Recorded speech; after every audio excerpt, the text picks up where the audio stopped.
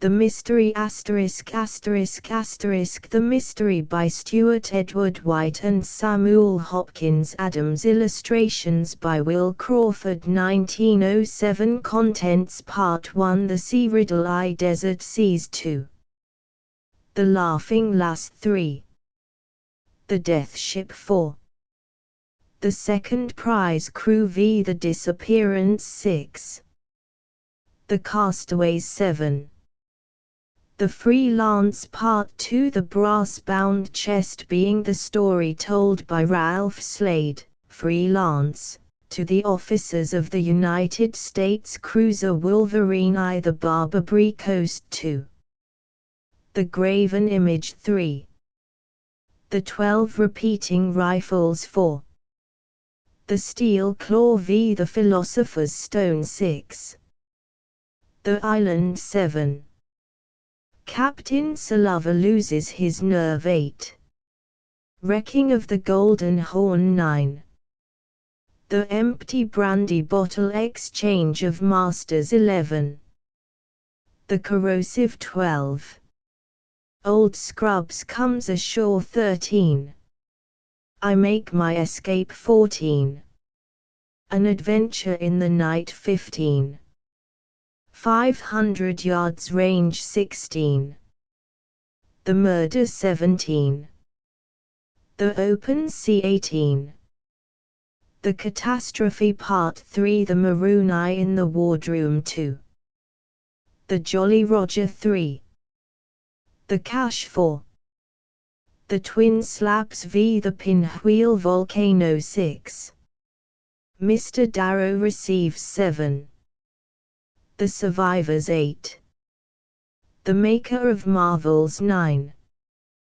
The Achievement X. The Doom Illustrations. And you know a heap too much. A schooner comporting herself in a manner uncommon on the Pacific. A man who was a bit of a mechanic was set to work to open the chest. Slowly the man defined himself as a shape takes form in a fog. These sheep had become as wild as deer. The firing now became miscellaneous.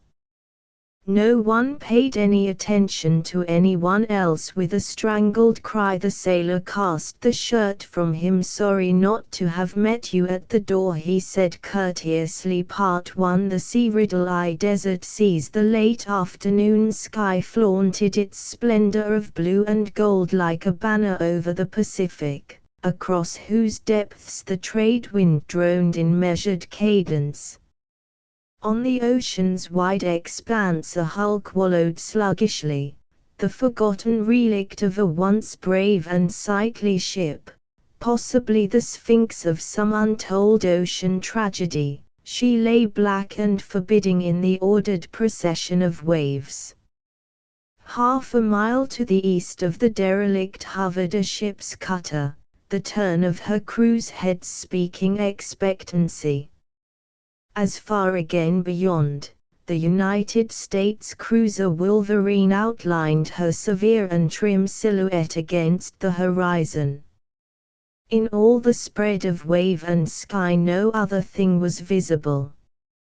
For this was one of the desert parts of the Pacific, 300 miles north of the steamship route from Yokohama to Honolulu, 500 miles from the nearest land, Gardner Island, and more than 700 northwest of the Hawaiian group.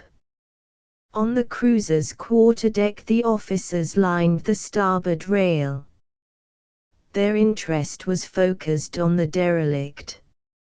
"Looks like a heavy job," said Ives, one of the junior lieutenants. "These floaters that lie with deck almost awash will stand more hammering than a mud fort. Wish they'd let us put some 6-inch shells into her," said Billy Edwards, the ensign, a wistful expression on his big round cheerful face. "I'd like to see what they would do." "Nothing but waste a few $100 of your Uncle Sam's money," observed Carter, the officer of the deck. "It takes placed charges inside and out for that kind of work." Barnett's the man for her then, said Ives. He's no economist when it comes to getting results. There she goes. Without any particular haste, as it seemed to the watchers, the hulk was shouldered out of the water, as by some hidden leviathan. Its outlines melted into a black, outshowering mist, and from that mist leaped a giant. Up, up, he towered, tossed whirling arms 100 feet a branch, shivered, and dissolved into a widespread cataract. The water below was lashed into fury, in the midst of which a mighty death agony beat back the troubled waves of the trade wind. Only then did the muffled double boom of the explosion reach the ears of the spectators, presently to be followed by a whispering, swift skimming wavelet that swept irresistibly across the bigger surges and lapped the ship's side, as for a message that the work was done. Here and there in the sea a glint of silver, a patch of purple, or dull red, or a glistening apparition of black showed where the unintended victims of the explosion, the gay-hued open sea fish of the warm waters, had succumbed to the force of the shock. Of the intended victim there was no sign save a few fragments of wood bobbing in a swirl of water. When Barnett, the ordnance officer in charge of the destruction, returned to the ship, Carter complimented him. "Good clean job, Barnett." "She was a tough customer, too." "What was she?" asked Ives. "The Caroline Lemp, 3-mast schooner." "Anyone know about her?" Ives turned to the ship's surgeon, Trendon, a grizzled and brief-spoken veteran, who had at his fingers' tips all the lore of all the waters under the reign of the moon. "What does the Information Bureau of the Seven Seas know about it?"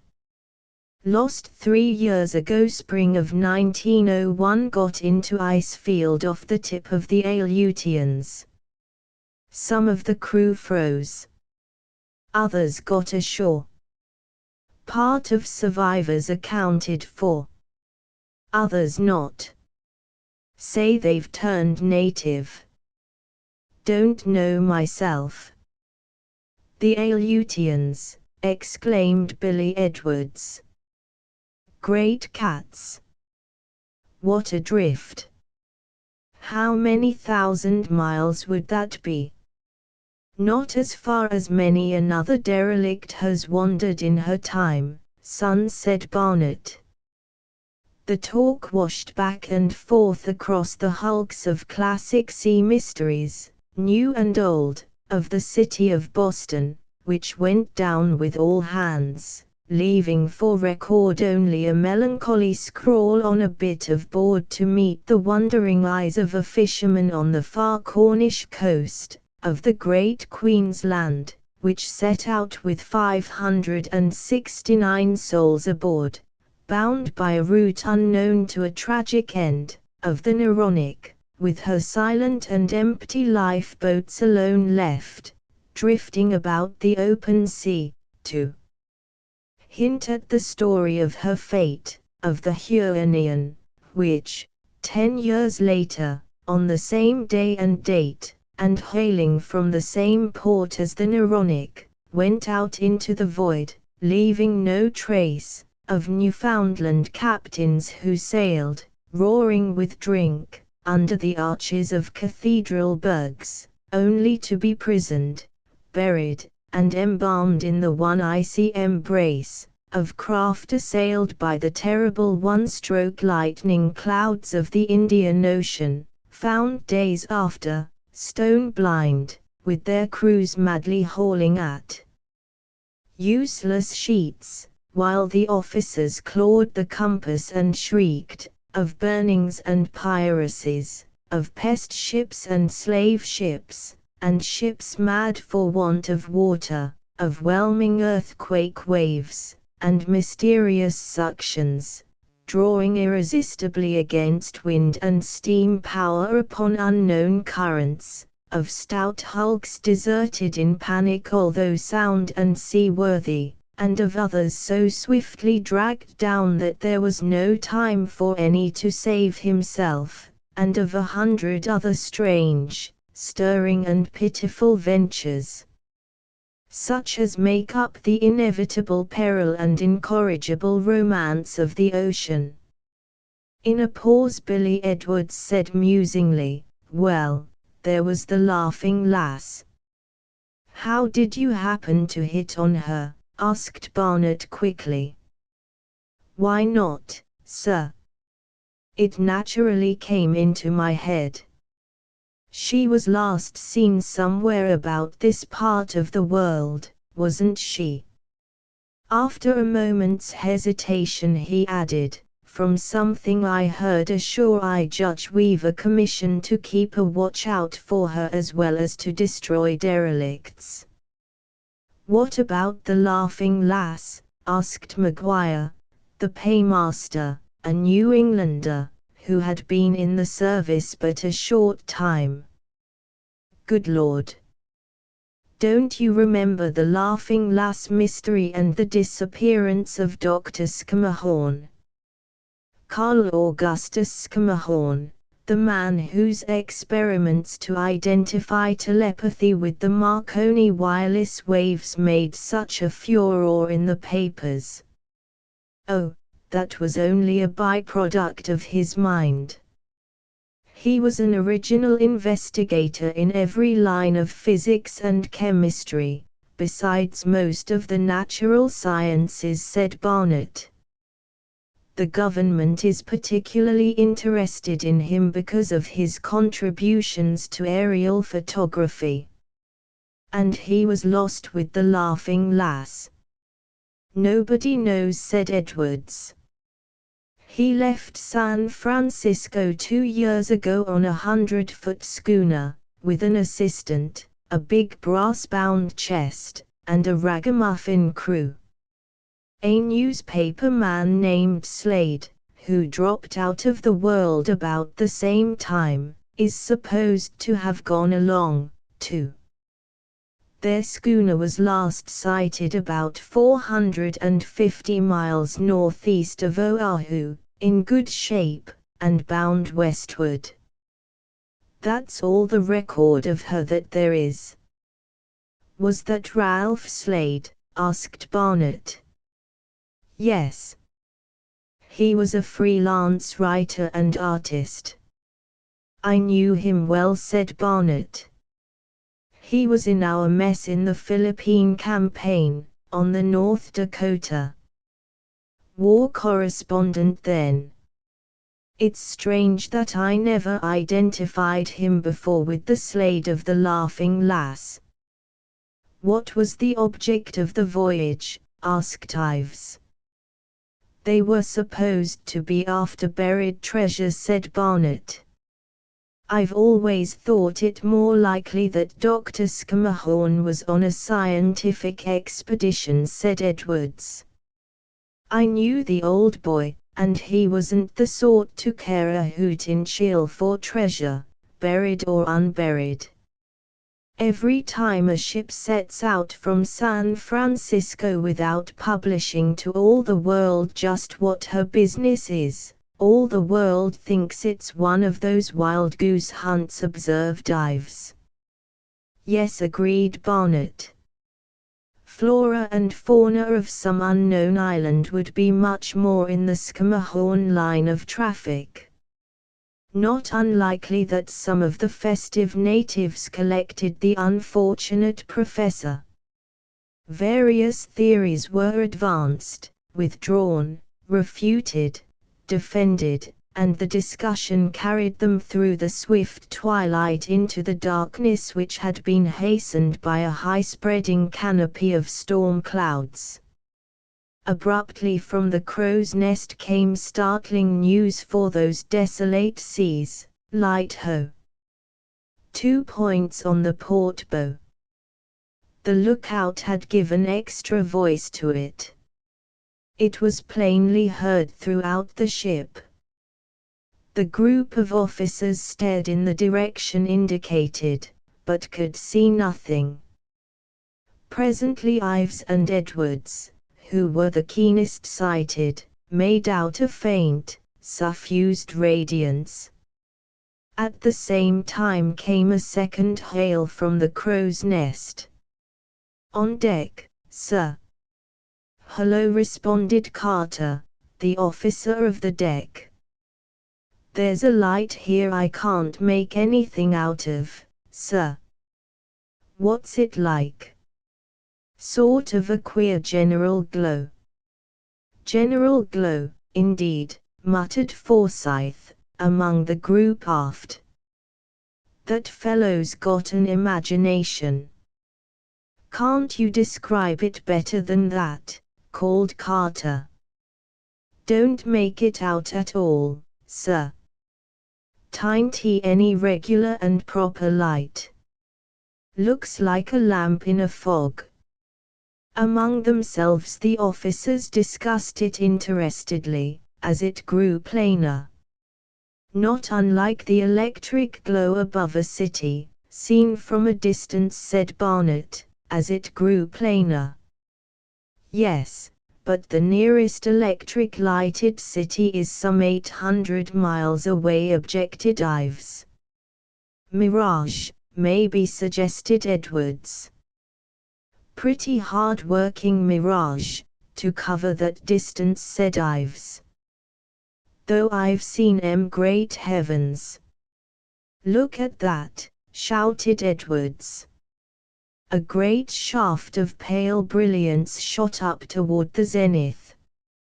Under it whirled a maelstrom of varied radiance, pale with distance, but marvelously beautiful. Forsyth passed them with a troubled face, on his way below to report, as his relief went up. "The quartermaster reports the compass behaving queerly," he said. 3 minutes later the captain was on the bridge. The great ship had swung, and they were speeding direct for the phenomenon. But within a few minutes the light had died out. "Another sea mystery to add to our list," said Billy Edwards. "Did anyone ever see a show like that before?" "What do you think, Doc?" "Humph," grunted the veteran. "New to me. Volcanic, maybe." To the Laughing Lass. The falling of dusk on June the 3D found tired eyes aboard the Wolverine. Every officer in her complement had kept a private and personal lookout all day for some explanation of the previous night's phenomenon. All that rewarded them were a sky filmed with lofty clouds, and the holiday parade of the epauletted waves. Nor did evening bring a repetition of that strange glow. Midnight found the late stayers still deep in the discussion. "One thing is certain," said Ives. "It wasn't volcanic." "Why so?" asked the paymaster. "Because volcanoes are mostly stationary, and we headed due for that light." "Yes, but did we keep headed?" said Barnett, who was navigating officer as well as ordnance officer, in a queer voice. "What do you mean, sir?" asked Edwards eagerly. "After the light disappeared the compass kept on varying. The stars were hidden. There is no telling just where we were headed for some time. Then we might be 50 miles from the spot we aimed at." "Hardly that," said the navigator. "We could guide her to some extent by the direction of wind and waves. If it was volcanic we ought certainly to have sighted it by now." "Always some electricity in volcanic eruptions," said Trendon. makes compass-cut didos. Seen it before? Where? Queried Carter. Off Martinique. Peely eruption. Needle chased its tail like a kitten. Are there many volcanoes hereabouts? Somebody asked. We're in 162 west, 31 north, about, said Barnett. No telling whether there are or not. There weren't at last accounts, but that's no evidence that there aren't some since. They come up in the night, these volcanic islands. Just cast an eye on the charts, said Billy Edwards. Full of EDS and PDS all over the shop. Every one of them volcanic. EDS and PDS, queried the paymaster. Existence doubtful, and position doubtful, explained the ensign. Every time the skipper of one of these wandering trade ships gets a speck in his eye, he reports an island. If he really does bump into a rock, he cuts in an arithmetic book for his latitude and longitude and lets it go at that. That's how the chart makers make a living, getting out new editions every few months. But it's a fact that these seas are constantly changing, said Barnett. There's so little traveled that no one happens to be around to see an island born. I don't suppose there's a part on the Earth's surface more liable to seismic disturbances than this region.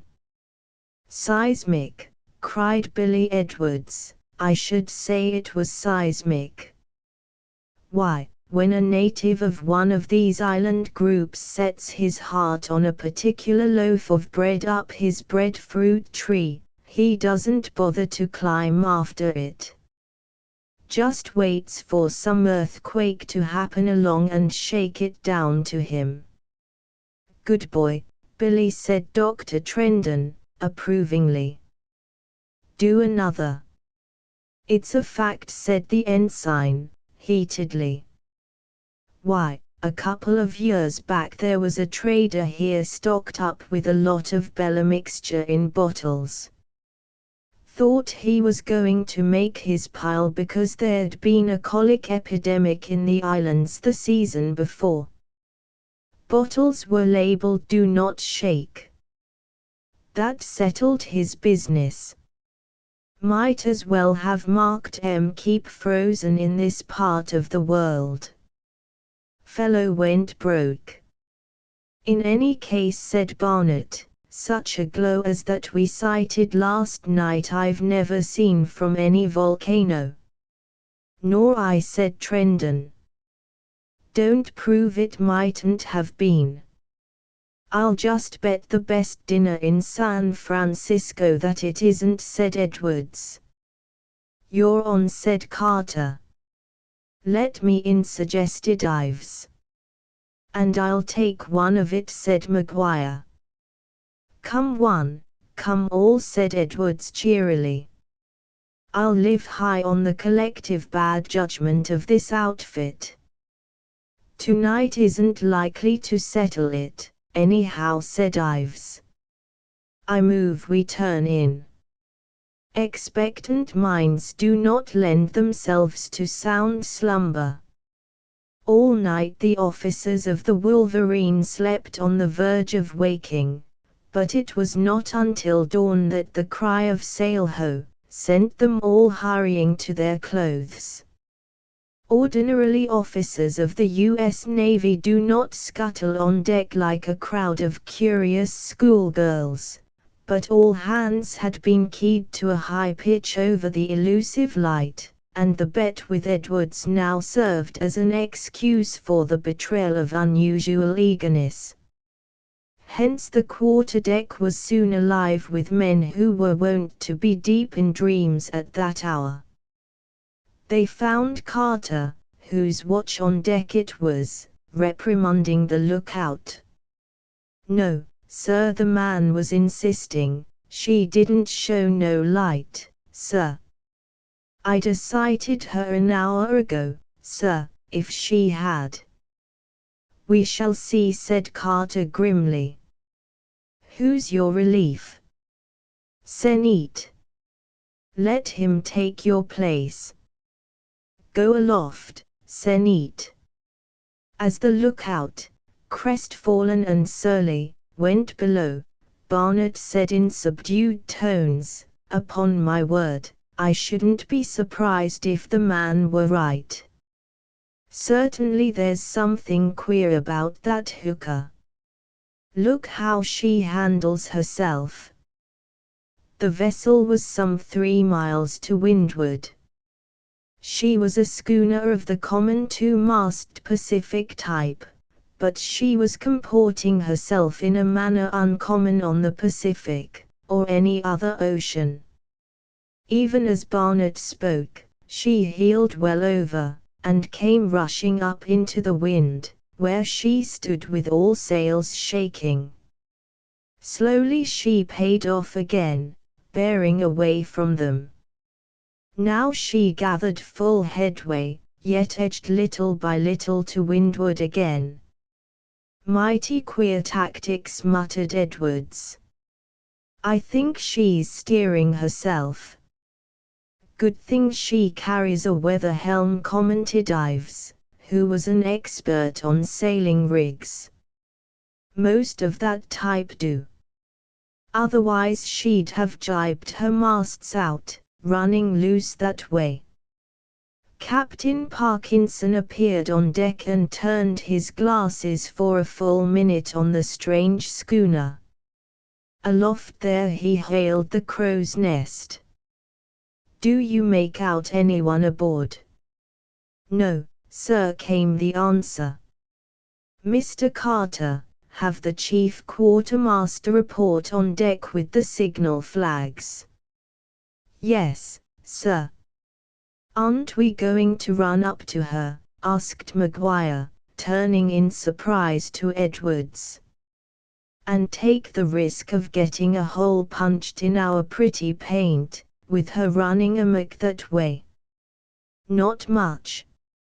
Up came the signal quartermaster to get his orders, and there ensued a one-sided conversation in the pregnant language of the sea. What ship is that? No answer. Are you in trouble? Asked the cruiser, and waited. The schooner showed a bare and silent main peak. Heave to. Now Uncle Sam was giving orders. But the other paid no heed. We'll make that a little more emphatic, said Captain Parkinson. A moment later there was the sharp crash of a gun and a shot went across the bows of the sailing vessel. Hastened by a flaw of wind that veered from the normal direction of the breeze, the stranger made sharply to windward, as if to obey. Ah, there she comes, ran the comment along the cruiser's quarterdeck. But the schooner, after standing for a moment, all flapping, answered another flaw, and went wide about on the opposite tack. Derelict, remarked Captain Parkinson. She seems to be in good shape, too, Dr. Trendon. Yes, sir. The surgeon went to the captain, and the others could hear his deep, abrupt utterance in reply to some question too low for their ears. Might be, sir.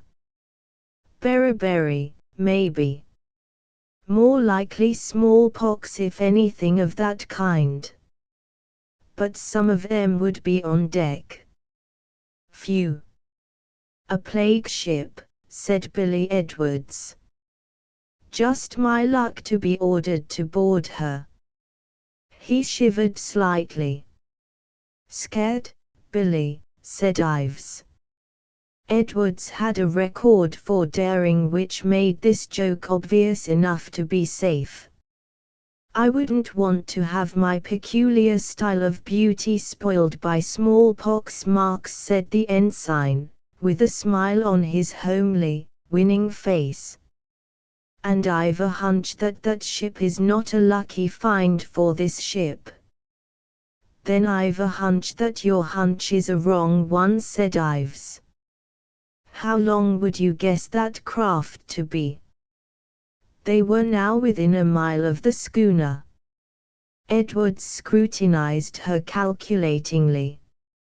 80 to 90 feet. Say 150 tons. And she's a two-mast schooner, isn't she? Continued Ives, insinuatingly. She certainly is. Well, I've a hunch that ship is a lucky find for any ship, but particularly for this ship.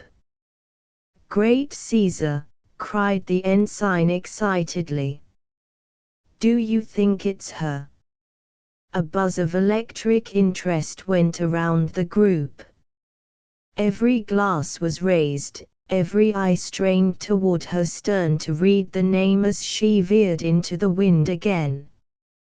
About she came. A sharp sigh of excited disappointment exhaled from the spectators. The name had been painted out. No go, breathed Edwards. But I'll bet another dinner, Mr. Edwards called the captain. You will take the second cutter, board that schooner, and make a full investigation. Yes, sir. Take your time. Don't come alongside until she is in the wind. Leave enough men aboard to handle her. Yes, sir. The cruiser steamed to within half a mile of the aimless traveler, and the small boat put out. Not one of his fellows but envied the young ensign as he left the ship, steered by Timmins, a veteran boatswain's mate, wise in all the ins and outs of seaways. They saw him board, neatly running the small boat under the schooner's counter. They saw the force heat eased off and the ship run up into the wind. Then the foresail dropped and the wheel lashed so that she would stand so. They awaited the reappearance of Edwards and the boatswain's mate when they had vanished below decks, and with an intensity of eagerness they followed the return of the small boat. Billy Edwards's face as he came on deck was a study. It was alight with excitement, yet between the eyes two deep wrinkles of puzzlement quivered. Such a face the mathematician bends above his paper when some obstructive factor arises between him and his solution. Well, sir. There was a hint of effort at restraint in the captain's voice. She's the Laughing Lass, sir. Everything ship-shape, but not a soul aboard. Come below, Mr. Edwards, said the captain. And they went, leaving behind them a boiling cauldron of theory and conjecture. 3. The death ship. Billy Edwards came on deck with a line of irritation right-angling the furrows between his eyes. Go ahead, the quarterdeck bade him, seeing him aflush with information. The captain won't believe me, blurted out Edwards. Is it as bad as that? Asked Barnett, smiling. It certainly is, replied the younger man seriously. I don't know that I blame him. I'd hardly believe it myself if I hadn't. Go on. Out with it. Give us the facts. Never mind your credibility. The facts are that there lies the Laughing Lass, a little weather-worn, but sound as a dollar, and not a living being aboard of her. Her boats are all there. Everything's in good condition, though none too orderly. Pitcher half full of fresh water in the rack. Sails all okay, ashes of the galley fire still warm. I tell you, gentlemen, that ship hasn't been deserted more than a couple of days at the outside. Are you sure all the boats are there? Asked Ives. Dory, dinghy, and 2 surf boats. Isn't that enough? Plenty. Been over her, inside and out. No sign of collision. No leak. No anything, except that the starboard side is blistered a bit. No evidence of fire anywhere else. I tell you, said Billy Edwards pathetically, it's given me a headache.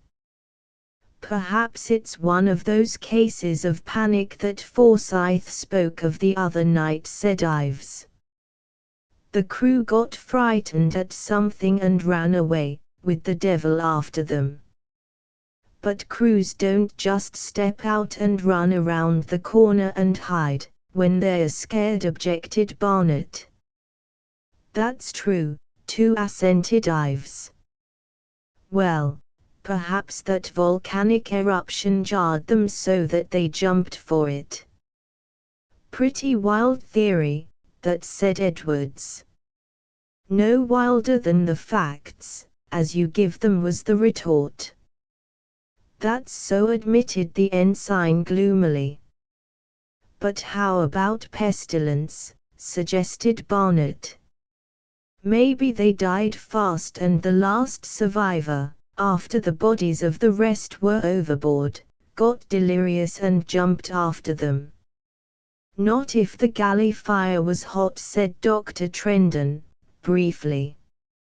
No, pestilence doesn't work that way. Did you look at the wheel, Billy? Asked Ives. Did I? There's another thing. Wheel's all right, but compass is no good at all. It's regularly bewitched. What about the log, then? Couldn't find it anywhere. Hunted high, low, Jack, and the game, everywhere except in the big, brass-bound chest I found in the captain's cabin. Couldn't break into that. Dr. Scammahorn's chest, exclaimed Barnett. Then he was aboard. Well, he isn't aboard now, said the ensign grimly. Not in the flesh.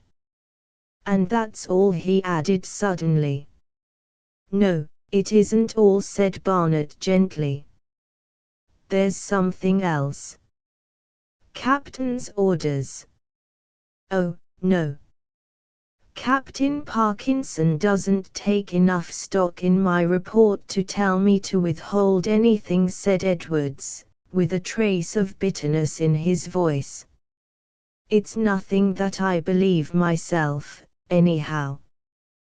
Give us a chance to believe it, said Ives.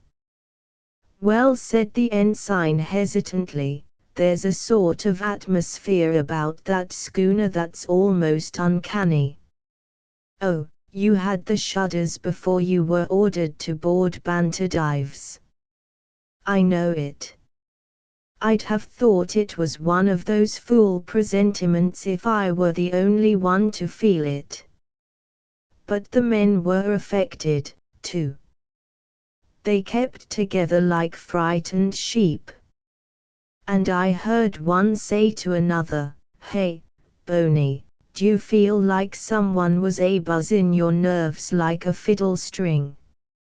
Now, demanded Edwards plaintively, what right has a Jackie to have nerves? That's strange enough about the compass, said Barnett slowly. Ours is all right again. The schooner must have been so near the electric disturbance that her instruments were permanently deranged. That would lend weight to the volcanic theory, said Carter. So the captain didn't take kindly to your go-look-see, questioned Ives of Edwards.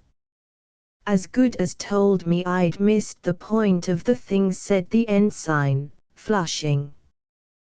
Perhaps he can make more of it himself. At any rate, he's going to try. Here he is now. Dr. Trendon, said the captain, appearing. You will please to go with me to the schooner. Yes, sir, said the surgeon, rising from his chair with such alacrity as to draw from Ives the sardonic comment, why, I actually believe old Trendon is excited. For 2 hours after the departure of the captain and Trendon there were dull times on the quarter-deck of the Wolverine. Then the surgeon came back to them. Billy was right, he said. But he didn't tell us anything, cried Ives. He didn't clear up the mystery. That's what, said Trendon. One thing Billy said, he added, waxing unusually prolix for him, was true, then maybe he knew. Thanks, murmured the ensign. What was that? You said not a living being aboard. Exact words, hey? Well, what of it? Exclaimed the ensign excitedly. You don't mean you found dead? Keep your temperature down, my boy. No. You were exactly right. Not a living being aboard. Thanks for nothing, retorted the ensign. Neither human nor other, pursued Trendon. What? Food scattered around the galley. Crumbs on the mess table. Ever see a wooden ship without cockroaches? Never particularly investigated the matter. Don't believe such a thing exists, said Ives. Not a cockroach on the Laughing Lass.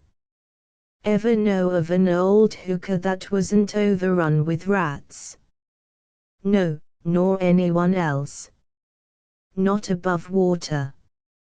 Found a dozen dead rats. No sound or sign of a live one on the Laughing Lass.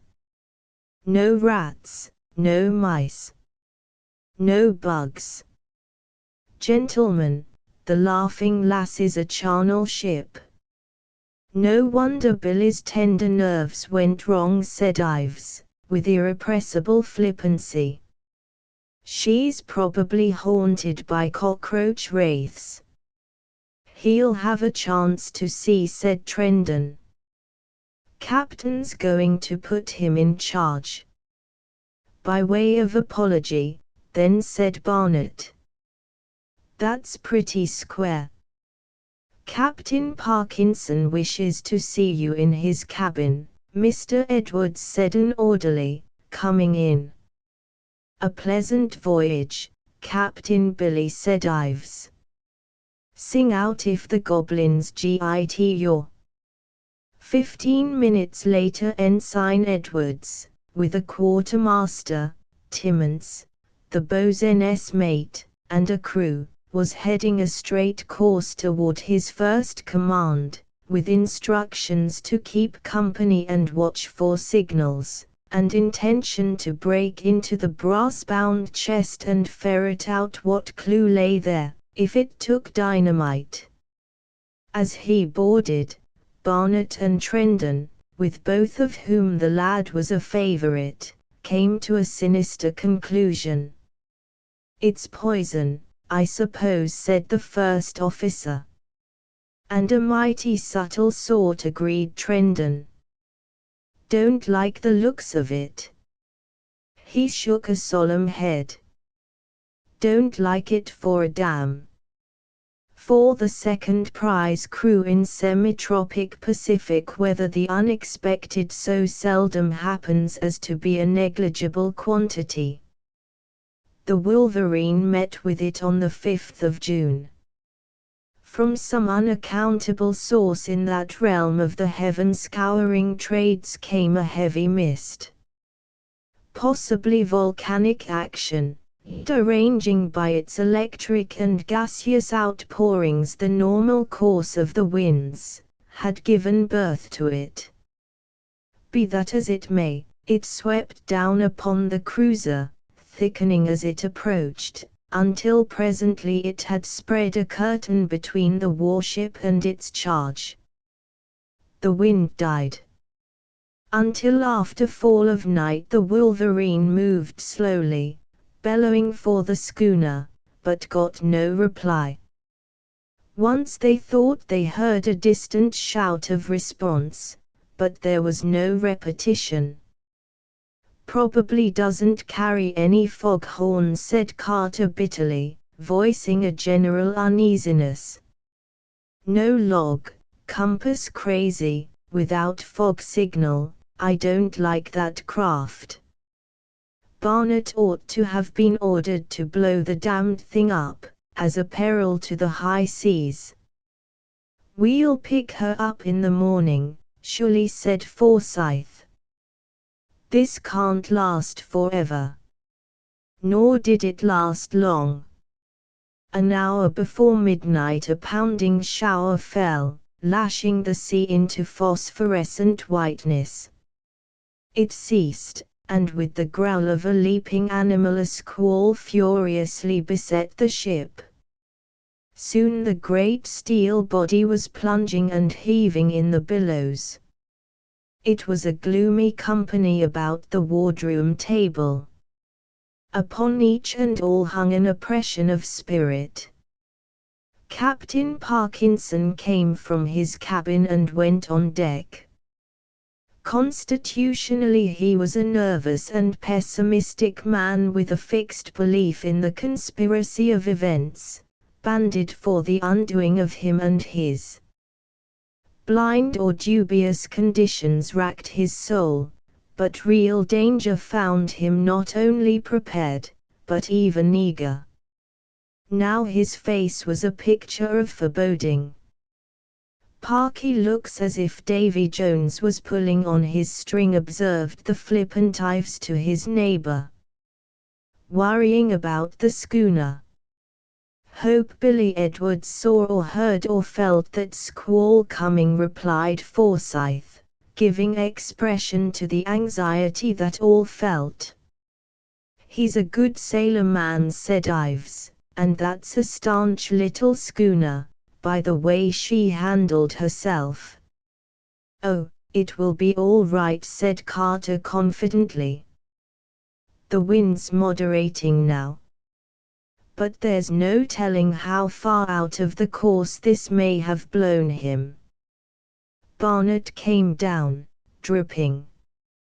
"Anything new?" asked Dr. Trendon. The navigating officer shook his head. "Nothing. But the captain's in a state of mind," he said. "What's wrong with him?" "The schooner. Seems possessed with the notion that there's something wrong with her." "Aren't you feeling a little that way yourself?" said Forsyth. "I am. I'll take a look around before I turn in." He left behind him a silent crowd. His return was prompt and swift. "Come on deck," he said. Every man leaped as to an order. There was that in Forsyth's voice which stung. The weather had cleared somewhat, though scudding racks still blew across them to the westward. The ship rolled heavily. Of the sea naught was visible except the arching waves, but in the sky they beheld again, with a sickening sense of disaster, that pale and lovely glow which had so bewildered them 2 nights before. "The Aurora!" cried Maguire, the paymaster. "Oh, certainly," replied Ives, with sarcasm. "Dead in the west. Common spot for the Aurora." particularly on the edge of the South Seas, where they are thick. Then what is it? Nobody had an answer. Carter hastened forward and returned to report. "It's electrical anyway," said Carter. "The compass is queer again. Edwards ought to be close to the solution of it," ventured Ives. "This gale should have blown him just about to the center of interest." "If only he isn't involved in it," said Carter anxiously. "What could there be to involve him?" asked McGuire. "I don't know," said Carter slowly. "Somehow I feel as if the desertion of the schooner was in some formidable manner connected with that light." For perhaps 15 minutes the glow continued. It seemed to be nearer at hand than on the former sighting, but it took no comprehensible form. Then it died away and all was blackness again. But the officers of the Wolverine had long been in troubled slumber before the sensitive compass regained its exact balance, and with the shifting wind to mislead her, the cruiser had wandered, by morning, no man might know how far from her course. All day long of the 6th of June the Wolverine, baffled by patches of mist and moving rain squalls, patrolled the empty seas without sighting the lost schooner. The evening brought an envelope of fog again, and presently a light breeze came up from the north. An hour of it had failed to disperse the mist, when there was borne down to the warship a flapping sound as of great wings. The flapping grew louder, waned, ceased, and from the lookout came a hail. "Ship's lights 3 points on the starboard quarter." "What do you make it out to be?" came the query from below. "Green lights all I can see, sir." There was a pause. "There's her port light, now. Looks to be turning and bearing down on us, sir." "Coming dead for us." The man's voice rose close aboard, less than 2 ships' lengths away. As for a prearranged scene, the fog curtain parted. There loomed silently and swiftly the Laughing Lass. Down she bore upon the greater vessel until it seemed as if she must ram, but all the time she was veering to windward, and now she ran into the wind with a castanet rattle of sails. So close aboard was she that the eager eyes of Uncle Sam's men peered down upon her empty decks, for she was void of life. Behind the cruiser's blanketing she paid off very slowly, but presently caught the breeze full and again whitened the water at her prow. Forgetting regulations, Ives hailed loudly, "Ahoy, Laughing Lass!" "Ahoy, Billy Edwards!" No sound, no animate motion came from aboard that apparition, as she fell astern. A shudder of horror ran across the Wolverine's quarterdeck. A wraith ship, peopled with skeletons, would have been less dreadful to their sight than the brisk and active desolation of the heeling schooner. "Been deserted since early last night," said Trendon hoarsely. "How can you tell that?" asked Barnett. "Both sails reefed down. Ready for that squall. Been no weather since to call for reefs. Must have quit her during the squall." "Then they jumped," cried Carter, "for I saw her boats."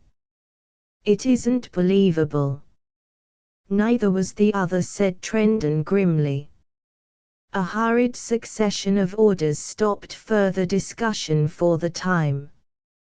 Ives was sent aboard the schooner to lower sail and report. He came back with a staggering dearth of information. The boats were all there. The ship was intact as when Billy Edwards had taken charge, but the cheery, lovable ensign and his men had vanished without trace or clue. As to the how or the wherefore they might rack their brains without guessing. There was the beginning of a log in the ensign's handwriting, which Ives had found with high excitement and read with bitter disappointment. Had squall from northeast it ran. Double reefed her and she took it nicely. Seems a seaworthy, quick ship. Further search for log. No result. Have ordered one of crew who is a bit of a mechanic to work at the brass-bound chest till he gets it open. He reports marks on the lock as if somebody had been trying to pick it before him. There was no further entry. Dr. Trendon is right, said Barnett. Whatever happened, and God only knows what it could have been, it happened just after the squall. Just about the time of the strange blow, cried Ives. It was decided that 2 men and a petty officer should be sent aboard the Laughing Lass to make her fast with a cable, and remain on board overnight. But when the order was given, the men hung back. One of them protested brokenly that he was sick. Trendon, after examination, reported to the captain. Case of blue funk, sir. Might as well be sick. Good for nothing. Others aren't much better. Who was to be in charge? Condon, replied the doctor, naming one of the petty officers. He's my coxswain, said Captain Parkinson. A first-class man. I can hardly believe that he is afraid. We'll see. Condon was sent for. You're ordered aboard the schooner for the night, Condon, said the captain. Yes, sir. Is there any reason why you do not wish to go? The man hesitated, looking miserable. Finally he blurted out, not without a certain dignity, I obey orders, sir. Speak out, my man, urged the captain kindly. Well, sir, it's Mr. Edwards, then. You couldn't scare him off a ship, sir, unless it was something. He stopped, failing of the word. You know what Mr. Edwards was, sir, for pluck, he concluded. Was, cried the captain sharply. What do you mean? The schooner got him, sir. You don't make no doubt of that, do you, sir? The man spoke in a hushed voice, with a shrinking glance back of him. Will you go aboard under Mr. Ives? Anywhere my officer goes I'll go, and gladly, sir. Ives was sent aboard in charge. For that night, in a light breeze, the 2 ships lay close together, the schooner riding jauntily astern. But not until morning illumined the world of waters did the Wolverine's people feel confident that the Laughing Lass would not vanish away from their ken like a shape of the mist. The disappearance when Barnett come on deck very early in the morning of the 7th of June, he found Dr. Trendon already up and staring moodily out at the Laughing Lass. As the night was calm, the tow had made fair time toward their port in the Hawaiian group. The surgeon was muttering something which seemed to Barnett to be in a foreign tongue. Thought out any clue, doctor? Asked the first officer. Petty Chulpshaw. Jolie Selamen. No, muttered Trendon. Marie Ive got it. The Marie Celeste. Got what? What about her? Parallel case, said Trendon. Sailed from New York back in the 70s. 7 weeks out was found derelict. Everything in perfect order. Captain's wife's hem on the machine. Boats all accounted for. No sign of struggle. Log written to within 48 hours. What became of the crew? Wish I could tell you. Might help to unravel our tangle. He shook his head in sudden, unwanted passion. Evidently there's something criminal in her record, said Barnett, frowning at the fusty schooner astern. Otherwise the name wouldn't be painted out. Painted out long ago. See how rusty it is. Schermerhorn's work maybe, replied Trendon. Secret expedition, remember. In the name of wonders, why should he do it? Secret expedition, wasn't it? That's true, said the other thoughtfully. It's quite possible.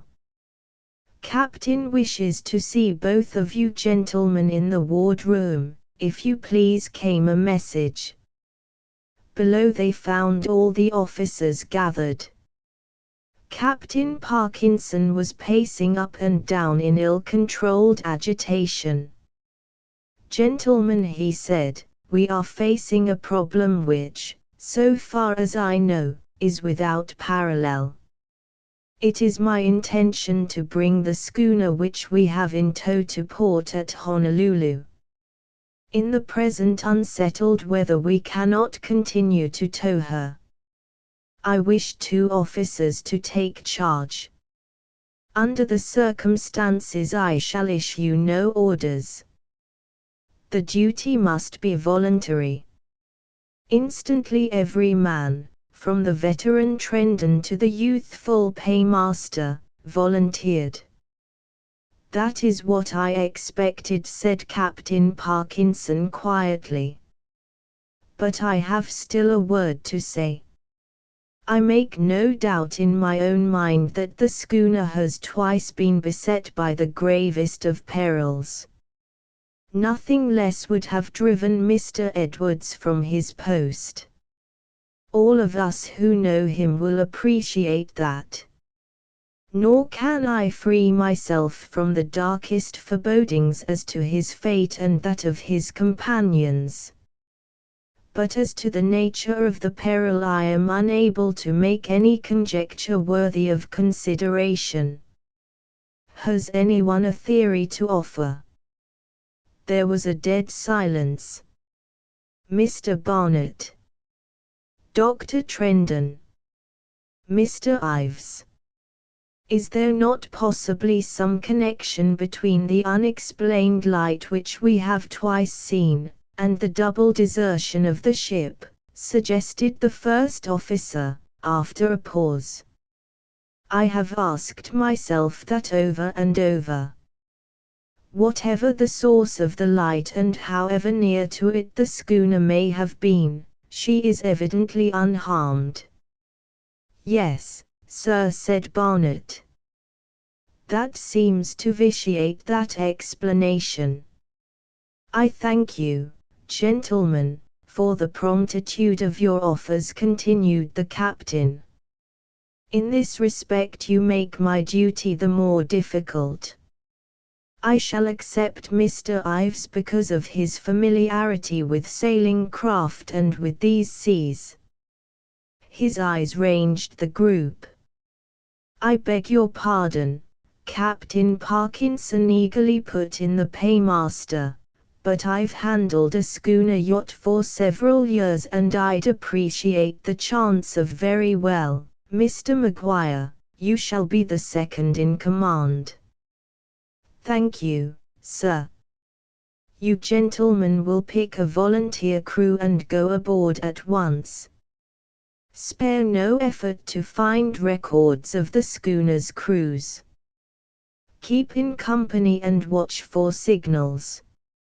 Report at once any discovery or unusual incident, however slight.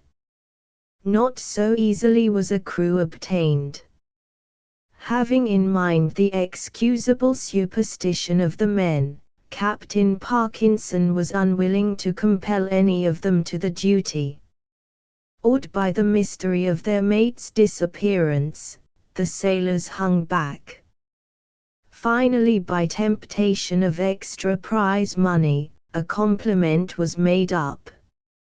At 10 o'clock of a puffy, mist-laden morning, a new and strong crew of 9 men boarded the Laughing Lass. There were no farewells among the officers. Forebodings weighed too heavy for such open expression.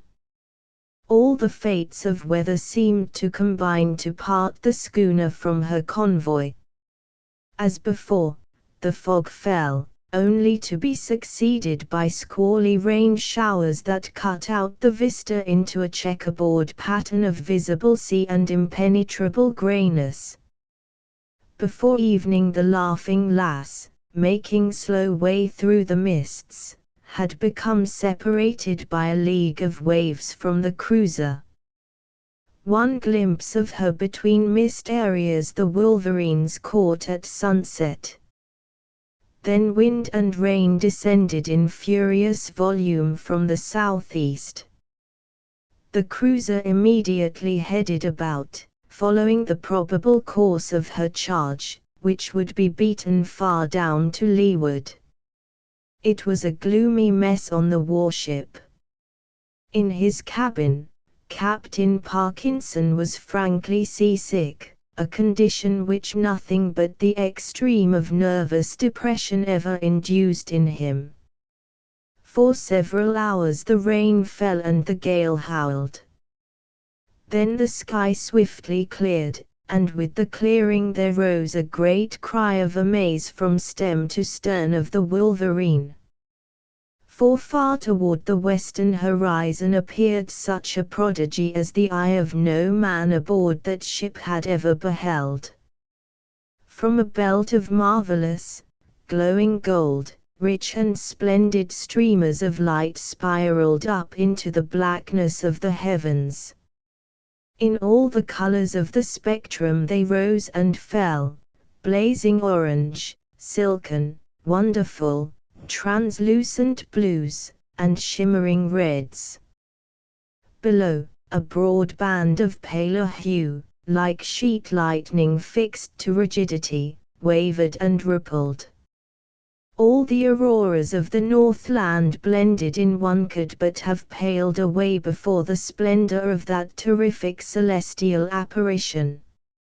On board the cruiser all hands stood petrified, bound in a stricture of speechless wonder. After the first cry, silence lay leaden over the ship. It was broken by a scream of terror from forward. The quartermaster who had been at the wheel came clambering down the ladder and ran along the deck, his fingers splayed and stiffened before him in the intensity of his panic. The needle! The compass! He shrieked. Barnett ran to the wheelhouse with Trendon at his heels. The others followed. The needle was swaying like a cobra's head. And as a cobra's head spits venom, it spat forth a thin, steel-blue stream of lucent fire. Then so swiftly it whirled that the sparks scattered from it in a tiny shower. It stopped, quivered, and curved itself upward until it rattled like a fairy drum upon the glass shield. Barnett looked at Trendon. "Volcanic," he said. "Mine eyes have seen the coming of the glory of the Lord," muttered the surgeon in his deep bass, as he looked forth upon the streaming, radiant heavens. "It's like nothing else." In the west the splendor and the terror shot to the zenith. Barnett whirled the wheel. The ship responded perfectly. Though she might be bewitched, too, he murmured. "You may heal her for the light, Mr. Barnett," said Captain Parkinson calmly. He had come from his cabin, all his nervous depression gone in the face of an imminent and visible danger. Slowly the great mass of steel swung to the unknown. For an hour the unknown guided her. Then fell blackness, sudden, complete.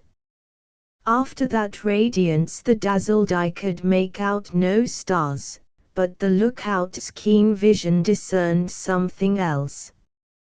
"Ship afire!" he shouted hoarsely. "Where away?" 2 points to leeward, near where the light was, sir." They turned their eyes to the direction indicated, and beheld a majestic rolling volume of purple light. Suddenly a fiercer red shot it through. "That's no ship afire," said Trendon. "Volcano in eruption." "And the other?" asked the captain. "No volcano, sir." "Poor Billy Edwards wins his bet," said Forsyth, in a low voice.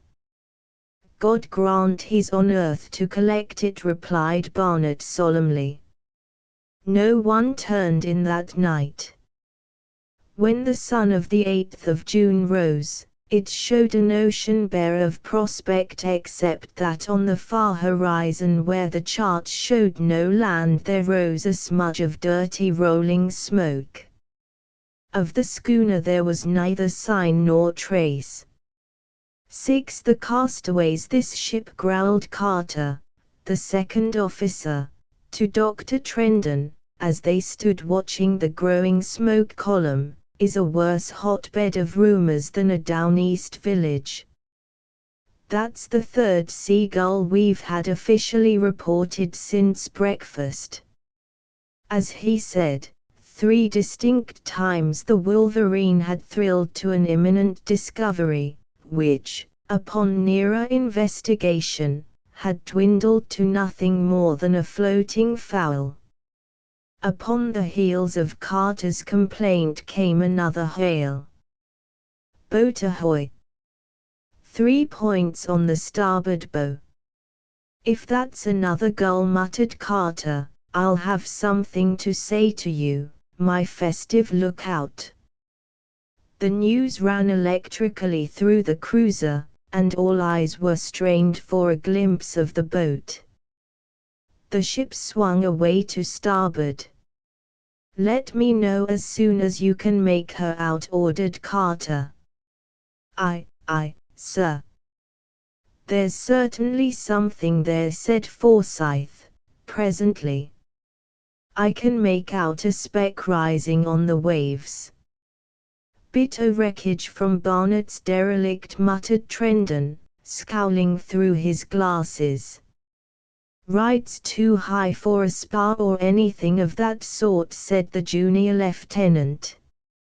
"She's a small boat," came in the clear tones of the lookout, "driftin' down." "Anyone in her?" asked Carter. "Can't make out yet, sir." "No one's in charge though, sir." Captain Parkinson appeared and Carter pointed out the speck to him. "Yes. Give her full speed," said the captain, replying to a question from the officer of the deck. Forward leapt the swift cruiser, all too slow for the anxious hearts of those aboard. For there was not one of the Wolverines who did not expect from this aimless traveler of desert seas at the least a leading clue to the riddle that oppressed them. "Aloft there." Aye, sir." "Can you make out her build?" Rides high, like a dory, sir. Wasn't there a dory on the Laughing Lass? Cried Forsyth. On her stern davits, answered Trendon. It is hardly probable that unattached small boats should be drifting about these seas, said Captain Parkinson, thoughtfully. If she's a dory, she's the Laughing Lass's boat. That's what she is, said Barnett. You can see her build plain enough now. Mr. Barnett, will you go aloft and keep me posted, said the captain. The executive officer climbed to join the lookout. As he ascended, those below saw the little craft rise high and slow on a broad swell. Same dory, said Trendon. I'd swear to her in Constantinople. What else could she be, muttered Forsyth.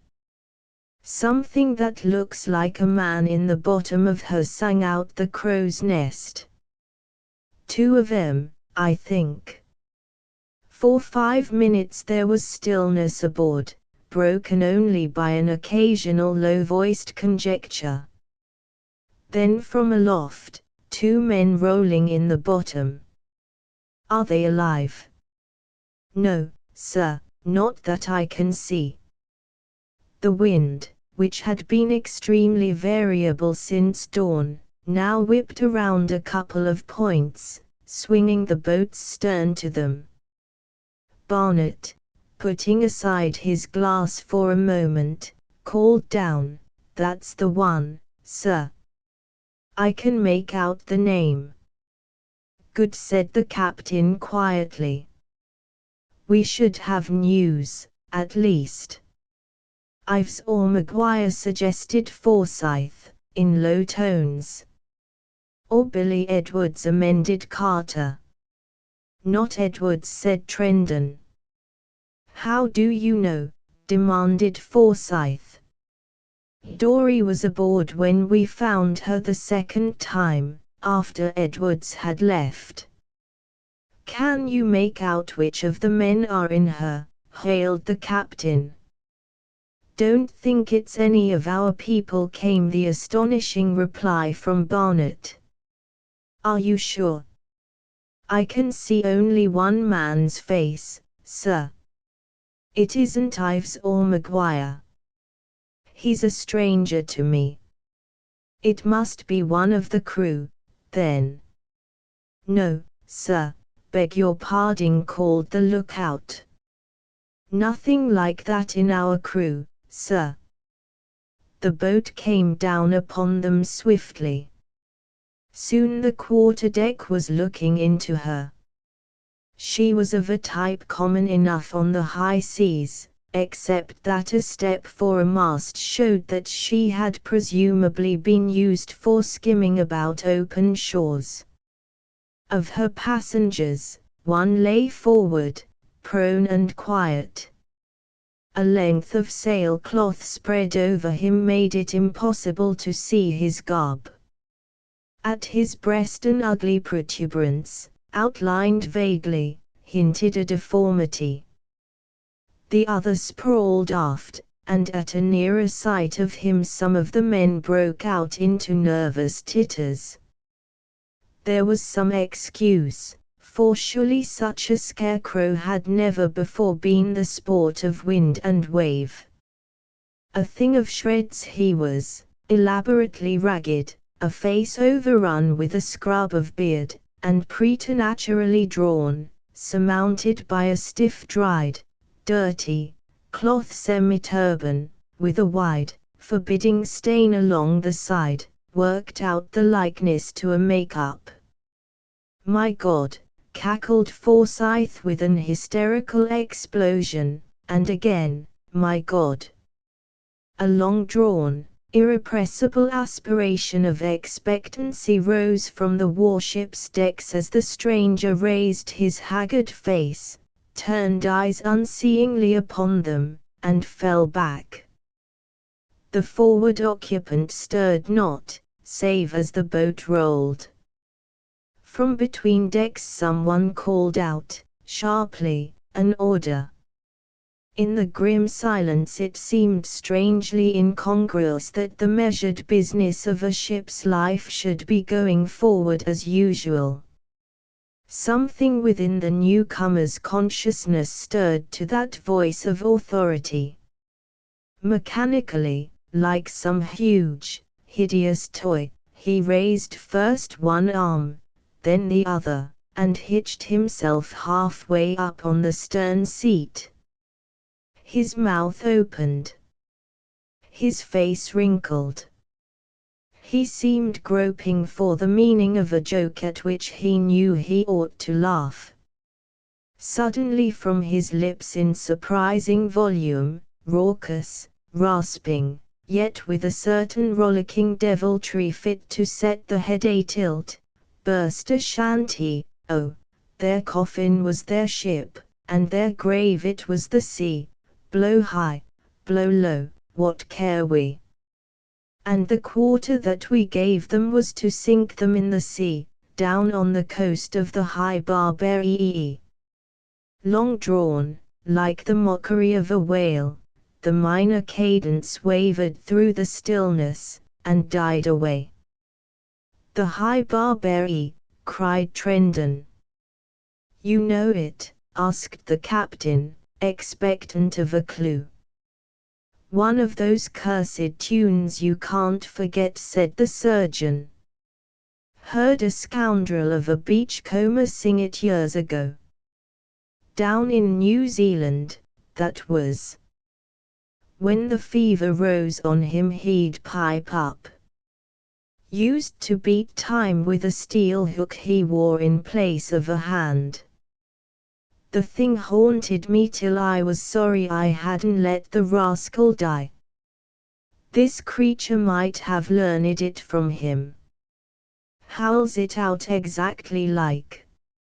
"I don't see that helps us any," said Forsyth, looking down on the preparations that were making to receive the unexpected guests. With a deftness which had made the Wolverine famous in the Navy for the niceties of seamanship, the great cruiser let down her tackle as she drew skillfully alongside, and made fast, preparatory to lifting the dory gently to her broad deck. But before the order came to hoist away, one of the jackies who had gone down drew the covering back from the still figure forward, and turned it over. With a half-stifled cry he shrank back. And at that the tension of soul and mind on the Wolverine snapped, breaking into outcries and sudden, sharp imprecations. The face revealed was that of Timmins, the boatswain's mate, who had sailed with the first vanished crew. A life preserver was fastened under his arms. He was dead. "I'm out," said the surgeon briefly, and stood with mouth agape. Never had the disciplined Wolverines performed a sea duty with so ragged a routine as the getting in of the boat containing the live man and the dead body. The dead seaman was reverently disposed and covered. As to the survivor there was some hesitancy on the part of the captain, who was inclined to send him forward until Dr. Trendon, after a swift scrutiny, suggested that for the present, at least, he be berthed aft. They took the stranger to Edwards's vacant room, where Trendon was closeted with him for half an hour. When he emerged he was beset with questions. "Can't give any account of himself yet," said the surgeon. "Weak and not rightly conscious." "What ails him?" "Enough. Gash in his scalp. Fever. Thirst and exhaustion. Nervous shock, too, I think." "How came he aboard the Laughing Lass?" "Does he know anything of Billy?" Was he a stowaway? Did you ask him about Ives and Maguire? How came he in the small boat? Where are the rest? Now, said the veteran chidingly. How can I tell? Would you have me kill the man with questions? He left them to look at the body of the bosun's mate. Not a word had he to say when he returned. Only the captain got anything out of him but growling and unintelligible expressions, which seemed to be objurgatory and to express bewildered cogitation. How long had poor Timmins been drowned? The captain had asked him, and Trendon replied, Captain Parkinson, the man wasn't drowned. No water in his lungs. Not drowned. Then how came he by his death? If I were to diagnose it under any other conditions, I should say that he had inhaled flames. Then the two men stared at each other in blank impotency. Meantime the Scarecrow was showing signs of returning consciousness, and a message was dispatched for the physician. On his way he met Barnett, who asked and received permission to accompany him. The stranger was tossing restlessly in his bunk, opening and shutting his parched mouth in silent, piteous appeal for the water that must still be doled to him parsimoniously. I think I'll try him with a little brandy, said Trendon, and sent for the liquor. Barnett raised the patient while the surgeon held the glass to his lips. The man's hand rose, wavered, and clasped the glass. All right, my friend. Take it yourself, if you like, said Trendon. The fingers closed. Tremulously held, the little glass tilted and rattled against the teeth. There was one deep, eager spasm of swallowing. Then the fevered eyes opened upon the face of the Wolverine's first officer. Prosit, Barnett, said the man, in a voice like the rasp of rusty metal. The Navy man straightened up as from a blow under the jaw. Be careful what you are about, warned Trendon, addressing his superior officer sharply, for Barnett had all but let his charge drop. His face was a puckered mask of amaze and incredulity. Did you hear him speak my name, or am I dreaming? He half whispered. Heard him plain enough. Who is he? The man's eyes closed, but he smiled a little, a singular, wry-mouthed, winning smile. With that there sprung from behind the brush of beard, filling out the deep lines of emaciation, a memory to the recognition of Barnett, a keen and gay countenance that whisked him back across 7 years' time to the days of Dewey and the Philippines. Ralph Slade, by the Lord, he exclaimed. Of the Laughing Lass, cried Trendon.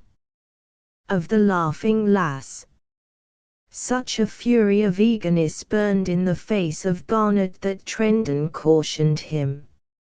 See here, Mr. Barnett, you're not going to fire a broadside of disturbing questions at my patient yet a while. He's in no condition. But it was from the other that the questions came. Opening his eyes he whispered, the sailor. Where? Dead, said Trendon bluntly. Then, breaking his own rule of repression, he asked, did he come off the schooner with you? Picked him up, was the straining answer. Drifting. The survivor looked around him, then into Barnett's face, and his mind too, traversed the years. North Dakota, he queried. No, I've changed my ship, said Barnett. This is the Wolverine. Where's the Laughing Lass? Barnett shook his head. Tell me, begged Slade. Wait till you're stronger, admonished Trendon. Can't wait, said the weak voice. The eyes grew wild. Mr. Barnett, tell him the bare outline and make it short, said the surgeon. We sighted the Laughing Lass 2 days ago. She was in good shape, but deserted. That is, we thought she was deserted. The man nodded eagerly. I suppose you were aboard, said Barnett, and Trendon made a quick gesture of impatience and rebuke. No, said Slade. Left 3-4 don't know how many nights ago. The officers looked at each other. Go on, said Trendon to his companion. We put a crew aboard in command of an ensign, continued Barnett, and picked up the schooner the next night, deserted. You must know about it. Where is Billy Edwards? Never heard of him, whispered the other. Ives and Maguire, then.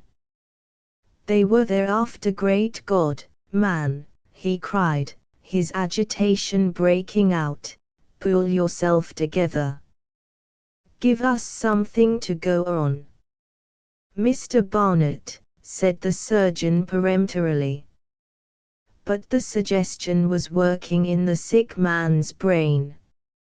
He turned to the officers, a face of horror.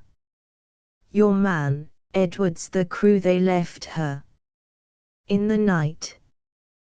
What does he mean? Cried Barnett. The light.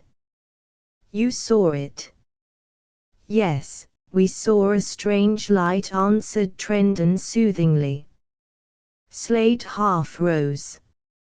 Lost, all lost, he cried, and fell back unconscious. Trendon exploded into curses. See what you've done to my patient, he fumed. Barnett looked at him with contrite eyes. Better get out before he comes to, growled the surgeon. Nice way to treat a man half dead of exhaustion. It was nearly an hour before Slade came back to the world again. The doctor forbade him to attempt speech. But of one thing he would not be denied. There was a struggle for utterance. Then, the volcano, he rasped out. Dead ahead, was the reply. Stand by, grasped Slade. He strove to rise, to say something further, but endurance had reached its limit. The man was utterly done. Dr. Trendon went on deck, his head sunk between his shoulders. For a minute he was in earnest talk with the captain. Presently the Wolverine's engine slowed down, and she lay head to the waves, with just enough turn of the screw to hold her against the seaway. 7. The Freelance. By the following afternoon Dr. Trendon reported his patient as quite recovered. Starved for water, proffered the surgeon. Tissues fairly dried out. Soaked him up. Fed him broth. Put him to sleep. He's all right. Just wakes up to eat, then off again like a 2-year-old. Wonderful constitution. The gentleman wants to know if he can come on deck, sir, saluted an orderly. Waked up, eh? Come on, Barnett. Help me boost him on deck. The two officers disappeared to return in a moment arm in arm with Ralph Slade. Nearly 24 hours rest and skillful treatment had done wonders. He was still a trifle weak and uncertain, was still a little glad to lean on the arms of his companions, but his eye was bright and alert, and his hollow cheeks mounted a slight color. This, with the clothes lent him by Barnet, transformed his appearance, and led Captain Parkinson to congratulate himself that he had not obeyed his first impulse to send the castaway forward with the men. The officers pressed forward. "Mighty glad to see you out. Hope you've got your pins under you again. Old man, I'm mighty glad we came along." The chorus of greeting was hearty enough, but the journalist barely paid the courtesy of acknowledgement. His eye swept the horizon eagerly until it rested on the cloud of volcanic smoke billowing up across the setting sun. A sigh of relief escaped him. "Where are we?" he asked Barnet. "I mean since you picked me up. How long ago was that, anyway?" "Yesterday," replied the navigating officer. "We've stood off and on, looking for some of our men." "Then that's the same volcano." Barnet laughed softly. "Well, they aren't quite holding a caucus of volcanoes down in this country. One like that is enough." But Slade brushed the remark aside. "Head for it," he cried excitedly. "We may be in time. There's a man on that island." "A man?" "Another. Not Billy Edwards. Not some of our boys." Slade stared at them bewildered. "Hold on," interposed Dr. Trendon authoritatively. "What's his name?" he inquired of the journalist. "Darrow," replied the latter. "Percy Darrow. Do you know him?"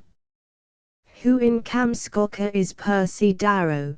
demanded Forsyth. "Why, he's the assistant." "It's a long story, of course. It's a long story." "There's a lot we want to know," interrupted Captain Parkinson. "Quartermaster, head for the volcano yonder."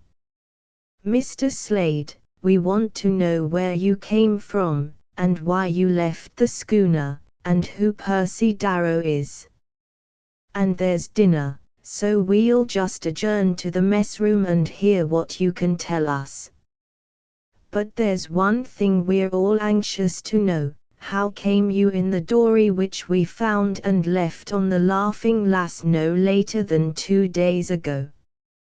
"I haven't set eyes on the Laughing Lass for, well, I don't know how long, but it's 5 days anyway, perhaps more," replied Slade. They stared at him incredulously.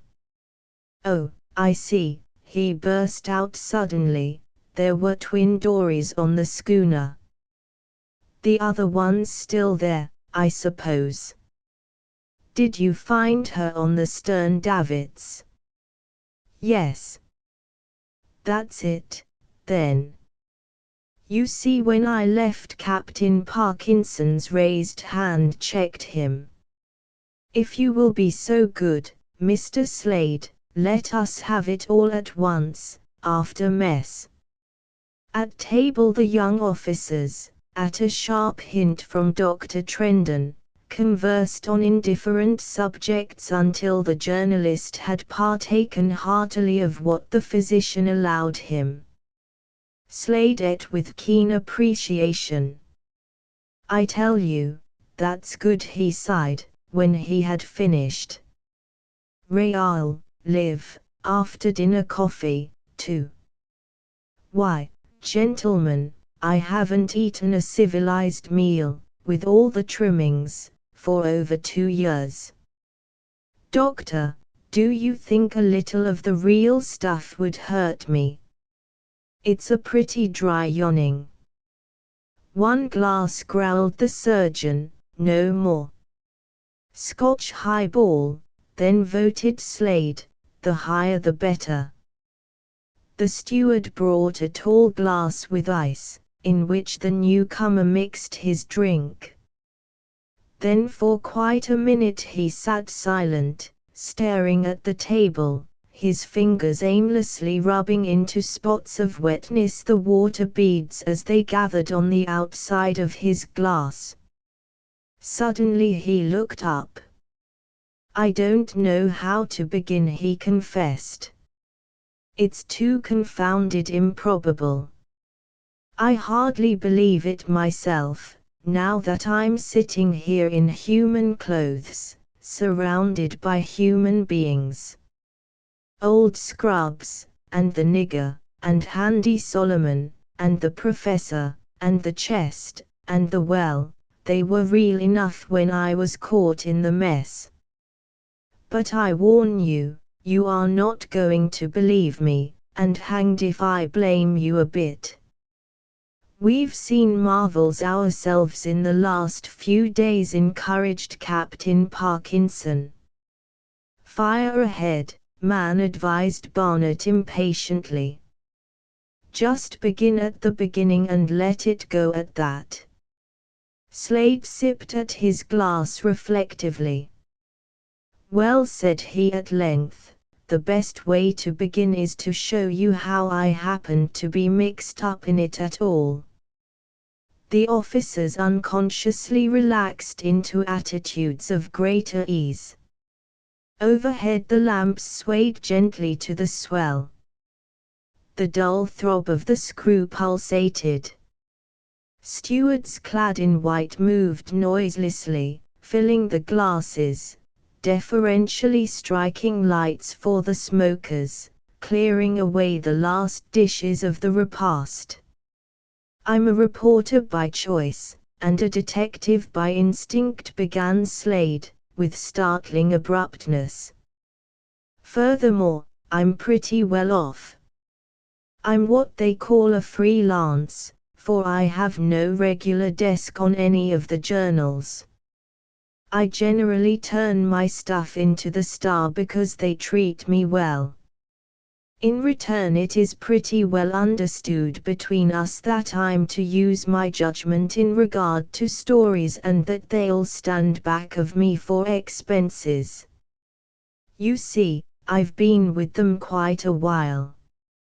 He looked around the circle as though in appeal to the comprehension of his audience. Some of the men nodded. Others sipped from their glasses or drew at their cigars. I loaf around here and there in the world, having a good time traveling, visiting, fooling around. Every once in a while something interests me. The thing is a sort of instinct. I run it down. If it's a good story, I send it in. That's all there is to it. He laughed slightly. You see, I'm a sort of magazine writer in method, but my stuff is newspaper stuff. Also, the game suits me. That's why I play it. That's why I'm here. I have to tell you about myself this way so you will understand how I came to be mixed up in this laughing lass matter. I remember, commented Barnett, that when you came aboard the South Dakota, you had a little trouble making Captain Arnold see it. He turned to the others with a laugh. He had all kinds of papers of ancient date, but nothing modern. Letter from the Star dated 5 years back, recommendations to everybody on Earth, except Captain Arnold, certificate of bravery in Apache campaign, bank identifications, and all the rest. Maybe you're the Star's correspondent, and maybe you're not, said the captain. I don't see anything here to prove it. Slade argued. An hour, no go. Remember how you caught him? He inquired of Slade. The reporter grinned assent. After the old man had turned him down for good, Slade fished down in his war bag and hauled out an old tattered document from an oilskin case. Hold on a minute, said he, you old shellback. I've proved to you that I can write, and I've proved to you that I have fought, and now here I'll prove to you that I can sail. If writing, fighting, and sailing don't fit me adequately to report any little disturbances your antiquated wash boiler may blunder into, I'll go to raising cabbages. With that he presented a master's certificate. Where did you get it, anyway? I never found out. Passed as fresh water on the Great Lakes, replied Slade briefly. Well, the spunk and the certificate, finished the captain. He was an old square-rigger himself in the Civil War. So much for myself, Slade continued. As for the Laughing Lass Part 2, the brass-bound chest being the story told by Ralph Slade, freelance, to the officers of the United States cruiser Wolverine. The Barbary Coast, a coincidence got me aboard her. I'll tell you how it was. One evening late I was just coming out of a dark alley on the Barbary Coast, San Francisco. You know the waterfront, where you can hear more tongues than at Port Said, see stranger sights, and meet adventure with the joyous certainty of medieval times. I'd been down there hunting up a man reported, by a wharf rat of my acquaintance, to have just returned from a 2-year whaling voyage. He'd been shanghaied aboard, and as a matter of fact, was worth nearly $1 million. Landed in the city without a cent, could get nobody to believe him, nor trust him to the extent of a telegram east. Wharf rat laughed at his yarn, but I believe it was true. Good copy anyway. Just at the turn of the alley I nearly bumped into 2 men. On the Barbary Coast you don't pass men in narrow places until you have reconnoitered a little. I pulled up, thanking fortune that they had not seen me. The first words were uttered in a voice I knew well. You've all heard of Dr. Carl Augustus Schermerhorn. He did some big things, and had in mind still bigger. I'd met him some time before in connection with his telepathy and wireless waves theory. It was picturesque stuff for my purpose, but wasn't in it with what the old fellow had really done. He showed me well, that doesn't matter. The point is, that good, state, self-centered, or rather science-centered, Dr. Schermerhorn was standing at midnight in a dark alley on the Barbary Coast in San Francisco talking to an individual whose facial outline at least was not ornamental. My curiosity, or professional instinct, whichever you please, was all aroused. I flattened myself against the wall. The first remark I lost. The reply came to me in a shrill falsetto.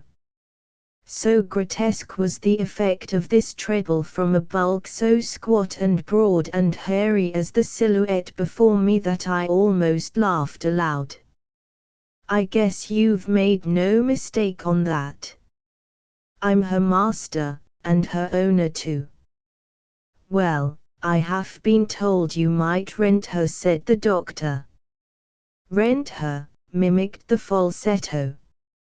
Well, that hell, yes, I'll rent her, he laughed again. Doc reeked. The doctor was plainly at the end of his practical resources. After waiting a moment for something more definite, the falsetto inquired rather dryly, "How long?" "What to?" "What for?" "Who are you, anyway?" "I am Dr. Scammahorn," the latter answered. "Seen pieces about you in the papers." "How many men have you in the crew?"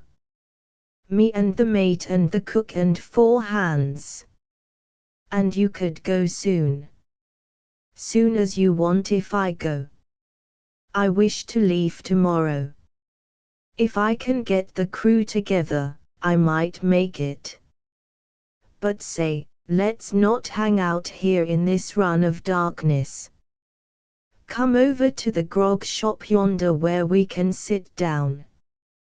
To my relief, for my curiosity was fully aroused, Scammahorn's movements are usually productive, this proposal was vetoed. "No, no," cried the doctor, with some haste, "this is swell. Somebody might offer here." The huge figure stirred into an attitude of close attention. After a pause the falsetto asked deliberately, "Where we going?" "I prefer not to say." "Hm. How long a cruise?" "I want to rent your schooner and your crew as long as I please to remain." "Hm. How long's that likely to be?" "Maybe a few months, maybe several years." "Hm. Unknown port, unknown cruise. See here, anything crooked in this?" "No, no. Not at all. It is simply business of my own." "Not that I care," commented the other easily, "only risks is worth paying for." "There shall not be risk." "Pearls likely," hazarded the other, without much heed to the assurance. "Them Jap gunboats is getting pretty hard to dodge of late years. However, I've dodged 'em before. Now as to pay, how much is your boat worth?" I could almost follow the man's thoughts as he pondered how much he dared ask. "Well, you see, for a proposition like that, don't he know where we're going, when we're going to get back, and them gunboats? How would 125 a month strike you?" "Double it up." "I want you to do as I say, and I will also give your crew double wages. But I want good men, who will stay, and who will keep the mouth shut." "Gosh, all fish hooks." "They'd go to hell with you for that. Now you can get all you want of Adams and Marsh. Tell them it is for me, provisions for 3 years, anyhow. Be ready to sail tomorrow. Tide turns at 8 in the evening. I will send some effects in the morning." The master hesitated. "That's all right, doctor, but how do I know it's all right? Maybe by morning you'll change your mind." "That cannot be. My plans are all, it's the usual thing to pay something ache, but yes. I have forgot. Darrow told me. I will make you a check. Let us go to the table of which you spoke." They moved away, still talking. I did not dare follow them into the light, for I feared that the doctor would recognize me. I'd have given my eye teeth, though, to have gathered the name of the schooner, or that of her master. As it was, I hung around until the two had emerged from the corner saloon. They paused outside, still talking earnestly. I ventured a hasty interview with the barkeeper. "Did you notice the two men who were sitting at the middle table?" I asked him. "Sure," said he, shoving me my glass of beer. "Know them?" I inquired.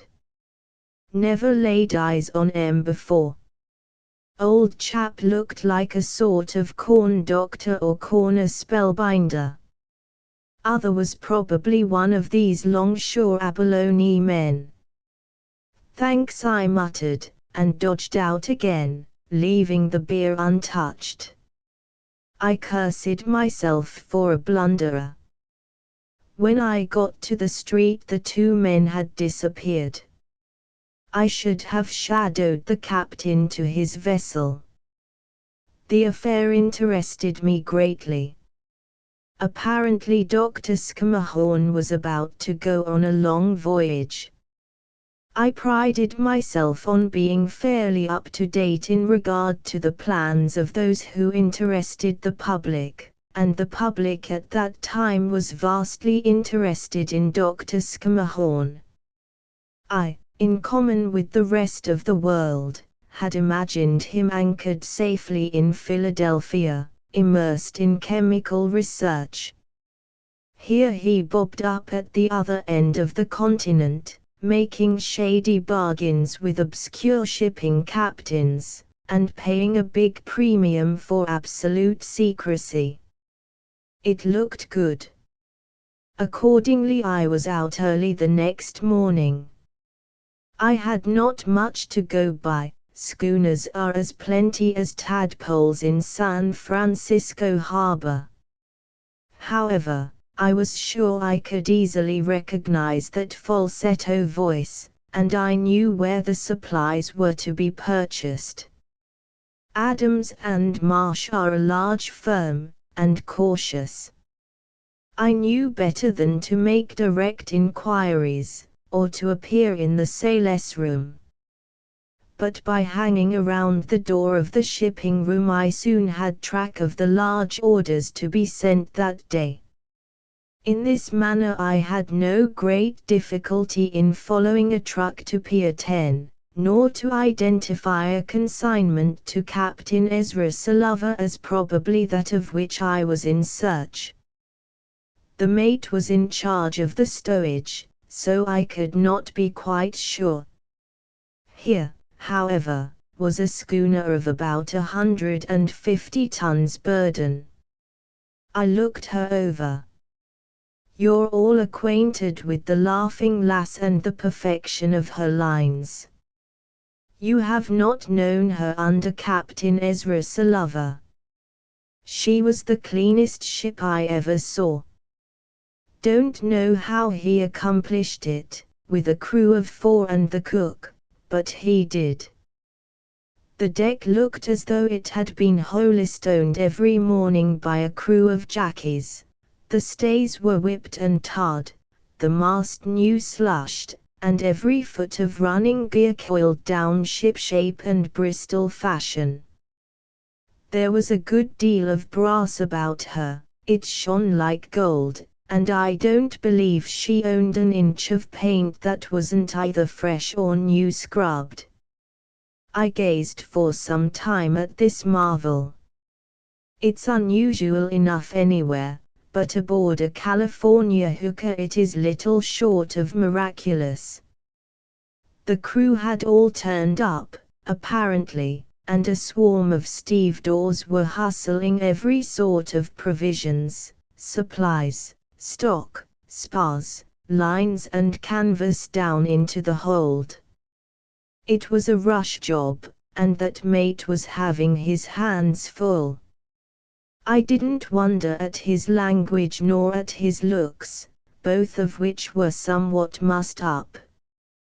Then almost at my elbow I heard that shrill falsetto squeal, and turned just in time to see the captain ascend the after gangplank. He was probably the most dishevelled and untidy man I ever laid my eyes on.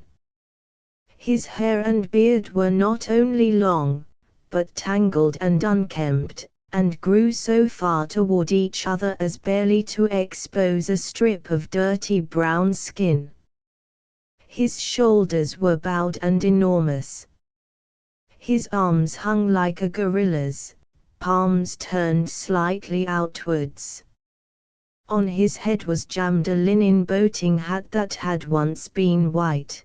Gaping away from his hairy chest was a faded dingy checked cotton shirt that had once been brown and white. His blue trousers were spotted and splashed with dusty stains. He was chewing tobacco. A figure more in contrast to the exquisitely neat vessel it would be hard to imagine. The captain mounted the gangplank with a steadiness that disproved my first suspicion of his having been on a drunk. He glanced aloft, cast a speculative eye on the stevedores trooping across the waist of the ship, and ascended to the quarterdeck where the mate stood leaning over the rail and uttering directed curses from between sweat-beaded lips. There the big man roamed aimlessly on what seemed to be a tour of casual inspection. Once he stopped to breathe on the brass binnacle and to rub it bright with the dirtiest red bandana handkerchief I ever want to see. His actions amused me. The discrepancy between his personal habits and his particularity in the matter of his surroundings was exceedingly interesting. I have often noticed that such discrepancies seem to indicate exceptional characters. As I watched him, his whole frame stiffened. The long gorilla arms contracted. The hairy head sunk forward in the tenseness of a serpent ready to strike. He uttered a shrill falsetto shriek that brought to a standstill every stevedore on the job, and sprang forward to seize his mate by the shoulder. Evidently the grasp hurt. I can believe it might, from those huge hands. The man wrenched himself about with an oath of inquiry and pain. I could hear one side of what followed. The captain's high-pitched tones carried clearly, but the grumble and growl of the mate were indistinguishable at that distance. "How far is it to the side of the ship, you hound of hell?" shrieked the captain. Mumble surprised for an answer. "Well, I'll tell you, you swab. It's just 2 fathom from where you stand. Just 2 fathom. How long would it take you to walk there?" "How long?"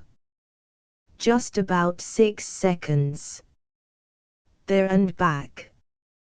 I won't bother with all the epithets, although by now I know Captain Sullivan's vocabulary fairly well. "And you couldn't take 6 seconds off to spit over the side? Couldn't walk 2 fathom? Had to spit on my quarterdeck, did you?" Rumble from the mate.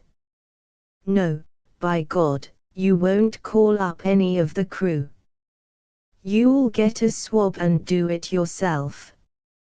You'll get a hand swab and get down on your knees, damn you. I'll teach you to be lazy." The mate said something again. "It don't matter if we ain't under way. That has nothing to do with it. The quarterdeck is clean, if the waist ain't, and nobody but a damn misbegotten son of a sea lawyer would spit on deck anyhow." From this Captain Sullivan went on into a good old-fashioned deep-sea cussing out to the great joy of the stevedores. The mate stood it pretty well, but there comes a time when further talk is useless even in regard to a most heinous offense. And, of course, as you know, the mate could hardly consider himself very seriously at fault. Why, the ship was not yet at sea, and in all the clutter of charging. He began to answer back. In a moment it was a quarrel. Abruptly it was a fight. The mate marked Sullivan beneath the left eye. The captain with beautiful simplicity crushed his antagonist in his gorilla-like squeeze, carried him to the side of the vessel, and dropped him limp and beaten to the pier. And the mate was a good stout specimen of a seafarer, too. Then the captain rushed below, emerging after an instant with a chest which he flung after his subordinate. It was followed a moment later by a stream of small stuff mingled with language projected through an open porthole. This in turn ceased. The captain reappeared with a pail and brush, scrubbed feverishly at the offending spot, mopped it dry with that same old red bandana handkerchief, glared about him and abruptly became as serene and placid as a noon calm. He took up the direction of the stevedores. It was almost astounding. Nobody paid any attention to the mate. He looked toward the ship once or twice, thought better of it, and began to pick up his effects, muttering savagely. In a moment or so he threw his chest aboard an outgoing truck and departed. It was now nearly noon and I was just in the way of going for something to eat, when I caught sight of another dray laden with boxes and crate affairs which I recognized as scientific apparatus. It was followed in quick succession by 3 others. Ignorant as I was of the requirements of a scientist, my common sense told me this could be no exploring outfit. I revised my first intention of going to the club, and bought a sandwich or 2 at the corner coffee house. I don't know why, but even then the affair seemed big with mystery, with the portent of tragedy. Perhaps the smell of tar was in my nostrils and the sea called. It has always possessed for me an extraordinary allurement. A little after 2 o'clock a cab drove to the after gangplank and stopped. From it alighted a young man of whom I shall later have occasion to tell you more, followed by Dr. Scammahorn.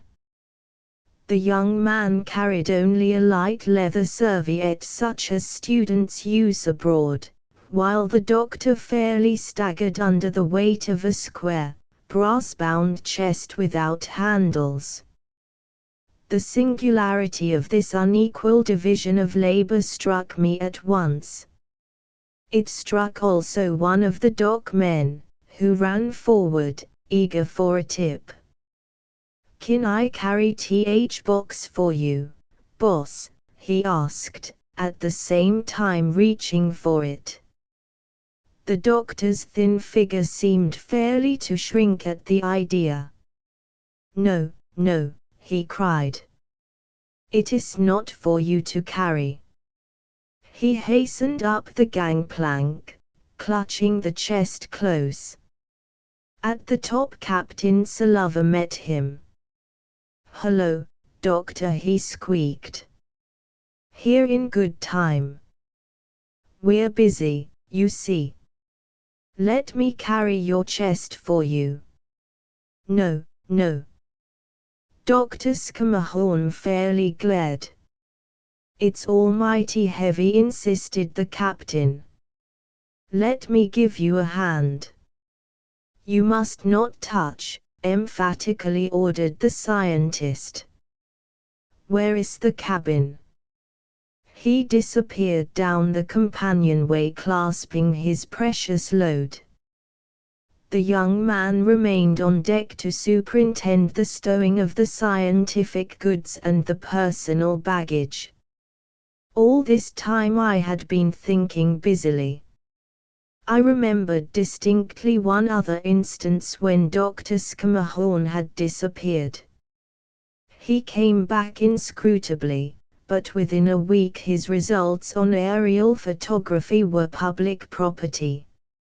I told myself that in the present instance his lavish use of money, the elaborate nature of his preparations, the evident secrecy of the expedition as evidenced by the fact that he had negotiated for the vessel only the day before setting sail, the importance of personal supervision as proved by the fact that he notoriously impractical in practical matters, and notoriously disliking anything to do with business had conducted the affair himself instead of delegating it. Why, gentlemen, don't you see that all this was more than enough to wake me up, body and soul?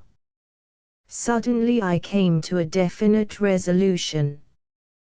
Captain Sullivan had descended to the pier. I approached him. "You need a mate," said I. He looked me over. Perhaps he admitted.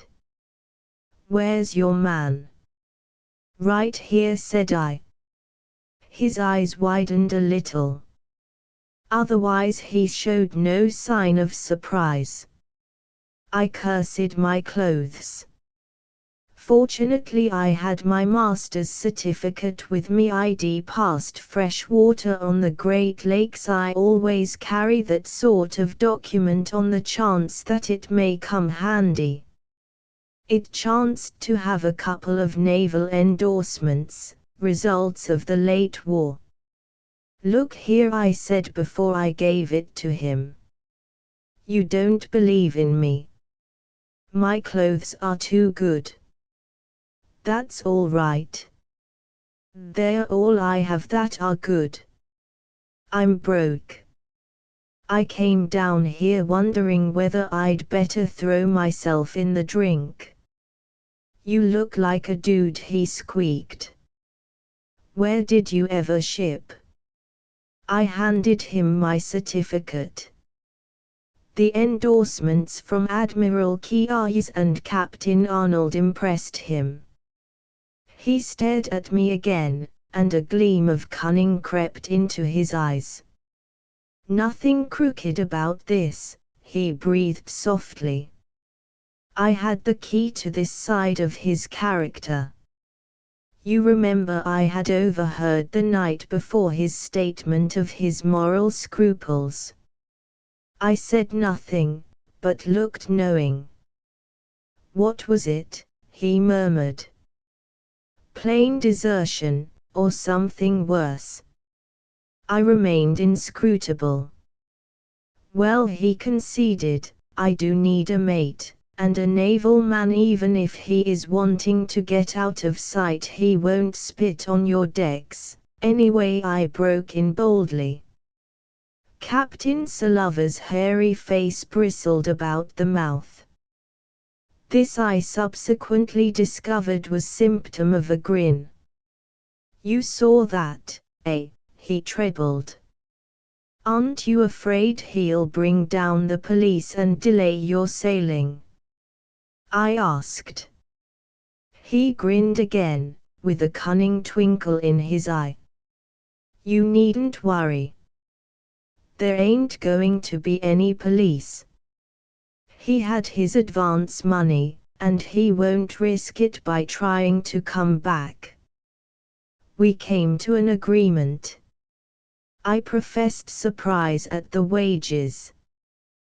The captain guardedly explained that the expedition was secret. "What's our port?" I asked, to test him. "Our papers are made out for Honolulu," he replied. We adjourned to sign articles. By the way, said I wish you wouldn't make them out in my own name. Egen will do. All right, he laughed. I said. Egen it is. I'll be aboard at 6, said I've got to make some arrangements. Wish you could help with the lading, said he. Still, I can get along. Want any advance money? No, I replied. Then I remembered that I was supposed to be broke. Yes, I amended. He gave me $10. I guess you'll show up, he said. Wouldn't do this to everybody. But a naval man, even if he is dodging Uncle Sam, I'll be here, I assured him.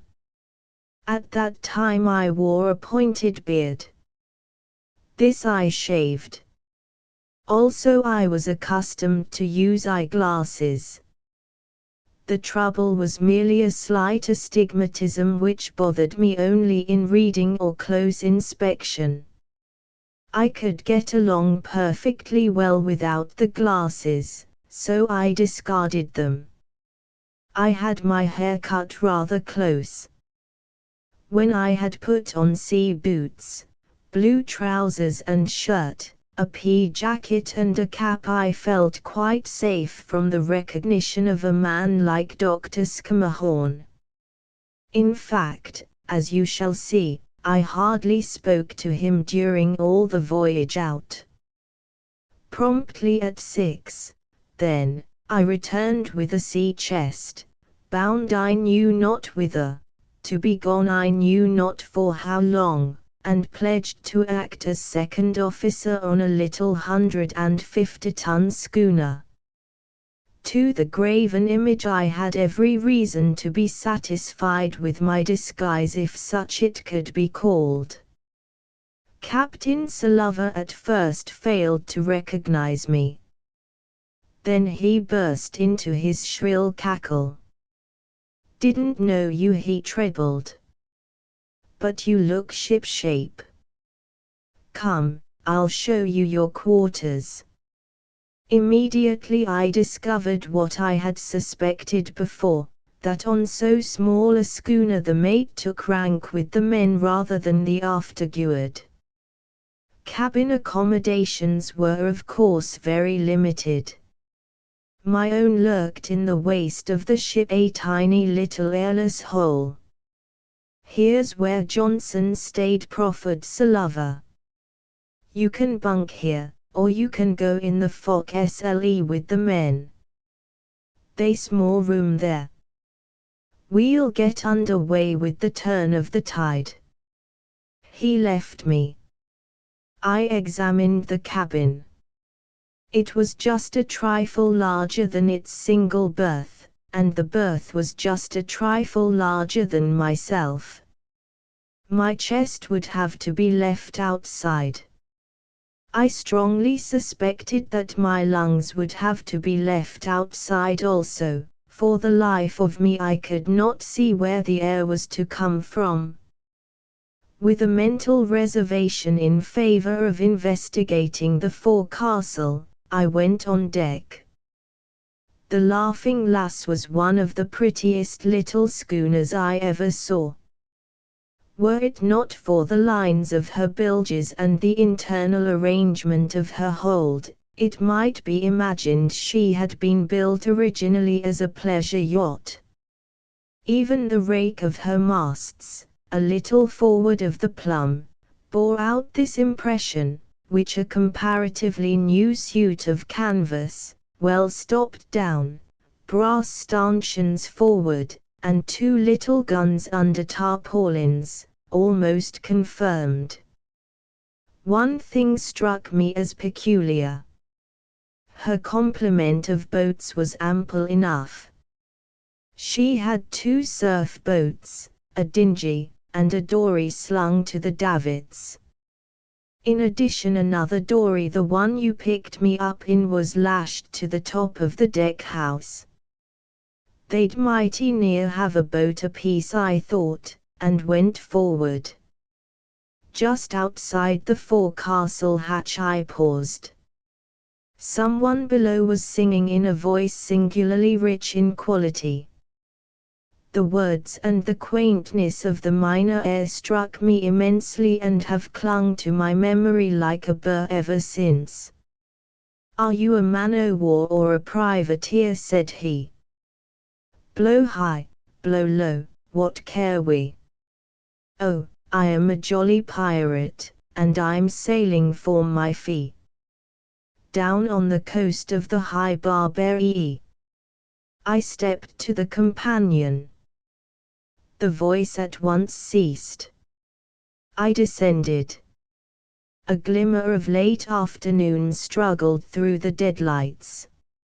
I found myself in a really commodious space extending far back of where the forward bulkheads are usually placed, accommodating rows and row of bunks, 18 of them, in fact. The unlighted lamp cast its shadow on wood stained black by much use, but polished like ebony from the continued friction of men's garments. I wish I could convey to you the uncanny effect, this of dropping from the decks of a miniature craft to the internal arrangements of a square-rigged ship. It was as though, entering a cottage door, you were to discover yourself on the floor of Madison Square Garden. A fresh sweet breeze of evening sucked down the hatch. I immediately decided on the forecastle. Already it was being borne in on me that I was little more than a glorified boatswain's mate. The situation suited me, however. It enabled me to watch the course of events more safely, less exposed to the danger of recognition. I stood for a moment at the foot of the companion, accustoming my eyes to the gloom. After a moment, with a shock of surprise, I made out a shining pair of bead points gazing at me unblinkingly from the shadow under the bights. Slowly the man defined himself, as a shape takes form in a fog. He was leaning forward in an attitude of attention, his elbows resting on his knees, his forearms depending between them, his head thrust out. I could detect no faintest movement of eyelash, no faintest sound of breathing. The stillness was portentous. The creature was exactly like a wax figure, one of the sort you meet in corridors of cheap museums and for a moment mistake for living beings. Almost I thought to make out the customary grey dust lying on the wax of his features. I am going to tell you more of this man, because, as you shall see, he was destined to have much to do with my life, the fate of Dr. Carl Augustus Schermerhorn, and the doom of the Laughing Lass. He wore on his head a red bandana handkerchief. I never saw him with other covering. From beneath it straggled oily and tangled locks of glossy black. His face was long, narrow, hook-nosed and sinister, his eyes, as I have described them, a steady and beady black. I could at first glance ascribe great activity, but only moderate strength to his slender, wiry figure. In this I was mistaken. His sheer physical power was second only to that of Captain Sullivan. One of his forearms ended in a steel hook. At the moment I could not understand this, could not see how a man so maimed could be useful aboard a ship. Later I wished we had more as handy. He knew a jam hitch which he caught over and under his hook quicker than most men can grasp a line with the naked hand. It would render one way, but held fast the other. He told me it was a cinch hook hitch employed by mule packers in the mountains, and that he had used it on swamp hooks in the lumber woods of Michigan. I shouldn't wonder. He was a wandering Jew. His name was Anderson, but I never heard him called that. It was always Handy Solomon with men and masters. We stared at each other, I fascinated by something, some spell of the ship, which I have never been able to explain to myself nor even describe.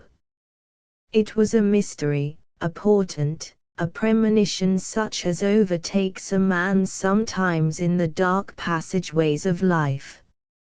I cannot tell you of it, nor make you believe. Let it pass. Then by a slow process of successive perceptions I became aware that I was watched by other eyes, other wax figures, other human beings with unwavering gaze.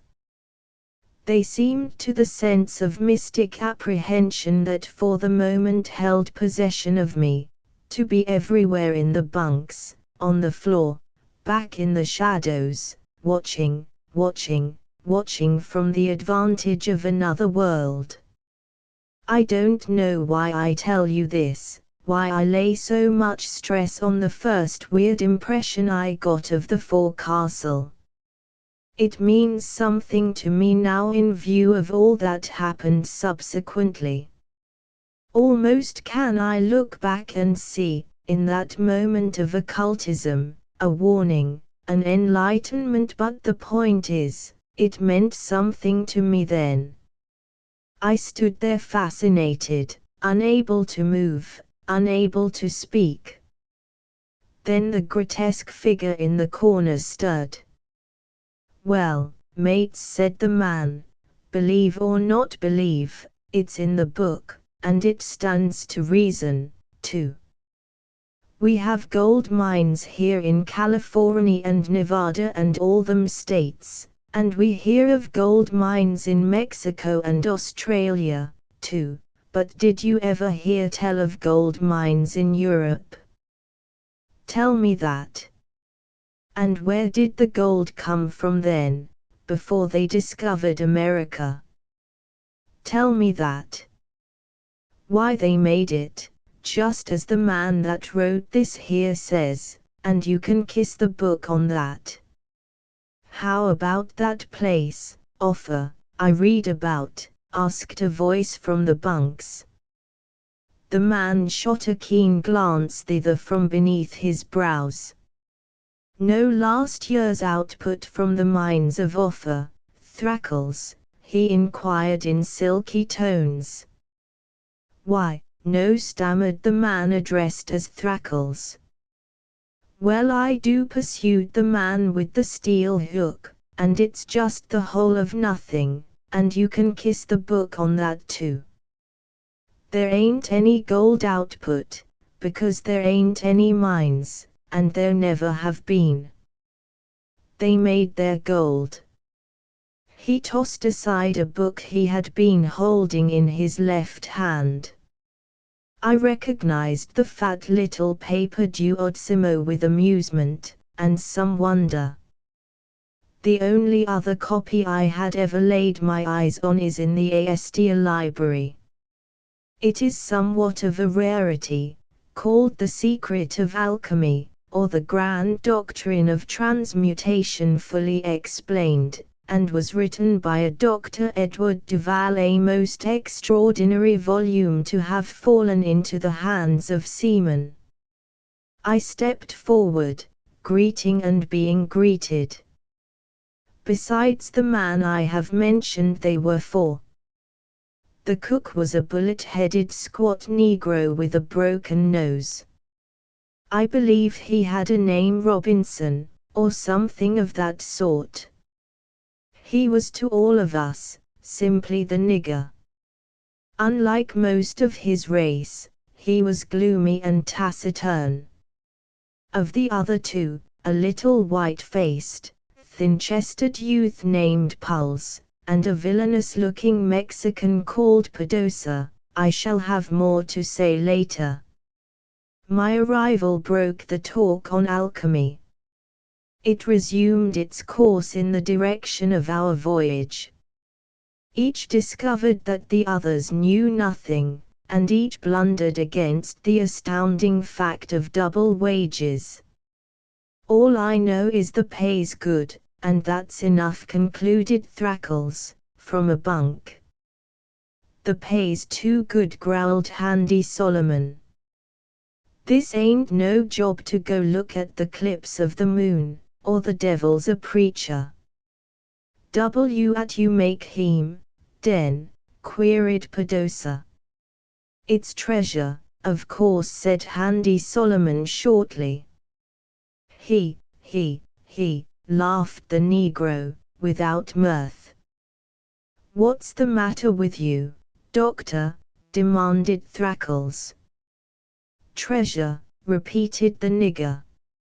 "You see that box he done carry so careful? You see that?"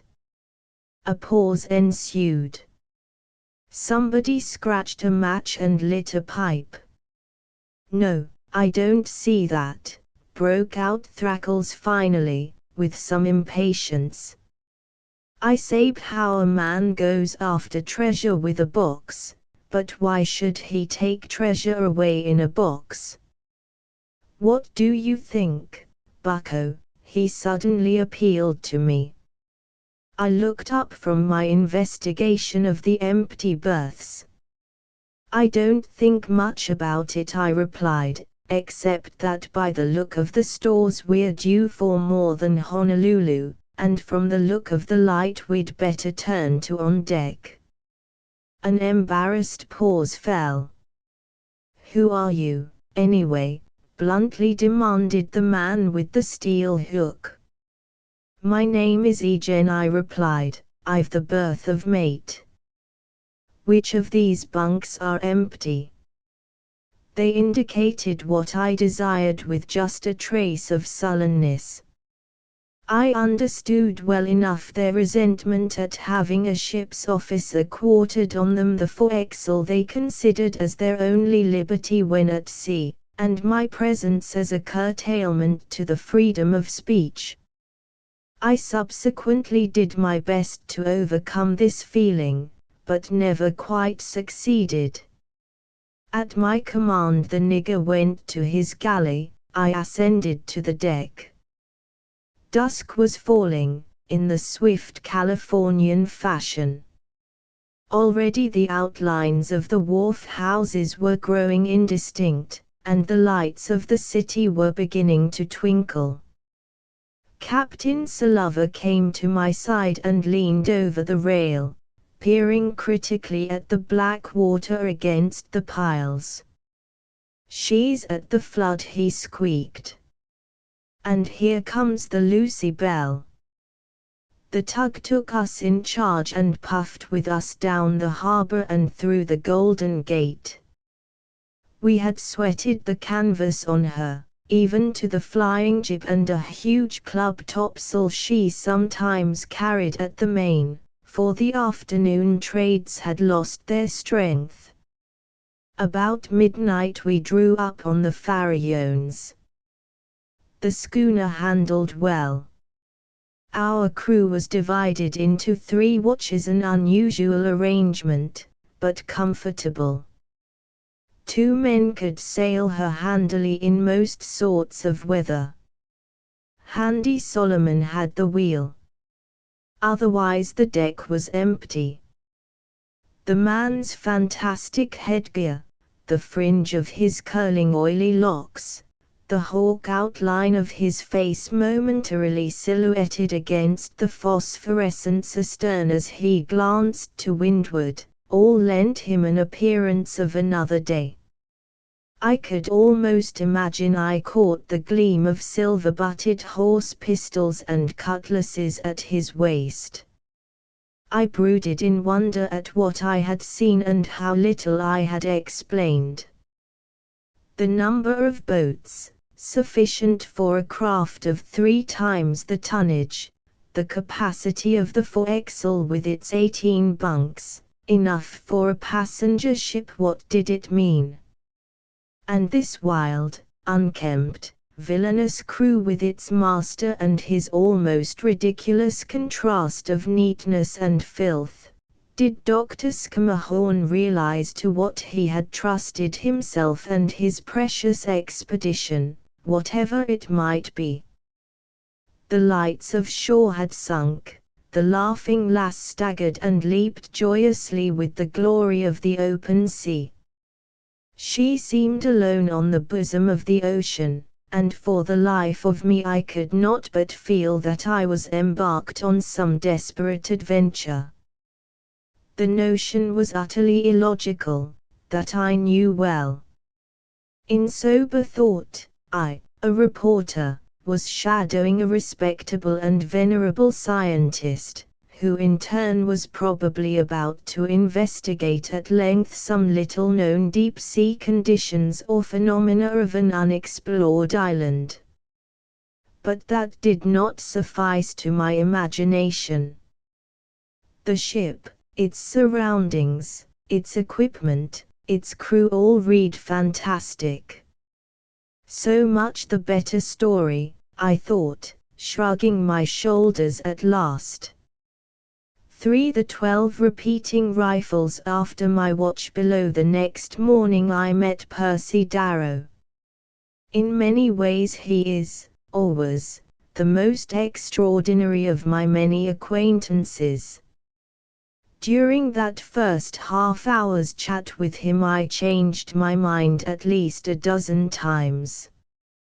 One moment I thought him clever, the next an utter ass. Now I found him frank, open, a good companion, eager to please, and then a droop of his blonde eyelashes, a lazy, impertinent drawl of his voice, a hint of half-bored condescension in his manner, convinced me that he was shy and affected.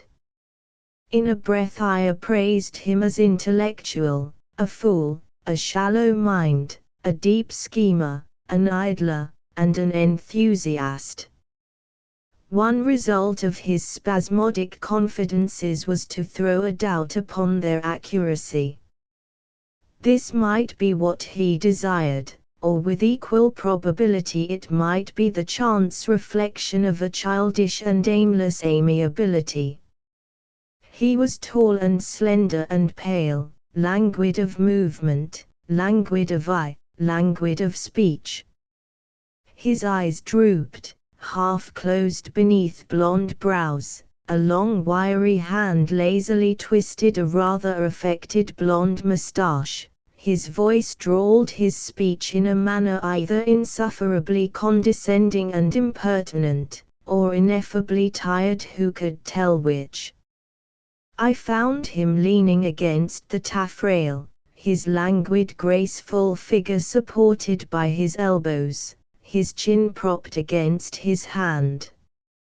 As I approached the binnacle, he raised his eyes and motioned me to him.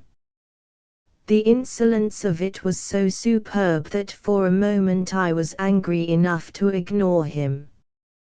Then I reflected that I was here, not to stand on my personal dignity, but to get information.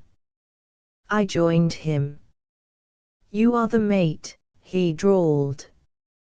"Since I am on the quarterdeck," I snapped back at him. He eyed me thoughtfully, while he rolled with one hand a corn-husk Mexican cigarette. "Do you know where you are going?" he inquired at length. "Depends on the moral character of my future actions," I rejoined tartly. He allowed a smile to break and fade, then lighted his cigarette. "The first mate seems to have a remarkable command of language," said he. I did not reply. "Well, to tell you the truth, I don't know where we are going," he continued. "Thought you might be able to inform me. Where did this ship and its precious gang of cutthroats come from, anyway?" "Meaning me?" Oh, meaning you too, for all I know, he shrugged wearily. Suddenly he turned to me and laid his hand on my shoulder with one of those sudden bursts of confidence I came later to recognize and look for, but in which I could never quite believe nor disbelieve. "I am eaten with curiosity," he stated in the least curious voice in the world. "I suppose you know who his nibs is?" "Dr. Scammahorn, do you mean?" "Yes." "Well, I've been with him 10 years. I am his right-hand man. All his business I transact down to the last penny. I even order his meals. His discoveries have taken shape in my hands. Suddenly he gets a freak. He will go on a voyage. Where? I shall know in good time. For how long? I shall know in good time. For what purpose? Same answer. What accommodations shall I engage? I experience the worst shock of my life. He will engage them himself. What scientific apparatus?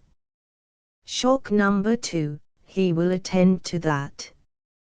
Is there anything I can do? What do you suppose he says? How should I know? I asked. You should know in the course of intelligent conversation with me, he drawled. Well, good old state scummy with the vertebrate thoughts gets kittenish.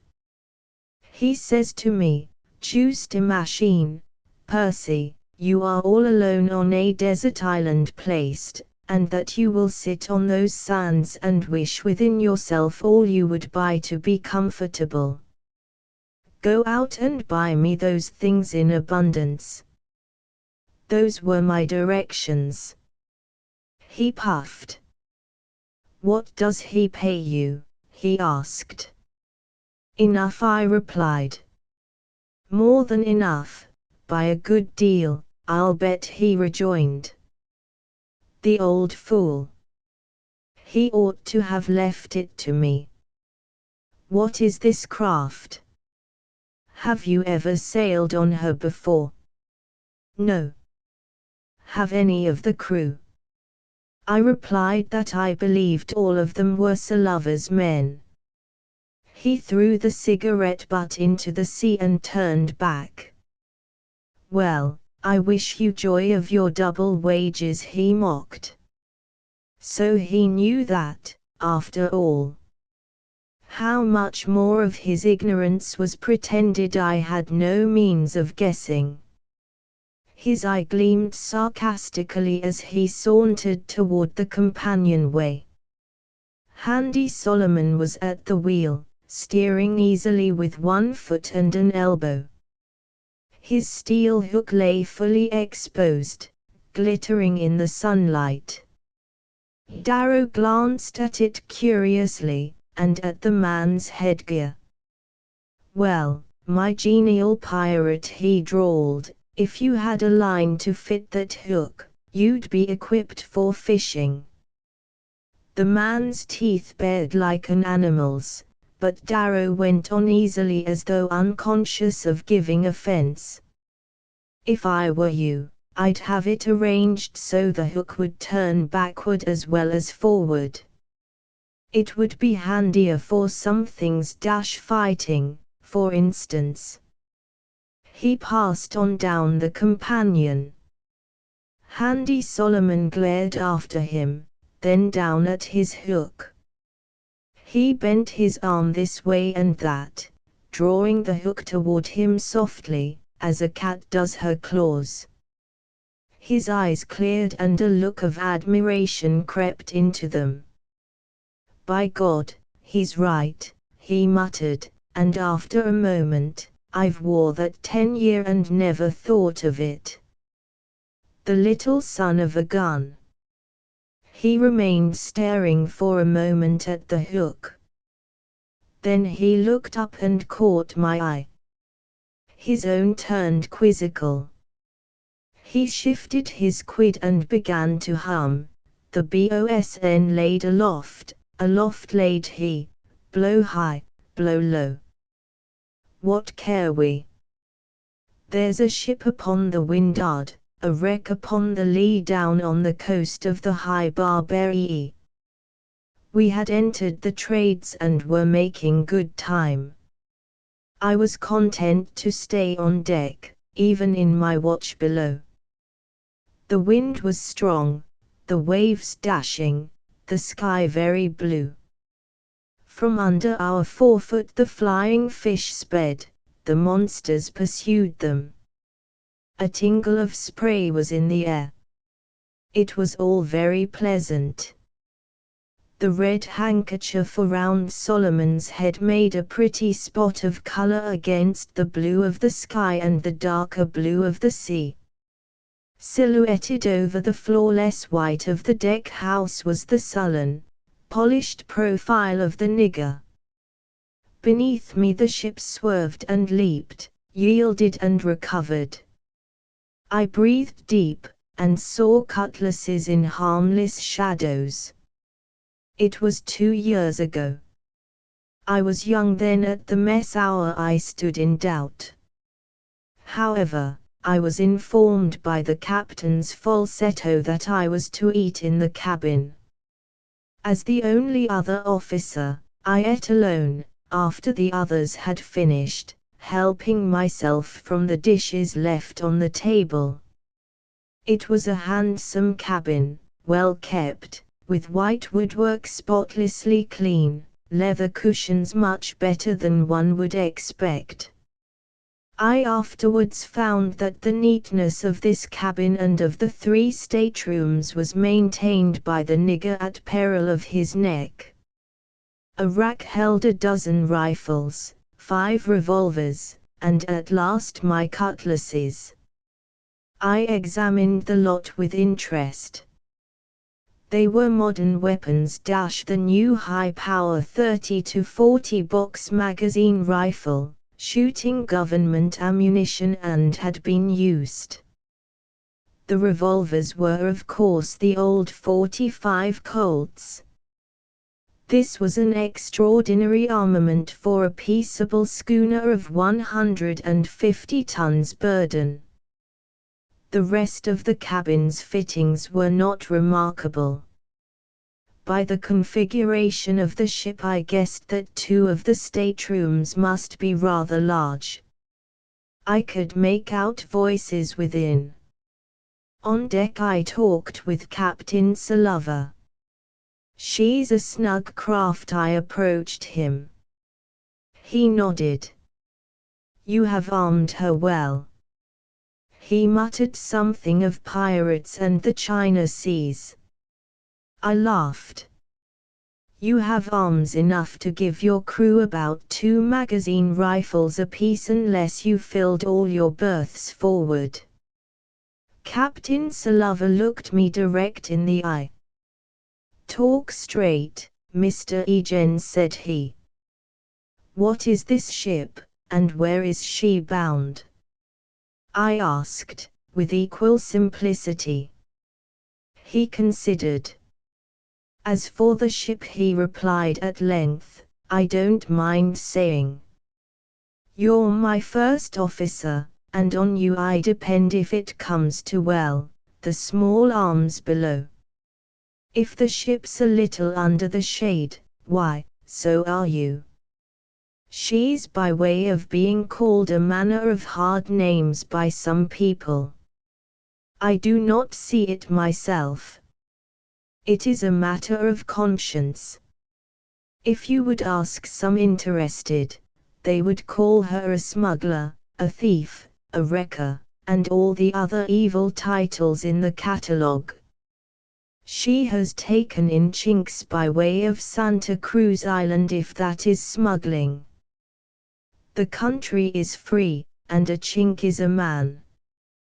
Besides, It paid $10 a head for the landing. She has carried in a cargo or so of junk. It was lying on the beach where a fool master had piled it, and I took what I found. I couldn't keep track of the underwriter's intentions. But the room forward. I broke in. Well, you see, last season we were pearl fishing. But you needed only your diver and your crew, I objected. There was the matter of a Japanese gunboat or so, he explained. Poaching, I cried. So some call it. The shells are there. The islands are not inhabited. I do not see how men claim property beyond the tide water. I have heard it argued. Hold on, I cried. There was a trouble last year in the Ishigakijima Islands where a poacher beat off the Oyama. It was a desperate fight. Captain Salovers, I lit up. I've commanded a black brigantine, name of the petrel, he admitted simply. She was a brigantine aloft, but alow she had much the same lines as the Laughing Lass. He whirled on his heel to roll to one of the covered yacht's cannon. Looks like a harmless little toy to burn black powder, don't she? He remarked. He stripped off the tarpaulin and the false brass muzzle to display as pretty a little Maxim as you would care to see.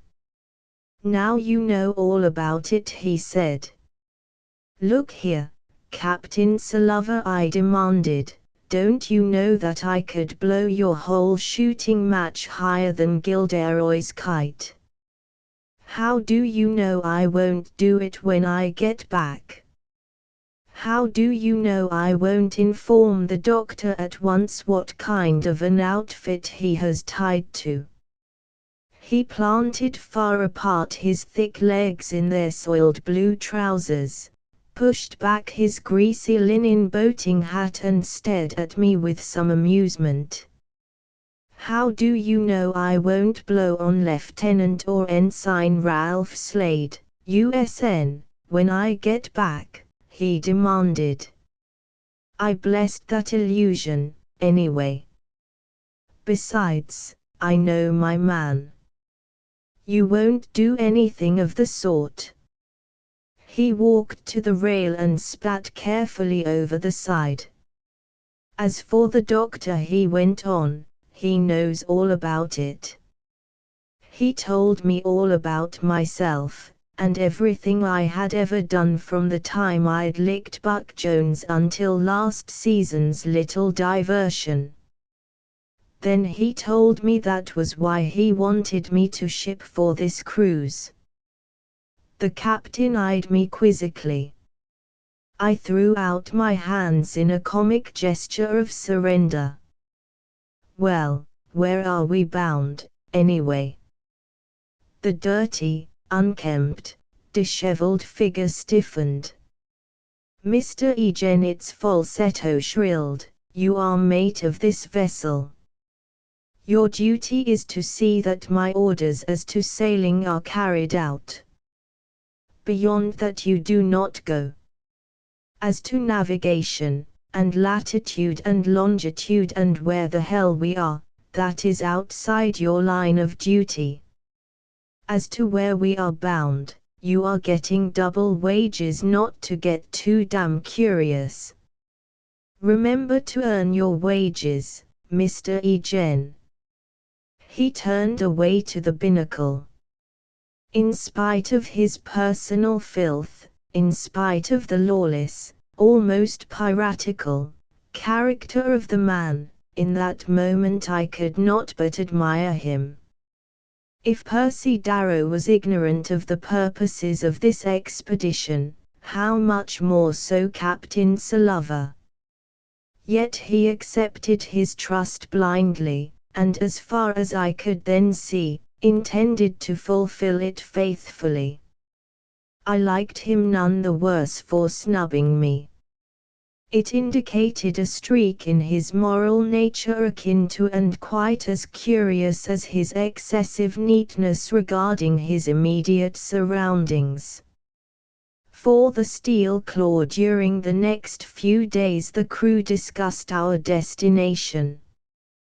Discipline, while maintained strictly, was not conventional. During the dog watches, often, every man aboard would be below, for at that period Captain Sullivan loved to take the wheel in person, a thick cigar between his lips, the dingy checked shirt wide open to expose his hairy chest to the breeze. In the twilight of the forecastle we had some great sea lawyers' talks, I say we, though I took little part in them.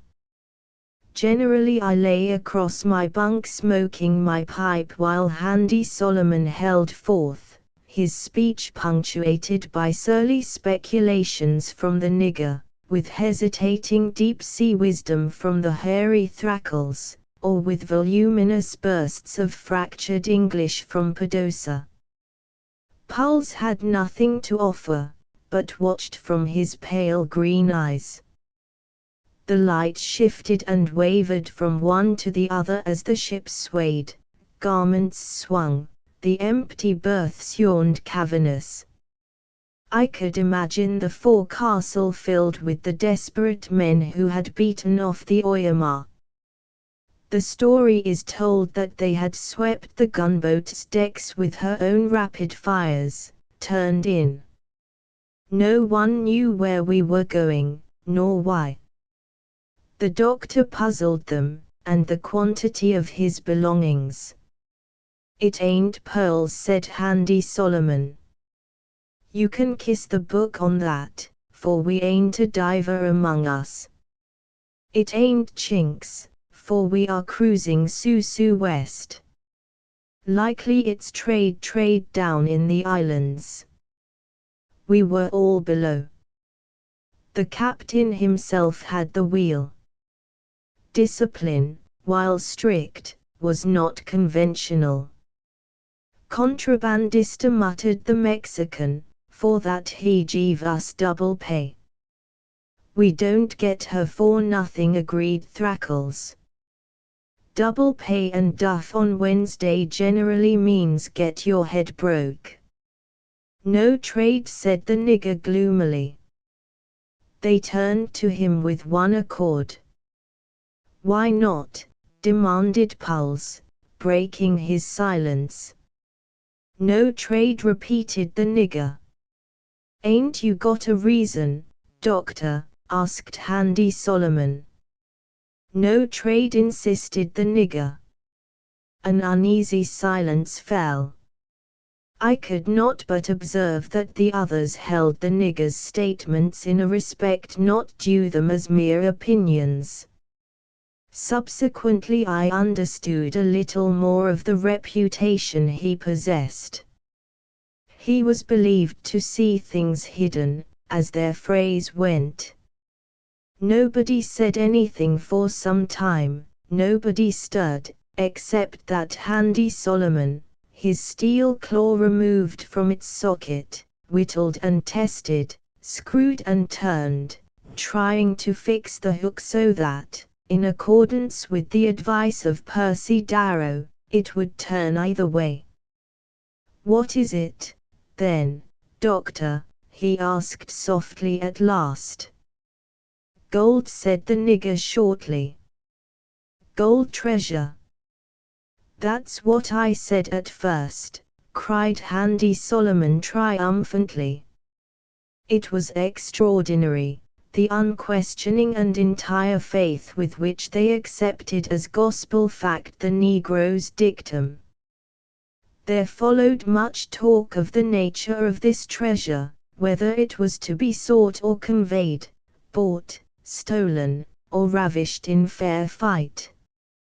No further soothsaying could they elicit from the nigger.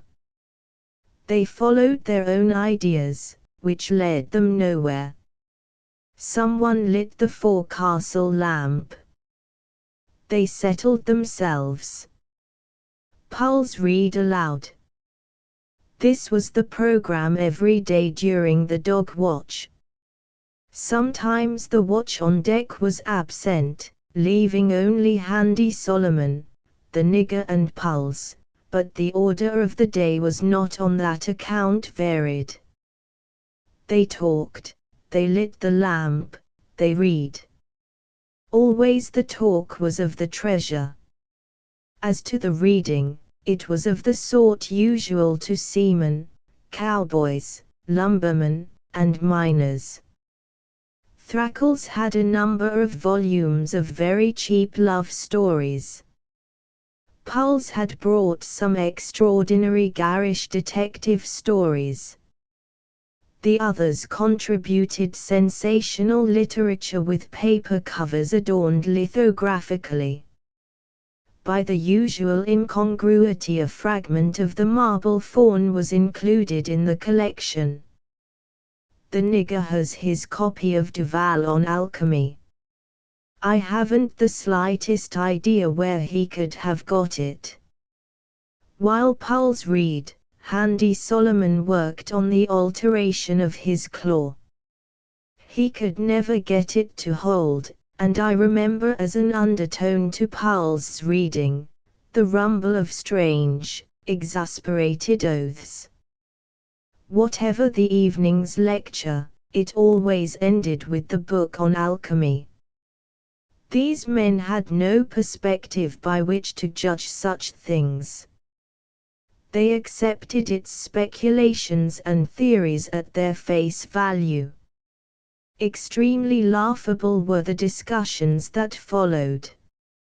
I often wished the shade of old Duval could be permitted to see these, his last disciples, spelling out dimly his teachings, mispronouncing his grave utterances, but believing utterly. Dr. Scammahorn appeared on deck seldom. When he did, often his fingers held a pen which he had forgotten to lay aside. I imagined him preoccupied by some calculation of his own, but the forecastle, more picturesquely, saw him as guarding constantly the heavy casket he had himself carried aboard. He breathed the air, walked briskly, turned with the German military precision at the end of his score of strides, and re-entered his cabin at the lapse of the half-hour. After he had gone, remained Percy Darrow leaning indolently against the taffrail, his graceful figure swaying with the ship's motion, smoking always the corn-husk Mexican cigarettes which he rolled with one hand. He seemed from that farthest point aft to hold in review the appliances, the fabric, the actions, yes, even the very thoughts, of the entire ship. From them he selected that on which he should comment or with which he should play, always with a sardonic, half-serious, quite wearied and indifferent manner. His inner knowledge, viewed by the light of this manner or mannerism, was sometimes uncanny, though perhaps the sources of his information were commonplace enough, after all. Certainly he always viewed with amusement his victim's wonder. Thus one evening at the close of our day watch on deck, he approached Handy Solomon.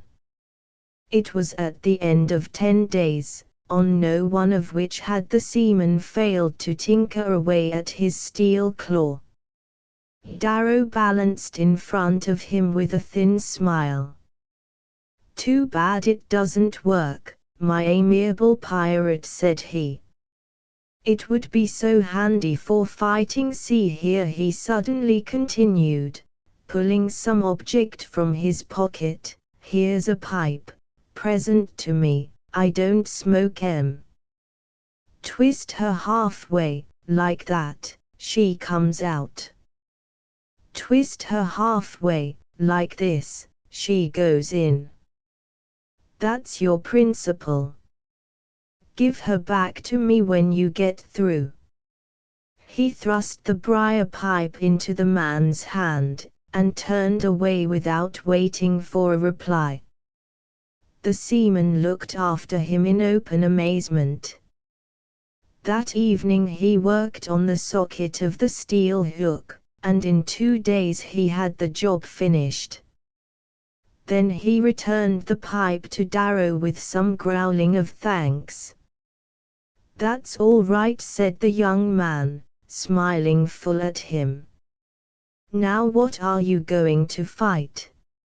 The Philosopher's Stone. Captain Sullivan received as his due the most absolute and implicit obedience imaginable. When he condescended to give an order in his own person, the men fairly jumped to execute it. The matter had evidently been threshed out long ago. They did not love him, not they, but they feared him with a mighty fear, and did not hesitate to say so, vividly, and often, when in the privacy of the forecastle. The prevailing spirit was that of the wild beast, cowed but snarling still. Pulse and Thrackles in especial had a great deal to say of what they were or were not going to do, but I noticed that their resolution always began to run out of them when first foot was set to the companion ladder. One day we were loafing along, everything drawing well, and everybody but the doctor on deck to enjoy the sun. I was in the crow's nest for my pleasure. Below me on the deck Captain Sullivan roamed here and there, as was his custom, his eye cocked out like a housewife's for disorder.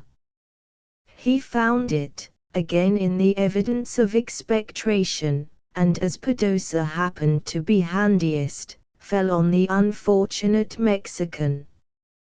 Pedosa protested that he had had nothing to do with it, but Captain Sullivan, enraged as always when his precious deck was soiled, would not listen. Finally the Mexican grew sulky and turned away as though refusing to hear more. The captain thereupon felled him to the deck, and began brutally to kick him in the face and head. Pedosa writhed and begged, but without avail. The other members of the crew gathered near. After a moment, they began to murmur. Finally Thrackles ventured, most respectfully, to intervene.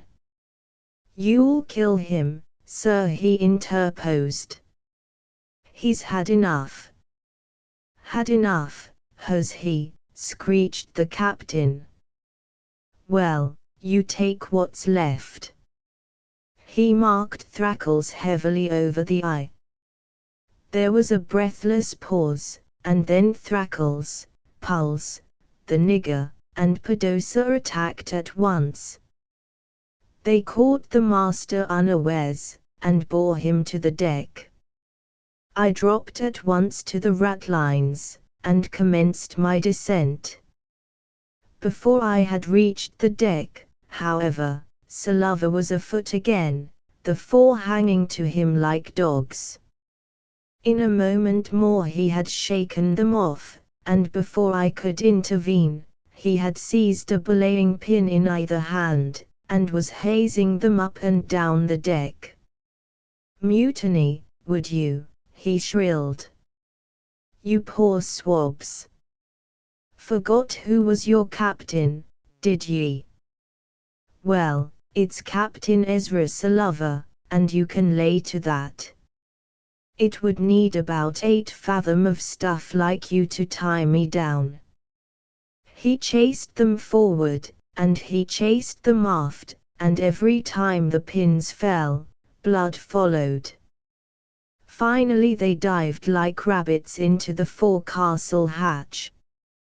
Captain Sullivan leaned down after them. "Now tie yourselves up," he advised, "and then come on deck and clean up after yourselves." He turned to me. Mr. Egen, turn out the crew to clean decks.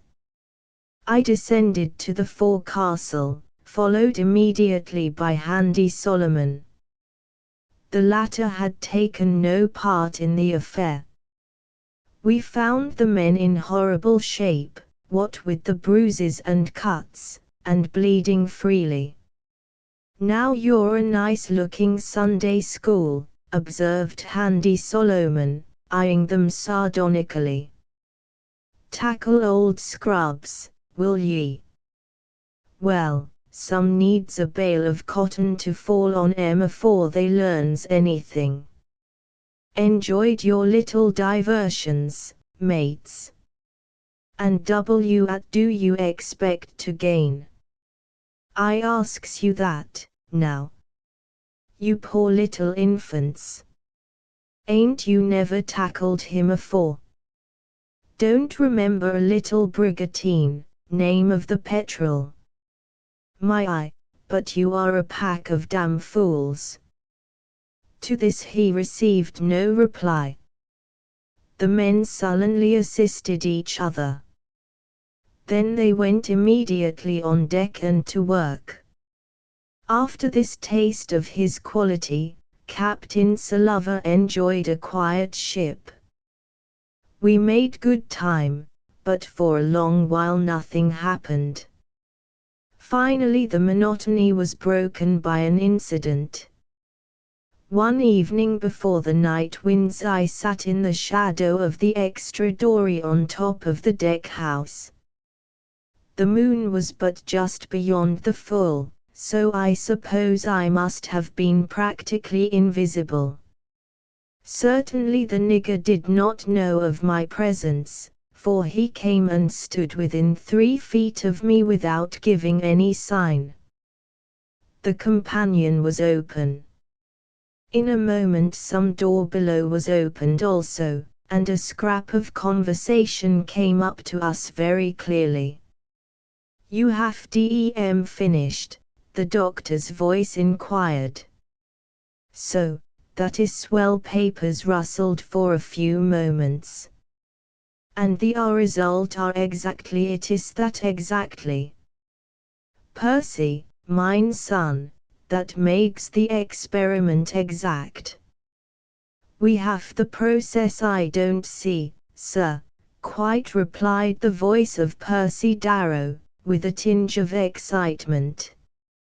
"I can follow the logic of the experiment, of course so can I follow the logic of a trip to the moon.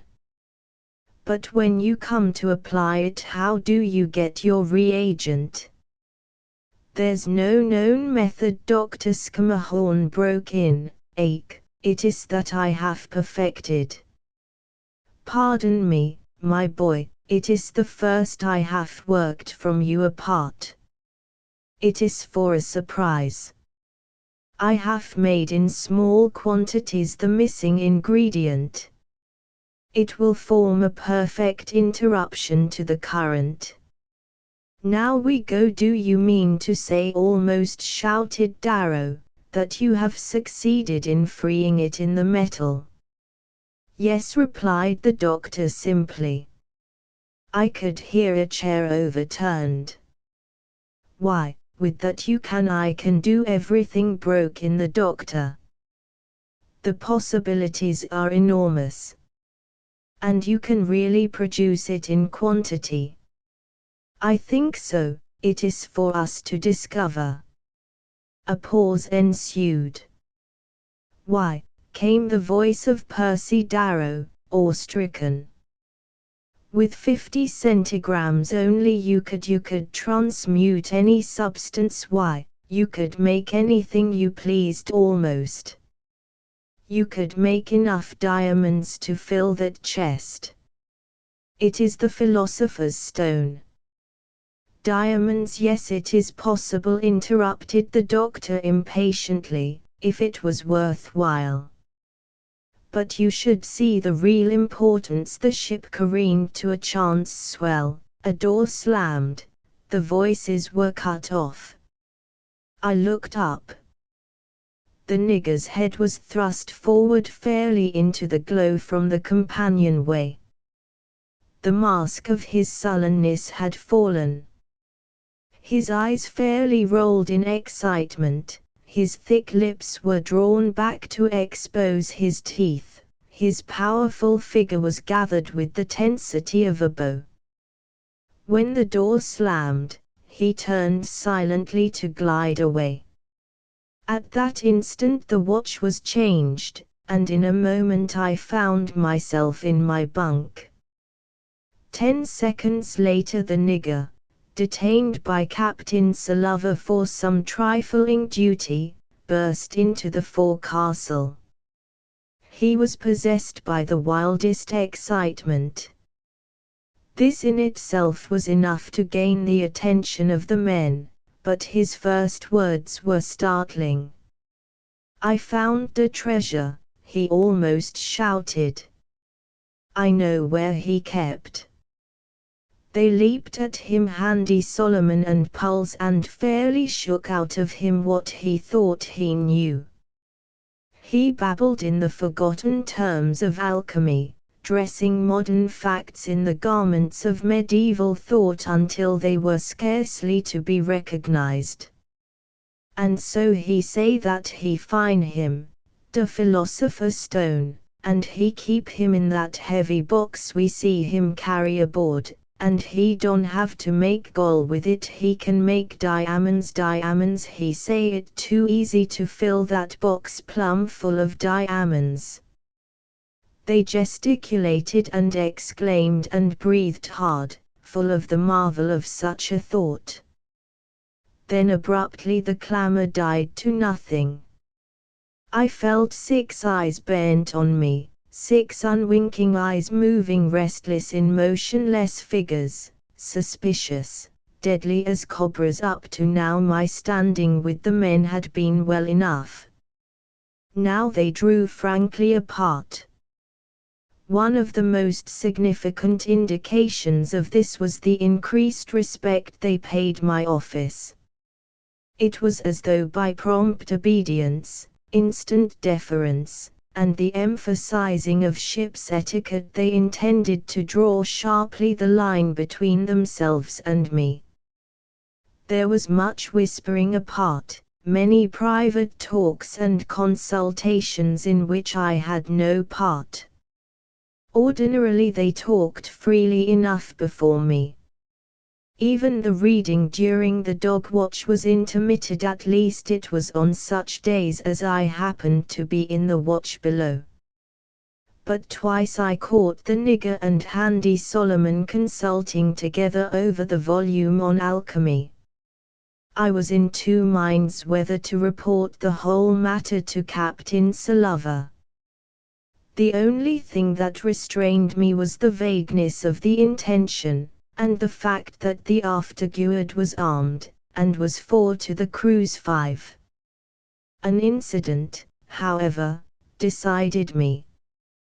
One evening I was awakened by a sound of violent voices. Captain Sullivan occasionally juggled the watches for variety's sake, and I now had Handy Solomon and Padosa. The nigger, being cook, stood no watch. "You drunken greaser swab," snarled Handy Solomon. "You misbegotten son of a Yaqui. I'll learn you to step on a seaman's foot, and you can kiss the book on that. I'll cut your heart out and feed it to the sharks." "Pota," sneered Padosa. "You cut him you finger wid your knife." They wrangled. At first I thought the quarrel genuine, but after a moment or so I could not avoid a sort of reminiscent impression of the cheap melodrama. It seemed incredible, but soon I could not dodge the conclusion that it was a made-up quarrel designed to impress me. Why should they desire to do so? I had to give it up, but the fact itself was obvious enough. I laughed to see them. The affair did not come to blows, but it did come to black looks on meeting, muttered oaths, growls of enmity every time they happened to pass each other on the deck. Pedosa was not so bad. His Mexican blood inclined him to the histrionic, and his Mexican caste lent itself well to evil looks. But Handy Solomon, for the first time in my acquaintance with him, was ridiculous. About this time we crossed into frequent thunders. One evening just at dark we made out a heavy black squall. Not knowing exactly what weight lay behind it, I called up all hands. We ducked the staysail and foresail, lowered the peak of the mainsail, and waited to feel of it, a rough and ready seamanship often used in these little California windjammers. I was pretty busy, but I heard distinctly Handy Solomon's voice behind me. "I'll kill you sure, you greaser, as soon as my hands are free." And some muttered reply from the Mexican. The wind hit us hard, held on a few moments, and moderated to a stiff puff. There followed the rain, so of course I knew it would amount to nothing. I was just stooping to throw the stops off the staysail when I felt myself seized from behind, and forced rapidly toward the side of the ship. Of course I struggled. The Japanese have a little trick to fool a man who catches you around the waist from behind. It is part of the jiu-jitsu taught the samurai, quite a different proposition from the ordinary policeman jiu-jitsu. I picked it up from a friend in the nobility. It came in very handy now, and by good luck a roll of the ship helped me. In a moment I stood free, and Pedosa was picking himself out of the scuppers. The expression of astonishment was fairly well done, I will say that for him, but I was prepared for histrionics. "Senor," he gasped. "It is you. Sacrosanta Maria! I thought you was that Solomon." "Pardon me, senor." "Pardon? Have I hurt you?" He approached me almost wheedling. I could have laughed at the villain. It was all so transparent.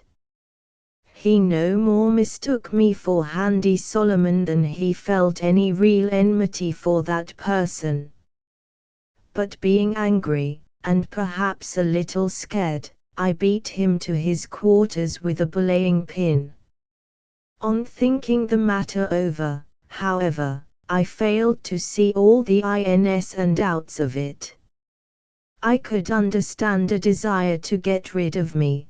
There would be one less of the afterguard, and then, too, I knew too much of the men's sentiments, if not of their plans. But why all this elaborate farce of the mock quarrel and the alleged mistake? Could it be to guard against possible failure? I could hardly think it worthwhile. My only theory was that they had wished to test my strength and determination.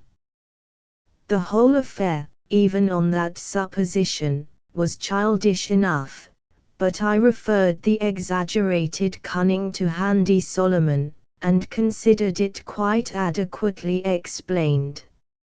It is a minor point, but subsequently I learned that this surmise was correct. I was to be saved because none of the conspirators understood navigation. The next morning I approached Captain Sullivan. "Captain," said I think it my duty to report that there is trouble brewing among the crew." "There always is," he replied, unmoved. "But this is serious." Dr. Scammahorn came aboard with a chest which the men think holds treasure. The other evening Robinson overheard him tell his assistant that he could easily fill the box with diamonds.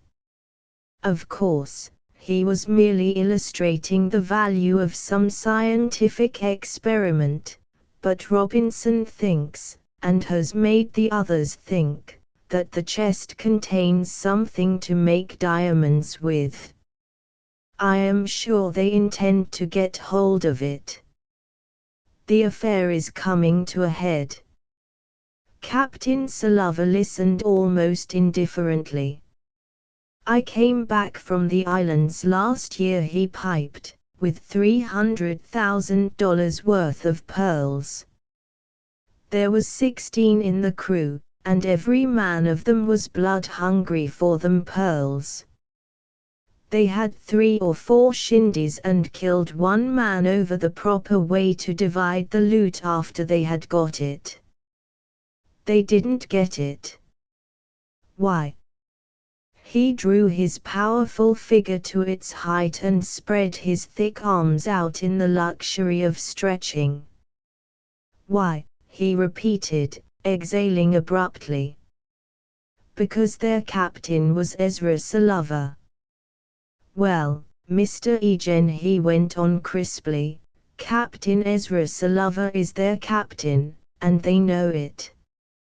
They'll talk and palaver and git into dark corners, and sharpen their knives, and perhaps fight it out as to which one's going to work the monkey-doodle business in the doctor's chest, and which one's going to tie up the sacks of them diamonds, but they won't git any farther as long as Captain Ezra is on deck. Yes, I objected, but they mean business.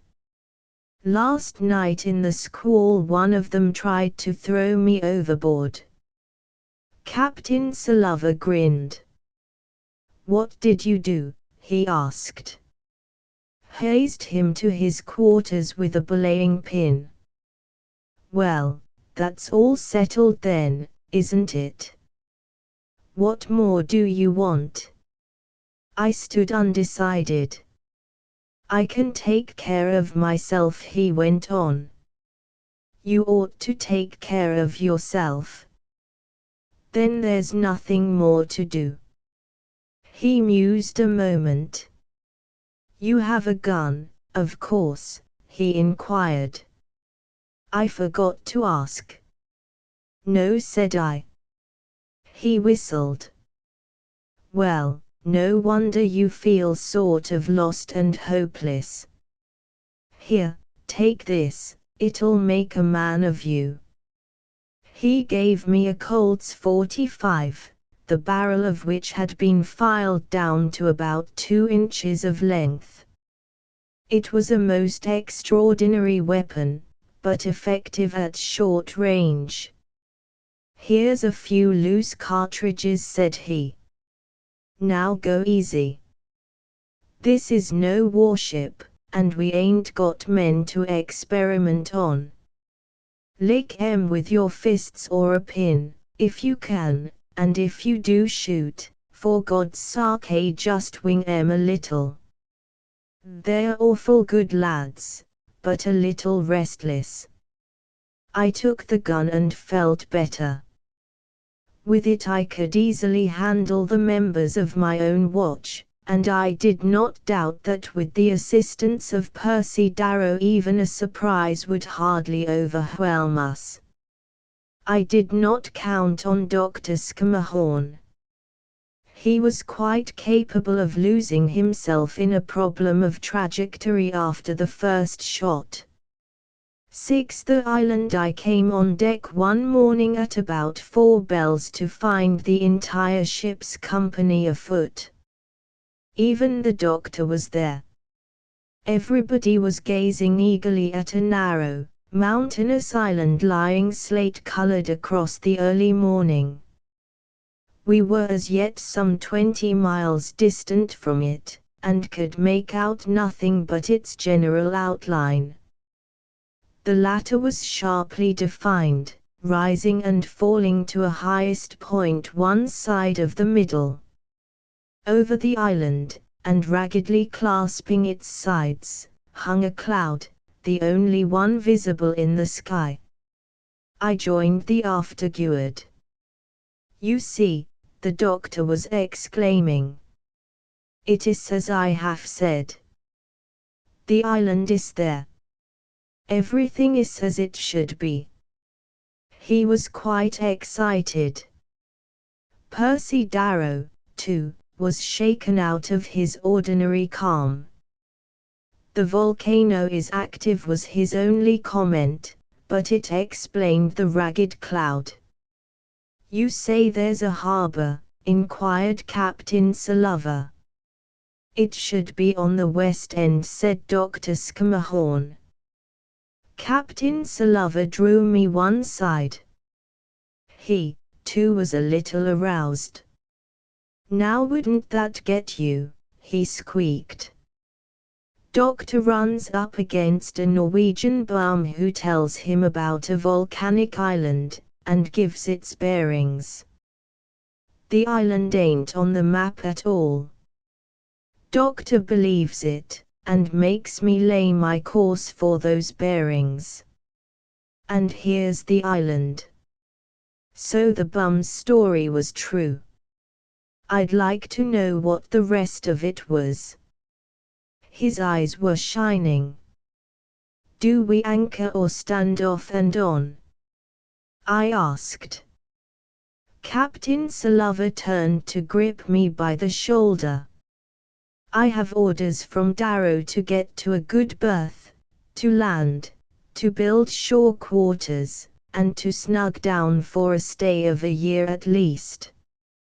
We stared at each other. "Joyous prospect," I muttered. "Hope there's something to do there." The morning wore, and we rapidly approached the island. It proved to be utterly precipitous.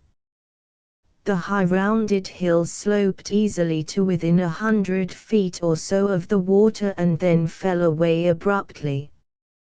Where the earth ended was a fantastic filigree border, like the fancy paper with which our mothers used to line the pantry shelves. Below, the white surges flung themselves against the cliffs with a wild abandon.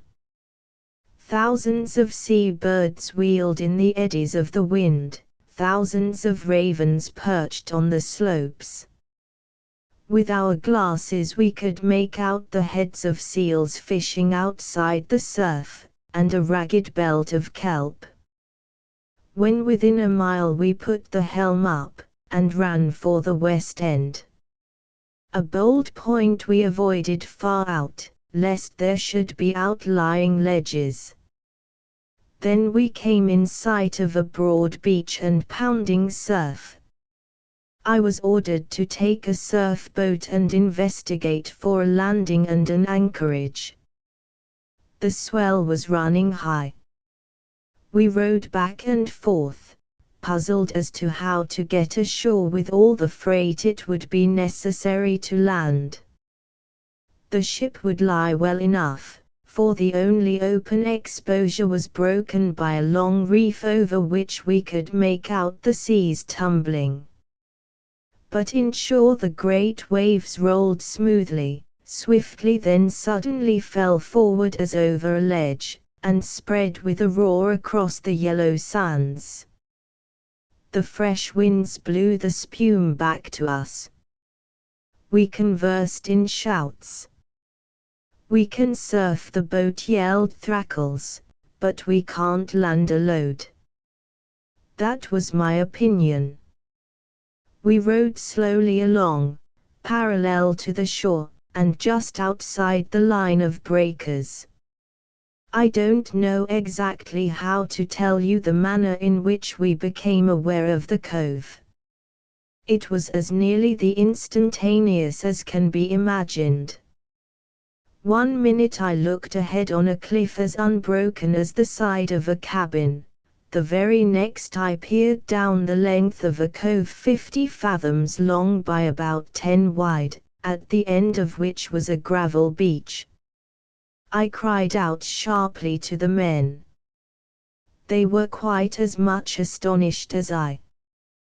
We backed water, watching closely. At a given point the cove and all trace of its entrance disappeared. We could only just make out the line where the headlands dissolved into the background of the cliffs, and that merely because we knew of its existence. The blending was perfect. We rowed in. The water was still. A faint ebb and flow whispered against the tiny gravel beach at the end. I noted a practicable way from it to the top of the cliff, and from the cliff down again to the sand beach. Everything was perfect. The water was a beautiful light green, like semi-opaque glass, and from the indistinctness of its depths waved and beckoned, rose and disappeared with indescribable grace and deliberation long feathery sea growths. In a moment the bottom abruptly shallowed. The motion of the boat toward the beach permitted us to catch a hasty glimpse of little fish darting, of big fish turning, of yellow sand and some vivid color. Then came the grate of gravel and the scraping of the boat's bottom on the beach. We jumped ashore eagerly.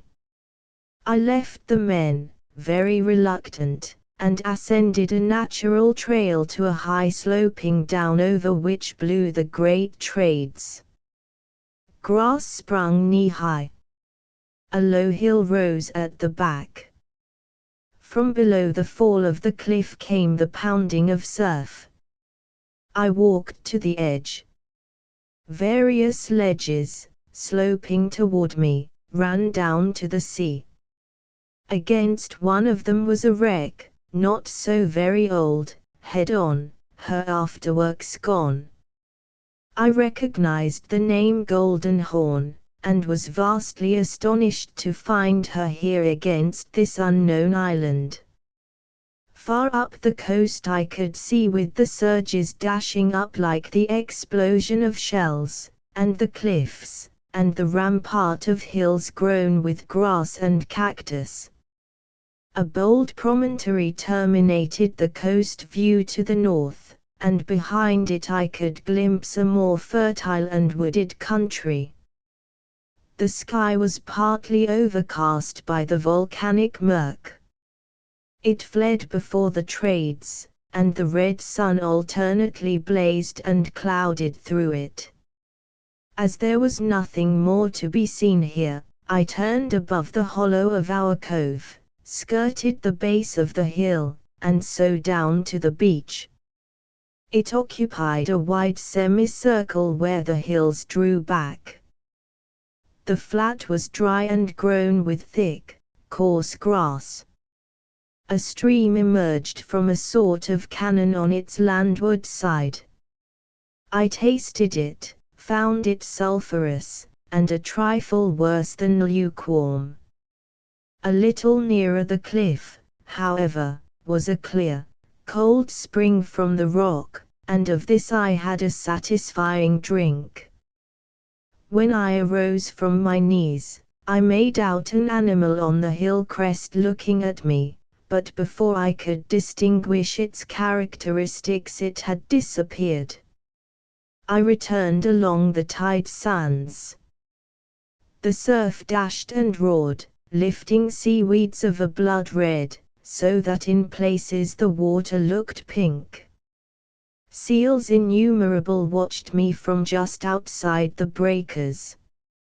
As the waves lifted to a semi-transparence, I could make out others playing, darting back and forth, up and down like disturbed tadpoles, clinging to the wave until the very instant of its fall, then disappearing as though blotted out. The salt smell of seaweed was in my nostrils. I found the place pleasant. With these few and scattered impressions we returned to the ship. It had been warped to a secure anchorage, and snugged down.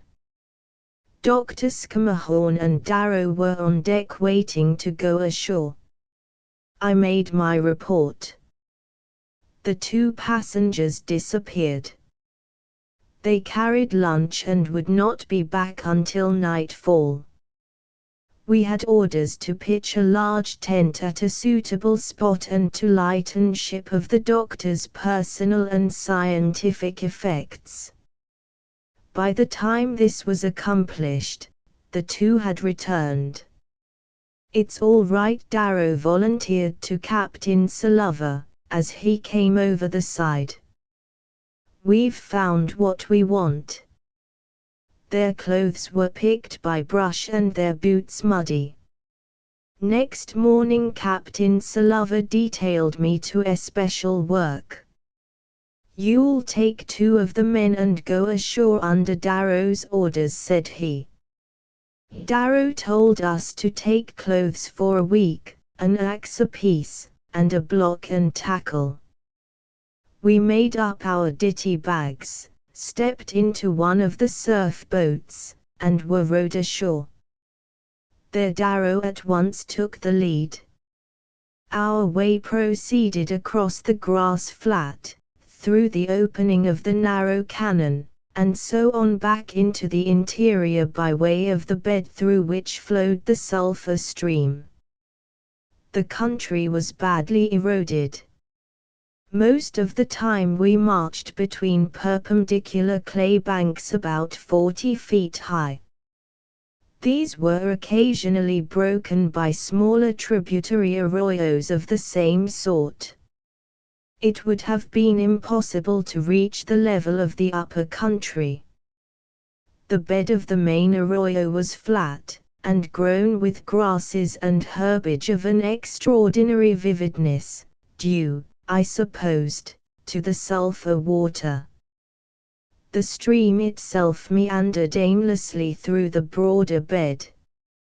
It steadily grew warmer and the sulphur smell more noticeable.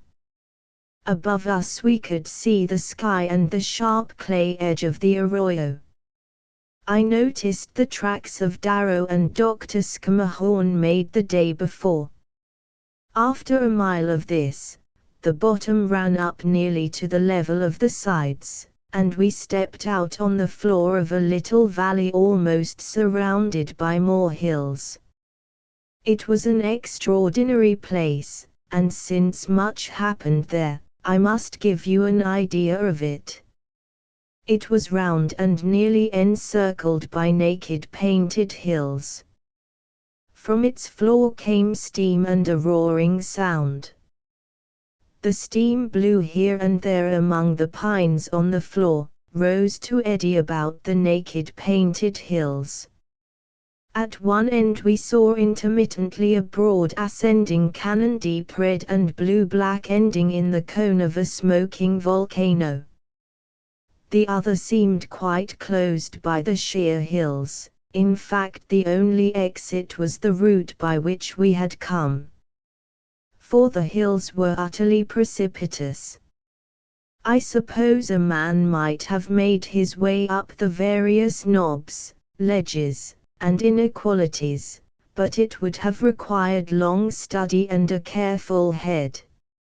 I, myself, later worked my way a short distance, merely to examine the texture of their marvelous color. This was at once varied and of great body, not at all like the smooth, glossed color of most rock, but soft and rich. You've seen painters' palettes, it was just like that, pasty and fat. There were reds of all shades, from a veritable scarlet to a red umber, greens, from sea green to emerald, several kinds of blue, and an indeterminate purple mauve. The whole effect was splendid and barbaric. We stopped and gasped as it hit our eyes. Darrow alone was unmoved. He led the way forward and in an instant had disappeared behind the veil of steam. Thrackles and Padosa hung back murmuring, but at a sharp word from me gathered their courage in their 2 hands and proceeded. We found that the first veil of steam, and a fearful stench of gases, proceeded from a miniature crater whose edge was heavily encrusted with a white salt. Beyond, close under the rise of the hill, was another. Between the 2 Percy Darrow had stopped and was waiting. He eyed us with his lazy, half-quizzical glance as we approached. "Think the place is going to blow up?" he inquired, with a tinge of irony. "Well, it isn't." He turned to me. "Here's where we shall stay for a while. You and the men are to cut a number of these pine trees for a house. Better pick out the little ones, about 3 or 4 inches through, they're easier handled. I'll be back by noon." We set to work then in the roaring, steaming valley with the vapor swirling about us, sometimes concealing us, sometimes half revealing us gigantic, again in the utterness of exposure showing us dwindled pygmies against the magnitudes about us. The labor was not difficult. By the time Darrow returned we had a pile of the saplings ready for his next direction. He was accompanied by the nigger, very much terrified, very much burdened with food and cooking utensils. The assistant was lazily relating tales of voodoos, a glimmer of mischief in his eyes. 7 Captain Sullivan loses his nerve. I lived in the place for 3 weeks. We were afoot shortly after daybreak, under way by sun-up, and at work before the heats began. 3 of us worked on the buildings, and the rest formed a pack train carrying all sorts of things from the shore to the valley. The men grumbled fiercely at this, but Captain Sullivan drove them with slight regard for their opinions or feelings. "You're getting double pay," was his only word, "earn it." They certainly earned it during those 3 weeks. The things they brought up were astounding. Besides a lot of scientific apparatus and chests of chemical supplies, everything that could possibly be required had been provided by that omniscient young man. After we had built a long, low structure, windows were forthcoming, shelves, tables, sinks, faucets, forges, burners, all cut out, fitted and ready to put together, each with its proper screws, nails, clamps, or pipes ready to our hands. When we had finished, we had constructed as complete a laboratory on a small scale as you could find on a college campus, even to the stone pillar down to bedrock for delicate microscopic experiments, and hot and cold water led from the springs. And we were utterly unskilled. It was all Percy Darrow. I was toward the last engaged in screwing on a fixture for the generation of acetylene gas. "Darrow," said I, "there's one thing you've overlooked. You forgot to bring a cupola and a gilt weathercock for this concern." After the laboratory was completed, we put up sleeping quarters for the 2 men, with wide porches well screened, and a square, heavy storeroom. By the end of the 3rd week we had quite finished. Dr. Scammahorn had turned with enthusiasm to the unpacking of his chemical apparatus. Almost immediately at the close of the freight carrying, he had appeared, lugging his precious chest, this time suffering the assistance of Darrow, and had camped on the spot. We could not induce him to leave, so we put up a tent for him. Darrow remained with him by way of safety against the men, whose measure, I believe, he had taken. Now that all the work was finished, the doctor put in a sudden appearance. "Percy," said he, "now we will have the defense built." He dragged us with him to the narrow part of the arroyo, just before it rose to the level of the valley. "Here we will build the stockade defense," he announced. Darrow and I stared at each other blankly. "What for, sir?" inquired the assistant. "I have come to be undisturbed," announced the doctor, with owl-like, Teutonic gravity, "and I will not be disturbed." Darrow nodded to me and drew his principal aside. They conversed earnestly for several minutes. Then the assistant returned to me. "No use," he shrugged in complete return to his indifferent manner. "Stockade it is. Better make it of 14-foot logs, slanted out. Dig a trench across, plant your logs 3 or 4 feet, bind them at the top. That's his specification for it. Go at it." But I expostulated, "What's the use of it? Even if the men were dangerous, that would just make them think you did have something to guard." "I know that." "Orders," replied Percy Darrow. We built the stockade in a day. When it was finished we marched to the beach, and never, save in the 3 instances of which I shall later tell you, did I see the valley again. The next day we washed our clothes, and moved ashore with all our belongings. "I'm not going to have this crew aboard," stated Captain Sullivan positively. "I'm going to clean her." He himself stayed, however. We rowed in, constructed a hasty fireplace of stones, spread our blankets, and built an unnecessary fire near the beach. "Clean her," grumbled Thrackles. "My eye. I'd rather round the Cape," growled Pulse hopelessly. "Come, now, it can't be as bad as all that," I tried to cheer them. "It can't be more than a week or 10 days' job, even if we careen her." "You don't know what you're talking about," said Thrackles. "It's worse than the Yellow Jack. It's 6 weeks at least." "Mind when we last cleaned her?" he inquired of Handy Solomon. "You can kiss the book on it," replied he. "Down by the line in that little swab of a sand island." My eye, but don't I remember. I sweated my liver white. They smoked in silence.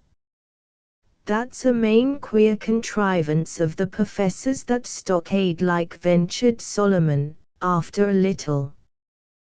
"He doesn't want any intrusion," I said. "These scientific experiments are very delicate." "Quite like," he commented noncommittally. We slept on the ground that night, and next morning, under Captain Sullivan's directions, we commenced the task of lightening the ship. He detailed the nigger and Padosa for special duty. "I'll just see to your shore quarters," he squeaked. "You empty her." All day long we rowed back and forth from the ship to the cove, landing the contents of the hold. These, by good fortune, we did not have to carry over the neck of land, for just above the gravel beach was a wide ledge on which we could pile the stores.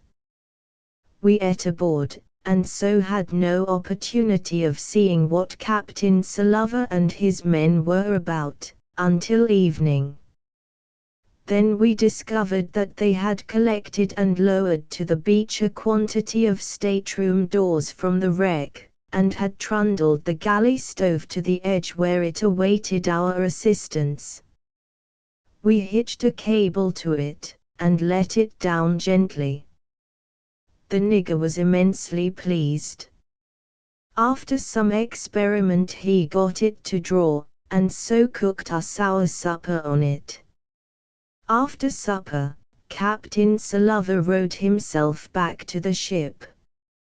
"Egen," he had said, drawing me aside, "I'm going to leave you with them. It's better that one of us, I think as owner I ought to be aboard, of course, sir," said I, "it's the only proper place for you." "I'm glad you think so," he rejoined, apparently relieved. "And anyway," he cried, with a burst of feeling, "I hate the gritty feeling of it under my feet. Solid oak's the only walking for a man." He left me hastily, as though a trifle ashamed. I thought he seemed depressed, even a little furtive, and yet on analysis I could discover nothing definite on which to base such a conclusion. It was rather a feeling of difference from the man I had known. In my fatigue it seemed hardly worth thinking about. The men had rolled themselves in their blankets, tired with the long day. Next morning Captain Sullivan was ashore early. He had quite recovered his spirits, and offered me a dram of French brandy, which I refused. We worked hard again. Again the master returned at night to his vessel, this time without a word to any of us. Again the men, drugged by toil, turned in early and slept like the dead. We became entangled in a mesh of days like these, during which things were accomplished, but in which was no space for anything but the tasks imposed upon us. The men for the most part had little to say. "Poor Dias, it is too much work," sighed Pedosa once. "Why don't you kick to the old man, then?" sneered Thrackles. The silence that followed, and the sullenness with which Pedosa readdressed himself to his work, was significant enough of Captain Sullivan's past relations with the men. And how we did clean her! We stripped her of every stitch and sliver until she floated high, an empty hull, even her spars and running rigging ashore. I understood now the crew's grumbling. We literally went at her with a nail brush. Captain Sullivan took charge of us when we had reached this period. He and the nigger and Pedosa had long since finished the installation of the permanent camp.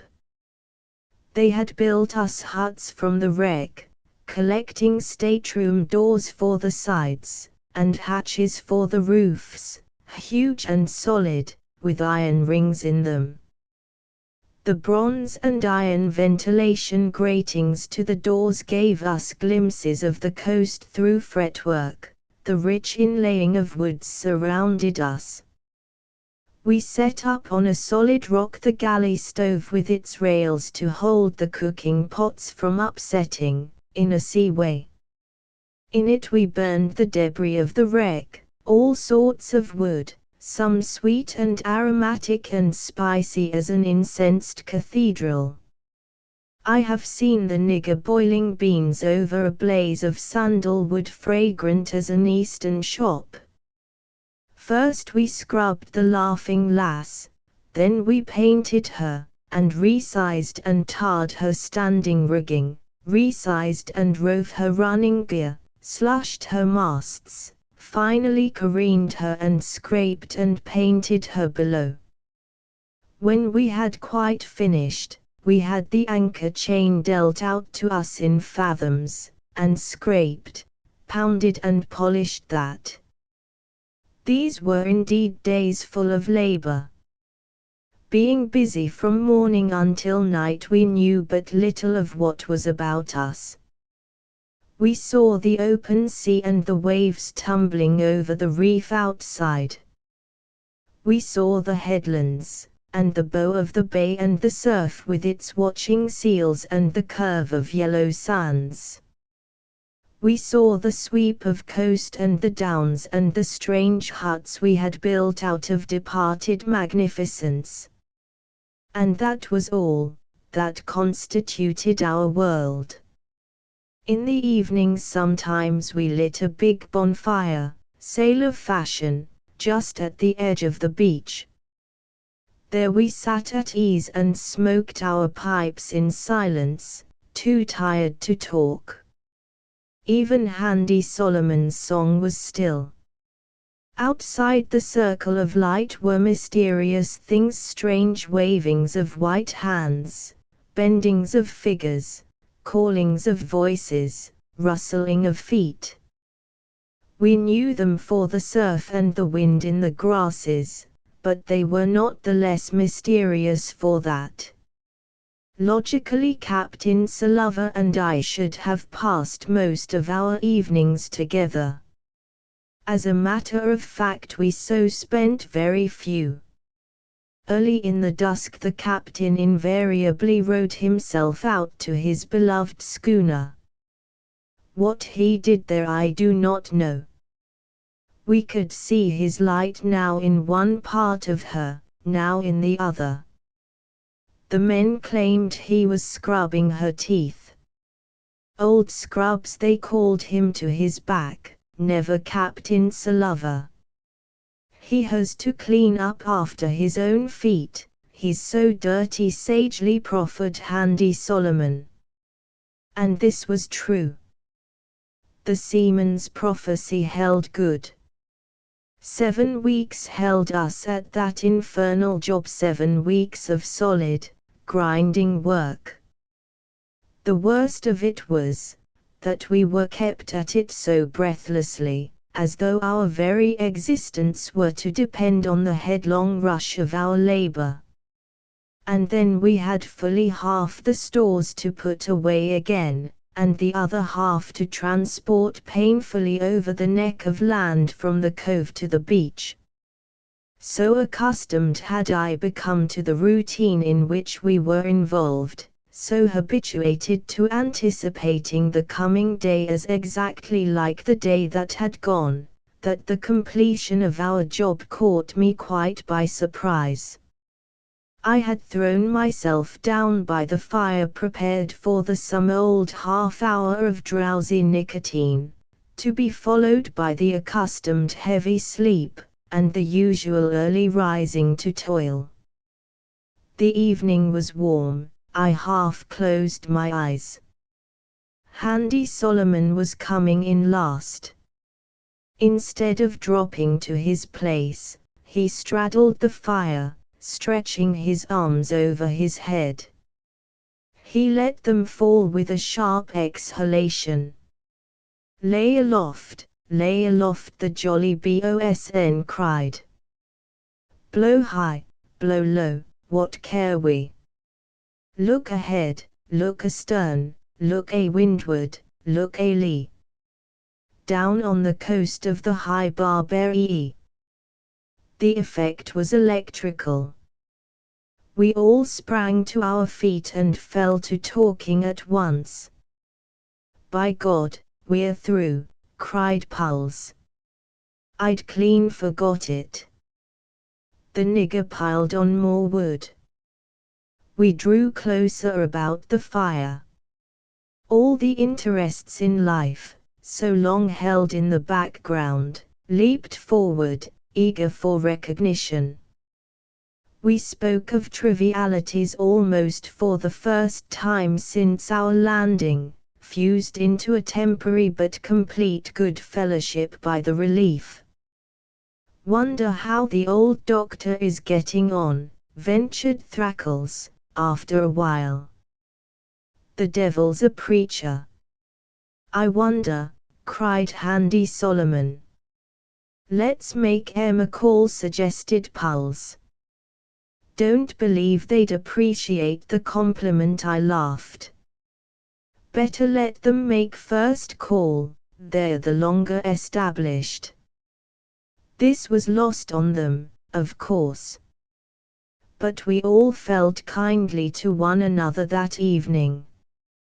I carried the glow of it with me over until next morning, and was therefore somewhat dashed to meet Captain Sullivan, with clouded brows and an uncertain manner.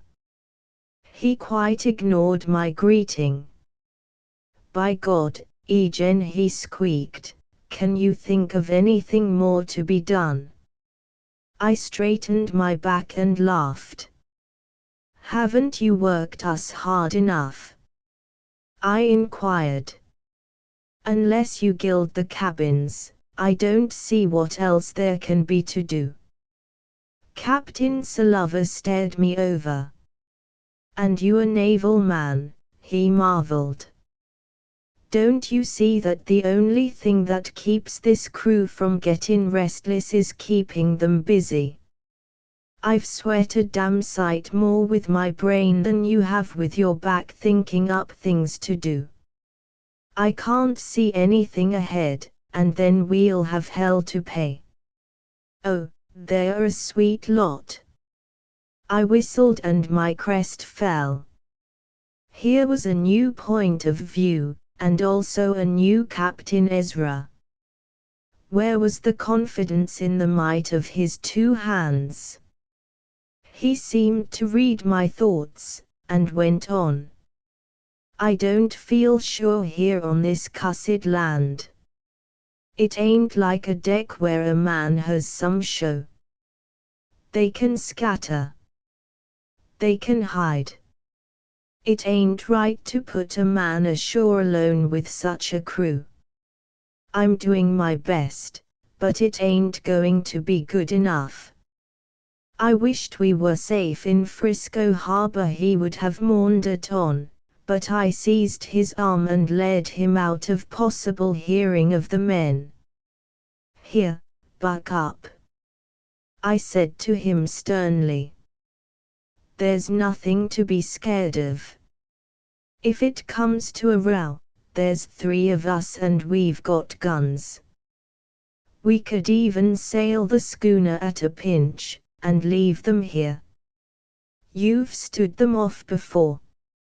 Not ashore, protested Captain Sullivan weakly.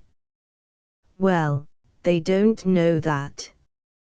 For God's sake, don't let them see you've lost your nerve this way. He did not even wince at the accusation. Put up a front. He shook his head. The sand had completely run out of him. Yet I am convinced that if he could have felt the heave and roll of the deck beneath him, he would have faced 3 times the difficulties he now feared. However, I could see readily enough the wisdom of keeping the men at work. You can wreck the Golden Horn, I suggested. I don't know whether there's anything left worth salvage, but it'll be something to do. He clapped me on the shoulder. Good, he cried, I never thought of it. Another thing, said I, you better give them a day off a week. That can't hurt them and it'll waste just that much more time. All right, agreed Captain Sullivan. Another thing yet. You know I'm not lazy, so it ain't that I'm trying to dodge work. But you'd better lay me off. It'll be so much more for the others. That's true, said he. I could not recognize the man for what I knew him to be. He groped, as one in the dark, or as a sea animal taken out of its element and placed on the sands. Courage had given place to fear, decision to wavering, and singleness of purpose to a divided council. He who had so thoroughly dominated the entire ship, eagerly accepted advice of me, a man without experience. That evening I sat apart considerably disturbed. I felt that the ground had dropped away beneath my feet. To be sure, everything was tranquil at present, but now I understood the source of that tranquility and how soon it must fail. With opportunity would come more scheming, more speculation, more cupidity.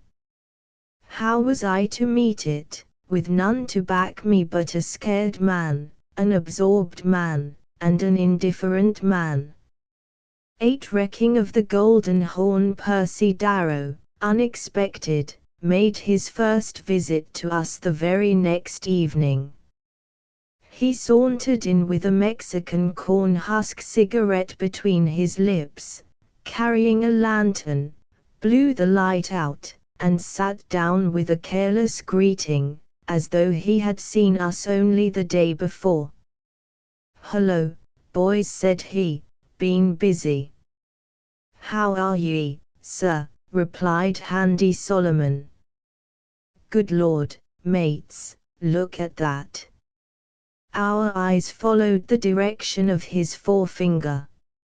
Against the dark blue of the evening sky to northward glowed a faint phosphorescence, arch-shaped, from which shot, with pulsating regularity, long shafts of light. They beat almost to the zenith, and back again, a half-dozen times, then the whole illumination disappeared with the suddenness of gas turned out. "Now I wonder what that might be," marveled Thrackles.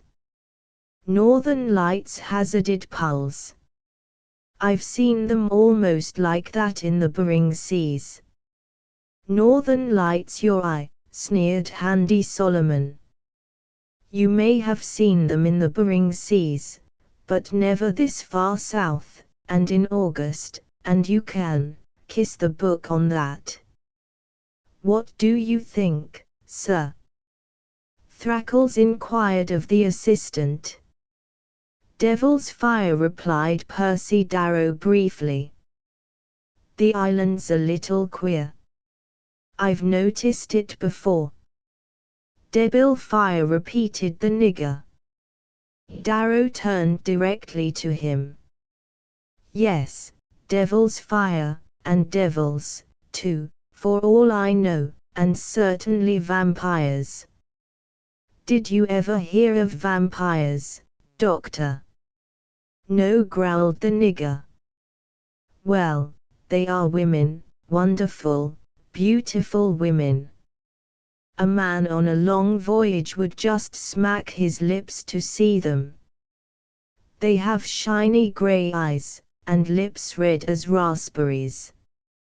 When you meet them they will talk with you and go home with you. And then when you're asleep they tear a little hole in your neck with their sharp claws, and they suck the blood with their red lips. When they aren't women, they take the shape of big bats like birds." He turned to me with so beautifully casual an air that I wanted to clap him on the back with the joy of it. "By the way, Jen, have you noticed those big bats the last few evenings, over by the cliff? I can't make out in the dusk whether they are vampires or just plain bats." He directed his remarks again to the nigger. "Next time you see any of those big bats, Doctor, just you notice close.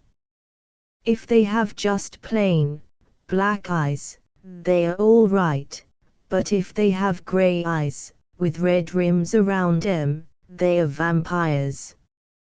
I wish you'd let me know, if you do find out. It's interesting." "Don't get me near no bats," growled the nigger. "Where's Sullivan?" inquired Darrow. "He stays aboard," I hastened to say. "Wants to keep an eye on the ship." "That's laudable. What have you been doing?" "We've been cleaning ship. Just finished yesterday evening." "What next?" "We were thinking of wrecking the Golden Horn." "Quite right. Well, if you want any help with your engines or anything of the sort, call on me."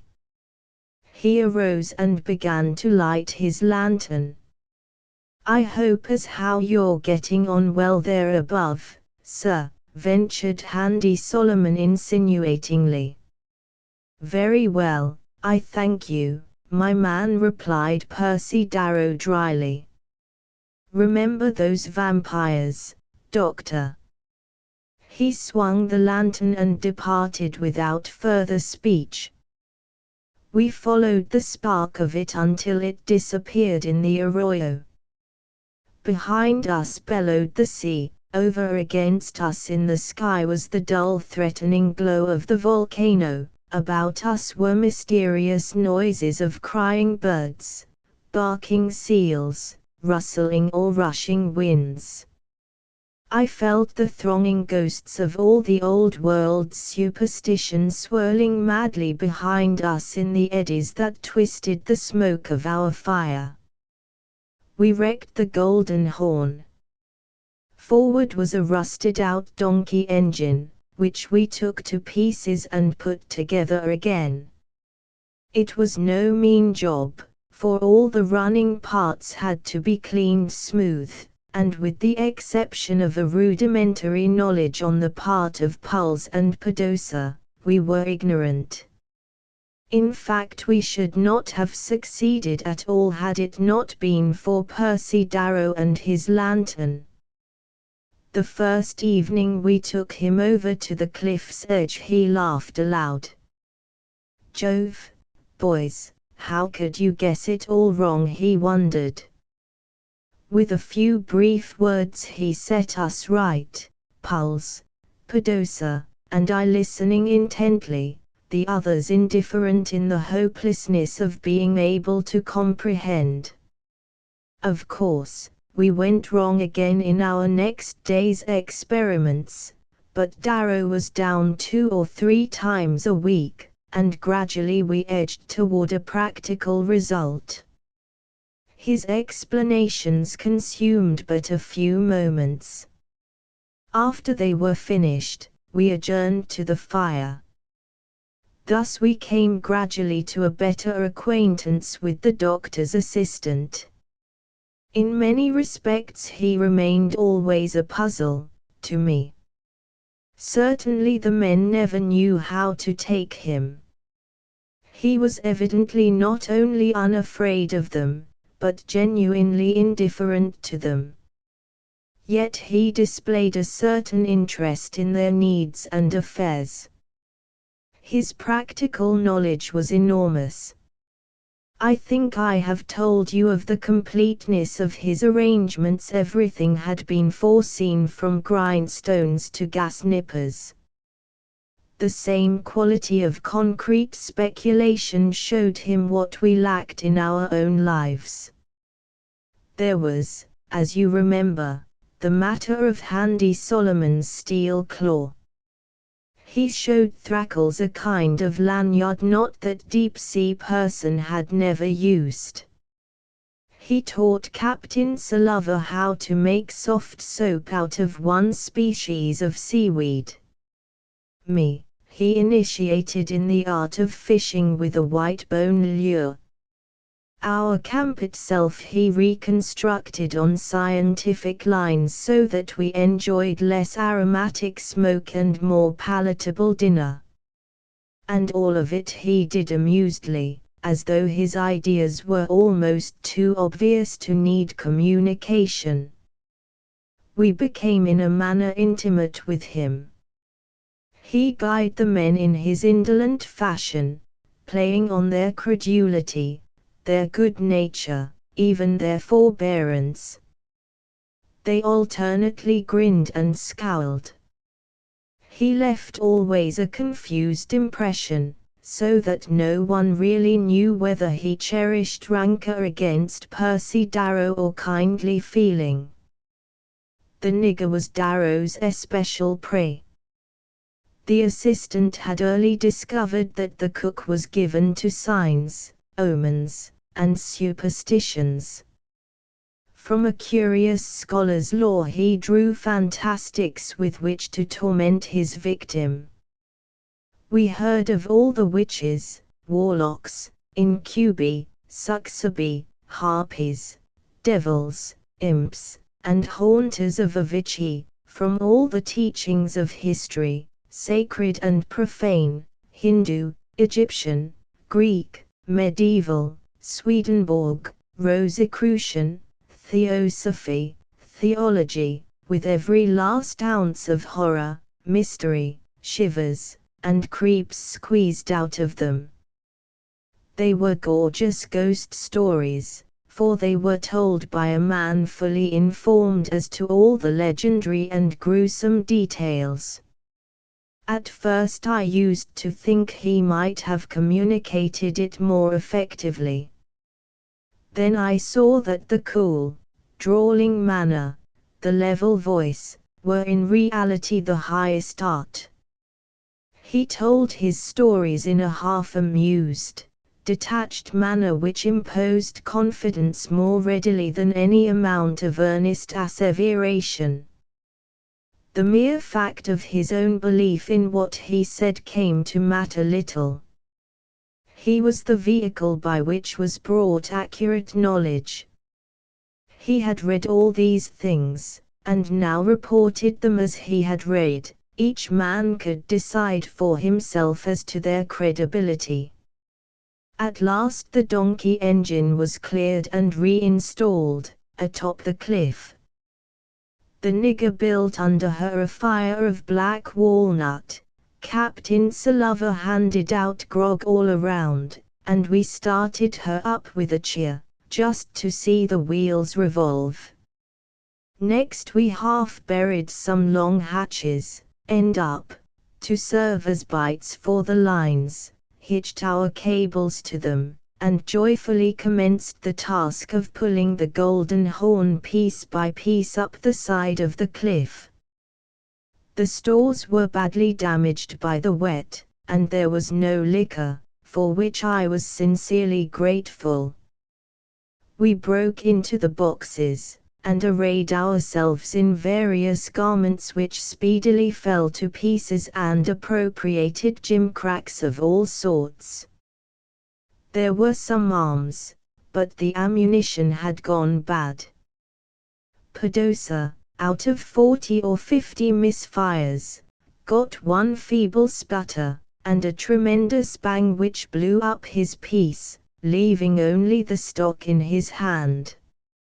A few tinned goods were edible, but all the rest was destroyed. A lot of hardwoods, 1,000 feet of chain cable, and a fairly good anchor might be considered as prizes. As for the rest, it was foolishness, but we hauled it up just the same until nothing at all remained. Then we shut off the donkey engine, and put on dry clothes. We had been quite happy for the 8 months. It was now well along toward spring. The winter had been like summer, and with the exception of a few rains of a week or so, we had enjoyed beautiful skies. The seals had thinned out considerably, but were now returning in vast numbers ready for their annual domestic arrangements. Our Sundays we had mostly spent in resting, or in fishing. There were many deep-sea fish to be had, of great palatability, but small gameness, they came like so many leaden weights. A few of us had climbed some of the hills in a half-hearted curiosity, but from their summits saw nothing to tempt weariness. Practically we knew nothing beyond the mile or so of beach on which we lived. Captain Sullivan had made a habit of coming ashore at least once during the day. He had contented himself with standing aloof, but I took pains to seem to confer with him, so that the men might suppose that I, as mate, was engaged in carrying out his directions. The dread of him was my most potent influence over them. During the last few days of our wrecking, Captain Sullivan had omitted his daily visit. The fact made me uneasy, so that at my first opportunity I sculled myself out to the schooner. I found him, moist-eyed as usual, leaning against the mainmast doing nothing. "We've finished, sir," said I. He looked at me. "Will you come ashore and have a look, sir?" I inquired. "I ain't going ashore again," he muttered thickly. "What?" I cried. "I ain't going ashore again," he repeated obstinately, "and that's all there is to it. It's too much of a strain on any man. Suit yourself. You run them. I shipped as captain of a vessel. I'm no dock walloper. I won't do it for no man." I gasped with dismay at the man's complete moral collapse. It seemed incredible. I caught myself wondering whether he would recover tone were he again to put to sea. "My God, man, but you must!" I cried at last. "I won't, and that's flat," said he, and turned deliberately on his heel and disappeared in the cabin. I went ashore thoughtful and a little scared. But on reflection I regained a great part of my ease of mind. You see, I had been with these men now 8 months, during which they had been as orderly as so many primary school boys. They had worked hard, without grumbling, and had even approached a sort of friendliness about the campfire.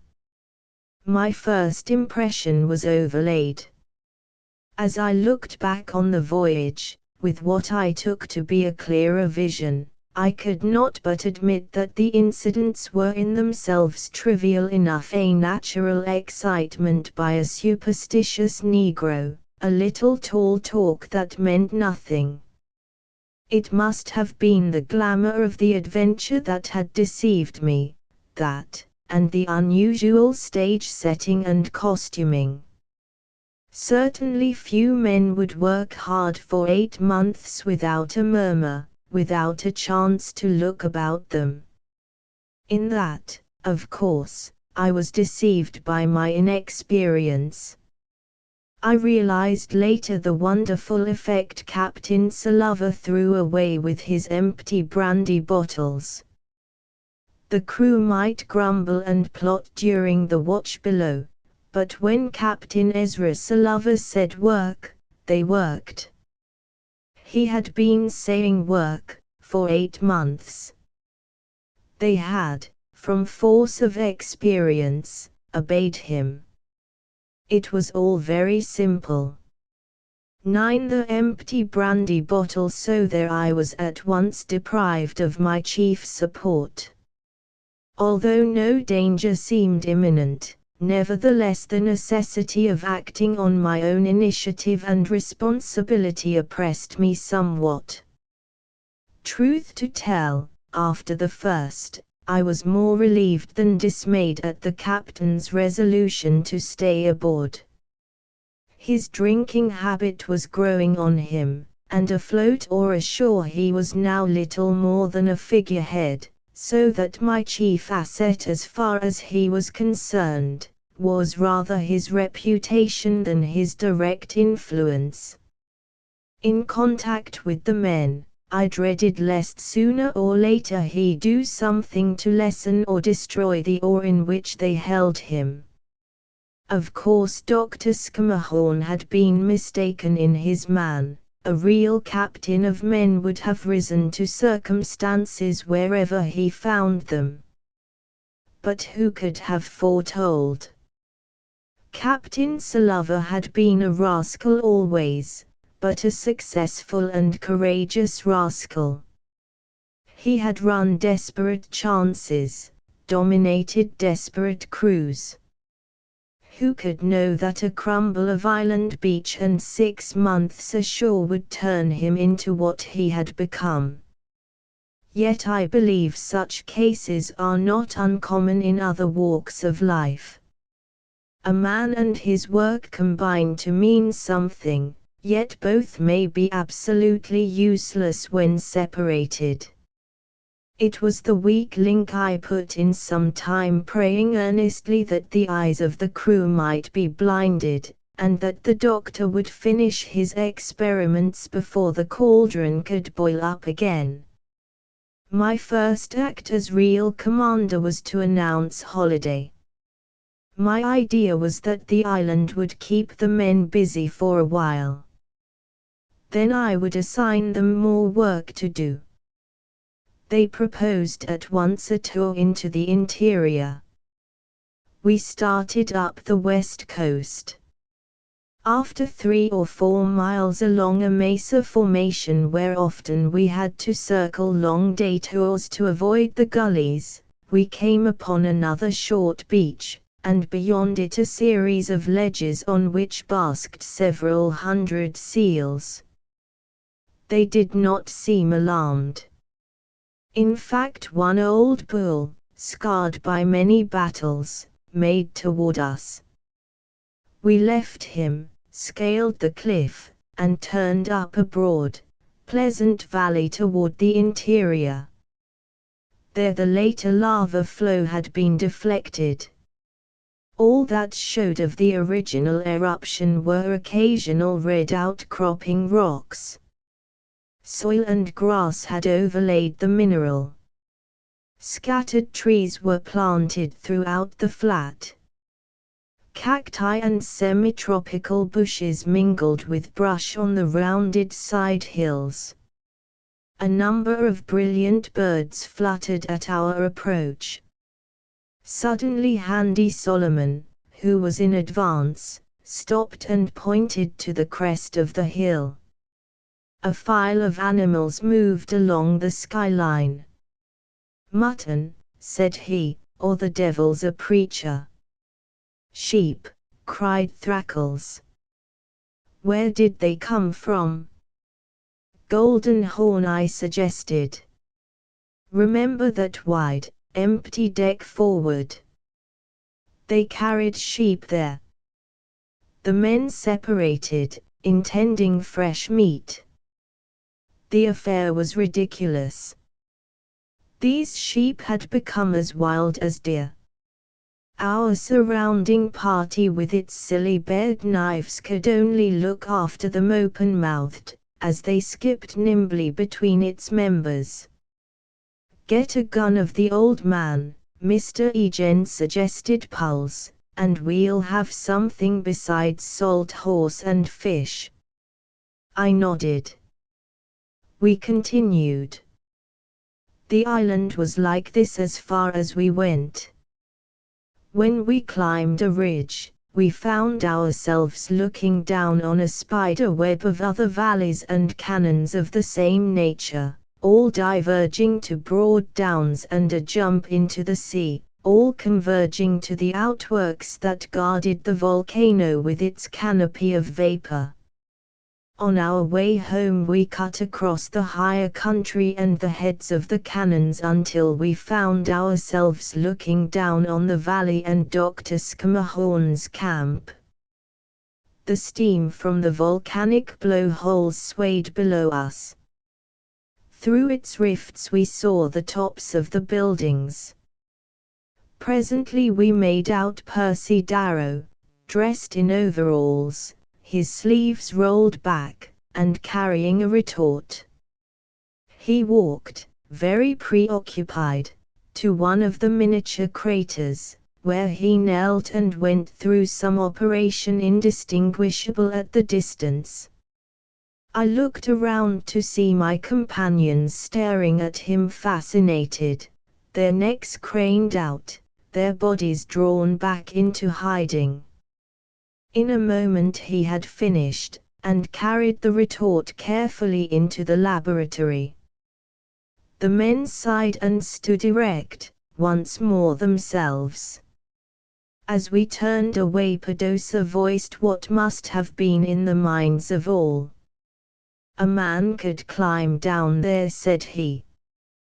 "Why should he want to?" I demanded sharply. "Queen Sabe," shrugged he. We turned in silence toward the beach. Each brooded his thoughts. The sight of that man dressed in overalls, carrying on some mysterious business, brought home to each of us the fact that our expedition had an object, as yet unknown to us. The thought had of late dropped into the background. For my part, I had been so immersed in the adventure and the labor and the insistent need of the hour that I had forgotten why I had come. Dr. Schermerhorn's purpose was as inscrutable to me as at first. What had I accomplished? The men, too, seemed struck with some such idea. There were no yawns about the campfire that night. Percy Darrow did not appear, for which I was sincerely sorry. His presence might have created a diversion. For some unknown reason, all my old apprehensions, my sense of impending disaster, had returned to me strengthened. In the firelight the nigger's sullen face looked sinister, Pulse's nervous white countenance looked vicious. Thrackle's heavy, bulldog expression was threatening, Padosa's Mexican cast fit for knife work in the back.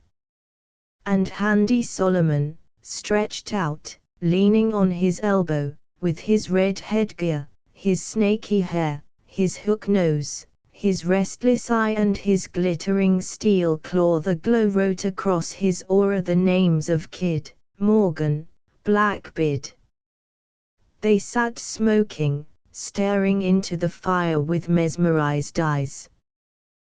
The silence got on my nerves. I arose impatiently and walked down the pale beach, where the stars glimmered in splashes along the wettest sands. The black silhouette of the hills against the dark blue of the night sky, the white of breakers athwart the indistinct heave of the ocean, a faint light marking the position of the Laughing Lass, that was everything in the world. I made out some object rolled about in the edge of the wash. At the cost of wet feet I rescued it.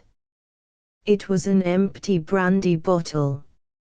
Exchange of masters. The next day we continued our explorations by land, and so for a week after that. I thought it best not to relinquish all authority, so I organized regular expeditions, and ordered their direction. The men did not object. It was all good enough fun to them.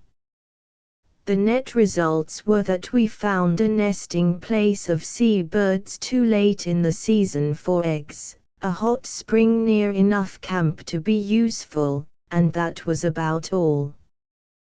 The sheep were the only animals on the island, although there were several sorts of birds. In general, the country was as I have described it, either volcanic or overlaid with fertile earth. In any case it was cañon and hill. We soon grew tired of climbing and turned our attention to the sea. With the surf boat we skirted the coast. It was impregnable except in 3 places, our own beach, that near the seal rookery, and on the south side of the island. We landed at each one of these places. But returning close to the coast we happened upon a cave mouth more or less guarded by an outlying rock. The day was calm, so we ventured in.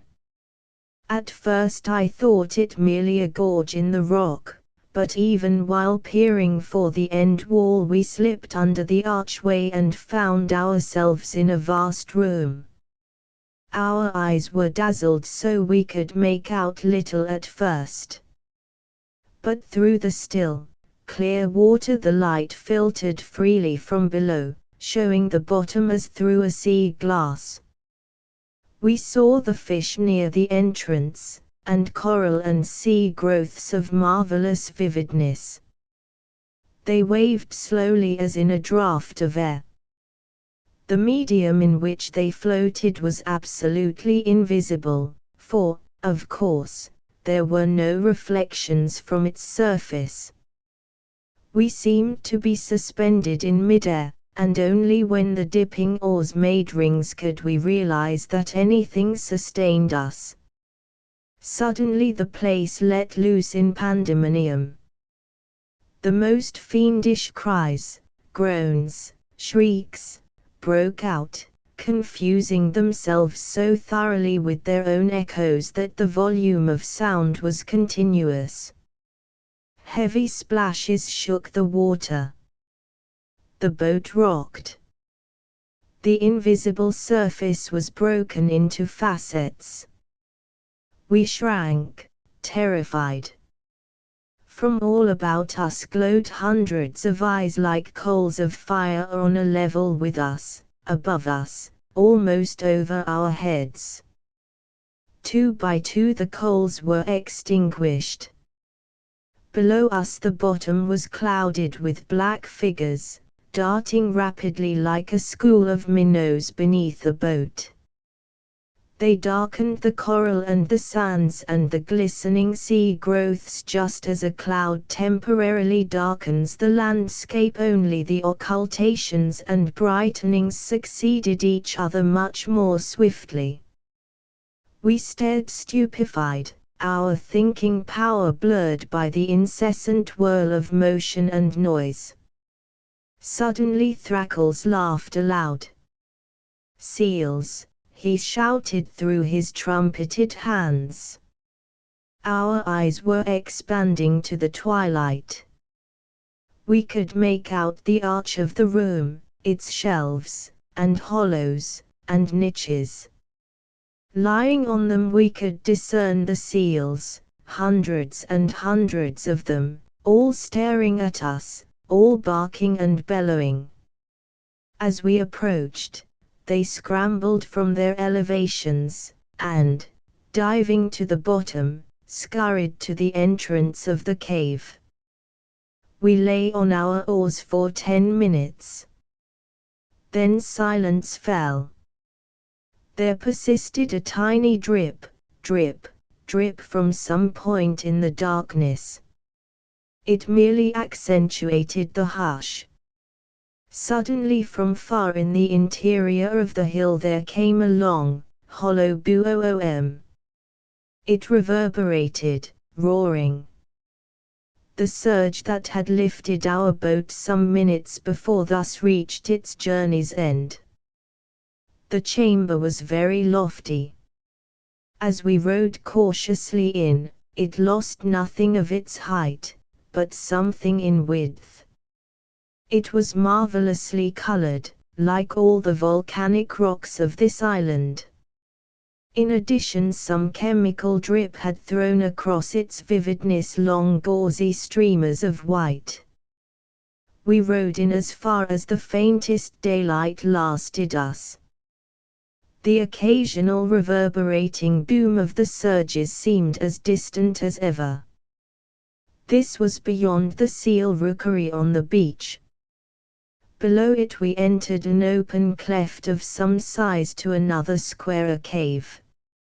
It was now high tide, the water extended a scant 10 fathoms to end on an interior shale beach. The cave was a perfectly straight passage following the line of the cleft. How far in it reached we could not determine, for it, too, was full of seals, and after we had driven them back 100 feet or so their fiery eyes scared us out. We did not care to put them at bay. The next day I rode out to the Laughing Lass and got a rifle. I found the captain asleep in his bunk, and did not disturb him. Pedosa and I, with infinite pains, tracked and stalked the sheep, of which I killed one. We found the mutton excellent. The hunting was difficult, and the quarry, as time went on, more and more suspicious, but henceforward we did not lack for fresh meat. Furthermore, we soon discovered that fine trolling was to be had outside the reef. We rigged a sail for the extra dory, and spent much of our time at the sport. I do not know the names of the fish. They were very gamey indeed, and ran from 5 to an indeterminate number of pounds in weight. Above 50 pounds our light tackle parted, so we had no means of knowing how large they may have been. Thus we spent very pleasantly the greater part of 2 weeks. At the end of that time I made up my mind that it would be just as well to get back to business. Accordingly I called Pedosa and directed him to sort and clear of rust the salvaged chain cable. He refused flatly. I took a step toward him. He drew his knife and backed away. Pedosa, said I firmly, put up that knife. No, said he. I pulled the saw-barreled Colt's .45 and raised it slowly to a level with his breast. Pedosa, I repeated, drop that knife. The crisis had come, but my resolution was fully prepared for it. I should not have cared greatly if I had had to shoot the man, as I certainly should have done had he disobeyed. There would then have been one less to deal with in the final accounting, which strangely enough I now for a moment never doubted would come. I had not before aimed at a man's life, so you can see to what tensity the baffling mystery had strung me. Pedosa hesitated a fraction of an instant. I really think he might have chanced it, but Handy Solomon, who had been watching me closely, growled at him. Drop it, you fool, he said. Pedosa let fall the knife. Now, get at that cable, I commanded, still at white heat. I stood over him until he was well at work, then turned back to set tasks for the other men. Handy Solomon met me halfway. Begging your pardon, Mr. Egan, said he, I want a word with you. I have nothing to say to you, I snapped, still excited. It ain't reasonable not to hear a man say, he advised in his most conciliatory manner, I'm talking for all of us. He paused a moment, took my silence for consent, and went ahead. Begging your pardon, Mr. Egan, said he, we ain't going to do any more useless work. There ain't no laziness about us, but we ain't going to be busy at nothing. All the camp work and the haulin' and cuttin' and cleanin' and the rest of it, we'll do gladly. But we ain't going to pound any more cable, and you can kiss the book on that. You mean to mutiny? I asked. He made a deprecatory gesture. "Put us aboard ship, sir, and let us hear the old man give his orders, and you'll find no mutiny in us. But here sure it's different." "Did the old man give orders to pound the cable?" "I represent the captain," I stammered. He caught the evasion. "I thought so." "Well, if you got any kick on us, please, sir, go get the old man. If he says to our face, 'Pound cable,' why pound cable it is. Ain't that right, boys?" They murmured something. Pedosa deliberately dropped his hammer and joined the group. My hand strayed again toward the sawed-off Colt's 45. "I wouldn't do that," said Handy Solomon, almost kindly. "You couldn't kill us all.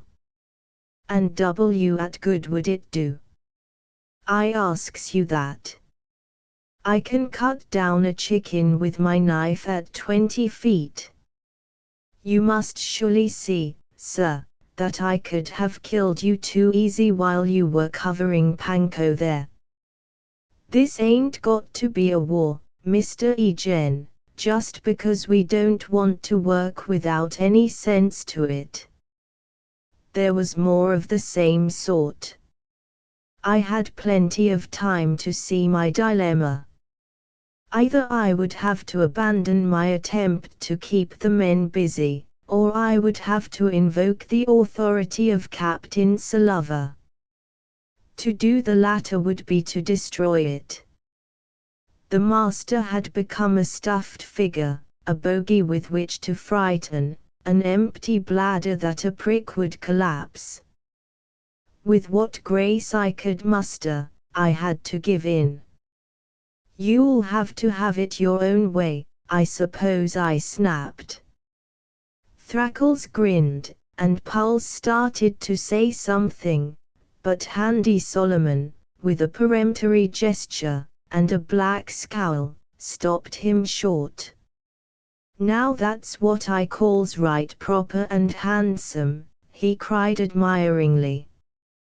"We really had no right to expect that, boys, as seamen, from our first officer. You can kiss the book on it, that very few crews have such kind masters. Mr. Eugene has the right, and we signed to it all straight, to work us as he pleases, and what does he do? Why, he up and gives us a week shore leave, and then he gives us light watches, and all the time our pay goes on just the same.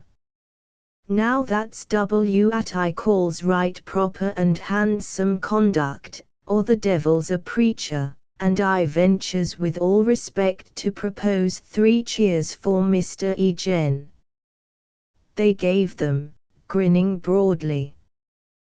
The villain stood looking at me, a sardonic gleam in the back of his eye. Then he gave a little hitch to his red head covering, and sauntered away humming between his teeth. I stood watching him, choked with rage and indecision. The humming broke into words. oh, quarter," the jolly pirates cried. "Blow high, blow low. What care we?" But the quarter that we gave them was to sink them in the sea, down on the coast of the High Barbarie. "Here, you swab," he cried to Thrackles, "and you, Panko. Get some wood, lively. And Pulse, bring us a pail of water. Doctor, let's have duff to celebrate on." The men fell to work with alacrity. 11 The corrosive. That evening I smoked in a splendid isolation while the men whispered apart. I had nothing to do but smoke, and to chew my cud, which was bitter.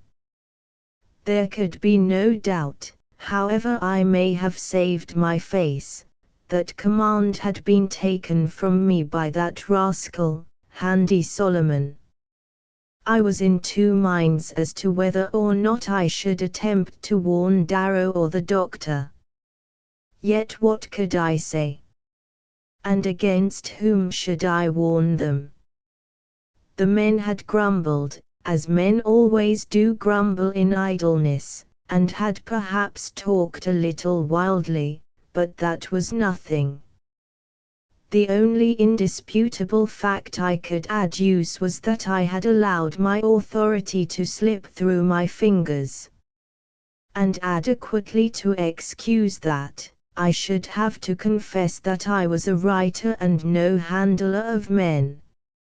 I abandoned the unpleasant train of thought with a snort of disgust, but it had led me to another. In the joy and uncertainty of living I had practically lost sight of the reason for my coming. With me it had always been more the adventure than the story. My writing was a byproduct, a utilization of what life offered me. I had set sail possessed by the sole idea of ferreting out Dr. Schermerhorn's investigations, but the gradual development of affairs had ended by absorbing my every faculty. Now, cast into an eddy by my change of fortunes, the original idea regained its force. I was out of the active government of affairs, with leisure on my hands, and my thoughts naturally turned with curiosity again to the laboratory in the valley. Darrow's devil fires were again painting the sky. I had noticed them from time to time, always with increasing wonder.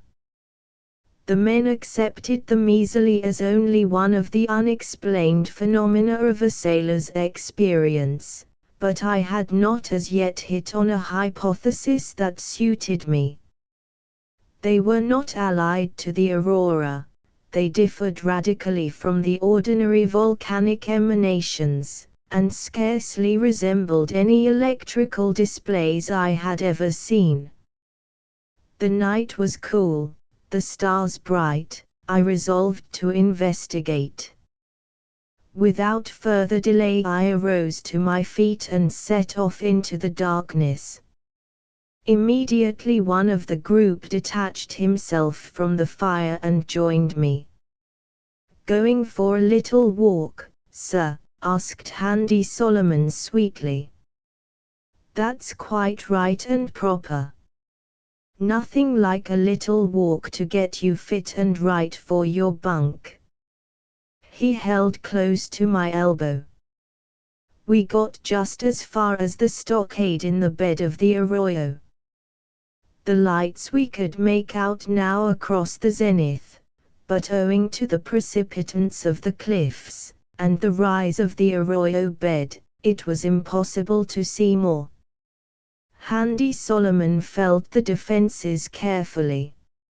"A man would think, sir, it was a cannibal island," he observed. "All so tight and tidy like here. It would take a ship's guns to batter her down. A man might dig under these here 2-gate logs, if no one was against him." "Like to try it, sir?" "No," I answered gruffly. From that time on I was virtually a prisoner, yet so carefully was my surveillance accomplished that I could place my finger on nothing definite. Someone always accompanied me on my walks, and in the evening I was herded as closely as any cattle. Handy Solomon took the direction of affairs off my hands. You may be sure he set no very heavy tasks. The men cut a little wood, carried up a few pails of water, that was all. Lacking incentive to stir about, they came to spend most of their time lying on their backs watching the sky. This in turn bred a languor which is the sickest, most soul and temper destroying affair invented by the devil. They could not muster up energy enough to walk down the beach and back, and yet they were wearied to death of the inaction. After a little they became irritable toward one another. Each suspected the other of doing less than he should. You who know men will realize what this meant. The atmosphere of our camp became surly. I recognized the precursor of its becoming dangerous. One day on a walk in the hills I came on Thrackles and Pulls lying on their stomachs gazing down fixedly at Dr. Scammahorn's camp. This was nothing extraordinary, but they started guiltily to their feet when they saw me, and made off, growling under their breaths. All this that I have told you so briefly, took time. It was the eating through of men's spirits by that worst of corrosives, idleness. I conceive it unnecessary to weary you with the details. The situation was as yet uneasy but not alarming. One evening I overheard the beginning of an absurd plot to gain entrance to the valley that was as far as detail went. I became convinced at last that I should in some way warn Percy Darrow. That seems a simple enough proposition, does it not? But if you will stop to think one moment of the difficulties of my position, you will see that it was not as easy as at first it appears. Darrow still visited us in the evening. The men never allowed me even the chance of private communication while he was with us. One or two took pains to stretch out between us. Twice I arose when the assistant did, resolved to accompany him part way back. Both times men resolutely escorted us, and as resolutely separated us from the opportunity of a single word apart. The crew never threatened me by word or look. But we understood each other. I was not permitted to row out to the Laughing Lass without escort. Therefore I never attempted to visit her again. The men were not anxious to do so. Their awe of the captain made them only too glad to escape his notice. That empty shell of a past reputation was my only hope. It shielded the arms and ammunition. As I look back on it now, the period seems to me to be one of merely potential trouble. The men had not taken the pains to crystallize their ideas. I really think their compelling emotion was that of curiosity. They wanted to see. It needed a definite impulse to change that desire to one of greed. The impulse came from Percy Darrow and his idle talk of voodoos. As usual he was directing his remarks to the sullen nigger. "Voodoos," he said. "Of course there are. Don't fool yourself for a minute on that. There are good ones and bad ones. You can tame them if you know how, and they will do anything you want them to." Pulse chuckled in his throat. "You don't believe it," drawled the assistant turning to him. "Well, it's so. You know that heavy box we are so careful of. Well, that's got a tame voodoo in it." The others laughed. "What he like?" asked the nigger gravely. "He's a fine voodoo, with wavery arms and green eyes, and red glows."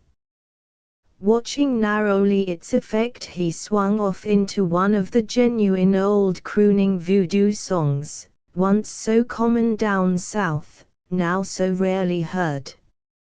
No one knows what the words mean. They are generally held to be charm words, only a magic gibberish.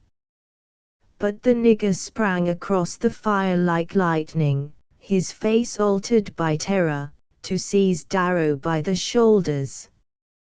"Darn you! Darn you!" he gasped, shaking the assistant violently back and forth. "That King voodoo song! That call him all the voodoo all!" He stared wildly about in the darkness as though expecting to see the night thronged. There was a moment of confusion. Eager for any chance, I hissed under my breath, "Danger! Look out!" I could not tell whether or not Darrow heard me. He left soon after. The mention of the chest had focused the men's interest. "Well," Pulse began, "we've been here on this spot, oh hell, for a long time. A year and 5 months," reckoned Thrackles. "A man can do a lot in that time. If he's busy." "They've been busy." "Yes. Wonder what they've done." There was no answer to this, and the sea lawyer took a new tack. "I suppose we're all getting double wages." "That's so. And that's say $400 for us and Mr. Egen here. I suppose the old man don't let the schooner go for nothing." $250 a month," said I, and then would have had the words back. They cried out in prolonged astonishment. 17 months, pursued the logician after a few moments. He scratched with a stub of lead. "That makes over $11,000 since we've been out. How much do you suppose his outfit stuns him?" he appealed to me. "I'm sure I can't tell you," I replied shortly. "Well, it's a pile of money, anyway." Nobody said anything for some time. "Wonder what they've done?" Pulse asked again. "Something that pays big." Thrackles supplied the desired answer. "That Kai's," suggested Pedosa. "Voodoo," muttered the nigger. "That's to scare us out," said Handy Solomon, with vast contempt. "That's what makes me sure it is the chest."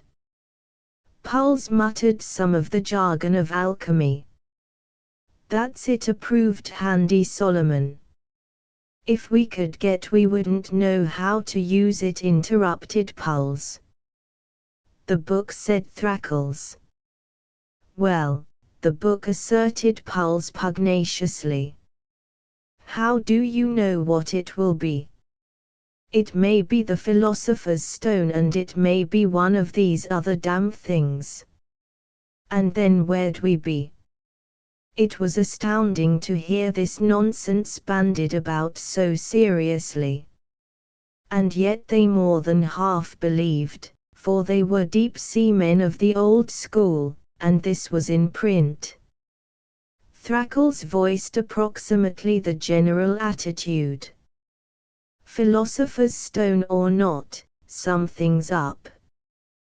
The old boy took too good care of that box, and he's spending too much money, and he's got hold of too much hell afloat to be doing it for his health. "You know W at IT Inc., smiled Pedosa. "He McDiamonds. He say that." The nigger had entered one of his black, brooding moods from which these men expected oracles. "Get him, Chase," he muttered. "I see him full of diamonds." They listened to him with vast respect, and were visibly impressed. So deep was the sense of awe that Handy Solomon unbent enough to whisper to me, I don't take any stock in the nigger's talk ordinarily. He's a hell of a fool nigger. But when his eye looks like that, then you want to listen close. He sees things then. Lots of times he's seen things. Even last year the Oyama he told about her 3 days ahead. That's why we were so ready for her, he chuckled. Nothing more developed for a long time except a savage fight between Pulse and Padosa.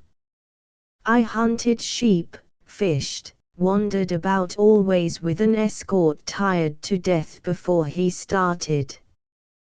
The thought came to me to kill this man and so to escape and make cause with the scientists. My common sense forbade me. I begin to think that common sense is a very foolish faculty indeed. It taught me the obvious that all this idle, vaporing talk was common enough among men of this class, so common that it would hardly justify a murder, would hardly explain an unwarranted intrusion on those who employed me. How would it look for me to go to them with these words in my mouth? The captain has taken to drinking to dull the monotony. The crew think you are an alchemist and are making diamonds.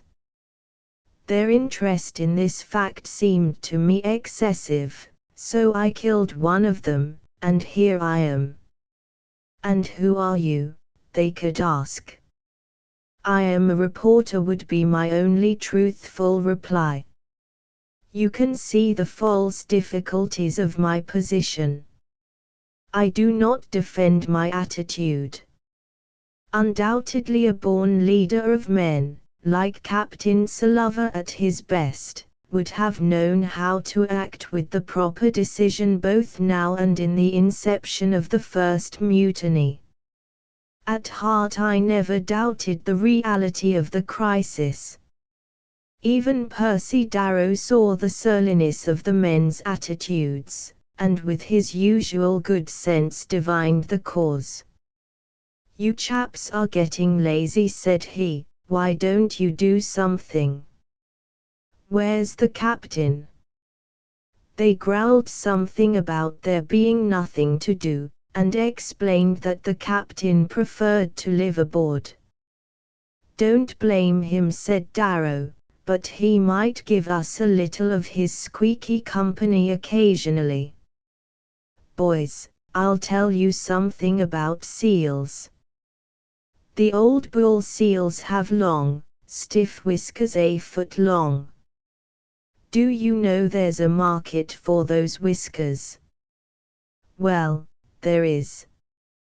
The Chinese mount them in gold and use them for cleaners for their long pipes. Each whisker is worth from 6 bits to $1.25. Why don't you kill a few bull seal for the trimmings?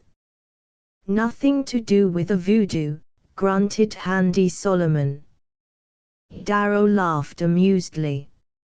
No, this is the truth, he assured. I'll tell you what, I'll give you boys 6 bits apiece for the whisker hairs, and 4 bits for the galls. I expect to sell them at a profit. Next morning they shook off their lethargy and went seal hunting. I was practically commanded to attend. This attitude had been growing of late, now it began to take a definite form. Mr. Egan, don't you want to go hunting, or Mr. Egan? I guess I'll just go along with you to stretch my legs had given way to. We're going fishing, you'd better come along. I had known for a long time that I had lost any real control of them, and that perhaps humiliated me a little. However, my inexperience at handling such men, and the anomalous character of my position to some extent consoled me. In the filaments brushed across the face of my understanding I could discover none so strong as to support an overt act on my part. I cannot doubt that had the affair come to a focus, I should have warned the scientists even at the risk of my life. In fact, as I shall have occasion to show you, I did my best. But at the moment, in all policy I could see my way to little besides acquiescence. We killed seals by sequestrating the bulls, surrounding them, and clubbing them at a certain point of the forehead. It was surprising to see how hard they fought, and how quickly they succumbed to a blow properly directed. Then we stripped the mask with its bristle of long whiskers, took the gall, and dragged the carcass into the surf where it was devoured by fish. At first the men, pleased by the novelty, stripped the skins. The blubber, often 2 or 3 inches in thickness, had then to be cut away from the pelt, cube by cube. It was a long, an oily, and odoriferous job. We stunk mightily of seal oil, our garments were shiny with it, the very pores of our skins seemed to ooze it. And even after the pelt was fairly well cleared, it had still to be tanned. Percy Darrow suggested the method, but the process was long, and generally unsatisfactory. With the acquisition of the 5th greasy, heavy, and ill-smelling piece of fur the men's interest in peltries waned. They confined themselves in all strictness to the trimmings. Percy Darrow showed us how to clean the whiskers. The process was evil. The masks were, quite simply, to be advanced so far in the way of putrefaction that the bristles would part readily from their sockets. The first batch the men hung out on a line. A few moments later we heard a mighty squawking, and rushed out to find the island ravens making off with the entire catch. Protection of netting had to be rigged. We caught seals for a month or so. There was novelty in it, and it satisfied the lust for killing. As time went on, the bulls grew warier. Then we made expeditions to outlying rocks. Later Handy Solomon approached me on another diplomatic errand. "The seals is getting shy, sir," said he. "They are," said I. "The only way to do is to shoot them," said he. "Quite like," I agreed. A pause ensued. "We've got no cartridges," he insinuated. "And you've taken charge of my rifle," I pointed out. "Oh, not a bit, sir," he cried. "Thrackles, he just took it to clean it. You can have it whenever you want it, sir." "I have no cartridges, as you have observed," said I. "There's plenty aboard," he suggested. "And they're in very good hands there," said I. He ruminated a moment, polishing the steel of his hook against the other arm of his shirt. Suddenly he looked up at me with a humorous twinkle. "You're afraid of us," he accused. I was silent, not knowing just how to meet so direct an attack. "No need to be," he continued. I said nothing. He looked at me shrewdly, then stood off on another tack. "Well, sir, I didn't mean just that. I didn't mean you was really scared of us. But we're gettin' to know each other, living here on this old island, brothers like. There ain't no officers and men ashore, is there, now, sir?" When we gets back to the old Laughing Lass, then we drops back into our duty again all right and proper. You can kiss the book on that. Old Scrubs, he knows that. He don't want no shore in his. He knows enough to stay aboard, where we'd all rather be. He stopped abruptly, spat, and looked at me. I wondered whither this devious diplomacy led us. Still, in one way, an officer's an officer, and a seaman's a seaman, thinks you, and discipline must be held up among mates ashore or afloat, thinks you. Quite proper, sir. And I can see you think that the arms is for the afterguard except in case of trouble. Quite proper. You can do the shooting, and you can keep the cartridges always by you. Just for discipline, sir.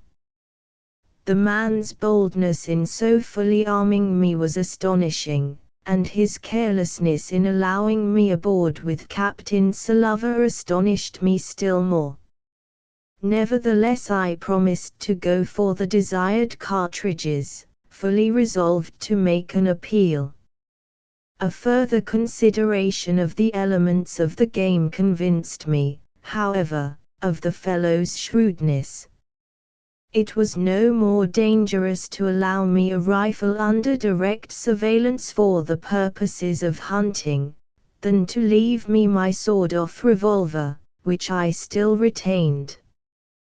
The arguments he had used against my shooting Padosa were quite as cogent now. As to the second point, I, finding the sun unexpectedly strong, returned from the cove for my hat, and so overheard the following between Thrackles and his leader. "What's to keep him from staying aboard?" cried Thrackles, protesting.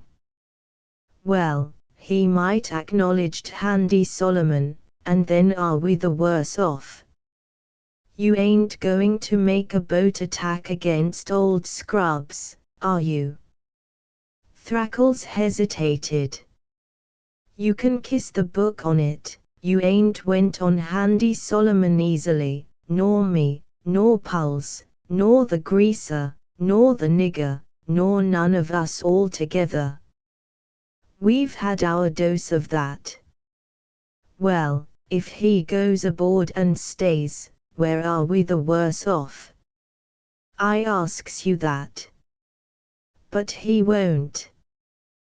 This is what's going to happen. Says he to old Scrubs, 'Sir, the men needs you to bash in their heads.'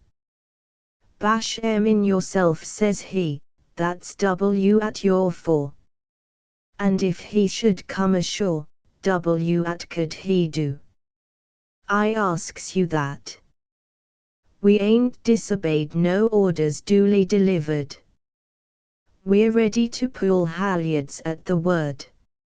No, let him go aboard, and if he peaches to the old man, why all the better, for it just gets the old man down on him.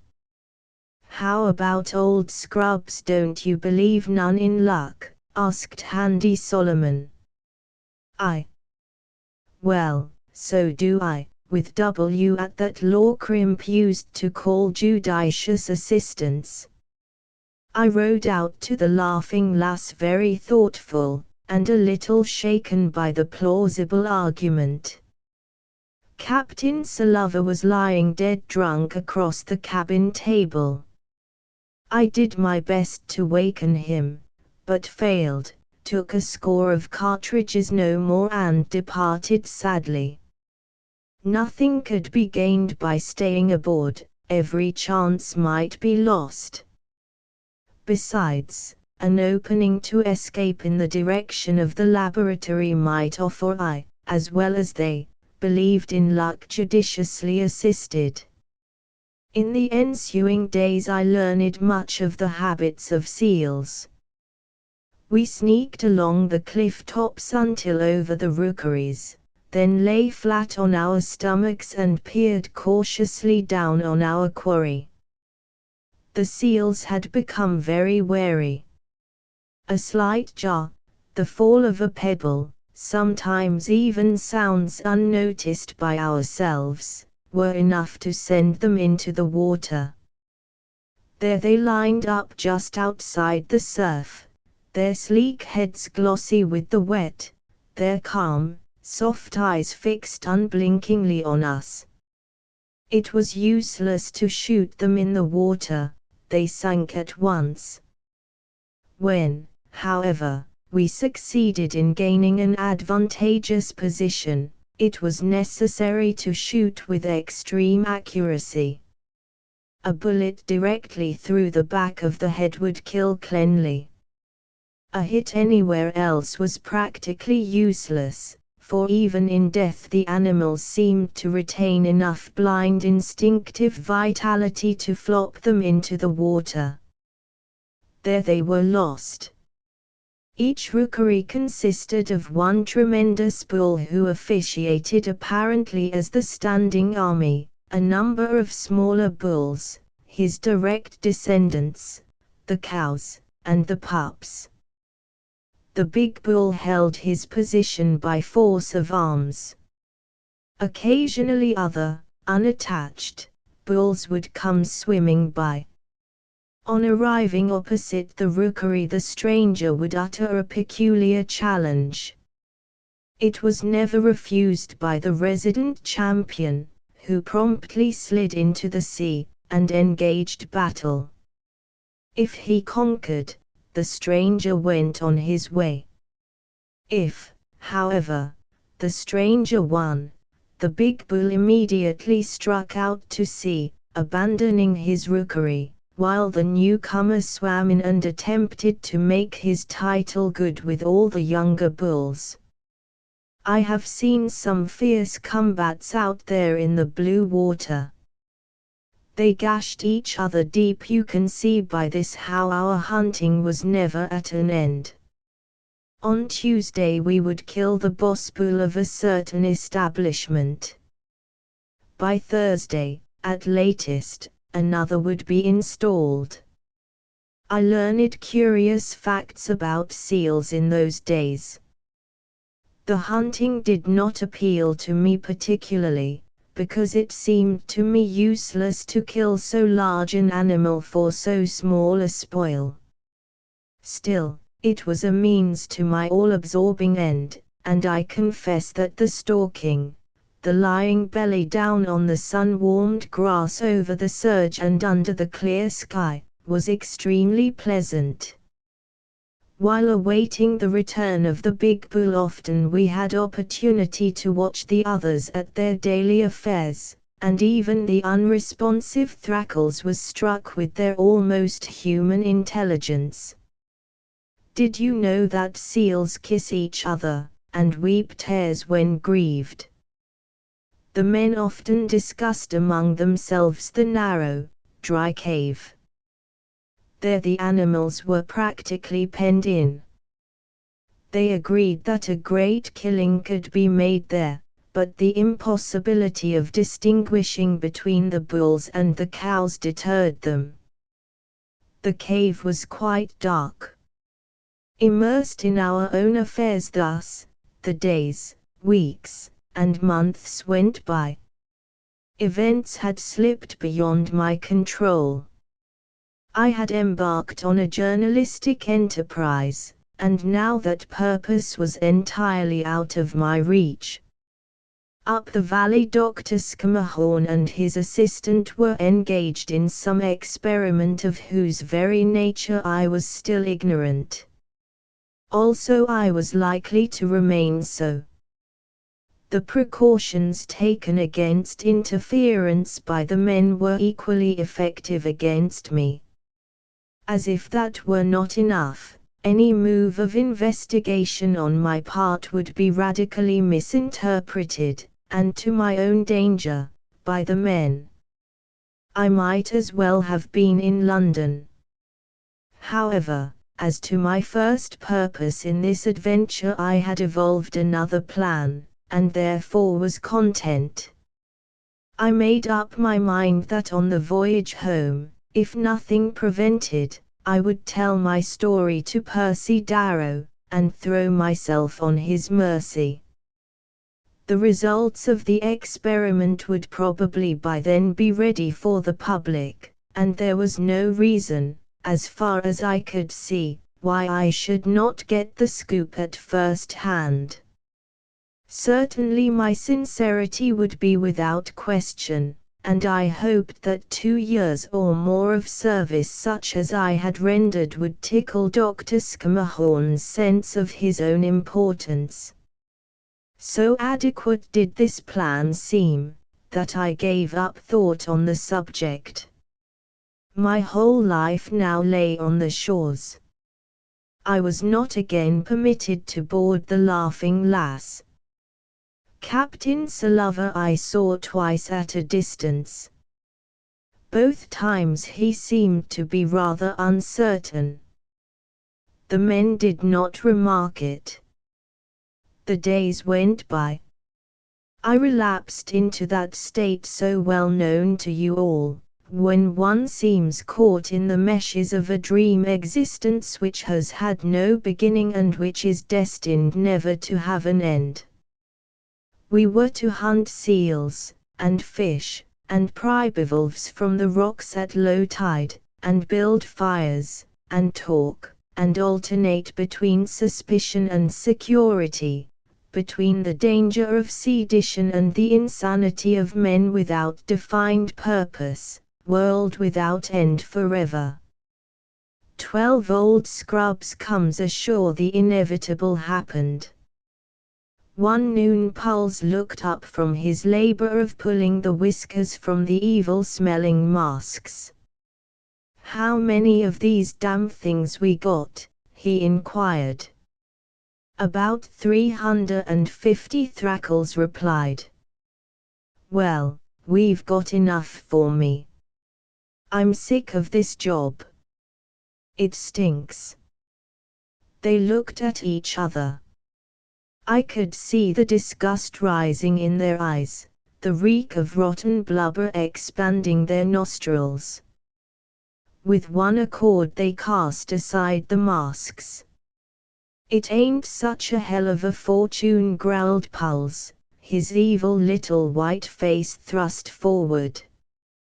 "There's other things worth all the seal trimmings of the islands."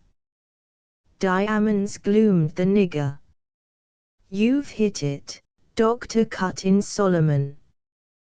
There we were again, back to the old difficulty, only worse. Idleness descended on us again. We grew touchy on little things, as a misplaced plate, a shortage of firewood, too deep a draught at the nearly empty bucket. The noise of bickering became as constant as the noise of the surf. If we valued peace, we kept our mouths shut. The way a man spat, or ate, or slept, or even breathed became a cause of irritation to every other member of the company. We stood the outrage as long as we could. Then we objected in a wild and ridiculous explosion which communicated its heat to the object of our wrath. Then there was a fight. It needed only liquor to complete the deplorable state of affairs. Gradually the smaller things came to worry us more and more. A certain harmless singer of the cricket or perhaps of the tree-toad variety used to chirp his innocent note a short distance from our cabin. For all I know he had done so from the moment of our installation, but I had never noticed him before. Now I caught myself listening for his irregular recurrence with every nerve on the quiver. If he delayed by ever so little, it was an agony, yet when he did pipe up, his feeble strain struck to my heart cold and paralyzing like a dagger. And with every advancing minute of the night I became broader awake, more tense, fairly sweating with nervousness. One night, good God, was it only last week? It seems ages ago, another existence, a state cut off from this by the wonder of a transmigration, at least. Last week. I did not sleep at all. The moon had risen, had mounted the heavens, and now was sailing overhead. By the fretwork of its radiance through the chinks of our rudely built cabin I had marked off the hours. A thunderstorm rumbled and flashed, hull down over the horizon. It was many miles distant, and yet I do not doubt that its electrical influence had dried the moisture of our equanimity, leaving us rattling husks for the winds of destiny to play upon. Certainly I can remember no other time, in a rather wide experience, when I have felt myself more on edge, more choked with the restless, purposeless nervous energy that leaves a man's tongue parched and his eyes staring. And still that infernal cricket, or whatever it was, chirped. I had thought myself alone in my vigil, but when finally I could stand it no longer, and kicked aside my covering with an oath of protest, I was surprised to hear it echoed from all about me. "Damn that cricket!" I cried. And the dead shadows stirred from the bunks, and the hollow-eyed victims of insomnia crept out to curse their tormentor. We organized an expedition to hunt him down. It was ridiculous enough, 6 strong men prowling for the life of one poor little insect. We did not find him, however, though we succeeded in silencing him. But no sooner were we back in our bunks than he began it again, and such was the turmoil of our nerves that day found us sitting one about a fire, hugging our knees. We were so genuinely emptied, not so much by the cricket as by the 2 years of fermentation, that not one of us stirred toward breakfast. In fact, not one of us moved from the listless attitude in which day found him, until after 9 o'clock. Then we pulled ourselves together and cooked coffee and salt horse. As a significant fact, the nigger left the dishes unwashed, and no one cared. Handy Solomon finally shook himself and arose. "I'm sick of this," said he, "I'm going seal hunting." They arose without a word. They were sick of it, too, sick to death. We were a silent, gloomy crew indeed as we thrust the surf boat afloat, clambered in, and shipped the oars. No one spoke a word, no one had a comment to make, even when we saw the rookery slide into the water while we were still 50 yards from the beach. We pulled back slowly along the coast. Beyond the rock we made out the entrance to the dry cave. "There's seal in there," cried Handy Solomon, "lots of 'em." He thrust the rudder over, and we headed for the cave. No one expressed an opinion. As it was again high tide, we rowed into the steep shore inside the cave's mouth and beached the boat. The place was full of seals, we could hear them bellowing. "2 of you stand here," shouted Handy Solomon, "and take them as they go out. We'll go in and scare 'em down to you." "They'll run over us," screamed Pulse. "No, they won't. You can dodge up the sides when they go by." This was indeed well possible, so we gripped our clubs and ventured into the darkness. We advanced 4 abreast, for the cave was wide enough for that. As we penetrated, the bellowing and barking became more deafening. It was impossible to see anything, although we felt an indistinguishable tumbling mass receding before our footsteps. Thrackles swore violently as he stumbled over a laggard. With uncanny abruptness, the black wall of darkness in front of us was alive with fiery eyeballs. The seals had reached the end of the cave and had turned toward us. We, too, stopped, a little uncertain as to how to proceed. The first plan had been to get behind the band and to drive it slowly toward the entrance to the cave. This was now seen to be impossible. The cavern was too narrow, its sides at this point too steep, and the animals too thickly congested.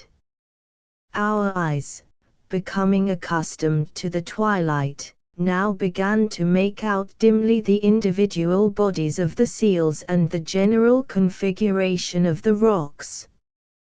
One big boulder lay directly in our path, like an island in the shale of the cave's floor. Pedosa stepped to the top of it for a better look. The men attempted to communicate their ideas of what was to be done, but could not make themselves heard above the uproar. I could see their faces contorting with the fury of being baffled. A big bull made a dash to get by. All the herd flippered after him. If he had won past, they would have followed as obstinately as sheep, and nothing could have stopped them, but the big bull went down beneath the clubs. Thrackles hit the animal 2 vindictive blows after it had succumbed. This settled the revolt, and we stood as before.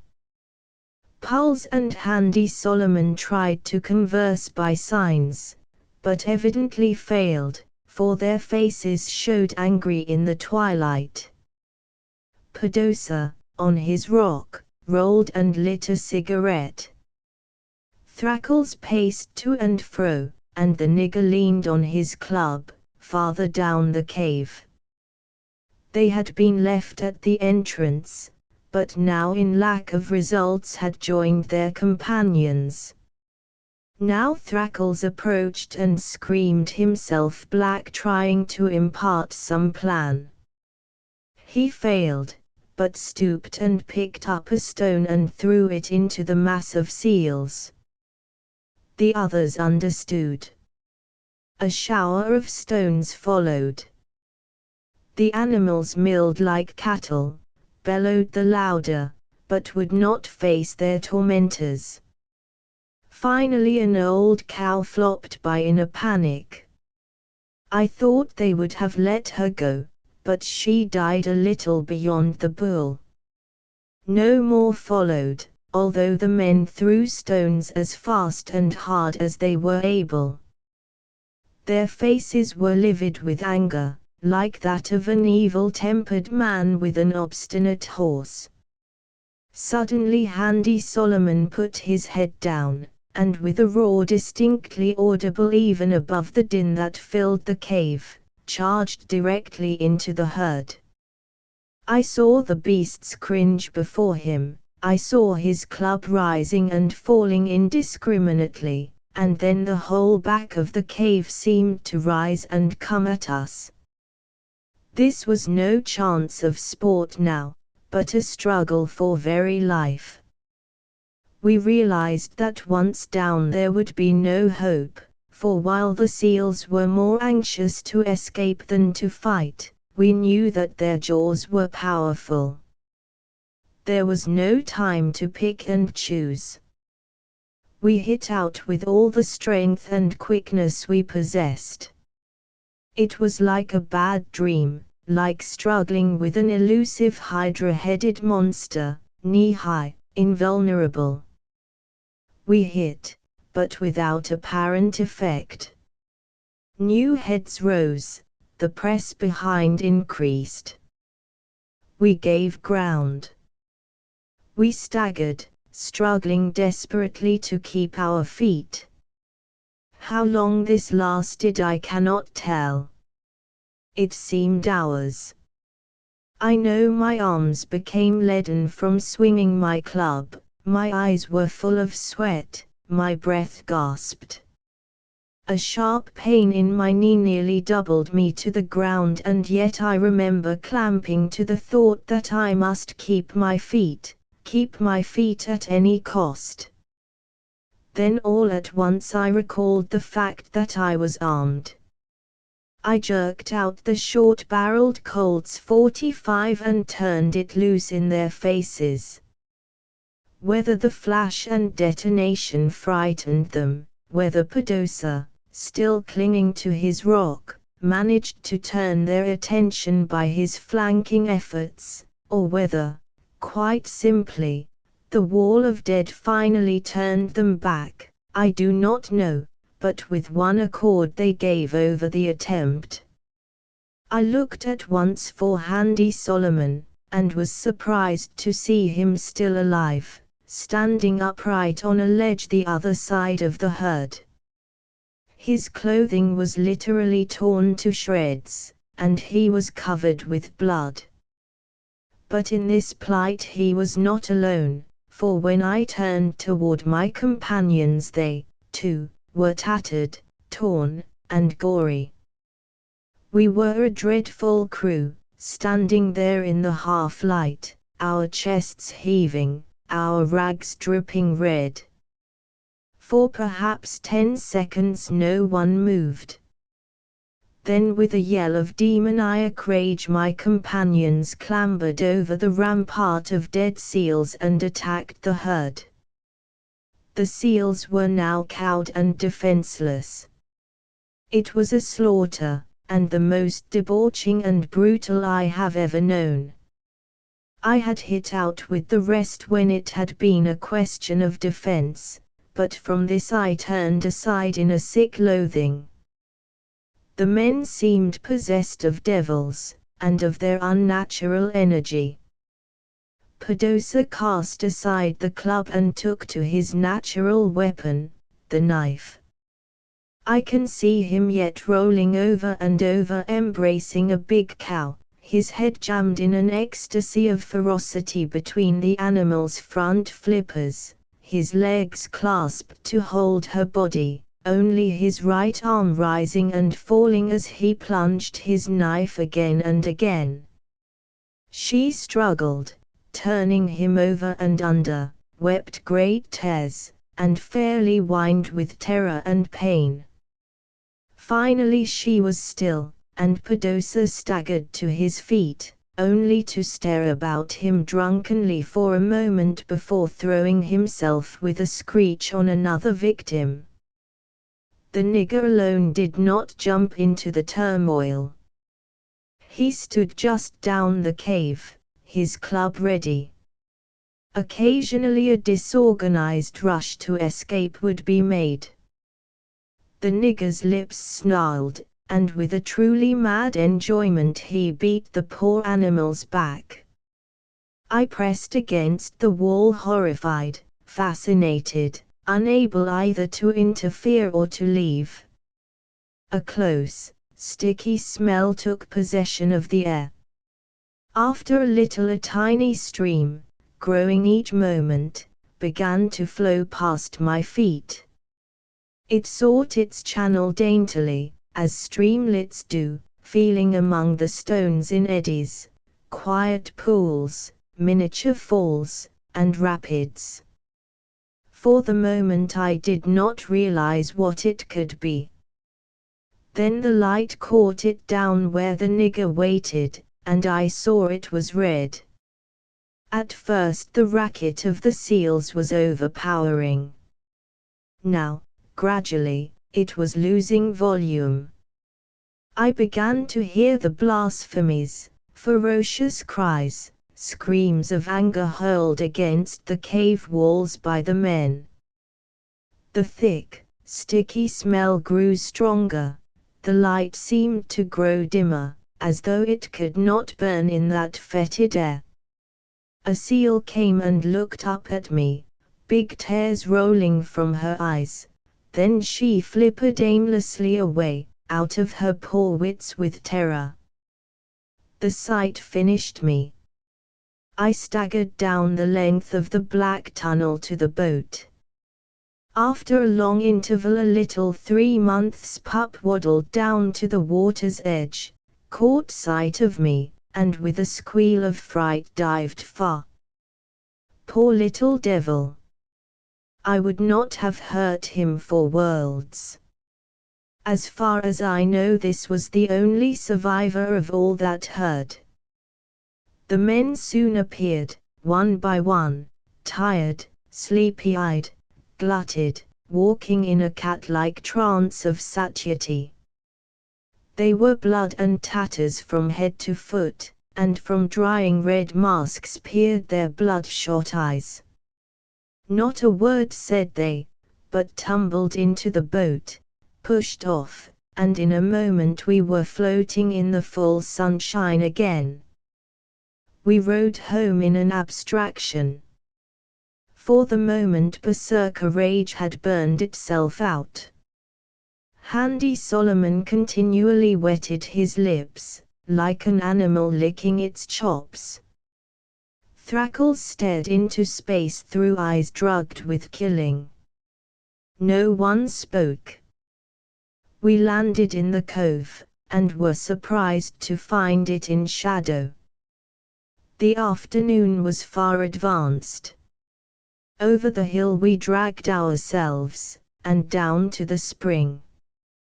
There the men threw themselves flat and drank in great gulps until they could drink no more. We built a fire, but the nigger refused to cook. "Someone else turn," he growled, "I cook aboard ship." Pedosa, who had hewed the fuel, at once became angry. "I cut him the wood," he said, "I do my share. If I cut him the wood you muse cook him the grub."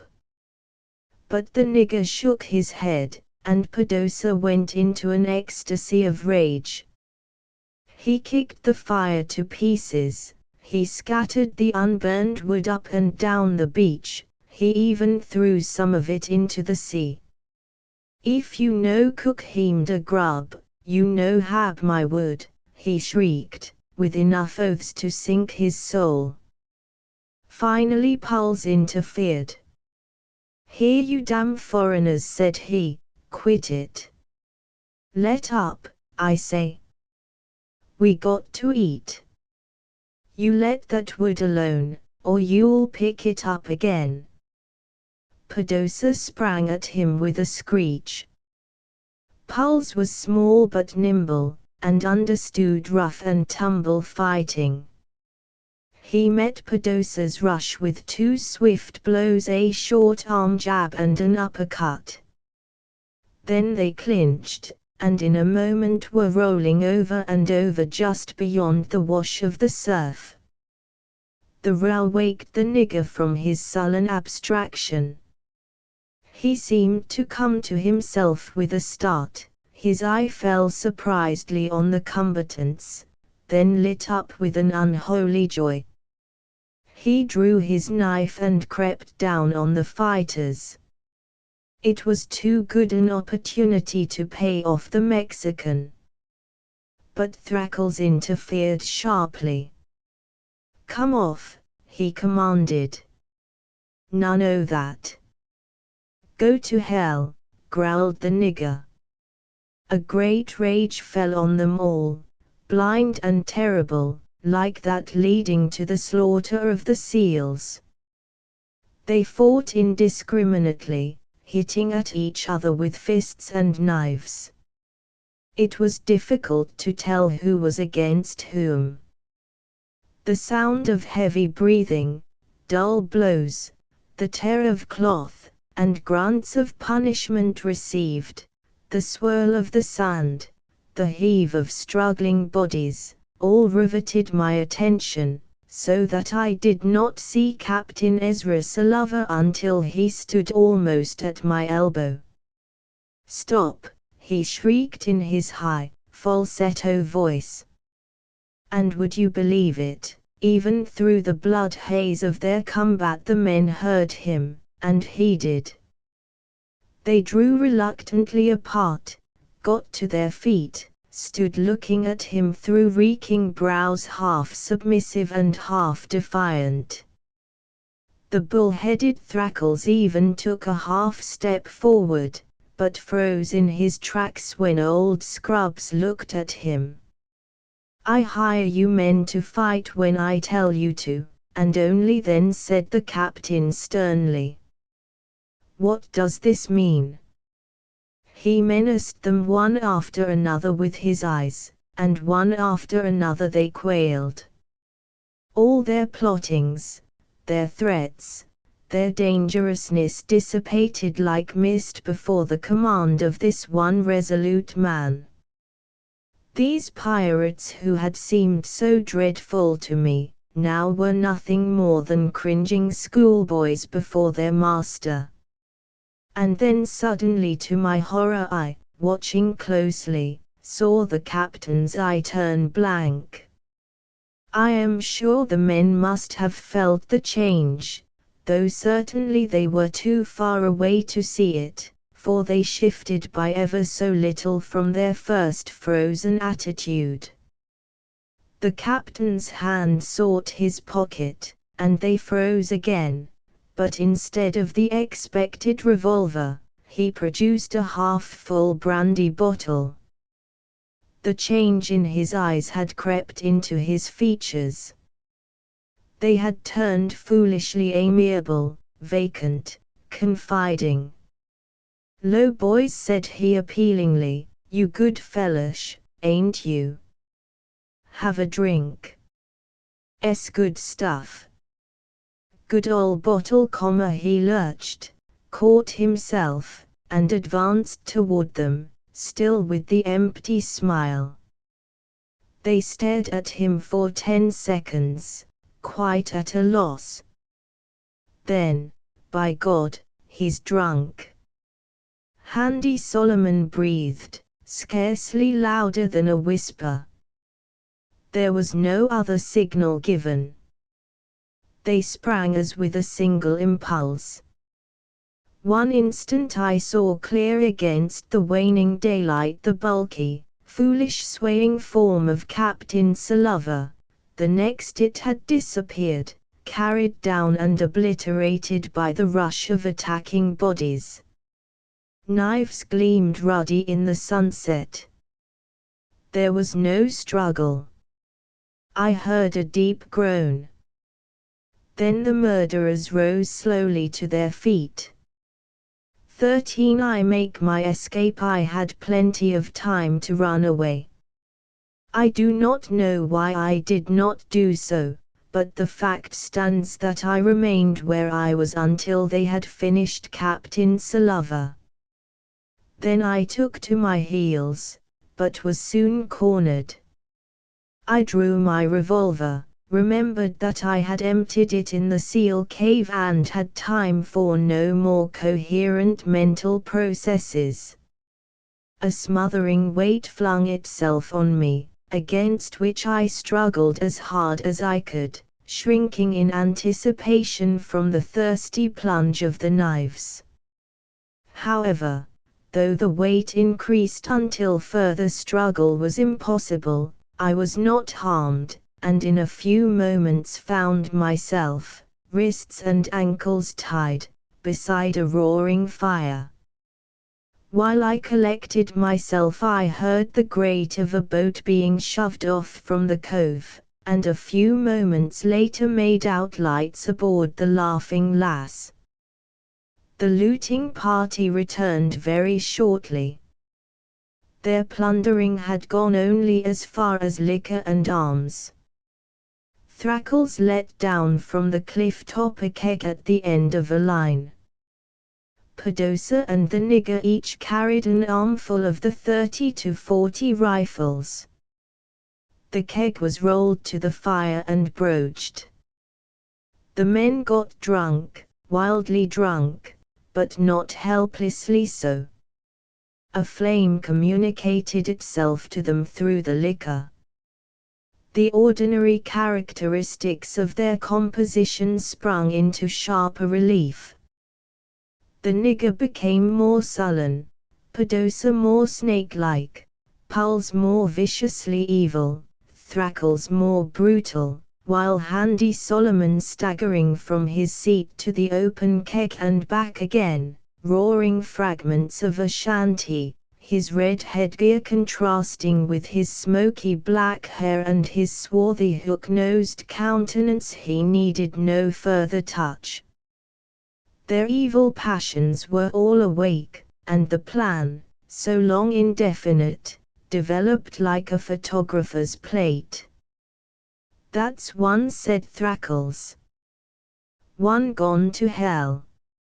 "And now the diamonds," muttered Pulse. "There's a ship upon the windward, a wreck upon the lee, down on the coast of the High Barbary," roared Handy Solomon. "Damn it all, boys, it's the best night's work we ever did. The stuff's ours.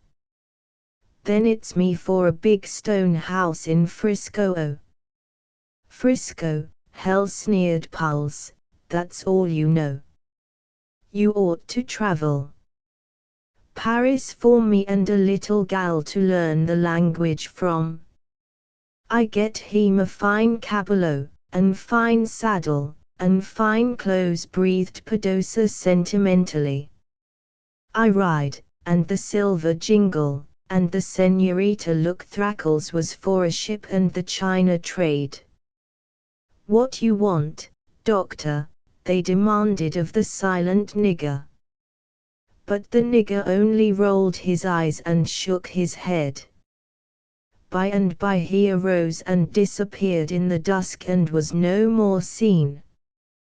"Damn fool," muttered Handy Solomon. "Well, here's to crime." He drank a deep cup of the raw rum, and staggered back to his seat on the sands. "I am not a man-o'-war, nor a privateer," said he. "Blow high, blow low. What care we? But I am a jolly pirate, and I'm sailing for my fee down on the coast of the High Barbary," he sang. "We'll land in Valparaiso, and we'll go every man his way, and we'll sink the old Laughing Lass so deep the mermaids can't find her." Thrackles piled on more wood and the fire leaped high. "Let's get after 'em," said he. "Tomorrow's J's good," muttered Pulse. "Let's have 'nother drink." "We'll stay here and see if our ol' friend Percy don't show up," said Handy Solomon. He threw back his head and roared forth a volume of sound toward the dim stars. Broadside to broadside the gallant ships did lay, blow high, blow low. What care we? Till the jolly man-o'-war shot the pirate's mast away, down on the coast of the High Barbary. I saw near me a live coal dislodged from the fire when Thrackles had thrown on the armful of wood. An idea came to me. I hitched myself to the spark, and laid across it the rope with which my wrists were tied. This, behind my back, was not easy to accomplish, and twice I burned my wrists before I succeeded. Fortunately I was at the edge of illumination, and behind the group. I turned over on my side so that my back was toward the fire. Then rapidly I cast loose my ankle lashings. Thus I was free, and selecting a moment when universal attention was turned toward the rum barrel, I rolled over a sand dune, got to my hands and knees, and crept away. Through the coarse grass I crept thus, to the very entrance of the arroyo, then rose to my feet. In the middle distance the fire leaped red. Its glow fell intermittently on the surges rolling in. The men staggered or lay prone, either as gigantic silhouettes or as tatterdemalions painted by the light. The keg stood solid and substantial, the hub about which reeled the orgy.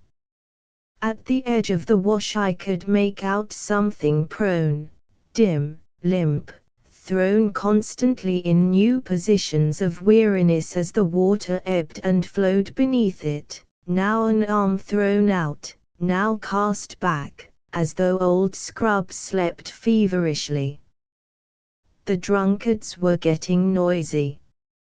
Handy Solomon still reeled off the verses of his song.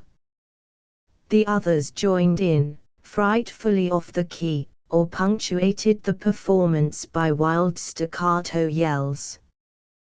Their coffin was their ship and their grave it was the sea, blow high, blow low. What care we?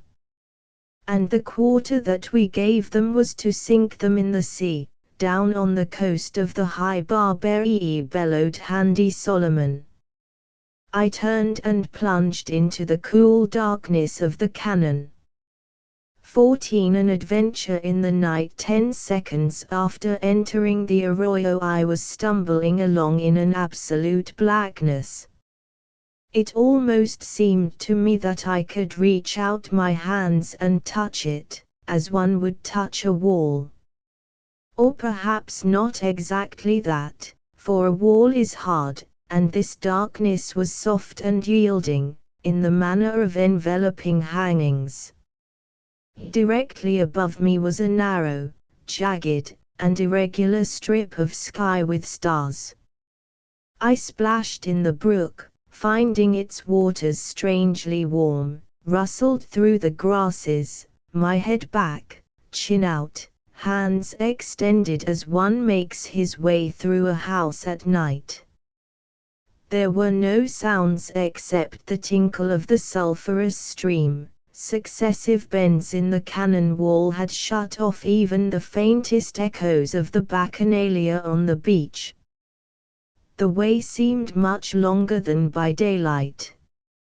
Already in my calculation I had traversed many times the distance, when, with a jump at the heart, I made out a glow ahead, and in front of it the upright logs of the stockade. To my surprise the gate was open. I ascended the gentle slope to the valley's level and stumbled over a man lying prostrate, shivering violently, and moaning. I bent over to discover whom it might be.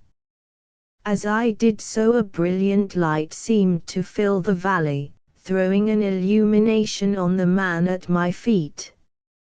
I saw it was the nigger, and perceived at the same instant that he was almost beside himself with terror. His eyes rolled, his teeth chattered, his frame contracted in a strong convulsion, and the black of his complexion had faded to a washed-out dirty grey, revolting to contemplate. He felt my touch and sprang to his feet, clutching me by the shoulder as a man clutching rescue. "My good," he shivered. "Look. Dar it is again." He fell to pattering in a tongue unknown to me, charms, spells, undoubtedly, to exorcise the devils that had hold of him. I followed the direction of his gaze, and myself cried out. The doctor's laboratory stood in plain sight between the two columns of steam blown straight upward through the stillness of the evening. It seemed bursting with light. Every little crack leaked it in generous streams, while the main illumination appeared fairly to bulge the walls outward. This was in itself nothing extraordinary, and indicated only the activity of those within, but while I looked an irregular patch of incandescence suddenly splashed the cliff opposite.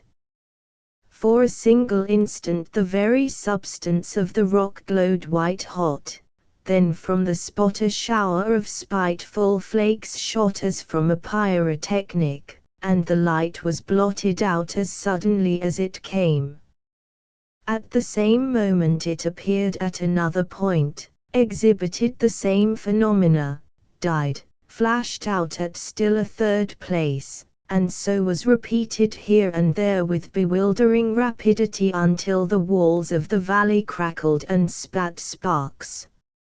Abruptly the darkness fell. As abruptly it was broken again by a similar exhibition, only this time the fire was blue. Blue was followed by purple, purple by red. Then ensued the briefest possible pause, in which a figure moved across the bars of light escaping through the chinks of the laboratory, and then the whole valley blazed with patches of vari-colored fire. It was not a reflection, it was actual physical conflagration of the solid rock, in irregular areas. Some of the fire shapes were most fantastic. And with the unexpectedness of a bursting shell the surface of the ground before our feet crackled into a ghastly blue flame. The nigger uttered a cry in his throat and disappeared. I felt a sharp breath on my neck, an ejaculation of surprise at my very ear. It was startling enough to scare the soul out of a man, but I held fast and was just about to step forward, when my collar was twisted tight from behind. I raised both hands, felt steel, and knew that I was in the grasp of Handy Solomon's claw. The sailor had me foul. I did my best to twist around, to unbutton the collar, but in vain. I felt my wind leaving me, the ghastly blue light was shot with red. Distinctly I heard the man's sharp intaken breath as some new phenomenon met his eye, and his great oath as he swore. "By the Mother of God," he cried, "it's the devil." Then I was jerked off my feet, and the next I knew I was lying on my back, very wet, on the beach. The day was breaking, and the men, quite sober, were talking vehemently. It was impossible to make out what they said, but as Handy Solomon and the nigger were the center of discussion, I could imagine the subject. I felt very stiff and sore and hazy in my mind. My neck was lame from the dragging and my tongue dry from the choking. For some time I lay in a half-torpor watching the lilac of dawn change to the rose of sunrise, utterly indifferent to everything. They had thrown me down across the first rise of the little sand dunes back of the tide sands, and from it I could at once look out over the sea full of the restless shadows of dawn, and the land narrowing to the mouth of the arroyo. I remember wondering whether Captain Sullivan were up yet. Then with a sharp stab at the heart I remembered. The thought was like a dash of cold water in clearing my faculties. I raised my head. Seaward a white gull had caught the first rays of the sun beyond the cliffs. Landward I saw with a choke in my throat a figure emerging from the arroyo. At the sight I made a desperate attempt to move, but with the effort discovered that I was again bound. My stirring thus called Paul's attention. Before I could look away he had followed the direction of my gaze. The discussion instantly ceased. They waited in grim silence. I did not know what to do. Percy Darrow, carrying some sort of large book, was walking rapidly toward us. Pedosa had disappeared. Thrackles after an instant came and sat beside me and clapped his big hand over my mouth. It was horrible. When within 100 paces or so, I could see that Darrow labored under some great excitement. His usual indifferent saunter had, as I have indicated, given way to a firm and decided step, his ironical eye glistened, his sallow cheek glowed. "Boys," he shouted cheerfully. "The time's up. We've succeeded. We'll sail just as soon as the Lord'll let us get ready. Rustle the stuff aboard. The dock'll be down in a short time, and we ought to be loaded by night." Handy Solomon and Pulse laid hand on two of the rifles nearby and began surreptitiously to fill their magazines. The nigger shook his knife free of the scabbard and sat with it in his left hand, concealed by his body. I could feel Thrackles' muscles stiffen. Another 50 paces and it would be no longer necessary to stop my mouth. The thought made me desperate. I had failed as a leader of these men, and I had been forced to stand by at debauching, cruel, and murderous affairs, but now it is over. I thank heaven the reproach cannot be made against me that at any time I counted the consequences to myself. Thrackles' hand lay heavy across my mouth. I bit it to the bone, and as he involuntarily snatched it away, I rolled over toward the sea. Thus for an instant I had my mouth free. "Run! Run!" I shouted. "For God's sake!" Thrackles leaped upon me and struck me heavily upon the mouth, then sprang for a rifle. I managed to struggle back to the dune, whence I could see 500 yards range. Percy Darrow, with the keenness that always characterized his mental apprehension, had understood enough of my strangled cry. He had not hesitated nor delayed for an explanation, but had turned track and was now running as fast as his long legs would carry him back toward the opening of the ravine. My companions stood watching him, but making no attempt either to shoot or to follow. For a moment I could not understand this, then remembered the disappearance of Pedosa. My heart jumped wildly, for the Mexican had been gone quite long enough to have cut off the assistant's escape.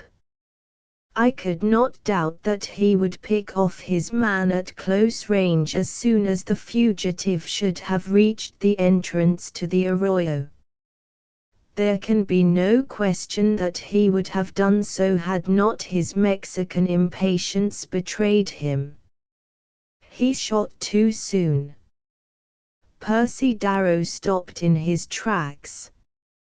Although we heard the bullet sing by us, for an instant we thought he was hit. Then Pedosa fired a second time, again without result. Darrow turned sharp to the left and began desperately to scale the steep cliffs. I once took part in a wild boar hunt on the coast of California. Our dogs had penned a small band at the head of a narrow barranca, from which a single steep trail led over the hill. We, perched on another hill some 300 or 400 yards away, shot at the animals as they toiled up the trail. The range was long, but we had time, for the severity of the climb forced the boars to a foot pace. It was exactly like that. Percy Darrow had 200 feet of ascent to make. He could go just so fast, must consume just so much time in his snail-like progress up the face of the hill. During that time he furnished an excellent target, and the loose sandstone showed where each shot struck. A significant indication was that the men did not take the trouble to get nearer, for which maneuver they would have had time in plenty, but distributed themselves leisurely for a shooting match. First shot claimed Handy Solomon, and without delay fired offhand. A puff of dust showed to the right. "Nerve no good," he commented, jerked her just as I pulled. Pulse fired from the knee. The dust this time puffed below. "Thought she'd carry up at that distance," he muttered. The nigger, too, missed, and Thrackles grinned triumphantly. "I get a show," said he. He spread his massive legs apart, drew a deep breath, and raised his weapon. It lay in his grasp steady as a log, and I saw that Percy Darrow's fate was in the hands of that dangerous class of natural marksmen that possesses no nerves. But for the second time my teeth saved his life. The trigger guard slipped against Thrackles' lacerated hand almost at the instant of discharge. He missed, and the bullet went wide. Darrow had climbed a matter of 20 feet. Now the seamen distributed themselves for more leisurely and accurate marksmanship. Handy Solomon lay flat on his stomach, resting the rifle muzzle across the top of a sand dune. Pulse sat down, an elbow on either knee for the greater steadiness. The nigger knelt, but Thrackles remained on his feet. No rest could be steadier than the stone-like rigidity of his thick arms. The firing now became miscellaneous. No one paid any attention to anyone else. Each discovered what I could have told them, that even the human figure at 500 yards is a small mark for a strange rifle. The constant correction of elevation, however, brought the puffs of dust always closer, and I could not but realize that the doctrine of chances must bring home some of the bullets. I soon discovered by way of comfort that only Thrackles and Handy Solomon really understood firearms, and of those two Thrackles alone had had much experience at long range. He told me afterward he had hunted otter. About halfway up the cliff Thrackles fired his fifth shot. No dust followed the discharge, and I saw Percy Darrow stagger and almost lose his hold. The men yelled savagely, but the assistant pulled himself together and continued his crawling. The sun had been shining in our faces. I could imagine its blurring effect on the sights. Now abruptly it was blotted out, and a semi-twilight fell. We all looked up, in spite of ourselves. An opaque veil had been drawn quite across the heavens, through which we could not make out even the shape of the sun. It was like a thundercloud except that its undersurface instead of being the usual grey-black was a deep earth-brown. As we looked up, a deep bellow stirred the air, which had fallen quite still. Long forks of lightning shot horizontally from the direction of the island's interior, and flashes of dull red were reflected from the canopy of cloud.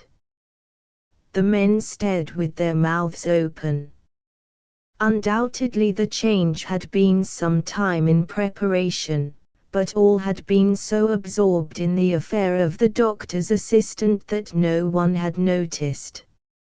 It came to our consciousness with the suddenness of a theatrical change. A dull roaring commenced, grew in volume, and then a great explosion shook the very ground under our feet. We stared at each other, our faces whitening. "What kind of hell has broke loose?" muttered Puls. The nigger fell flat on his face, uttering deep lamentations. "Voodoo! Voodoo!" he groaned.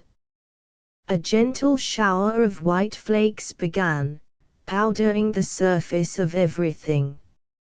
Far out to sea we could make out the sun on the water. Gradually the roaring died down, the lightning ceased. Comparative peace ensued. We looked again toward the cliff. Percy Darrow had not for one instant ceased to climb. He was just topping the edge of the bluff. Handy Solomon, with a cry of rage, seized another rifle and emptied the magazine at him as fast as the lever could be worked. The dust flew wild in a half-dozen places.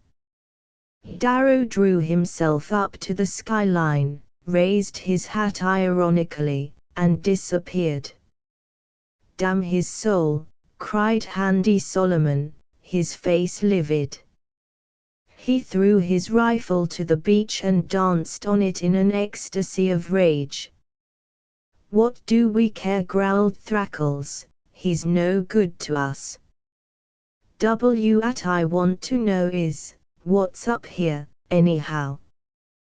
Didn't you never see a volcano go off, you swab?" snapped Handy Solomon. "Easy with your names, mate." "No, I never did." "We better get out." "Without the chest." "Suppose we go up the gulch and get it," then suggested Thrackles. But at this Handy Solomon drew back in evident terror. "Up that hole of hell," he objected. "Not I. You and Puls go." They wrangled over it, Puls joining. Pedosa, shaken to the soul, crept in, and made a beeline for the rum barrel. He and the nigger were frankly scared. They had the nervous jumps at every little noise or unexpected movement, and even the natural explanation of these phenomena gave them very little reassurance. I knew that Darrow would hurry as fast as he could back to the valley by way of the upper hills. I knew that he had there several sporting rifles, and I hoped greatly that he and Dr. Scammahorn might accomplish something before the men had recovered their wits to the point of foreseeing his probable attack. The uncanny cloud in the heavens, the weird half-light, and the explosions, which now grew more frequent, had their strong effect in spite of explanation. The men were not really afraid to venture in quest of the supposed treasure, but they were in a frame of mind that dreaded the first plunge. And time was going by. But the fates were against us, as always in this ill-starred voyage. I, watching from my sand dune, saw a second figure emerge from the arroyo's mouth. It appeared to stagger as though hurt, and every 8 or 10 paces it stopped and rested in a bent-over position. The murky light was too dim for me to make out details, but after a moment a rift in the veil enabled me to identify Dr. Scammahorn carrying, with great difficulty, the chest. 16 The murder. I took no chances, but began at once to shout, as soon as I saw the men had noticed his coming. It was impossible for me to tell whether or not Dr. Scammahorn heard me. If he did, he misunderstood my intention, for he continued painfully to advance. The only result I gained was to get myself well gagged with my own pocket handkerchief, and thrown in a hollow between the dunes. Thence I could hear Handy Solomon speaking fiercely and rapidly. "Now you let me run this," he commanded. "We got to find out something. It ain't no good to us without we knows, and we want to find out how he's got the rest hid." They assented. "I'm going out to help him carry her in," announced the seaman. A long pause ensued, in which I watched the deep canopy of red-black thicken overhead. A strange and unearthly light had fallen on the world, and the air was quite still. After a while I heard Handy Solomon and Dr. Scammahorn join the group. "There you are, Professor," cried Handy Solomon, in tones of the greatest heartiness. "I'll put her right there, and she'll be as safe as a babby at home. She's heavy, though." Dr. Scammahorn laughed a pleased and excited laugh. I could tell by the tone of his voice that he was strung high, and guessed that his triumph needed an audience. "You may say so well," he said. "It is heavy, and it is heavy with the world desire, the great substance that can do everything. Where is Percy?" "He's gone aboard." "We must embark. The time is just right. A day sooner and the experiment would have been spoilt, but now," he laughed, "let the island sink, we do not care. We must embark hastily. It'll take a man long time to carry down all your things, Professor." "Oh, let them go. The eruption has already swallowed them whoop. The lava is by now a foot deep in the valley. Before long it flows here, so we must embark." "But you've lost all them valuable things, Professor," said Handy Solomon. "Now, I call that hard luck." Dr. Scammahorn snapped his fingers. "They do not amount to that," he cried. "Here, in this little box is all the treasure. Here is the labor of 10 years. Here is the Laughing Lass, and the crew, and all the equipment comprised. Here is the world. I'm a plain seaman, Professor, and I suppose I got to believe you, but she's a main small box for all that." "With that small box you can have all your wishes," asserted the professor, still in the German lyric strain over his triumph. "It is the box of enchantments. You have but to will the change you would have take place, it is done. The substance of the rocks, the molecule all." "Could a man make diamonds?" asked Pulse abruptly. I could hear the sharp intake of the men's breathing as they hung on the reply. "Much more wonderful changes than that it can accomplish," replied the doctor, with an indulgent laugh. "That change is simple. Carbon is coal, carbon is diamond. You see, one has but to change the form, not the substance."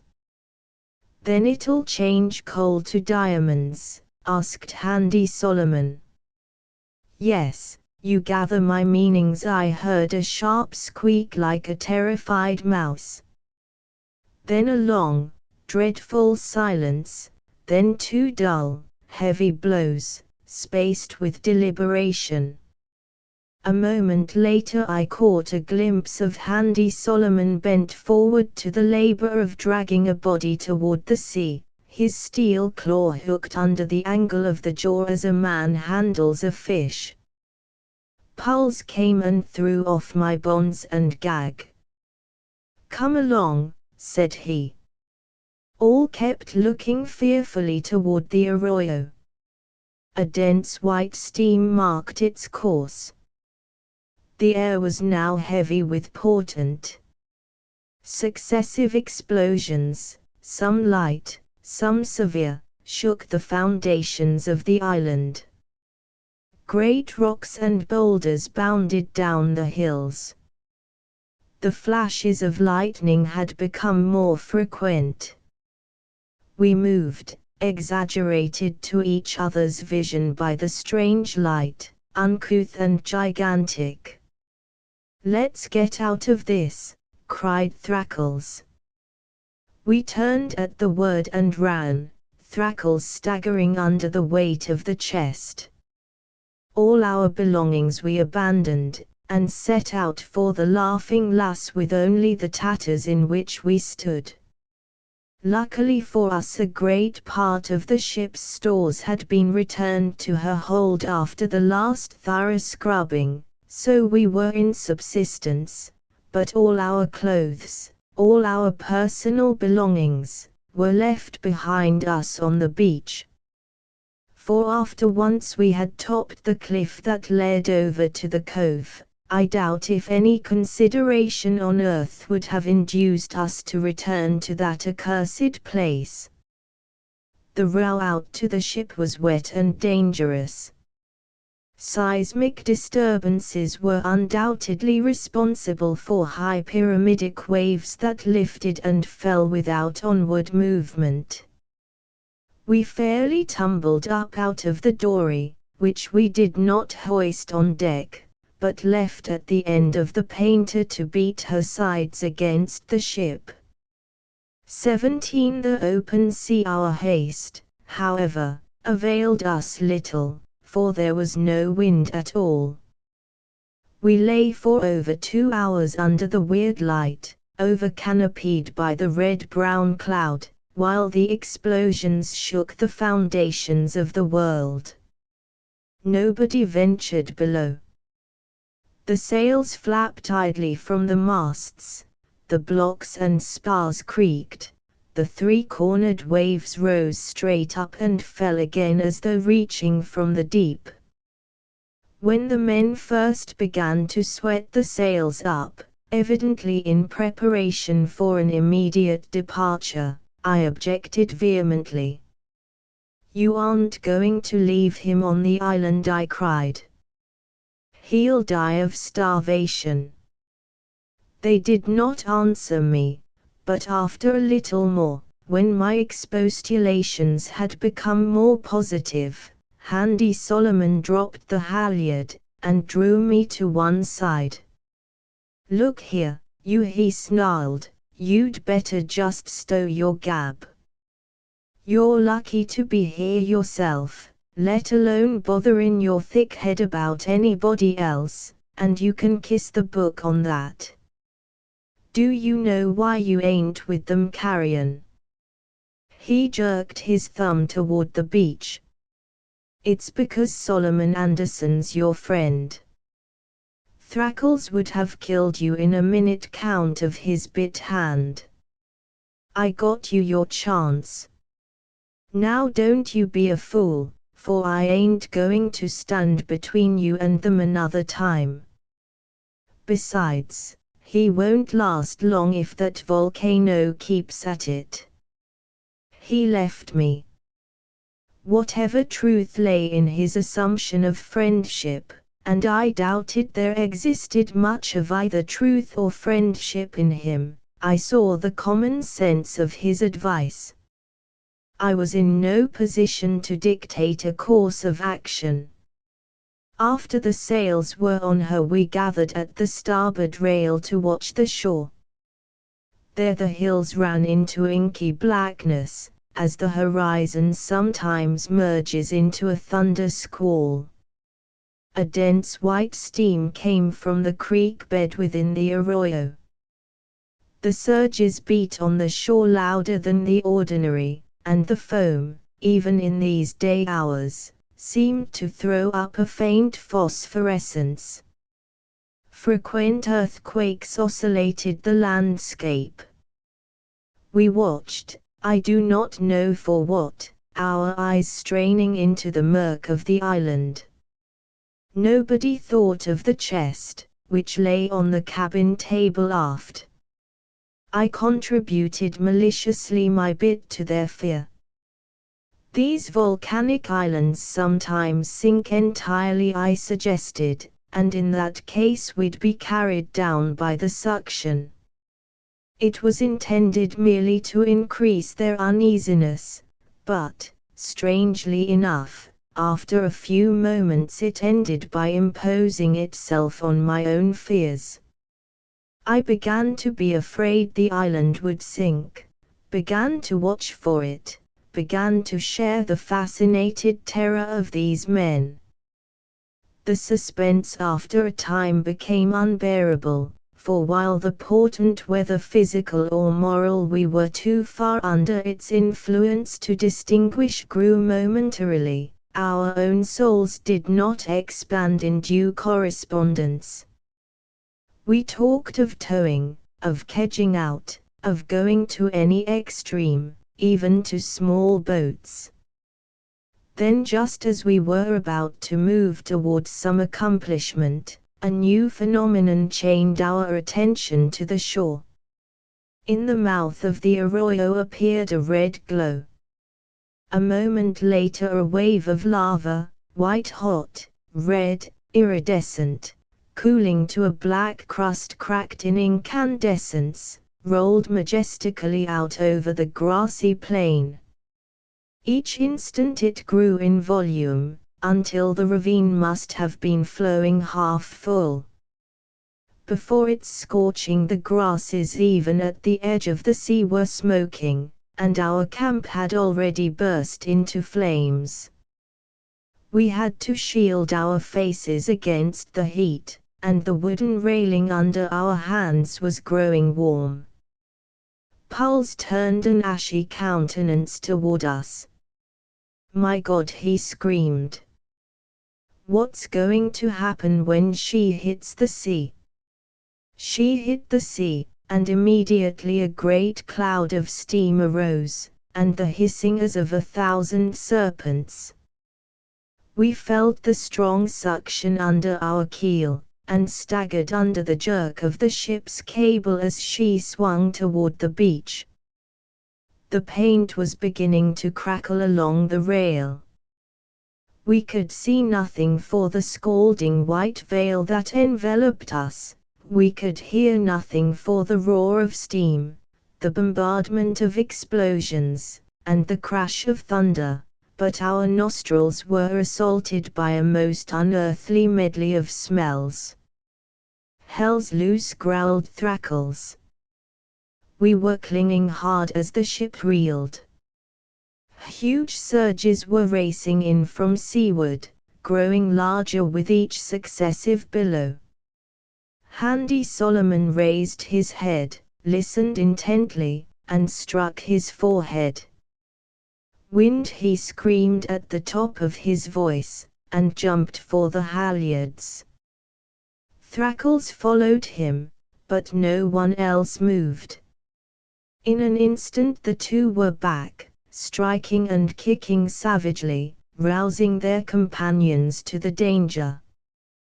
We all laid into the canvas like mad, and in no time had snugged down to a staysail and the peak of our mainsail. Thrackles drew his knife and jumped for the cable, while Handy Solomon, his eyes snapping, seized the wheel. We finished just in time. I was turning away after tying the last gasket on the foresail, when the deck upended and tipped me head foremost into the starboard scupper. At the same time a smother of salt water blew over the port rail, now far above me, to drench me as thoroughly as though I had fallen overboard. I brushed out my eyes to find the ship smack on her beam ends, and the wind howling by from the sea. I had company enough in the scuppers. Only Handy Solomon clung desperately to the wheel, jamming his weight to port in the hope she might pay up. Thrackles, too, his eye squinted along some bearing of his own, was waiting for her to drag.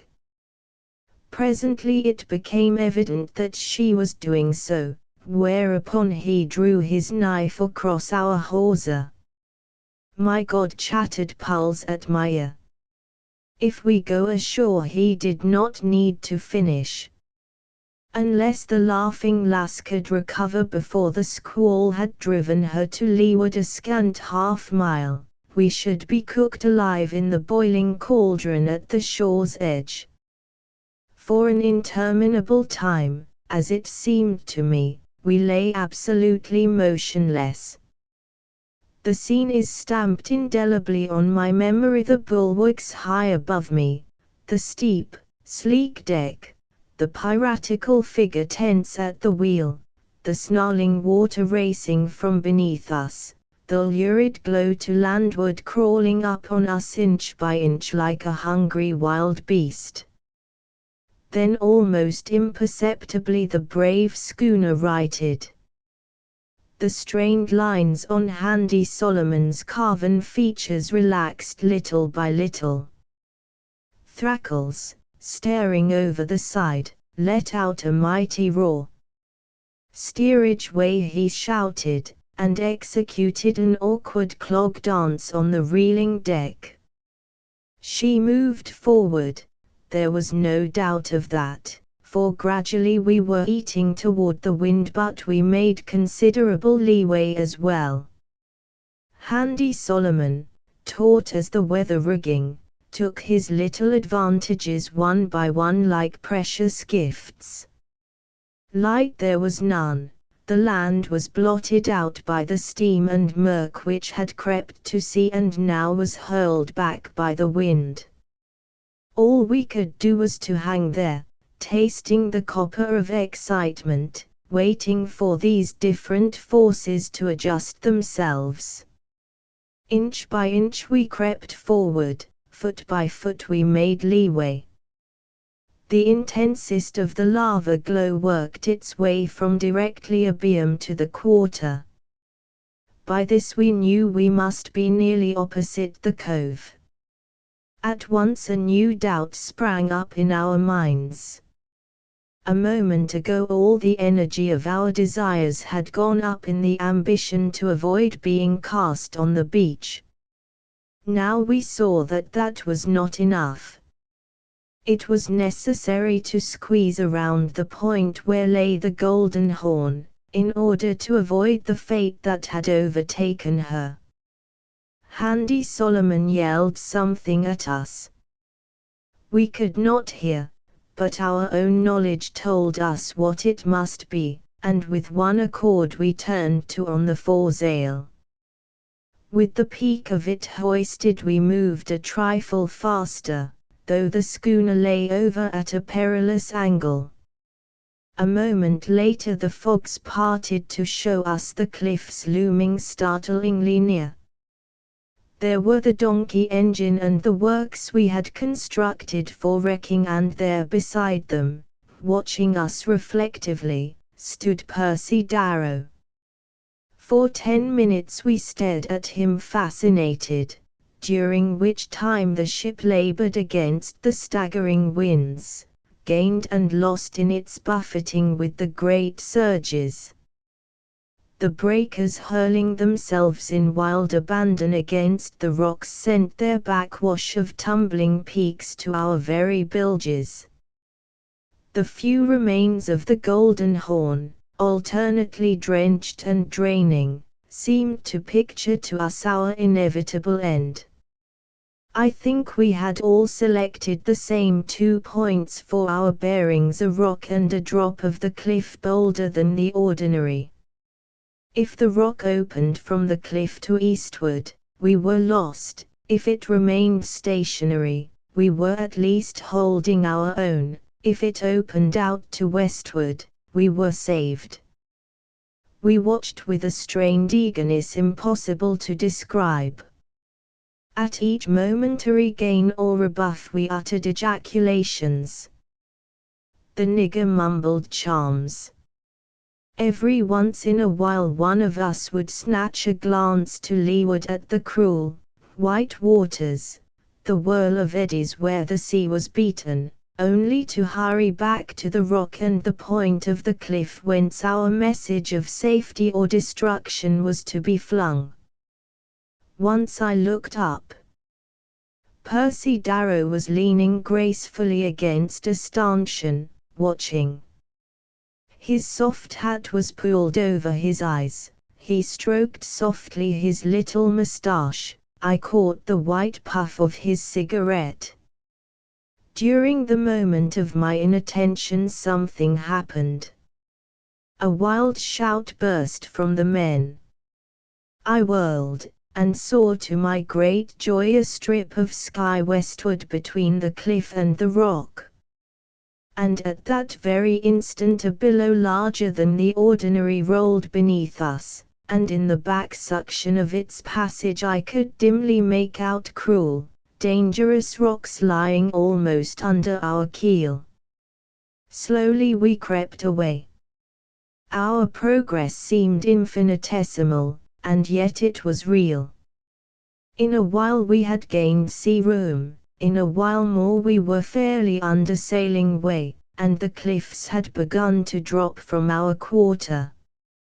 With one accord we looked back. Percy Darrow waved his hand in an indescribably graceful and ironic gesture, then turned square on his heel and sauntered away to the North Valley, out of the course of the lava. That was the last I ever saw of him. As we made our way from beneath the island, the weight of the wind seemed to lessen. We got the foresail on her, then a standing jib, finally little by little all her ordinary working canvas. Before we knew it, we were bowling along under a stiff breeze, and the island was dropping astern. From a distance it presented a truly imposing sight. The center shot intermittent blasts of ruddy light, explosions, deadened by distance, still reverberated strongly, the broad canopy of brown-red, split with lightnings, spread out like a huge umbrella. The lurid gloom that had enveloped us in the atmosphere apparently of a nether world had given place to a twilight. Abruptly we passed from it to a sun-kissed, sparkling sea. The breeze blew sweet and strong, the waves ran untortured in their natural long courses. At once the men seemed to throw off the superstitious terror that had cowed them. Pulls and Thrackles went to bail the extra dory, alongside, which by a miracle had escaped swamping. The nigger disappeared in the galley. Pedosa relieved Handy Solomon at the wheel, and Handy Solomon came directly over to me. 18 The catastrophe. He approached me with a confidence that proclaimed the new leader. A brace of Colt's revolvers swung from his belt, the tatters of his blood-stained garments hung about him. "Well, here we are," he remarked. I nodded, waiting for what he had to disclose. "And lucky for you that you're here at all, say I," he continued. "And now that you're here, what are you going to do?" "That's the question, what are you going to do?" He cocked his head sidewise and looked at me speculatively as a cat might look at a rather large mouse. "We been a little rough," he went on after a moment, "and some folks is straight-laced. There might be trouble. and you know a heap too much. What do you want of me? I demanded. It's just this, he returned briskly. If you'll lay us our course to San Salvador, we'll let you go as one of us and no questions asked. If not? I inquired. He shrugged his shoulders. I leave it to you.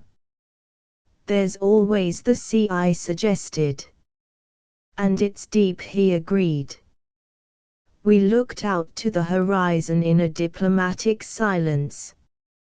I did not know whether to be angry, amused, or alarmed that the man estimated my cleverness so slightly. Why, the hook was barely concealed, and the bait of the coarsest. That I would go safe to a sight of San Salvador I did not doubt. That I would never enter the harbor I was absolutely certain. The choice offered me was practically whether I preferred being thrown overboard now or several hundred miles to southeastward. I thought rapidly. It might be possible to announce a daily false reckoning to the crew, to sail the ship within rowing distance of some coast, and then to escape while the men believed themselves many hundred miles at sea. It would take nice calculation to prevent suspicion, but as it was the only chance I resolved upon it immediately.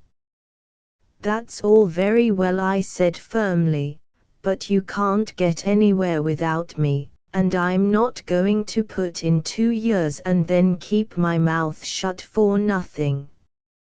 I want a share in the swag, an even share with the rest of you. Oh, that'll be all right, he cried, you can have it. If anything was needed to convince me of the man's sinister intentions, this too ready acquiescence would have been enough. I knew him too well. If he had had the slightest intention of permitting me to go free, he would have bargained. The nigger called us to mess. We ate in the after cabin. The chest was locked and the men had as yet been unable to break into it. Puls professed some skill in locksmithing and promised to experiment later. After mess we went on deck again. The island had dropped down to the horizon and showed as a brilliant glow under a dark canopy. I leaned over the rail looking at it. Below me the extra dory bumped along. The idea came to me that if I could escape that night, I could row back to Percy Darrow. The two of us could make shift to live on fish and shellfish and mutton. The plan rapidly defined itself in my brain. From the remains of the Golden Horn we could construct some kind of a craft in which to run free to the summer trades. Thus we might in time reach some one or another of the Sandwich Islands, whence a passing trader could take us back to civilization. There were many elements of uncertainty in the scheme, but it seemed to me less desperate than trusting to the caprices of these men, especially since they now had free access to the liquor stores. While I leaned over the rail engrossed in these thoughts, one of the black thunder clouds that had been gathering and dissipating over the island during the entire afternoon suddenly glowed overhead with a strange white incandescence startlingly akin to Darrow's so-called devil fires. Strangely enough, this illumination, unlike the volcanic glows, appeared to be cast on the clouds from without rather than shot through them from within, as were the other volcanic emanations. At the same instant I experienced a sharp interior revulsion of some sort, most briefly momentary, but of a character that shook me from head to toe. I had no time to analyze these various impressions, however, for my attention was almost instantly distracted. From the cabin came the sound of a sharp fall, then a man cried out, and on the heels of it Pulse darted from the cabin, screaming horribly. We were all on deck, and as the little man rushed toward the stern Handy Solomon twisted him deftly from his feet. "My God, mate, what is it?" he cried, as he pinned the sufferer to the deck. But Pulse could not answer. He shivered, stiffened, and lay rigid, his eyes rolled back. Fitz remarked Thrackles impatiently. The excitement died. Rum was forced between the victim's lips. After a little he recovered, but could tell us nothing of his seizure. After the dishes had been swept aside from supper, Handy Solomon announced a second attempt to open the chest. "Panko, here, says he's been a mechanic," said he. "I right well know he's been a housebreaker. So he's got the sabe for the job, and you can kiss the book on that." Pedosa, with a grin, leaned over the cover from behind and began to pick away at the lock with a long, crooked wire. The others drew close about. I slipped nearer the door, imagining that in their riveted interest I saw my opportunity. To my surprise I caught a glimpse of legs disappearing up the companion. I took stock. Pulse had gone on deck. This surprised me, for I should have thought every man interested enough in the supposed treasure to wish to be present at its uncovering, and it annoyed me still more the success of my plan demanded a clear deck. However, there was nothing for it now but to trust that Pulse had wished to visit the forecastle, and that I might find the afterworks empty. I paused at the foot of the companion and looked back. A breathlessness of excitement held the pirates in a vice. From above, the hanging lamp threw strong shadows across their faces, bringing out the deep lines, accentuating the dominant passions. With their rags and blood, their unshaven faces, their firearms, their filth, they showed in violent antithesis to the immaculate white of old Scrubb's cabin, its glittering brass, and its shining leather. I darted up the steps. The contrast of the starry night with the glare of the cabin lamp dazzled my eyes. I stood stock still for a moment, during which the only sounds audible were the singing of the winds through the rigging, the wash of the sea, and the small, sharp click of Pedosa's instrument as he worked at the chest. Presently I could see better. I looked forward and aft for Pulse, but could see nothing of him, and had just about concluded that he had gone forward when I happened to glance aloft. There, to my astonishment, I made him out, huddled in silhouette against the stars, close to the main truck. What he was doing there I could not imagine. However, I did not have time to bother my head about him, further than to rejoice that he could not obstruct me. I should very much have liked to get hold of a rifle and ammunition, or at least to lay in biscuit and water, but for this there was no time. It was not absolutely essential. The dull glow of the island was still visible. I had my pillar of fire and smoke to guide me. Without further delay I jerked loose the painter and drew the extra dory alongside. I had proceeded just so far in my movements, when the most extraordinary thing happened. I shall try to tell you of it as accurately as possible, and in the exact order of its occurrence. First, a long, straight shaft of white light shot straight up through the cabin roof to a great height. It shone through the wooden planks as an ordinary light shines through glass. By contrast, the surrounding blackness was thrown into a deeper shade, and yet the shaft itself was so brilliant as almost to scotch the sight. Curiously enough, it was defined accurately, being exactly in shape like one of the rectangular tin-air shafts you see so often in city hotels. At the instant of its appearance, the wind fell quite calm. Almost immediately the rectangle on the roof through which the light made its passage began to splay out, like lighted oil, although the column retained still the integrity of its outline.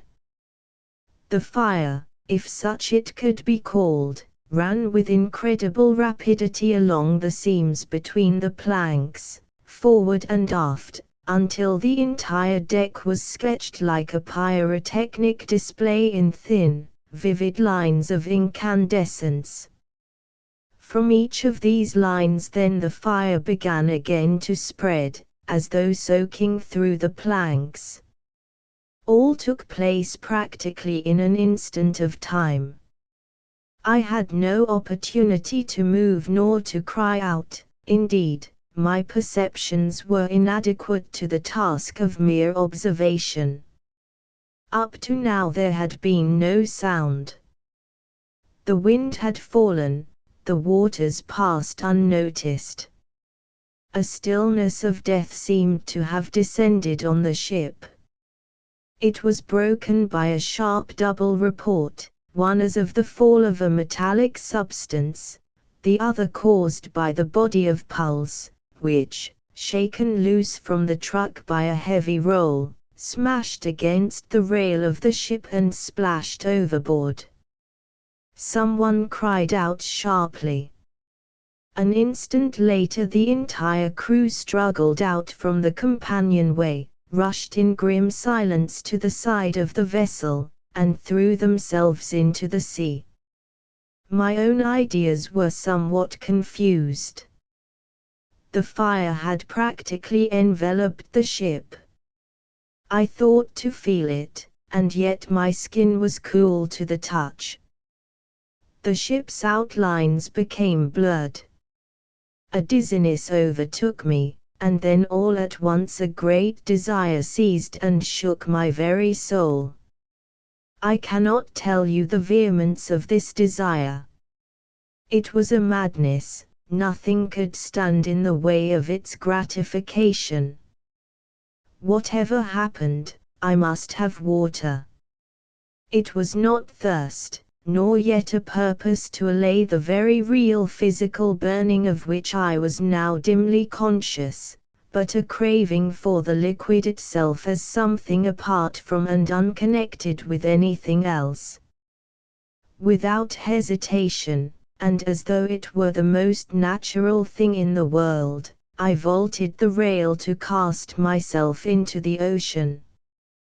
I dimly remember a last flying impression of a furnace of light, then a great shock thudded through me, and I lost consciousness.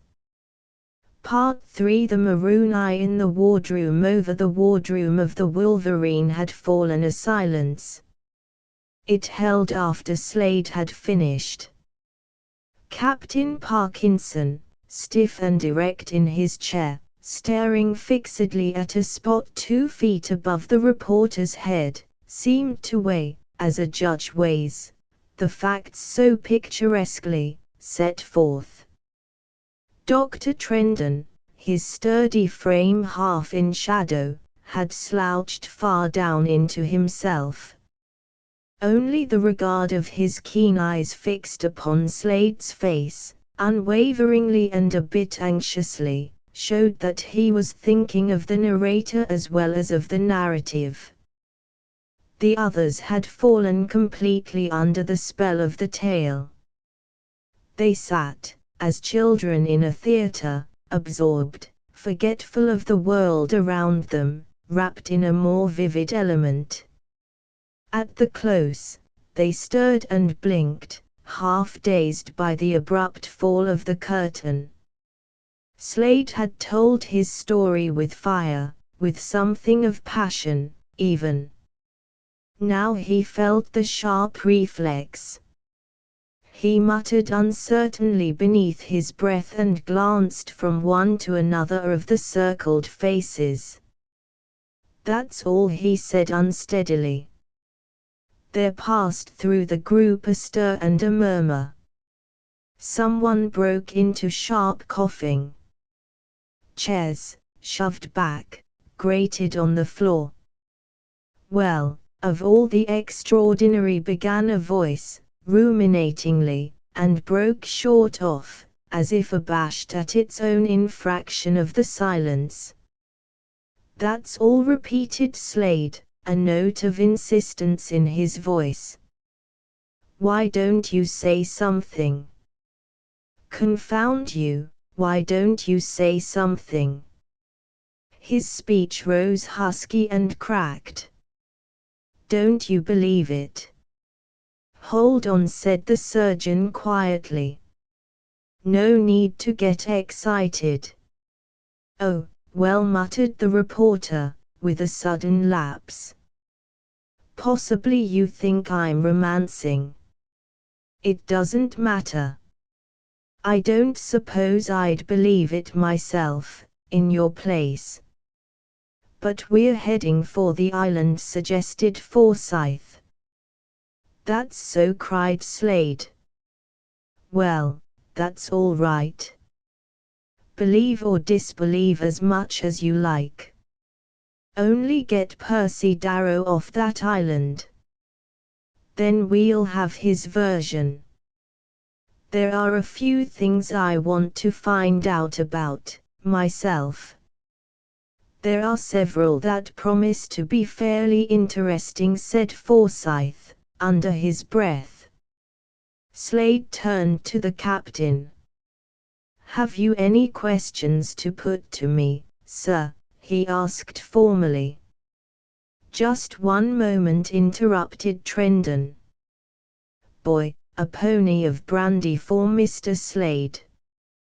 The reporter drank the liquor and again turned to Captain Parkinson. "Only about our men," said the commanding officer, after a little thought. Slade shook his head. "I'm sorry I can't help you there, sir. Dr. Trendon said that you knew nothing about Edwards." "Edwards?" repeated Slade inquiringly. His mind, still absorbed in the events which he had been relating, groped backward. Trendon came to his aid. "Barnett asked you about him, you remember.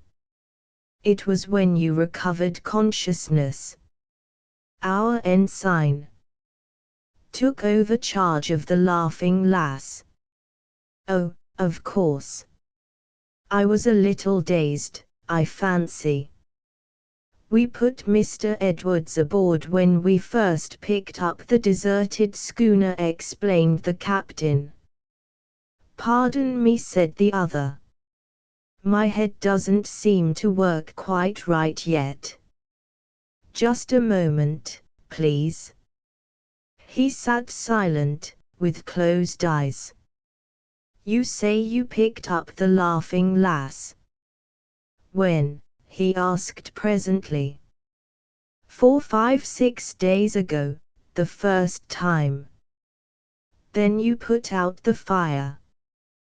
The circle closed in on Slade, with an unconscious hitching forward of chairs.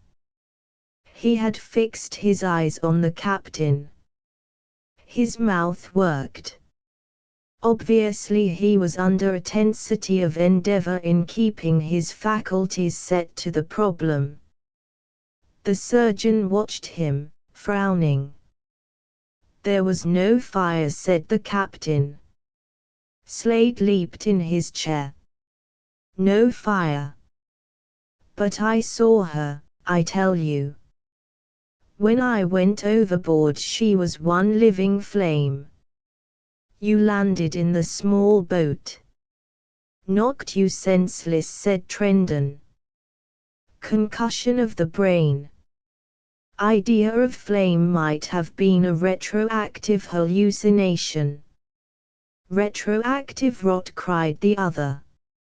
"I beg your pardon, Dr. Trendon. But if you'd seen her as I saw her, Barnett." He turned in appeal to his old acquaintance. "There was no fire," Slade replied the executive officer gently. "No sign of fire that we could find, except that the starboard rail was blistered."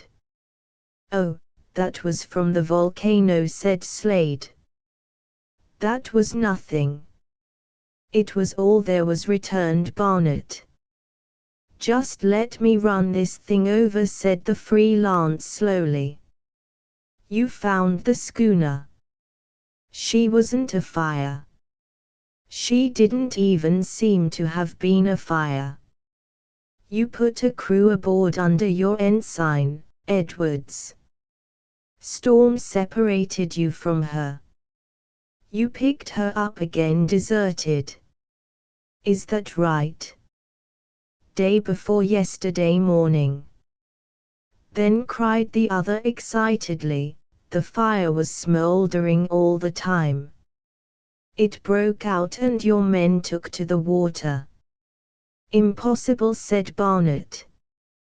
"Fiddlesticks," said the more downright surgeon.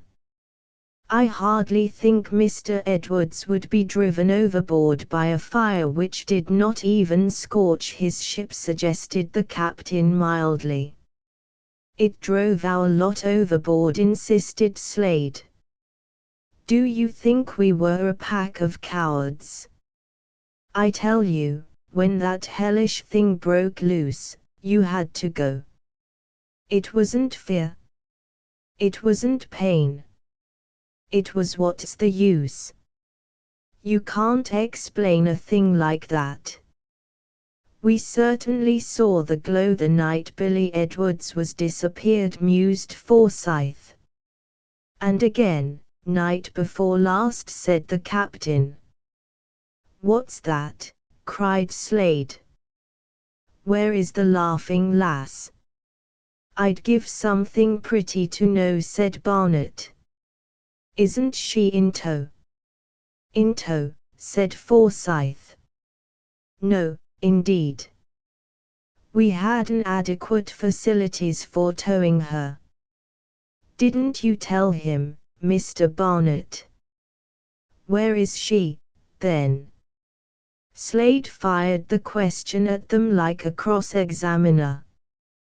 "Why, we shipped another crew under Ives and Maguire that noon. We were parted again, and haven't seen them since." "God forgive you," said the reporter. "After the warnings you'd had, too." It was my orders, Mr. Slade," said Captain Parkinson, with quiet dignity. "Of course, sir." "I beg your pardon," returned the other. "But you say you saw the light again?" "The first night they were out," said Barnett, in a low voice. "Then your second crew is with your first crew," said Slade, shakily. "And they're with Thrackles, and Pulls and Solomon, and many another black-hearted scoundrel and brave seaman. Down there." He pointed underfoot. Captain Parkinson rose and went to his cabin. Slade rose, too, but his knees were unsteady. He tottered, and but for the swift aid of Barnett's arm, would have fallen. Overdone, said Dr. Trendon, with some irritation. Cost you something in strength. Foolish performance. Turn in now. Slade tried to protest, but the surgeon would not hear of it, and marched him incontinently to his berth.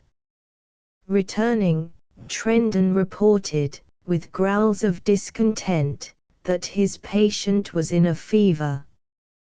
Couldn't expect anything else, he fumed. Pack of human interrogation points hounding him all over the place. What do you think of his story? Asked Forsyth. The grizzled surgeon drew out a cigar, lighted it, took 3 deliberate puffs, turned it about, examined the ash end with concentration, and replied, "Man's telling a straight story." "You think it's all true?" cried Forsyth. "Humph," grunted the other. "He thinks it's all true." An orderly appeared and knocked at the captain's cabin. "Beg pardon, sir," they heard him say. "Mr. Carter would like to know how close in to run."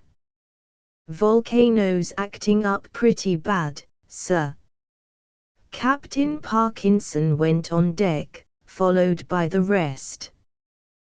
To the Jolly Roger feeling the way forward, the cruiser was soon caught in a maze of cross-currents.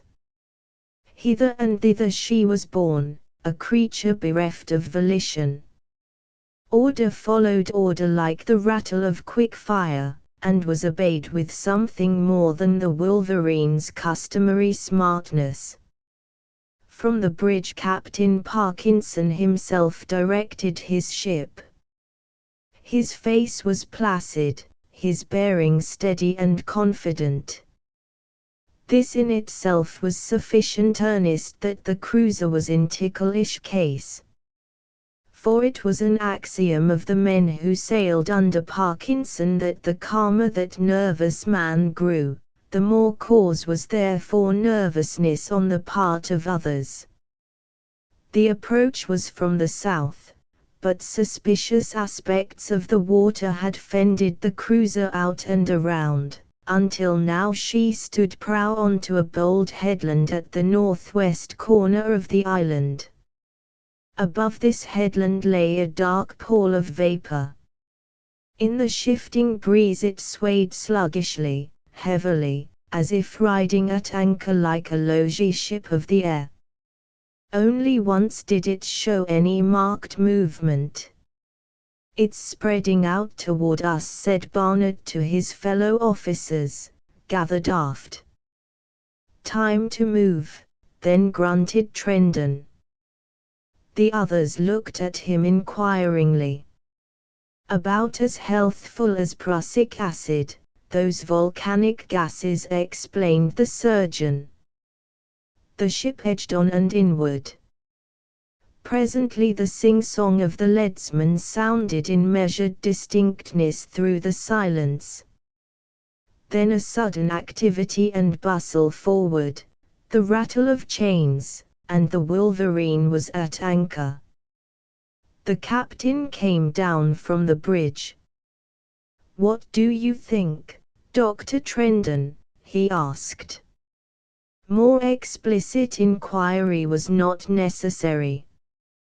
The surgeon understood what was in his superior's mind.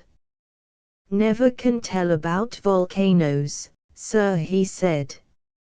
"Of course," agreed the captain. "But well, do you recognize any of the symptoms?" "Want me to diagnose a case of earthquake, sir?"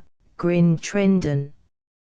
"She might go off today, or she might behave herself for a century."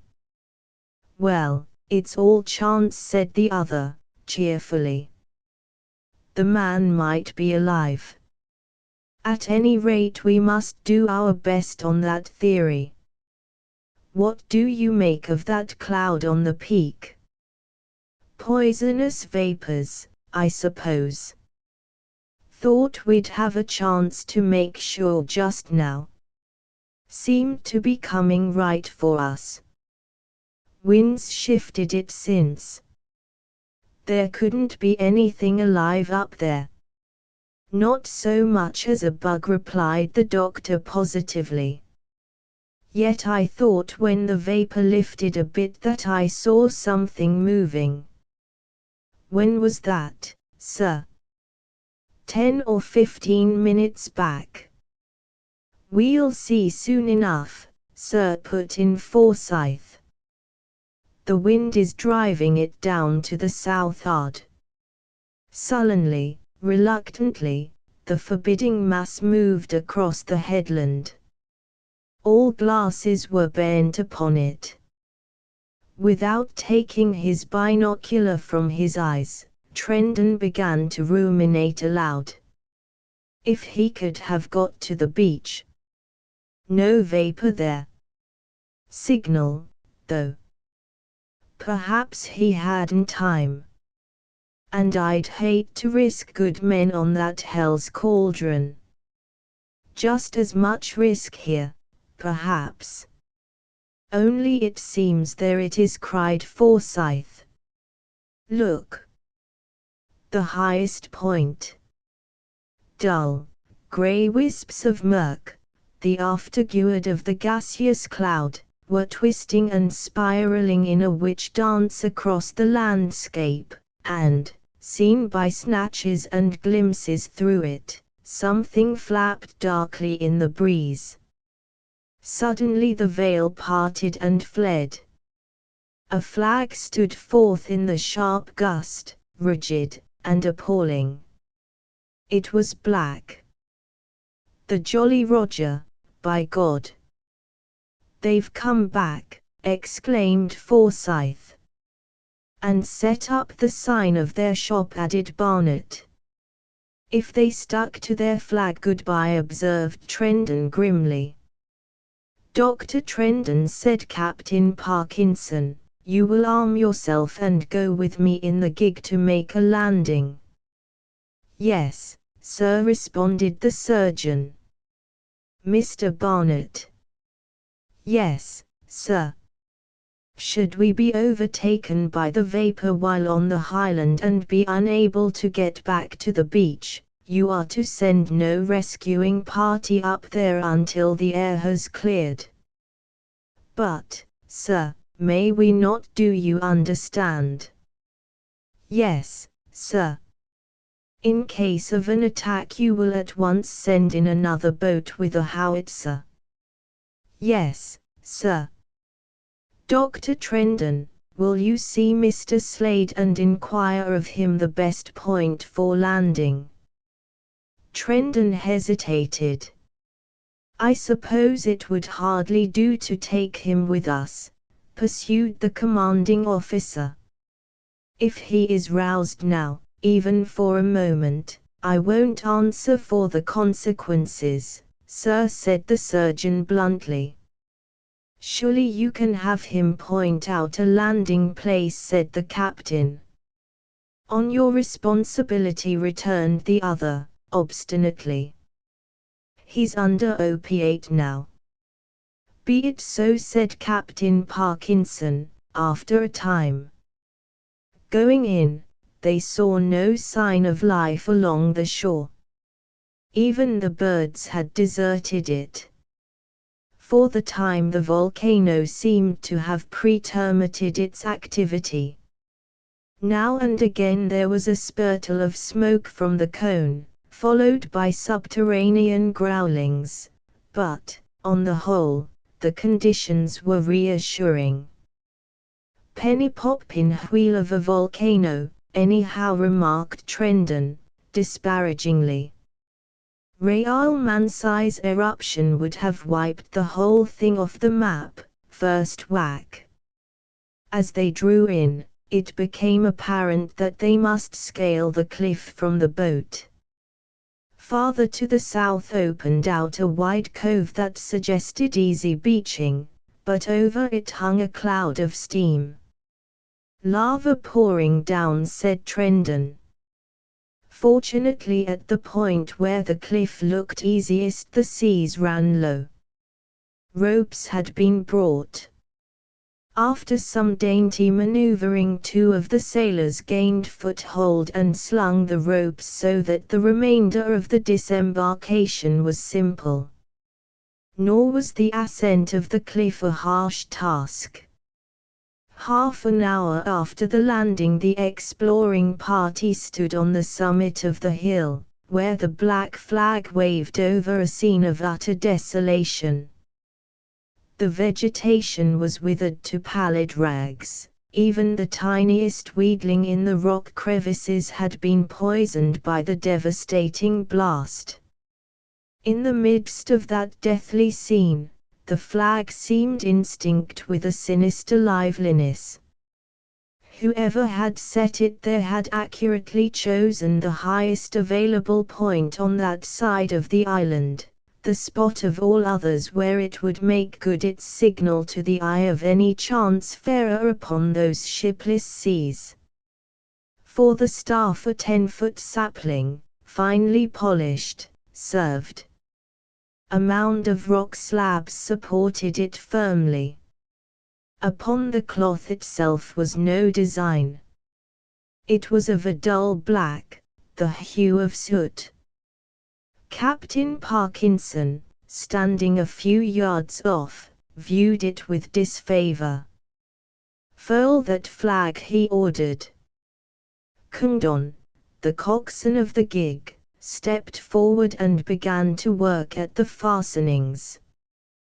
Presently he turned a grinning face to the captain, who was scanning the landscape through his glass.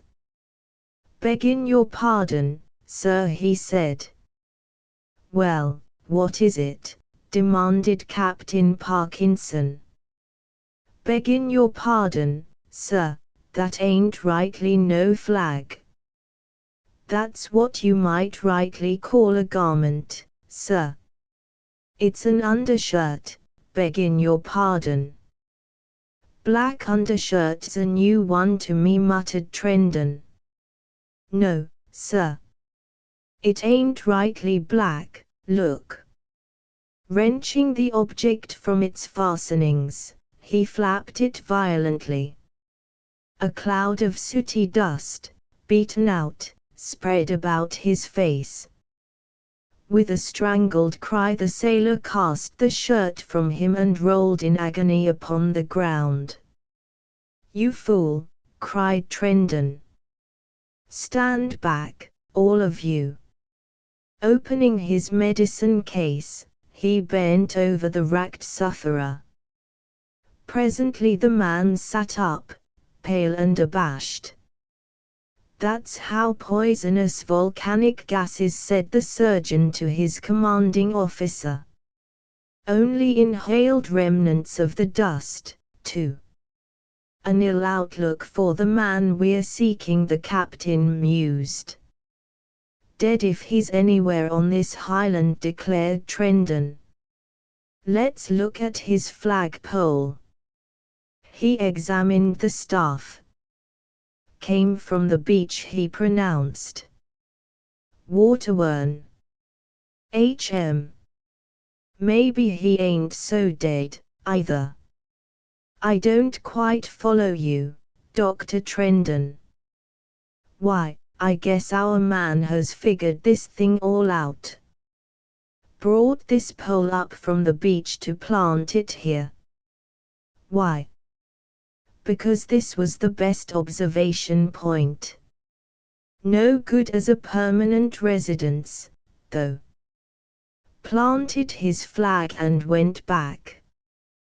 "Why didn't we see him on the beach, then?" "Did you notice a cave around to the north?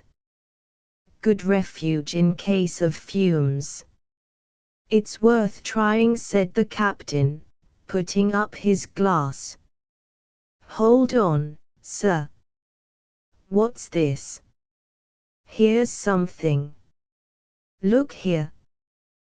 Trendon pointed to a small bit of wood rather neatly carved to the shape of an indicatory finger, and lashed to the staff, at the height of a man's face. The others clustered around. "Oh, the devil!" cried Trendon. "It must have got twisted. It's pointing straight down." "Strange performance," said the captain.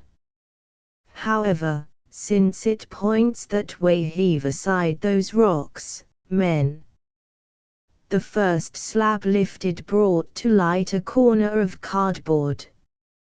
This, on closer examination, proved to be the cover of a book.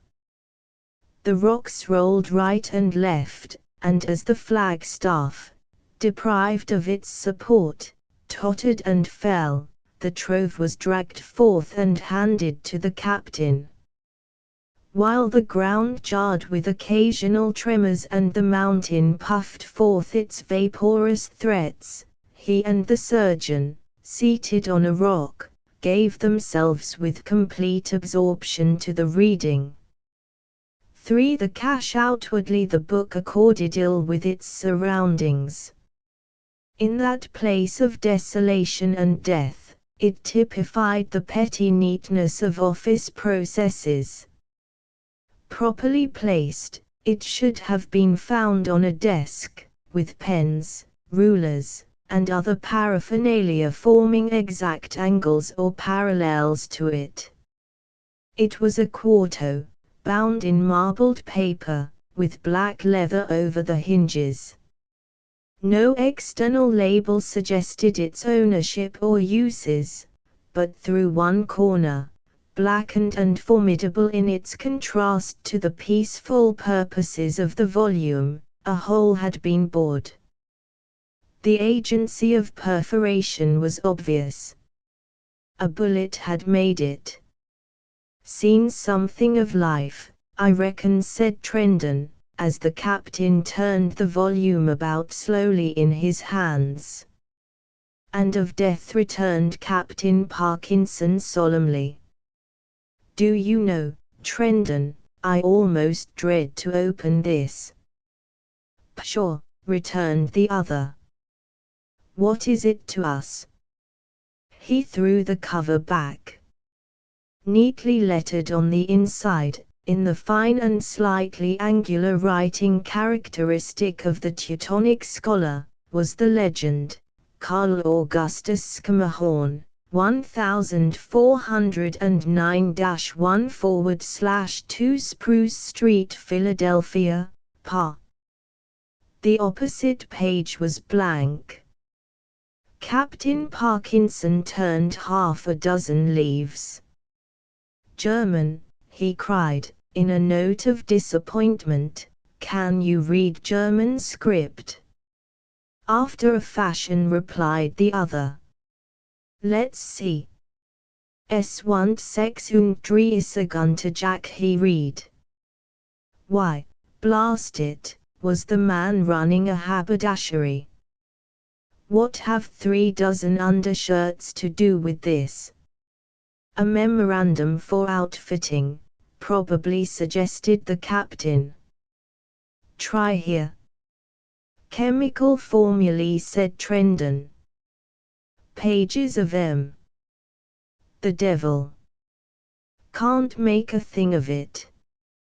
"Well, here's something in English." "Good," said the other. "By combining the hypersulfate of iridium with the fumes arising from oxide of copper heated to 1000 C and combining with picric acid in the proportions described in Formula X18, a reaction, the nature of which I have not fully determined, follows.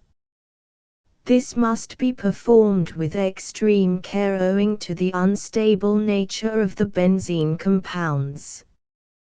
Picric acid. Benzene compounds. Those are high explosives, said Captain Parkinson. We should have Barnett go over this. Here's a name under the formula. Dr. Amadanta, Ann Arbor, Midge. That explains its being in English. Probably copied from a letter. This must have been one of the experiments in the valley that Slade told us of, said the captain, thoughtfully. Why, see here, he cried, with something like exultation. That's what Dr. Scammahorn was doing here.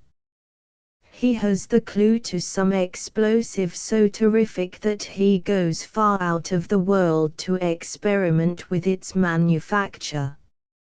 For companions he chooses a gang of cutthroats that the world would never miss in case anything went wrong. Possibly it was some trial of the finished product that started the eruption, even. Do you see? Don't explain enough, grunted Trendon. Deserted ship. Billy Edwards. Mysterious lights. Slade and his story. Any explosives in those? Good enough, far as it goes. Don't go far enough. It certainly leaves gaps, admitted the other. He turned over a few more pages. Formulas, formulas, formulas. What's this? Here are some marginal annotations. Unbehaglich, read Trendon. Let's see. That means highly unsatisfactory or words to that effect. Hi. Here's where the old man loses his temper. Listen, may the devil take Carol and Crumb for careless well, pig dogs. Now, where do Carol and Crumb come in? They're a firm of analytical chemists in Washington, said the captain. When I was on the Ordnance Board I used to get their circulars. Fits in. What? More English. Worse than the German, this is. The writing, beginning evenly enough at the top of a page, ran along for a line or two, then fell, sprawling in huge, ragged characters the full length. Trendon stumbled among them, indignantly. June the 1st, 1904, he read. It is done. Triumph. German word. Eureka. Es ist Gefühl. From the, can't make out that word, of the inspiration godlike power solution of the world problems. Why, the old fool is crazy. And his writing is crazier. Can't make head or tail of it. The captain turned several more pages. They were blank. At any rate, it seems to be the end, he said. I should hope so, returned the other, disgustedly. He took the book on his knees, fluttering the leaves between thumb and finger. Suddenly he checked, cast back, and threw the book wide open. Here beginneth a new chapter, said he, quietly. No imaginable chirography could have struck the eye with more of contrast to the professor's small and nervous hand. Large, rounded, and rambling, it filled the page with few and careless words. The 2nd of June, 1904.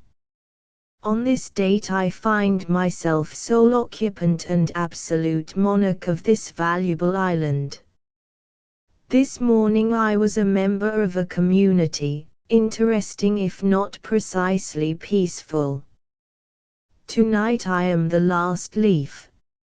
All his lovely companions are faded and gone, the sprightly Solomon, the psychic nigger, the amiable Thrackles, the cheerful Pedosa, the genial Pulse, and the high-minded gen. Undoubtedly the social atmosphere has cleared. Moreover, I am for the first time in my life a landed proprietor. Item, several square miles of grassland. Item, several dozen head of sheep. Item, a cove full of fish. Item, a handsomely decorated cave. Item, a sportive though somewhat unruly volcano. At times, it may be, I shall feel the lack of company. The seagulls alone are not distrustful of me. Undoubtedly the seagull is an estimable creature, but he leaves something to be desired in the way of companionship. Hence this diary, the inevitable refuge of the empty-minded. Materially, I shall do well enough, though I face one tragic circumstance. My cigarette material, I find, is short. Upon counting up "Damn his cigarettes," cried the surgeon. "This must be Darrow. Finicky beast. Let's see if it's signed." He whirled the leaves over to the last sheet, glanced at it, and sprang to his feet. There, sprawled in tremulous characters, as by a hand shaken with agony or terror, was written, "Look for me in the cave. Percy Darrow." The bullet hole in the corner furnished a sinister period to the signature. Trendon handed the ledger back to the captain, who took one quick look, closed it, and handed it to Condon. "Wrap that up and carry it carefully," he said. Aye, sir," said the coxswain, swathing it in his jacket and tucking it under his arm. "Now to find that cave," said Captain Parkinson to the surgeon. "The cave in the cliff, of course," said Trendon. "Noticed it coming in, you know." "Where?" "On the north shore, about a mile to the east of here." "Then we'll cut directly across." "Beg your pardon, sir," put in Condon, "but I don't think we can make it from this side, sir." "Why not?" "No beach, sir, and the cliff's like the side of a ship. Looks to be deep water right into the cave's mouth." "Back to the boat, then. Bring that flag along." The descent was swift, at times reckless, but the party embarked without accident. Soon they were forging through the water at racing speed, the boat leaping to the impulsion of the sailorman's strongest motives, curiosity and the hope of saving a life. For the twin slabs within half an hour the gig had reached the mouth of the cave. As the coxswain had predicted, the seas ran into the lofty entrance. Elsewhere the surf fell whitely, but through the arch the waves rolled unbroken into a heavy stillness. Only as the boat hovered for a moment at the face of the cliff could the exploring party hear, far within, the hollow boom that told of breakers on a distant, subterranean beach. "Run her in easy," came the captain's order. "Keep a sharp lookout for hidden rocks." To the whispering plash of the oars they moved from sunlight into twilight, from twilight into darkness. Of a sudden the oars jerked convulsively. A great roar had broken upon the ears of the sailors, the invisible roof above them, the water heaving beneath them, the walls that hemmed them in, called, with a multiplication of resonance, upon the name of Darrow. The boat quivered with the start of its occupants. Then one or two laughed weakly as they realized that what they had heard was no supernatural voice. It was the captain hailing for the marooned man. No vocal answer came. But an indeterminable space away they could hear a low splash followed by a second and a third. Something coughed weakly in front and to the right. Trendon's hand went to his revolver. The men sat, stiffened. One of them swore, in a whisper, and the oath came back upon them, echoing the name of the Saviour in hideous sibilance. "Silence in the boat," said the captain, in such buoyant tones that the men braced themselves against the expected peril. "Light the lantern and pass it to me," came the order. "Keep below the gunwale, men." As the match spluttered, "Do you see something, a few rods to port?" asked the captain in Trendon's ear. "Pair of green lights," said Trendon. "Eyes." "Seals." "Seals." "Seals." "Seals," shouted the walls, for the surgeon had suddenly released his voice. And as the mockery boomed, the green lights disappeared and there was more splashing from the distance. The crew sat up again. The lantern spread its radiance. It was reflected from battlements of fairy beauty. Everywhere the walls were set, as with gems, in broad veils of varied and vivid hues. Dazzled at first, the explorers soon were able to discern the general nature of the subterranean world which they had entered. In most places the walls rose sheer and unscalable from the water. In others, turreted rocks thrust their gleaming crags upward. Over to starboard a little beach shone with Quaker grayness in that spectacular display. The end of the cavern was still beyond the area of light. "Must have been a swimmer to get in here," commented Trendon, glancing at the walls. "Unless he had a boat," said the captain. "But why doesn't he answer?" "Better try again. No telling how much more there is of this." The surgeon raised his ponderous bellow, and the cave roared again with the summons. Silence, formidable and unbroken, succeeded. "House to house search is now in order," he said. "Must be in here somewhere unless the seals got him." Cautiously the boat moved forward. Once she grazed on a half-submerged rock. Again a tiny islet loomed before her. Scattered bones glistened on the rocky shore, but they were not human relics.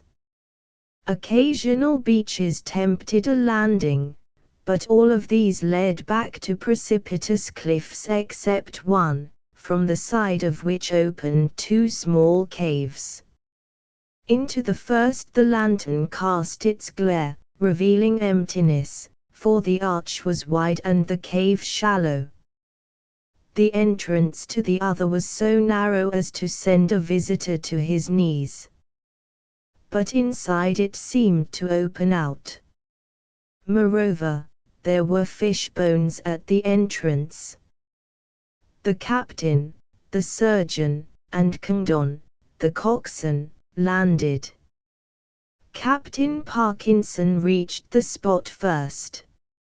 Stooping, he thrust his head in at the orifice. A sharp exclamation broke from him. He rose to his feet, turning a contorted face to the others. "Poisonous," he cried. "More volcano," said Trendon. He bent to the black hole and sniffed cautiously. "I'll go in, sir," volunteered Condon. I've had fire practice. My business, said Trendon, briefly. Decomposition, unpleasant, but not dangerous. Pushing the lantern before him, he wormed his way until the light was blotted out. Presently it shone forth from the funnel, showing that the explorer had reached the inner open space. Captain Parkinson dropped down and peered in, but the evil odor was too much for him. He retired, gagging and coughing. Trendon was gone for what seemed an interminable time. His superior officer fidgeted uneasily. At last he could stand it no longer. "Dr. Trendon, are you all right?" he shouted. "Yup," answered a choked voice. "Cubbing nude dow." Again the funnel was darkened. A pair of feet appeared, then the surgeon's chunky trunk, his head, and the lantern. Once, twice, and thrice he inhaled deeply. "Phew," he gasped. "Thought I was tough, but phew. Did you find?" "No, sir.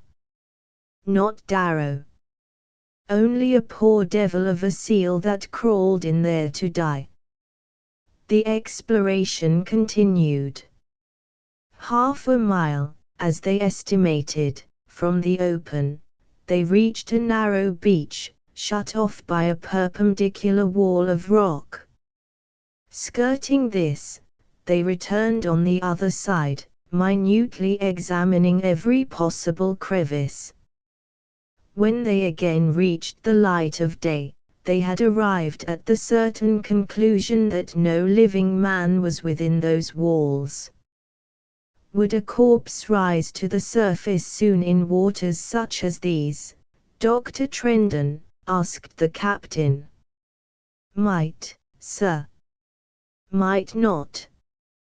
No telling that." The captain ruminated.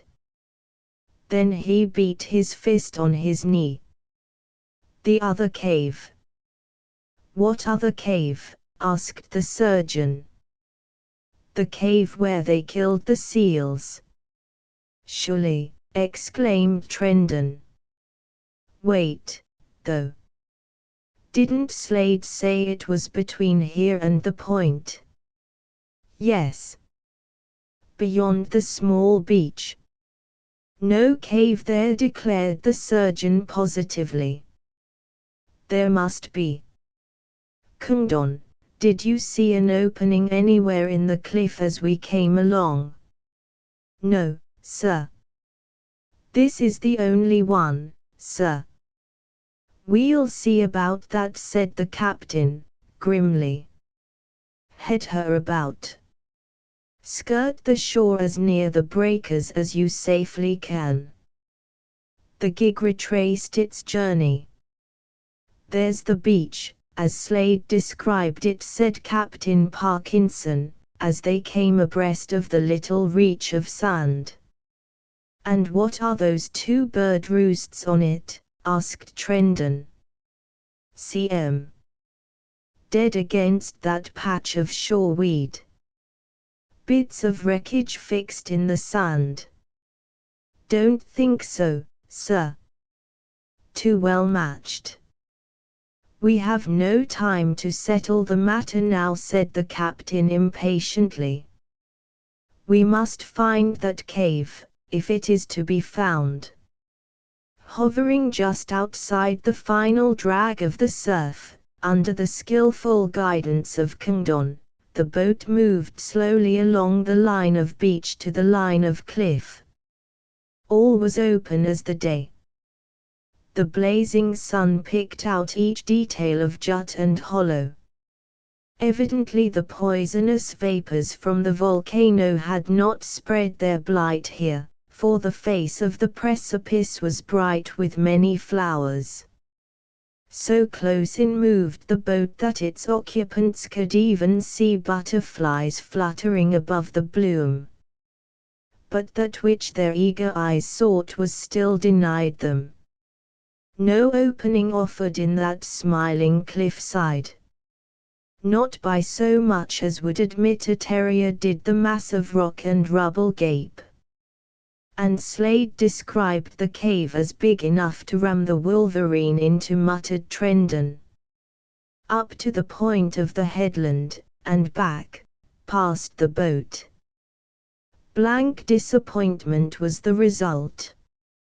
"What is your opinion now, Dr. Trendon?" asked the captain of the older man. "Don't know, sir," answered the surgeon hopelessly. "Looks as if the cave might have been a hallucination. I shall have something to say to Mr. Slade on our return," said the captain crisply. "If the cave was an hallucination, as you suggest, the seal murder was fiction." "Looks so," agreed the other. "And the murder of the captain?" "How about that?" "And the mutiny of the men," added the surgeon. "And the killing of the doctor. Your patient seems to be a romantic genius." "And the escape of Darrow." "Hold hard," quoth Trendon. "Darrow's no romance. Nothing fictional about the flag and ledger." "True enough," said the captain, and fell to consideration. "Anyway," said Trendon vigorously, "I'd like to have a look at those bird roosts. Mighty like signposts, to my mind." "Very well," said the captain. "It'll cost us only a wetting. Run her in, Kingdon." With all the coxswain's skill, and the oarsman's technique, the passage of the surf was a lively one, and little driblets of water marked the trail of the officers as they shuffled up the beach. The two slabs stood less than 50 yards beyond high water tide. Nearing them, the visitors saw that each marked a mound, but not until they were close up could they read the neat carving on the first. It ran as follows: "Here lies Solomon Anderson alias Handy Solomon, who murdered his employer, his captain, and his shipmates, and was found, dead of his deserts, on these shores, the 5th of June, 1904. This slab is erected as a memento of admiring esteem by the last of his victims. And you can kiss the book on that." "Percy Darrow Fessett," said the surgeon. "You can kiss the book on that, too." Then Slade was telling the truth. Apparently. Seems good corroboration. The captain turned to the other mound. Its slab was carved by the same hand. Sacred to the memory of an ensign of the U.S. Navy, whose body, washed upon this coast, is here buried with all reverence, by strange hands, whose soul may God rest. The seas shall sing his requiem. June the 6th, Mxmiv. "Billy Edwards," said the captain, very low. He uncovered. The surgeon did likewise. So, for a space, they stood with bared heads between the twin graves. The Pinwheel volcano," the surgeon spoke first.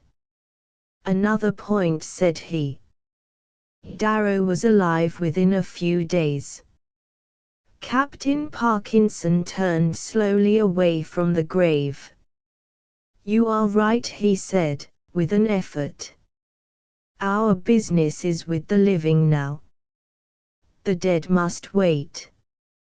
"Hide and seek," growled Trendon. "If he's here, why don't he show himself?" The other shook his head. "Place is all trampled up with his footprints," said Trendon. He's plodded back and forth like a prisoner in a cell.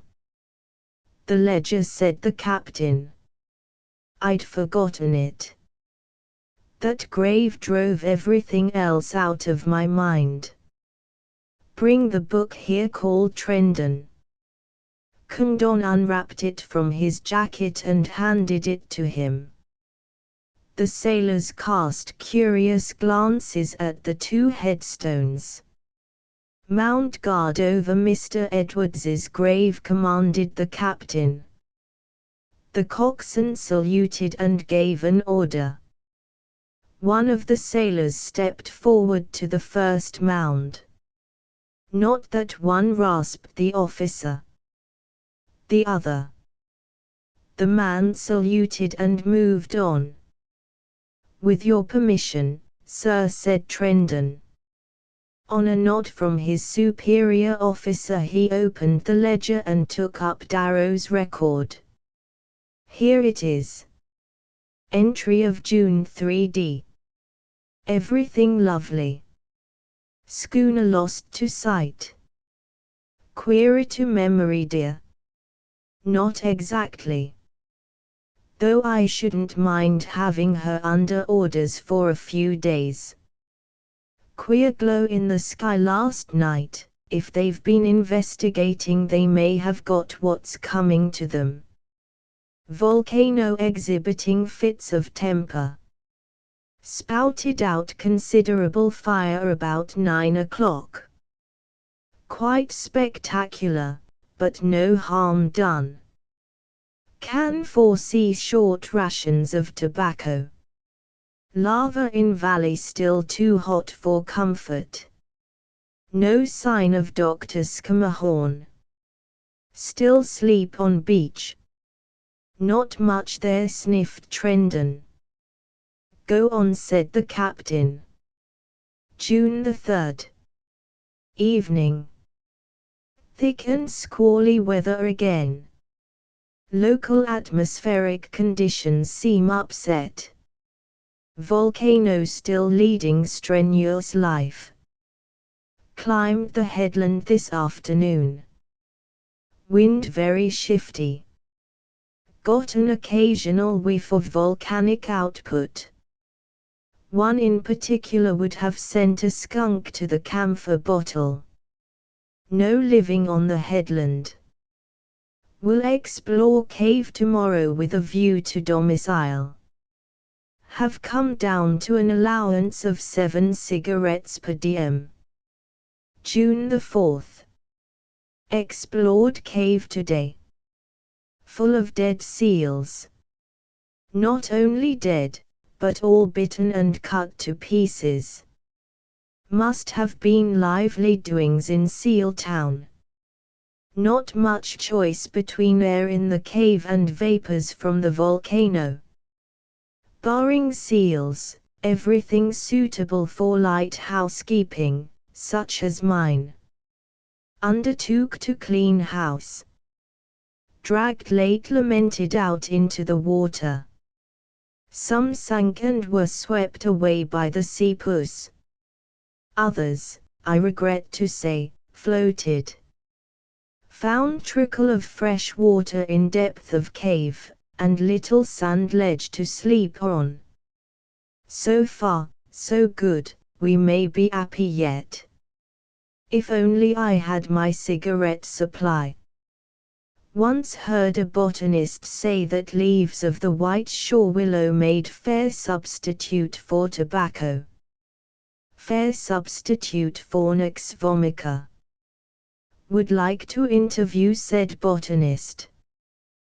The fellow is a tobacco maniac, growled Trendon, feeling in his breast pocket. The devil, he cried, bringing forth an empty hand. Silently the captain handed him a cigar. Thank you, sir, he said, lighted it, and continued reading. June the 5th. Had a caller today. Climbed the headland this morning. Found volcano taking a day off. Looking for sign of laughing lass, noticed something heliographing to me from the waves beyond the reef. Seemed to be metal. I guessed a tin can. Caught in the swirl, it rounded the cape, and I came down to the shore to meet it.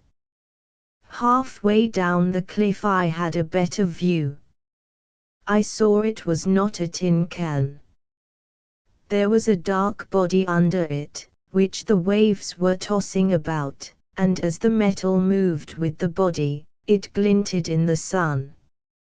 Suddenly it was borne in upon me that an arm was doing the signaling, waving to me with a sprightly, even a jocular friendliness. Then I saw what it really was. It was Handy Solomon and his steel hook. He was riding quite high.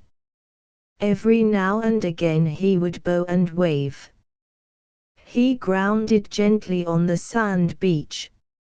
I planted him promptly. First, however, I removed a bag of tobacco from his pocket. Poor stuff, and water-soaked, but still tobacco. Spent a quiet afternoon carving a headstone for the dear departed. Pity it were that virtues so shining should be uncommemorated. Idle as the speculation is, I wonder who my next visitor will be. Thrackles, I hope. Evidently some of them have been playing the part of Padora. Spent last night in the cave. Air quite fresh. June the 6th. Saw the glow again last night. The surgeon paused in his reading. That would be the night of the 5th, the night before we picked her up empty.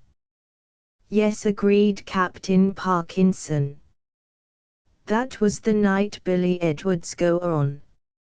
Saw the glow again last night. Don't understand it. Once should have been enough for them.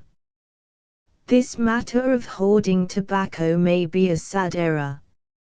If old Spitfire keeps on the way she has today, I shan't need much more. It would be a raw jest to be burned or swallowed up with a month's supply of unsmoked cigarettes on one. Cave getting shaky. Still, I think I'll stick there. As between being burned alive and buried alive, I'm for the respectable and time-honored fashion of interment. Bombardment was mostly to the east today, but no telling when it may shift. June the 7th. This morning I found a body rolling in the surf. It was the body of a young man, large and strongly built, dressed in the uniform of an ensign of our navy. Surely a strange visitor to these shores.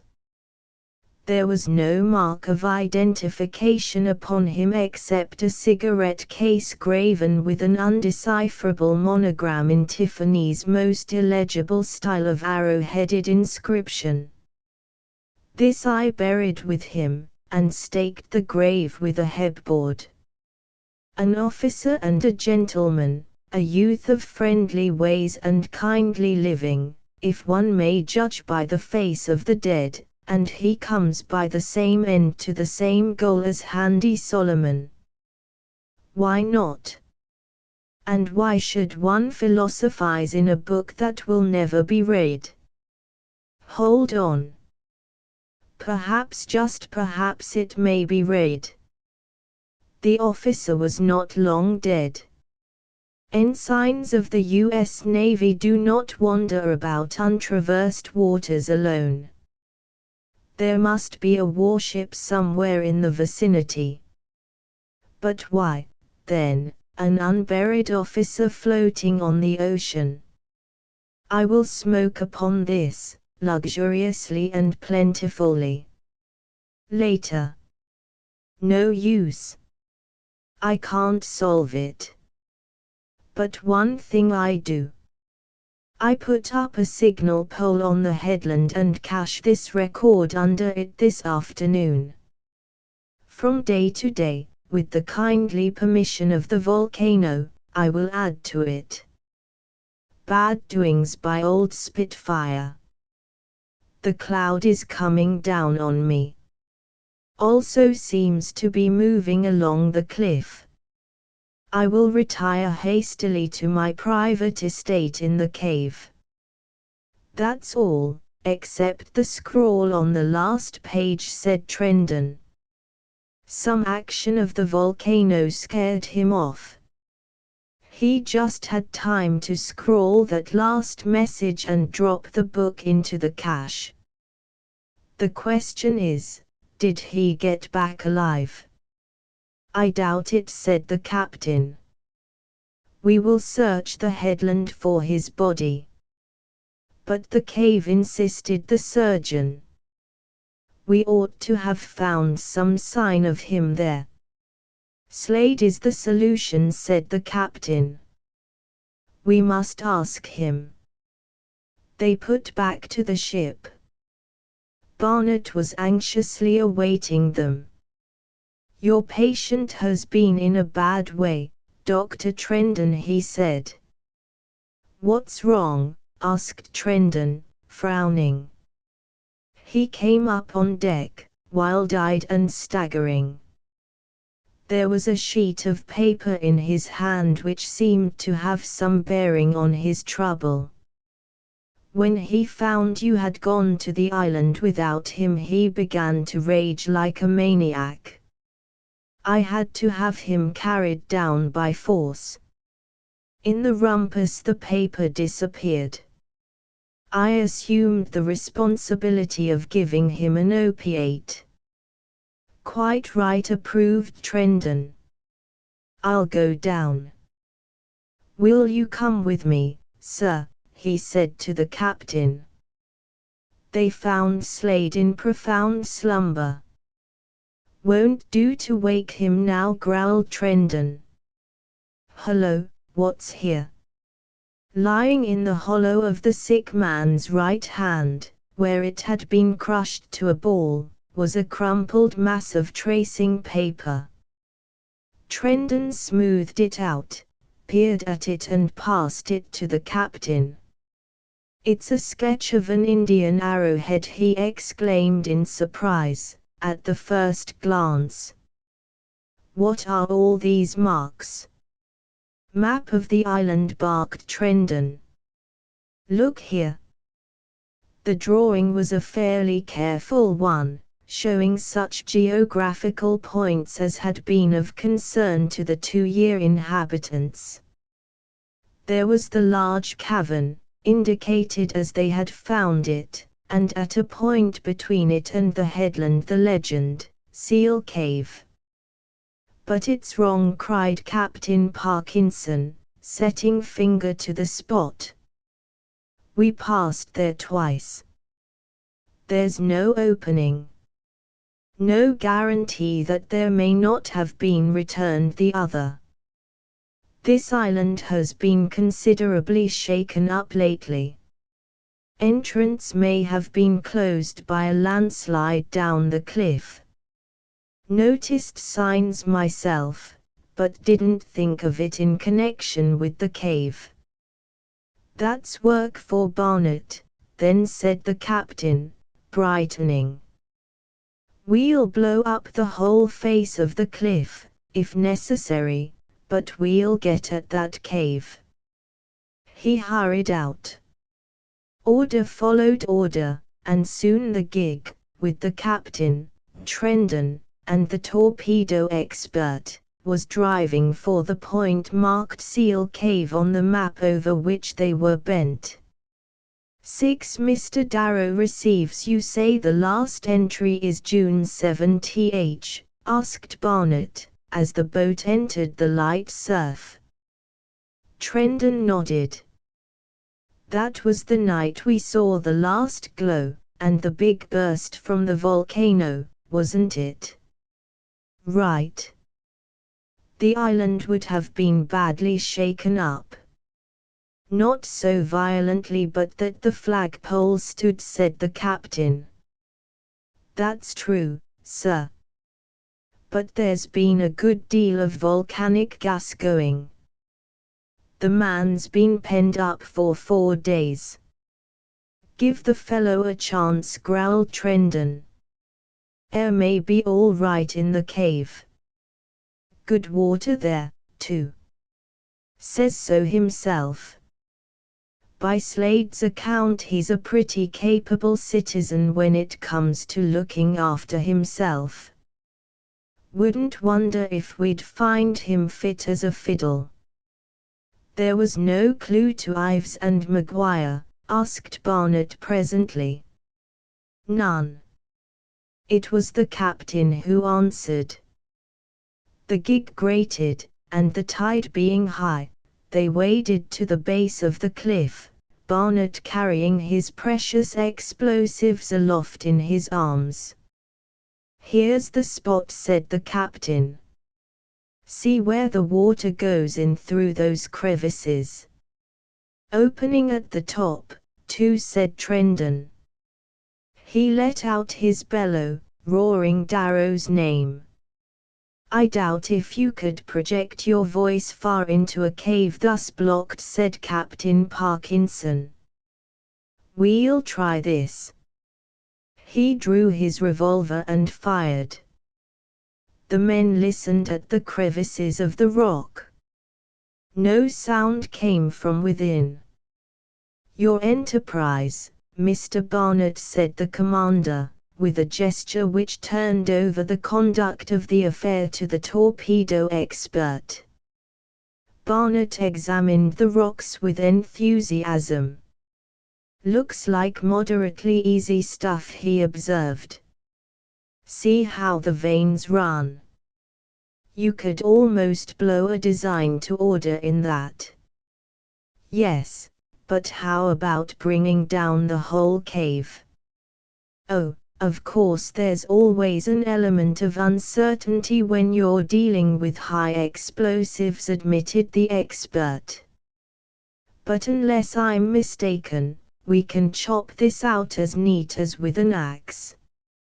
Dropping his load of cartridges carelessly upon a flat rock which projected from the water, he busied himself in a search along the face of the cliff. Presently, with an air of satisfaction, he climbed toward a hand's breadth of platform where grew a patch of purple flowers. Throw me up a knife, somebody, he called. Take notice, said Trendon, good-naturedly, that I'm the botanist of this expedition. Oh, you can have the flowers. All I want is what they grow in. Loosening a handful of the dry soil, he brought it down and laid it with the explosives. Next he called one of the sailors to boost him, and was soon perched on the flat slant of a huge rock which formed, as it were, the keystone to the blockade. Let's see, he ruminated. We want a slow charge for this. One that will exert a widespread pressure without much shattering force. The number 3, I think. How is that, Mr. Barnett? Asked the captain, with lively interest. You see, sir, returned the demonstrator, perched high, like a sculptor at work on some heroic masterpiece, what we want is to split off this rock. He patted the flank of the huge slab. There's a lovely vein running at an angle inward from where I sit. Split that through, and the rock should roll, of its own weight, away from the entrance. It's held only by the upper projection that runs under the arch here. Neat program, commented Trendon, with a tinge of sardonic skepticism. Wait and see, retorted Barnett blithely, for he was in his element now. I'll appoint you my assistant.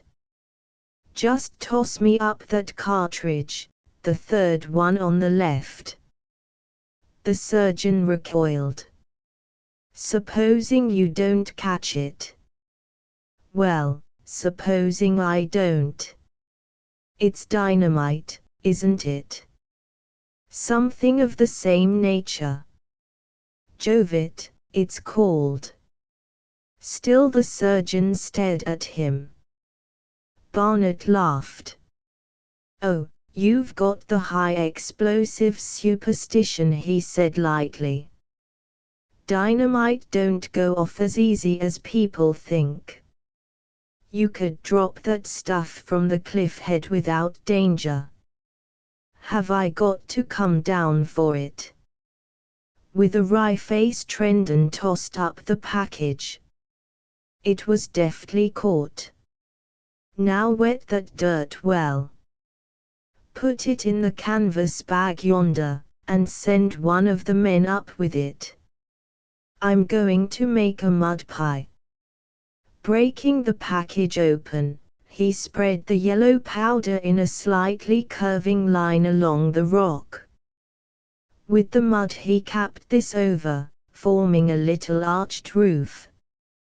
To keep it from blowing away, surmised Trendon. No, to make it blow down instead of blowing up. Oh, rot, returned the downright surgeon. That pound of dirt won't make the shadow of a feather's difference. Won't it? Retorted the other. Curious thing about high explosives.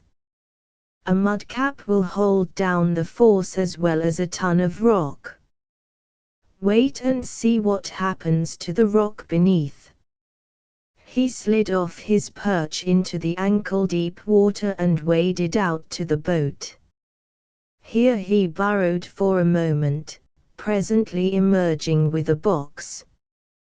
This he carried gingerly to a convenient rock and opened. First he lifted out some soft padding. A small tin box honeycombed inside came to light. With infinite precaution Barnett picked out an object that looked like a .22 caliber short cartridge, wadded some cotton batten in his hand, set the thing in the wadding, laid it on the rock, carefully returned the small box to the large box and the large box to the boat, took up the cartridge again and waded back to the cliff. They watched him in silence. This is the little devil, he said, indicating his delicate burden. Fulminate of mercury. This is the stuff that'll remove your hand with neatness and dispatch. It's the quickest-tempered little article in the business. Just give it one hard look and it's off. Here, said Trendon, I resign. From now on I'm a spectator. Barnett swung the fulminate in his handkerchief and gave it to a sailor to hold. The man dandled it like a newborn infant. Back to his rock went Barnett.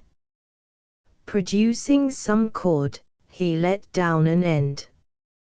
Tie the handkerchief on, and get out of the way, he directed. With painful slowness the man carried out the first part of the order, the latter half he obeyed with sprightly alacrity. Very slowly, very delicately, the expert drew in his dangerous burden. Once a current of air puffed it against the face of the rock, and the operator's head was hastily withdrawn. Nothing happened. Another minute and he had the tiny shell in hand. A fuse was fixed in it and it was shoved under the mudcap. Barnett stood up. Will you kindly order the boat ready, Captain Parkinson, he called. The order was given. As soon as I light the fuse I will come down and we'll pull out 50 yards. Leave the rest of the Jovit where it is. All ready. Here goes. He touched a match to the fuse. It caught. For a moment he watched it. Going all right, he reported, as he struck the water. Plenty of time. Some 70 yards out they rested on their oars. They waited. And waited. And waited. It's out, grunted Trendon. From the face of the cliff puffed a cloud of dust. A thudding report boomed over the water. Just a wisp of whitish-grey smoke arose, and beneath it the great rock, with a gaping seam across its top, rolled majestically outward, sending a shower of spray on all sides, and opening to their eager view a black chasm into the heart of the headland. The experiment had worked out with the accuracy of a geometric problem. That's all, Sir Barnet reported officially. Magic. Modern magic, said the captain. He stared at the open door. For the moment the object of the undertaking was forgotten in the wonder of its exact accomplishment. Darrell think an earthquake's come after him, remarked Trendon. Give way, ordered the captain. The boat grated on the sand. Captain Parkinson would have entered, but Barnet restrained him. It's best to wait a minute or two, he advised. Occasionally slides follow an explosion tardily, and the gases don't always dissipate quickly. Where they stood they could see but a short way into the cave. Trendon squatted and funneled his hands to one eye. There's fire inside, he said. In a moment they all saw it, a single, pinpoint glow, far back in the blackness, a cyclopean eye, that swayed as it approached. Alternately it waned and brightened. Suddenly it illuminated the dim lineaments of a face. The face neared them. It joined itself to reality by a very solid pair of shoulders, and a man sauntered into the twilit mouth of the cavern, removed a cigarette from his lips, and gave them greeting. Sorry not to have met you at the door, he said, courteously. It was you that knocked, was it not? Yes. It roused me from my siesta. They stared at him in silence. He blinked in the light, with unaccustomed eyes. You will pardon me for not asking you in at once. Past circumstances have rendered me, well, perhaps suspicious is not too strong a word. They noticed that he held a revolver in his hand. Captain Parkinson came forward a step. The host half raised his weapon. Then he dropped it abruptly. Navy men, he said, in an altered voice. I beg your pardon. I could not see at first. My name is Percy Darrow. I am Captain Parkinson of the United States cruiser Wolverine, said the commander. This is Mr. Barnet, Mr. Darrow. Dr. Trendon, Mr. Darrow. They shook hands all around. Like some damned silly afternoon tea, Trendon said later, in retailing it to the mess. A pause followed. Won't you step in, gentlemen, said Darrow. May I offer you the makings of a cigarette? Wouldn't you be robbing yourself? Inquired the captain, with a twinkle. Oh, you found the diary, then, said Darrow easily. Rather silly of me to complain so. But really, in conditions like these, tobacco becomes a serious problem. So one might imagine, said Trendon dryly. He looked closely at Darrow. The man's eyes were light and dancing. From the nostrils 2 livid lines ran diagonally. Such lines one might make with a hard blue pencil pressed strongly into the flesh. The surgeon moved a little nearer. "Can you give me any news of my friend Thrackles?" asked Darrow lightly. "Or the esteemed Pulse? Or the scholarly and urbane Robinson of Ethiopian extraction?" "Dead," said the captain. "Ah, a pity," said the other. He put his hand to his forehead. "I had thought it probable." His face twitched. "Dead. Very good. In fact, really, amusing." He began to laugh, quite to himself. It was not a pleasant laugh to hear. Trendon caught and shook him by the shoulder. "Drop it," he said. Darrow seemed not to hear him. "Dead, all dead," he repeated. "And I've outlasted 'em. God damn 'em, I've outlasted 'em." And his mirth broke forth in a strangely shocking spasm. Trendon lifted a hand and struck him so powerfully between the shoulder blades that he all but plunged forward on his face. "Quit it," he ordered again. "Get hold of yourself." Darrow turned and gripped him. The surgeon winced with the pain of his grasp. "I can't," gasped the maroon, between paroxysms. "I've been living in hell. A black, shaking, shivering hell, for God knows how long." "What do you know? Have you ever been buried alive?" And again the agony of laughter shook him. "This," then muttered the doctor, and the hypodermic needle shot home. During the return Darrow lay like a log in the bottom of the gig. The opiate had done its work. Consciousness was mercifully dead within him. 7 The survivor's rest and good food quickly brought Percy Darrow back to his normal poise.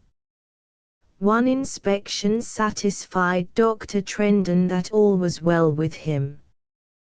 He asked to see the captain, and that gentleman came to Ives's room, which had been assigned to the rescued man. "I hope you've been able to make yourself comfortable," said the commander, courteously. "It would be strange indeed if I could not," returned Darrow, smiling. "You forget that you have set a savage down in the midst of luxury." "Make yourself free of Ives's things," invited Captain Parkinson. "Poor fellow, he will not use them again, I fear." "One of your men lost?" asked Darrow. "Ah, the young officer whose body I found on the beach, perhaps." "No, but we have to thank you for that burial," said the captain. Darrow made a swift gesture. "Oh, if thanks are going," he cried, and paused in hopelessness of adequate expression. "This has been a bitter cruise for us," continued the captain. He sighed and was silent for a moment. "There is much to tell and to be told," he resumed. "Much," agreed the other, gravely. "You will want to see Slade first, I presume," said the captain. "One of your officers whom I have not yet had the pleasure of meeting." The captain stared. Slade, he said. Ralph Slade. Apparently there's a missing link. Or I fear I was not wholly myself yesterday for a time. Possibly something occurred that I did not quite take in. Perhaps we'd better wait, said Captain Parkinson, with obvious misgiving. You're not quite rested. You will feel more like if you don't mind, said Darrow composedly. I'd like to get at this thing now. I'm in excellent understanding, I assure you. Very well. I am speaking of the man who acted as mate in The Laughing Lass. The journalist who, good heavens! What arrant stupidity! I have to beg your pardon, Mr. Darrow. It has just occurred to me. He called himself Eugene with you. Eugene? What is this? Is Eugene alive? And on this ship? We picked him up in an open boat. And you say he calls himself Slade? He is Ralph Slade, adventurer and journalist. Mr. Barnett knows him and vouches for him. And he was on our island under an assumed name, said Darrow in tones that had the smoothness and the rasp of silk. Rather annoying. Not good form, quite, even for a pirate. Yet, I believe he saved your life, suggested the captain. Darrow looked up sharply. Why, yes, he admitted. So he did. I had hoped he checked himself. I had thought that all of the crew went the same way. You didn't find any of the others? None. Darrow got to his feet. I think I'd like to see Eugene Slade, whatever he calls himself. I don't know, began the captain. It might not be, he hesitated and stopped. Darrow drew back a little, misinterpreting the other's attitude. Do I understand that I am under restraint? He asked stiffly. Certainly not. Why should you be? Well, returned the other contemplatively, it really might be regarded as a subject for investigation. Of course I know only a small part of it. But there have certainly been suspicious circumstances. Piracy there has been, no doubt of that. Murder, too, if my intuitions are not at fault. Or at least, a disappearance to be accounted for. Robbery can't be denied.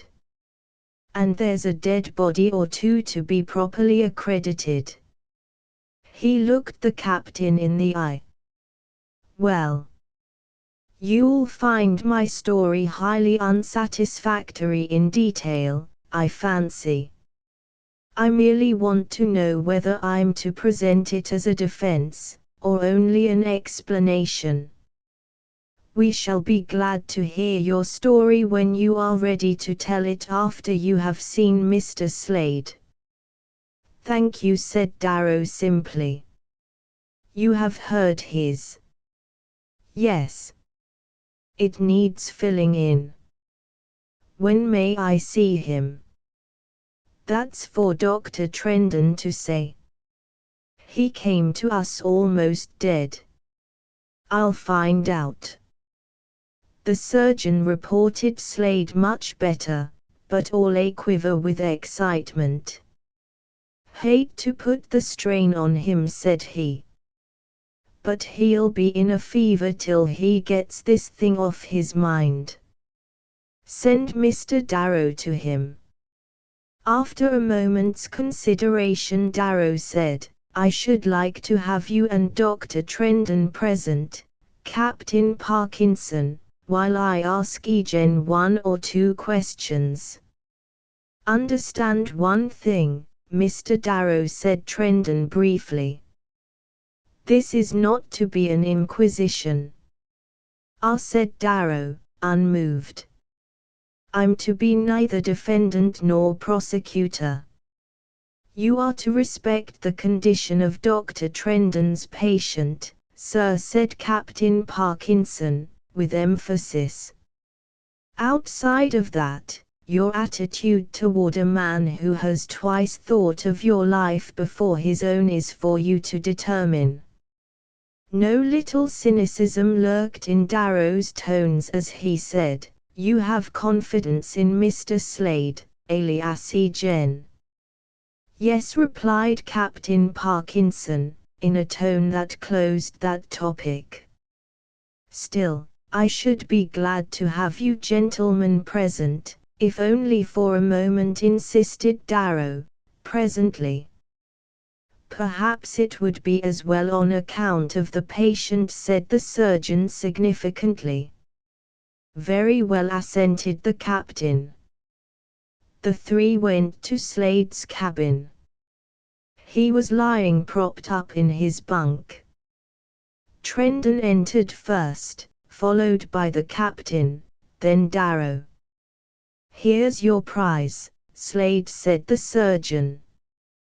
Darrow halted, just inside the door. With an eager light in his face, Slade leaned forward and stretched out his hand. I couldn't believe it until I saw you, old man, he cried. Darrow's eyebrows went up. Before Slade had time to note that there was no response to his outstretched hand, the surgeon had jumped in and pushed him roughly back upon his pillow. What did you promise? He growled. You were to lie still, weren't you? And you'll do it, or out we go. How are you, Eugene? Drawled Darrow. Not Eugene. I'm done with that. They've told you, haven't they? Darrow nodded. Are you the only survivor? He inquired. Except yourself. The nigger. Pulse. Thrackles. The captain. All drowned. Not the captain. They murdered him. Said Darrow softly. And you, I beg your pardon, your friends disposed of the doctor in the same way. Handy Solomon, replied Slade with shaking lips. Hell's got that fiend, if there's a hell for human fiends. They threw the doctor's body in the surf.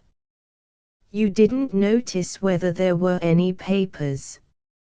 If there were, they must have been destroyed with the body when the lava poured down the valley into the sea. The lava, of course, assented Darrow, with elaborate nonchalance. Well, he was a kind old boy. A cheerful, simple, wise old child. I would have given my right hand to save him, cried Slade. It was so sudden, so damnable, better to have saved him than me, said Darrow. He spoke with the first touch of feeling that he exhibited. I have to thank you for my life, Eugene. I beg your pardon, Slade. It's hard to remember. Dr. Trendon arose, and Captain Parkinson with him. Give you 2 hours. Mr. Darrow, said the surgeon. No more. If he seems exhausted, give him one of these powders. I'll look in an hour. At the end of an hour he returned. Slade was lying back on his pillow. Darrow was talking, eagerly, confidentially. In another hour he came out. The whole thing is clear, he said to Captain Parkinson. I am ready to report to you. This evening, said the captain. The mess will want to hear. Yes, they will want to hear, assented Darrow. You've had Slade's story. I'll take it up where he left off, and he'll check me. Mine's as incredible as Slade's was.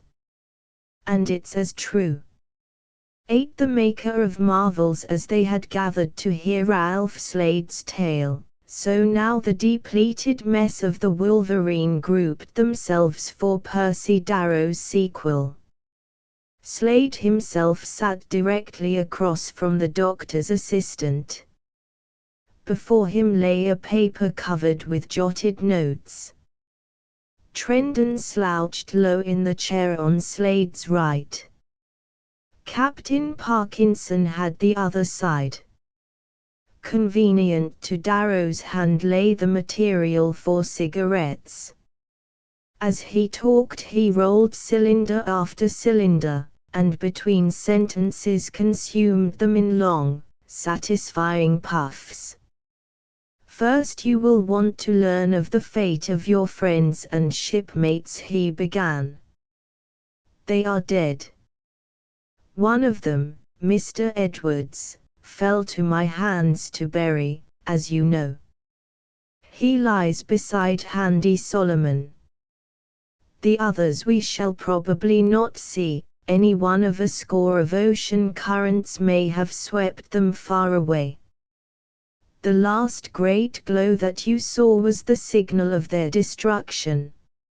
So the work of a great scientist, a potent benefactor of the race, a gentle and kindly old heart, has brought about the death of your friends and of my enemies.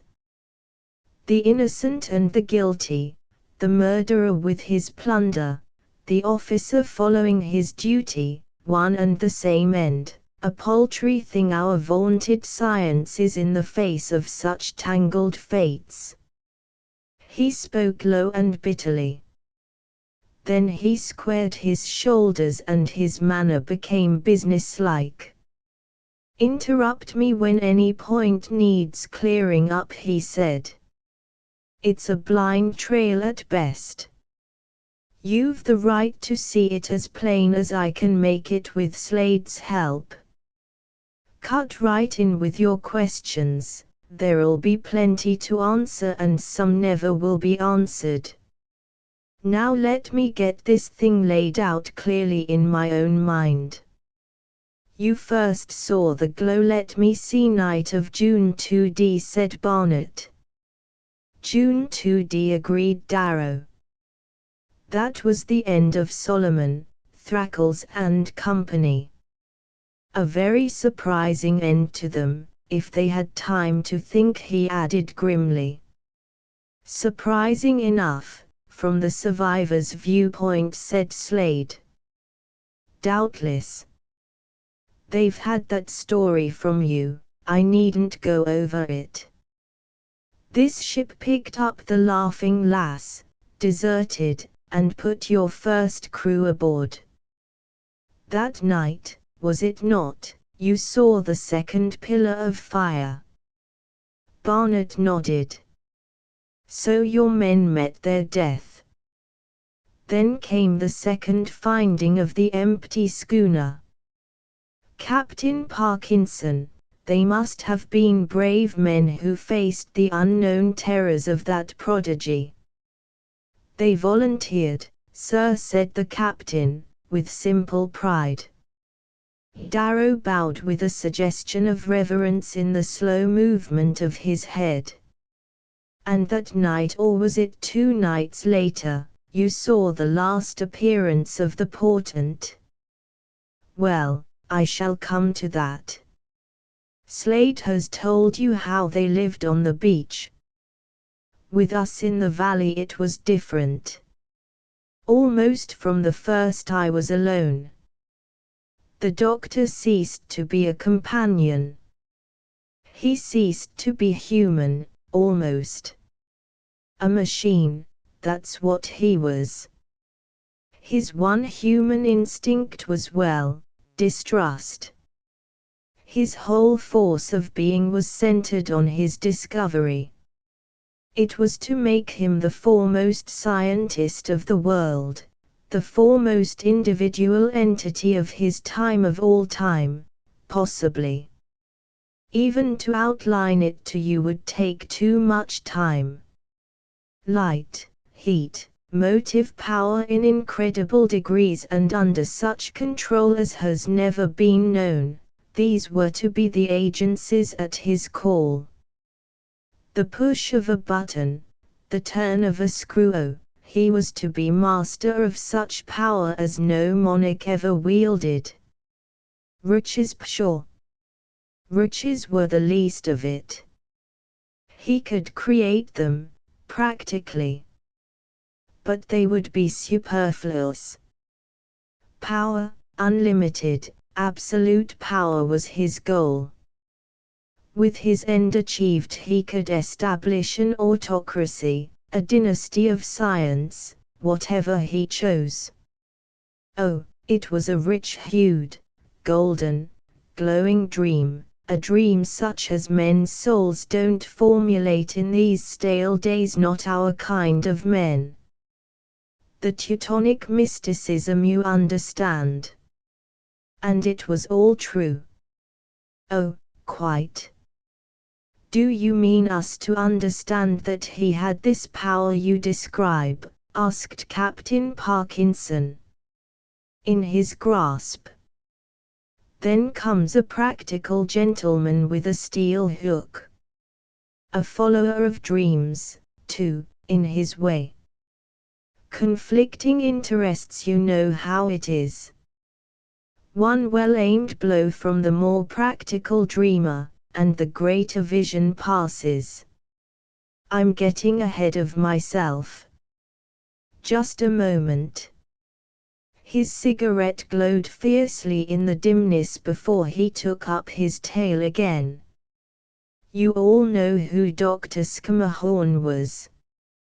None of you know. I don't know myself, though I've been his factotum for 10 years along how many varied lines of activity that mind played. One of them was the secret of energy, concentrated, resistless energy. Man's contrivances were too puny for him. The most powerful engines he regarded as toys. For a time high explosives claimed his attention. He wanted to harness them. Once he got to the point of practical experiment. You can see the ruins yet, a hole in southern New Jersey. Nobody ever understood how he escaped. But there he was on his feet across a 10-foot fence in a plowed field. Yes, he flew the fence and running furiously in the opposite direction, when the dust cleared away. Someone stopped him finally. Told him the danger was over. Yet, I will not return, he said firmly, and fainted away. That disgusted him with high explosives. What secrets he discovered he gave to the government. They were not without value, I believe. They were not, indeed, corroborated Barnett. Next his interest turned to the natural phenomena of high energy.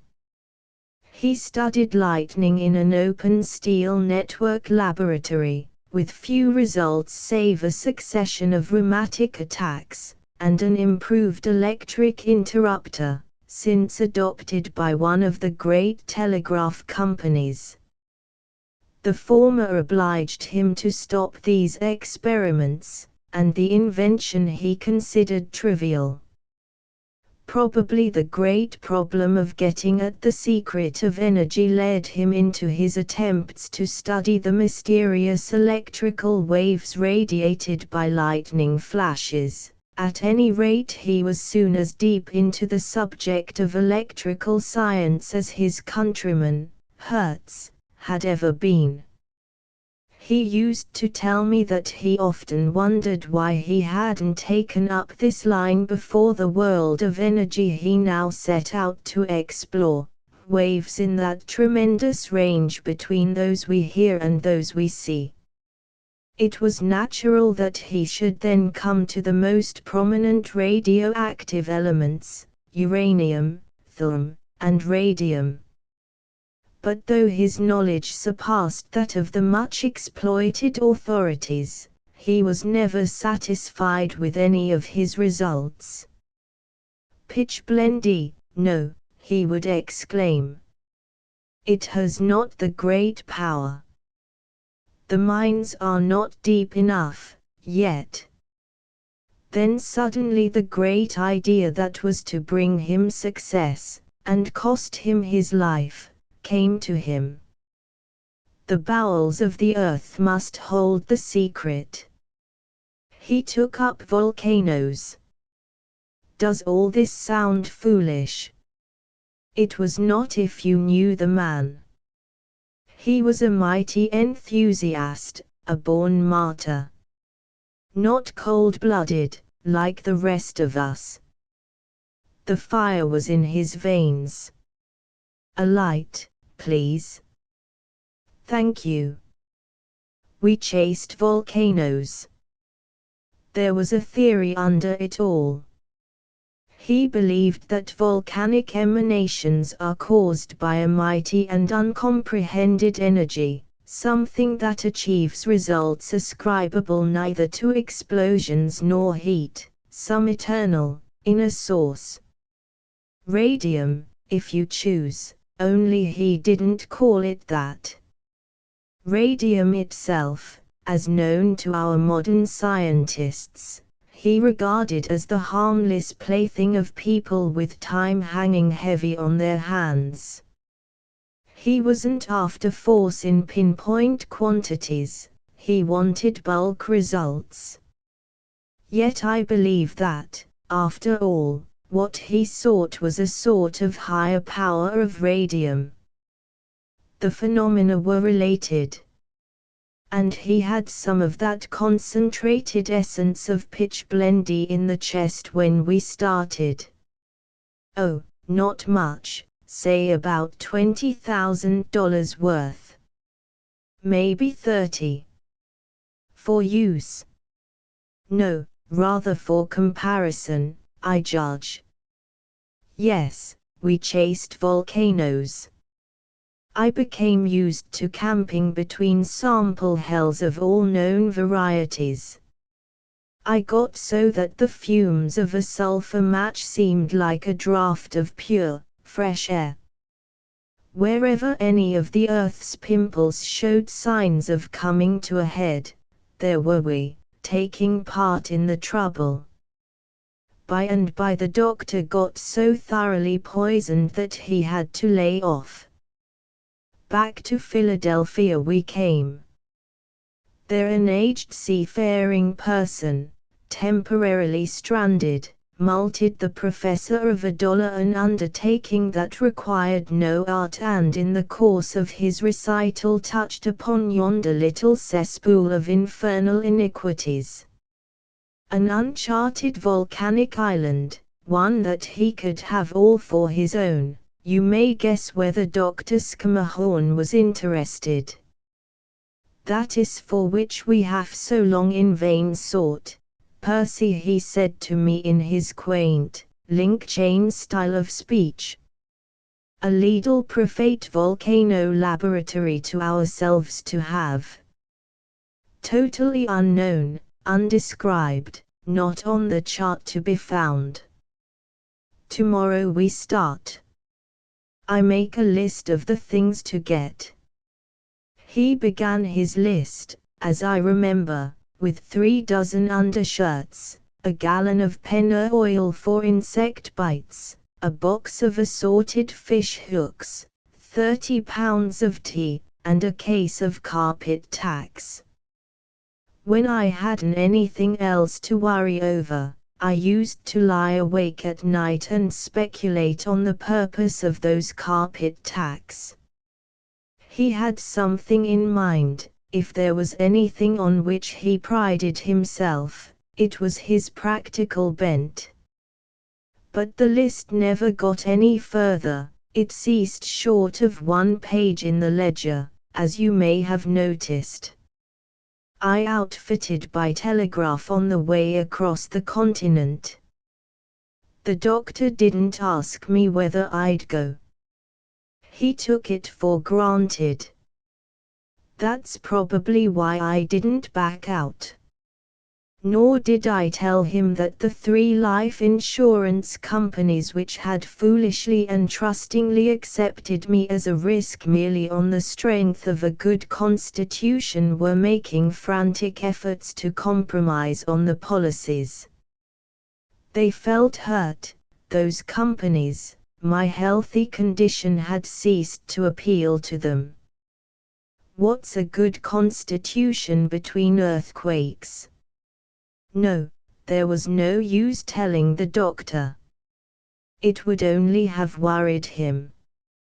Besides, I didn't believe that the island was there.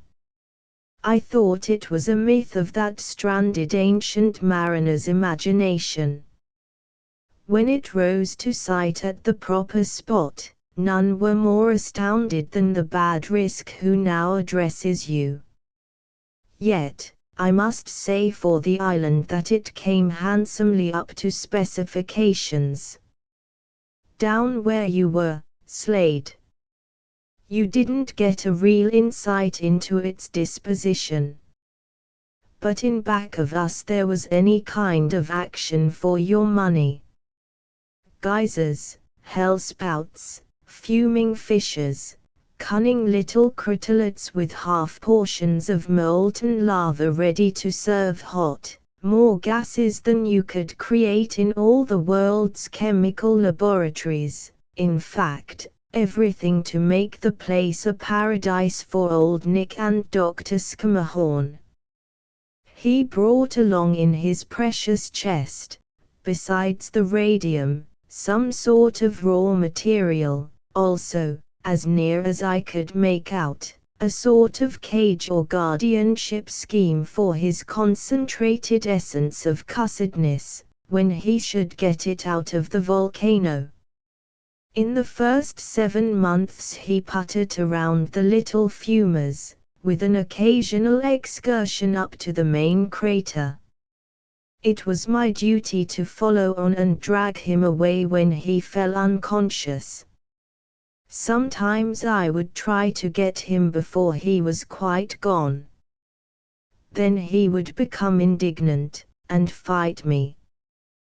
Perhaps that helped to lose me his confidence.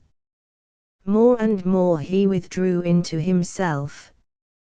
There were days when he spoke no word to me. It was lonely.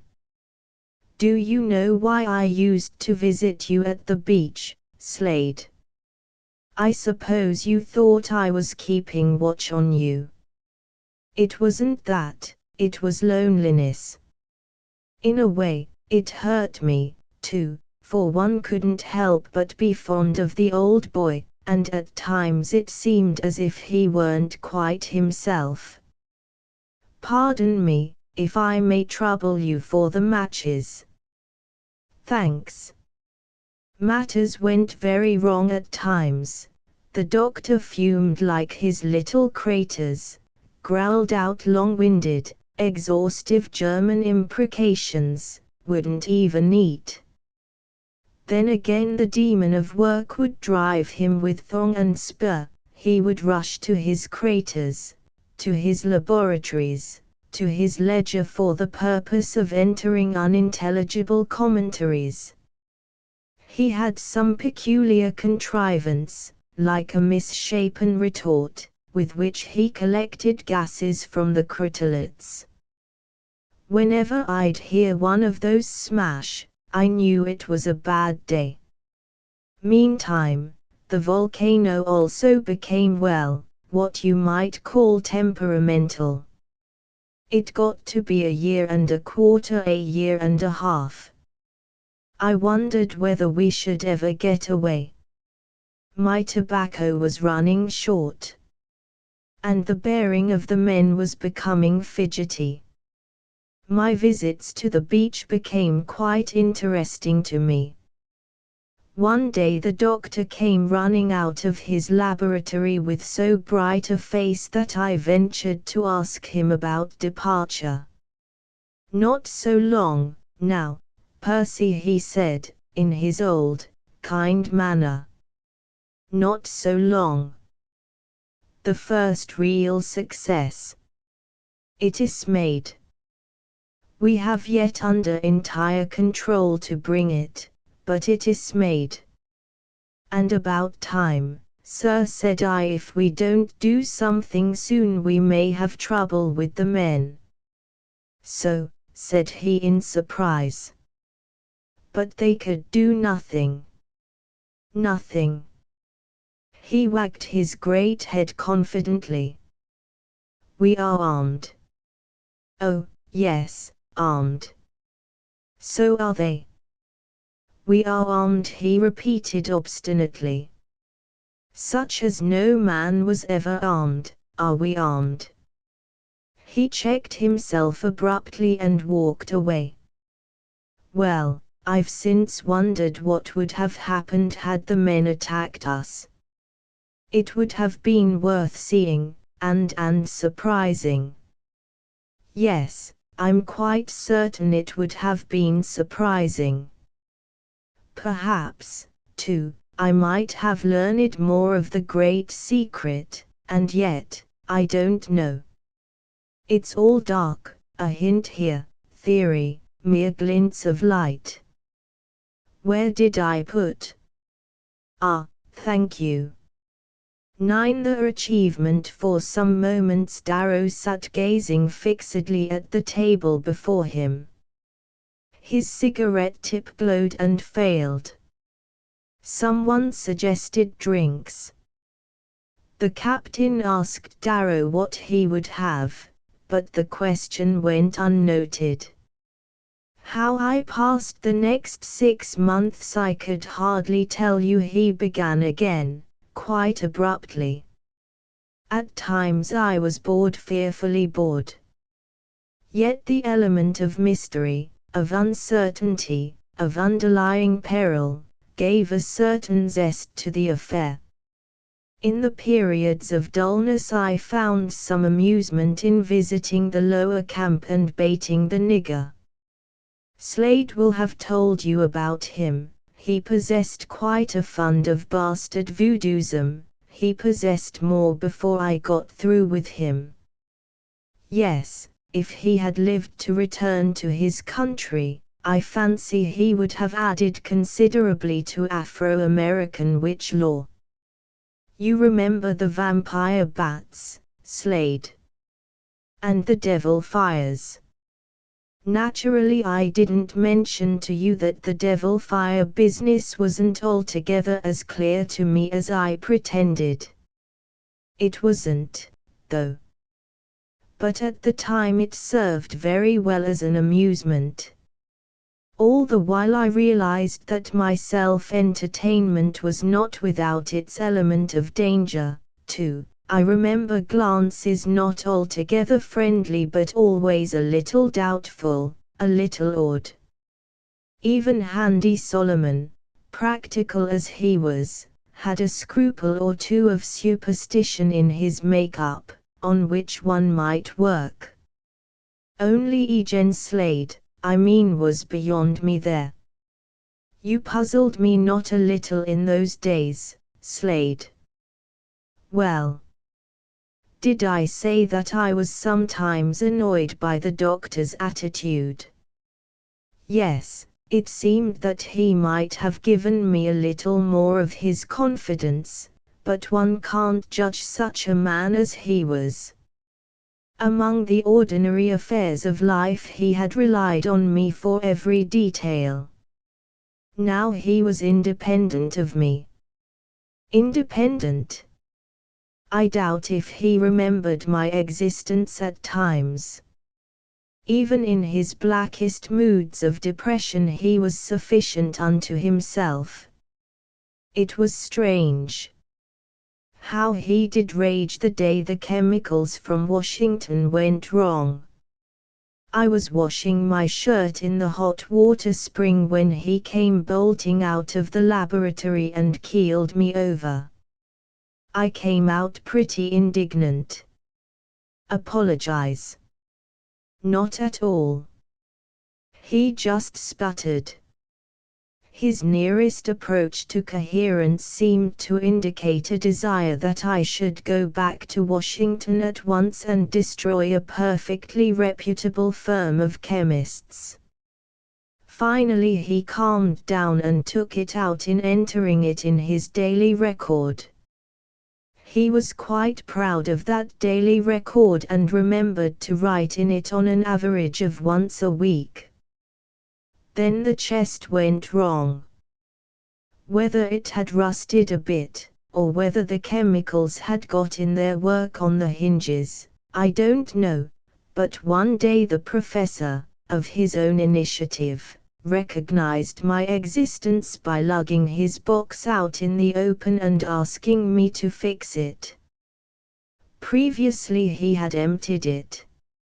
It was rather a complicated thing, with an inner compartment over which was a hollow cover, opening along one rim. That, I conjectured, was designed to hold some chemical compound or salt. There were many minor openings, too, each guarded by a similar hollow door. My business was with the heavy top cover. It should shut and open softly, gently explained the professor. So, not with a grating sound to be accompanied, he added, with his curious effect of linked phraseology. Half a day's work fixed it. The lid would stand open of itself until tipped at a considerable angle, when it would fall and lock. Only on the outer shell was there a lock. That one was a good bit of craftsmanship. So, Percy, my boy, said the doctor kindly. That will with sufficient safety guard our treasure. When we obtain it, Percy. When it entirely finished and completed shall be. And when will that be? I asked. God knows, he said cheerfully. It progresses. Whenever I went strolling at night, he would produce his curious lights. Sometimes they were fairly startling. One fact I made out by accident, looking down from a high place. They did not project from the laboratory. He always worked in the open when the light was to be produced. Once the experiment took a serious turn. The lights had flickered and gone. Dr. Scammahorn had returned to his laboratory.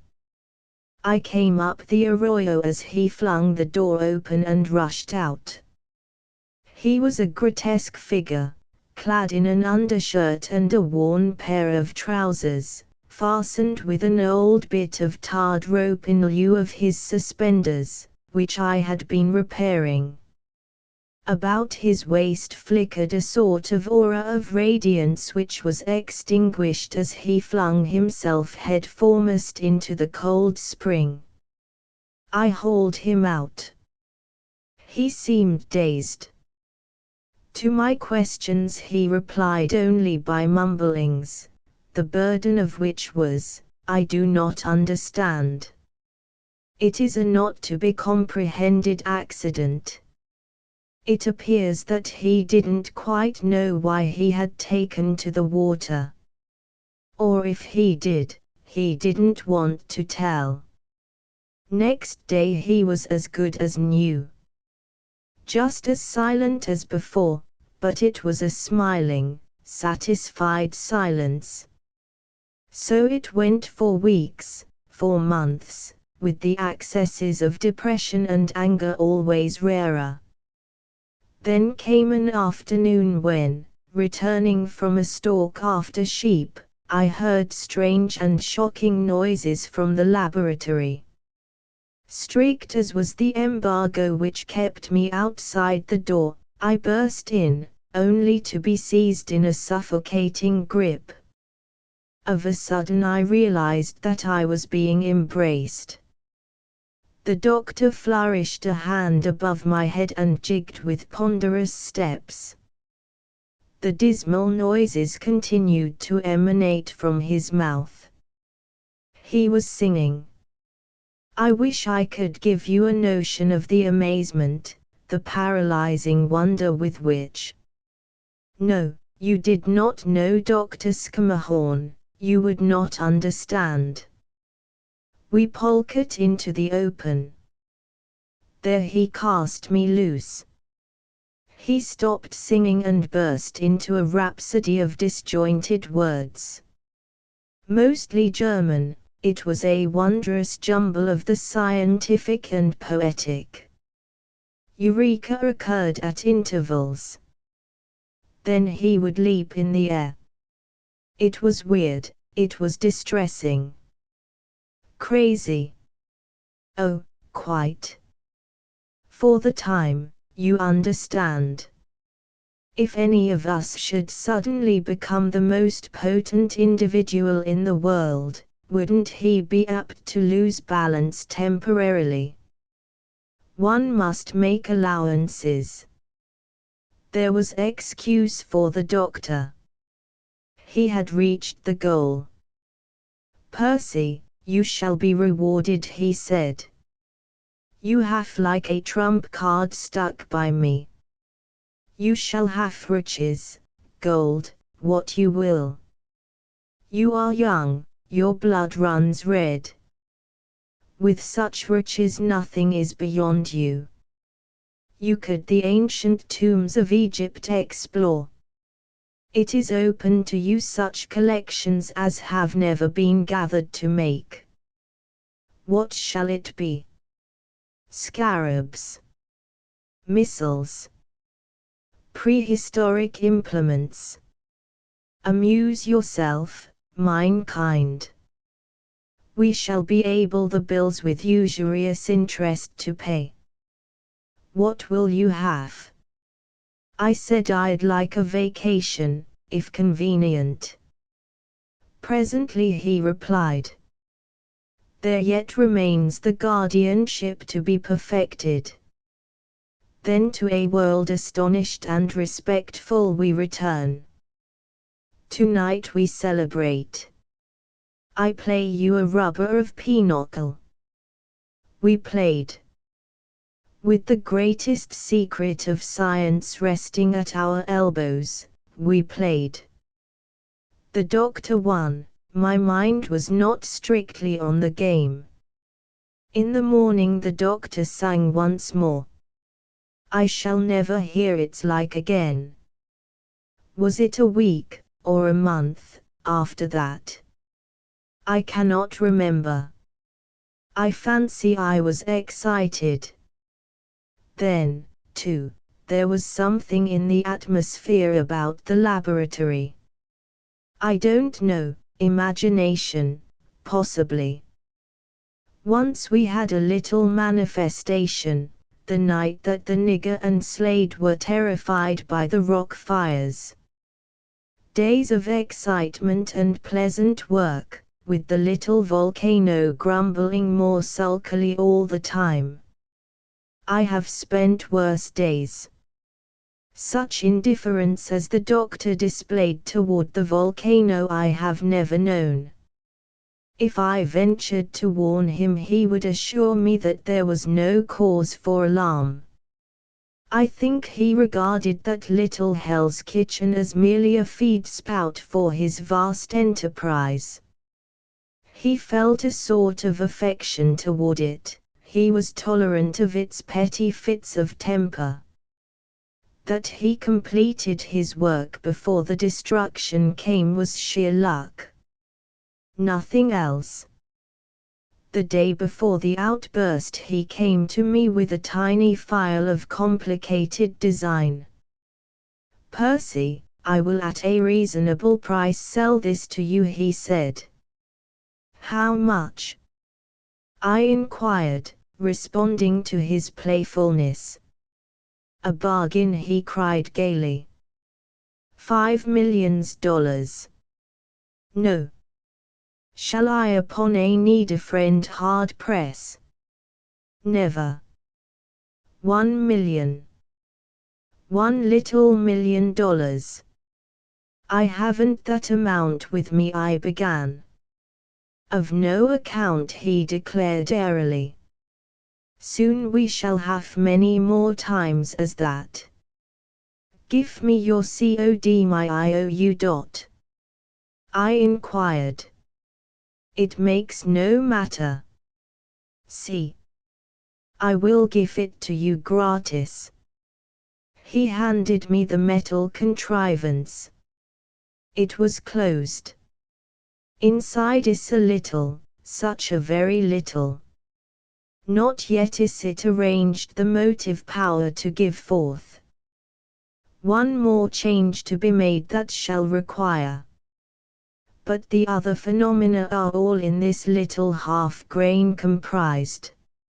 Later I shall tell you more. Take it.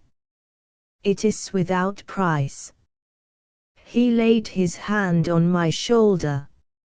Like the love of friends, he said gently. Feeling in his upper waistcoat pocket, Darrow brought out a file, so tiny that it rolled in the palm of his hand. He contemplated it, lost in thought. "Radium?" queried Barnett, with the keen interest of the scientist. "God knows what it is," said Darrow, rousing himself. "Not the perfected product. The doctor said that when he gave it to me. If I could remember 1/10 of what he told me that night.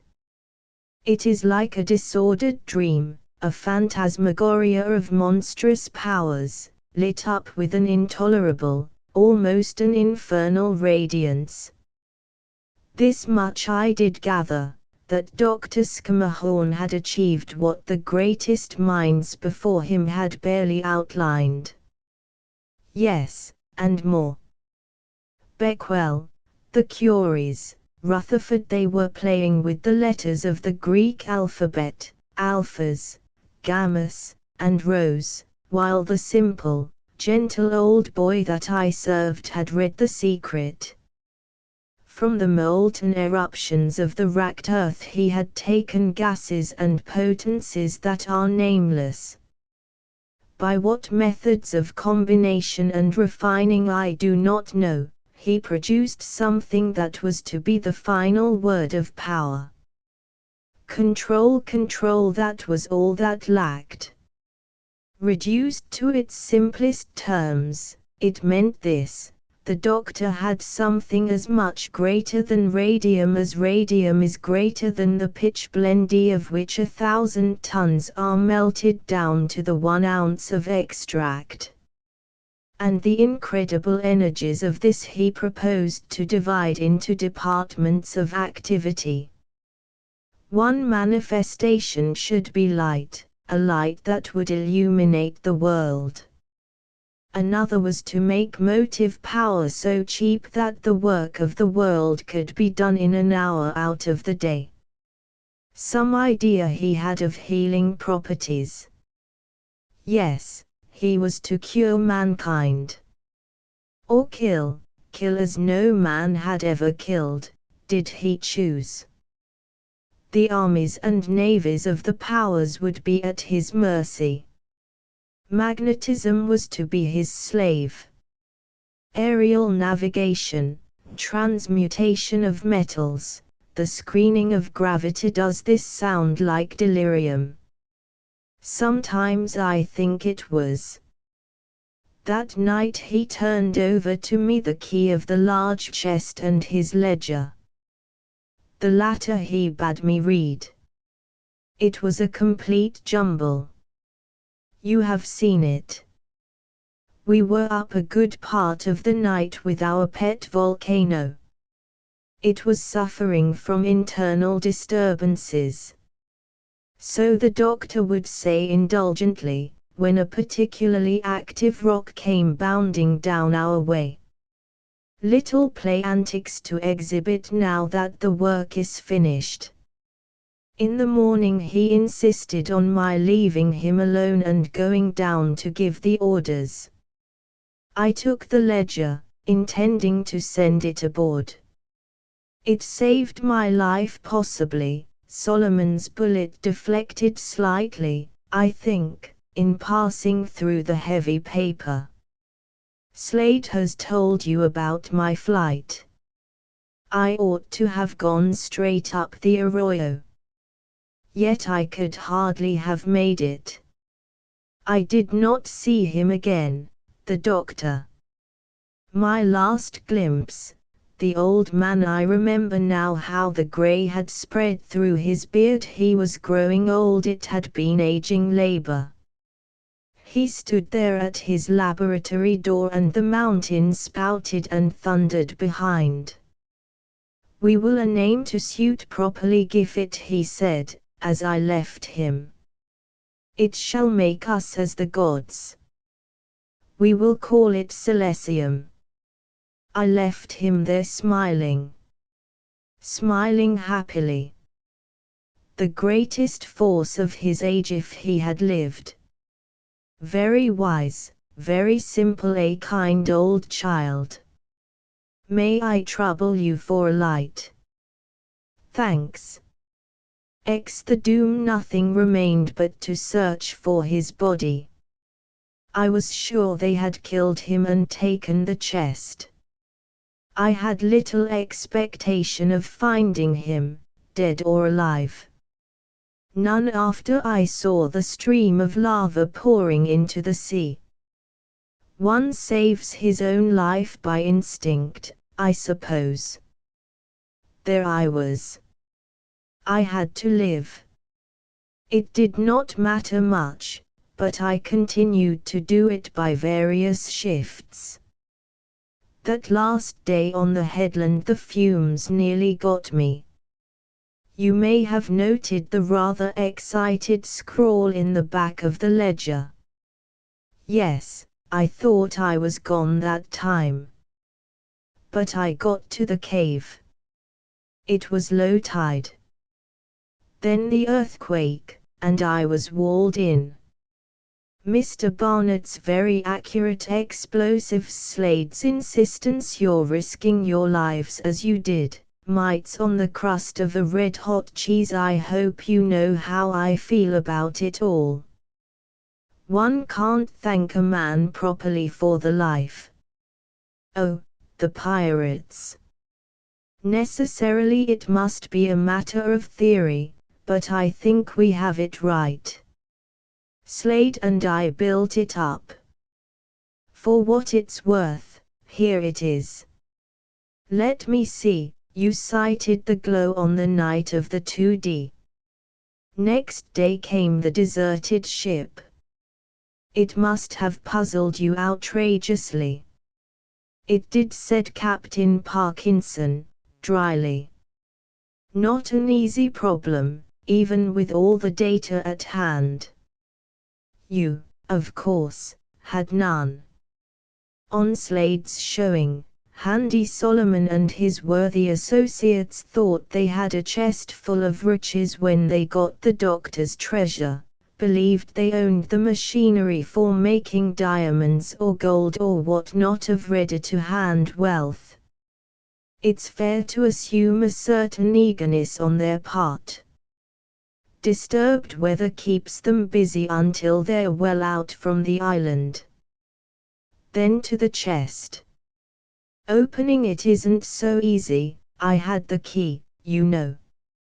He brought a curious and delicately wrought skeleton from his pocket. Tipped with platinum, he observed. Rather a gem of a key, I think. You see, there must have been some action, even through the keyhole, or he wouldn't have used a metal of this kind. But the crew was rich in certain qualities, it seems, which I failed, stupidly, to recognize in my acquaintance with them. Both Pulse and Padosa appear to have been handy men where locks were concerned. First Pulse sneaks down and has his turn at the chest. He gets it open. Small profit for him in that. The next we know of him he is scandalizing Handy Solomon by having a fit on the deck. "That is what I couldn't figure out to save my life," said Slade eagerly. "If you recollect, I told you of the professor's plunge in the cold spring, in a sort of paroxysm, one day," said Darrow. "That was the physiological action of the silesium. At other times, I have seen him come out and deliberately roll in the creek, head under. Once he explained that the medium he worked in caused a kind of uncontrollable longing for water, something having none of the qualities of burning or thirst, but an irresistible temporary mania. It worried him a good deal, he didn't understand it. That, then, was what ailed Pulse. When he opened the chest there was, as I surmise, a trifling quantity of this stuff lying in the inner lid. It wasn't the silesium itself, as I imagine, but a sort of byproduct with the physiological and radiant effects of the real thing, and it had been set there on guard, a discouragement to the spirit of investigation, as it were. So, when the top was lifted, our little guardian gets in its work, producing the light phenomenon that so puzzled Slade, and inspiring Pulse with a passion for the rolling wave, which is only interrupted by Handy Solomon's tackling him. As he fled he must have pulled down the cover. "He did," said Slade. "I heard the clang. But I saw the radiance on the clouds. And the whole thickness of a solid oak deck was in between the sky and the chest. Oh, a little thing like an oak deck wouldn't interrupt the kind of rays the doctor used. He had his own method of screening, you understand. However, this inconsiderable guardian affair must have used itself up, which true silesium wouldn't have done. So when Padosa sets his genius for lock-picking to the task, the inner box, full of the genuine article, has no warning signpost, so to speak. Everything's peaceful until they raise the compound-filled hollow layer of the inner cover, which serves to interrupt the action. Then comes the general exit and the superior fireworks. That's when the rays ran through the ship," said Slade. "It seemed to follow the deck lines. The stuff had a strange affinity for tar," said Darrow. "I told you of the circle of fire about Professor Schermerhorn's waist the day he gave me such a scare. That was the silesium working on the tarred rope he wore for a belt. It made a livid circle on his skin. Did I tell you of his experiments with pitch? It doesn't matter. Where was I?" "At the place where we all jumped," said Slade. "Oh, yes. And you dove into the small boat, trying to reach the water." "Wait a bit," said Barnett. "If that was the exhibition of radiance we saw, it died out in a few minutes." "How was that?" "Did they close the chest before they ran?" "Probably not," replied Darrow. Slade spoke of Pulse taking to the maintop and being shaken out by the sudden shock of a wave. That may have been a volcanic billow. Whatever it was, it undoubtedly heeled the ship sufficiently to bring down both lids, which were rather delicately balanced. Yes, for Billy Edwards found the chest closed and locked, said Barnett. Of course, it was a spring lock.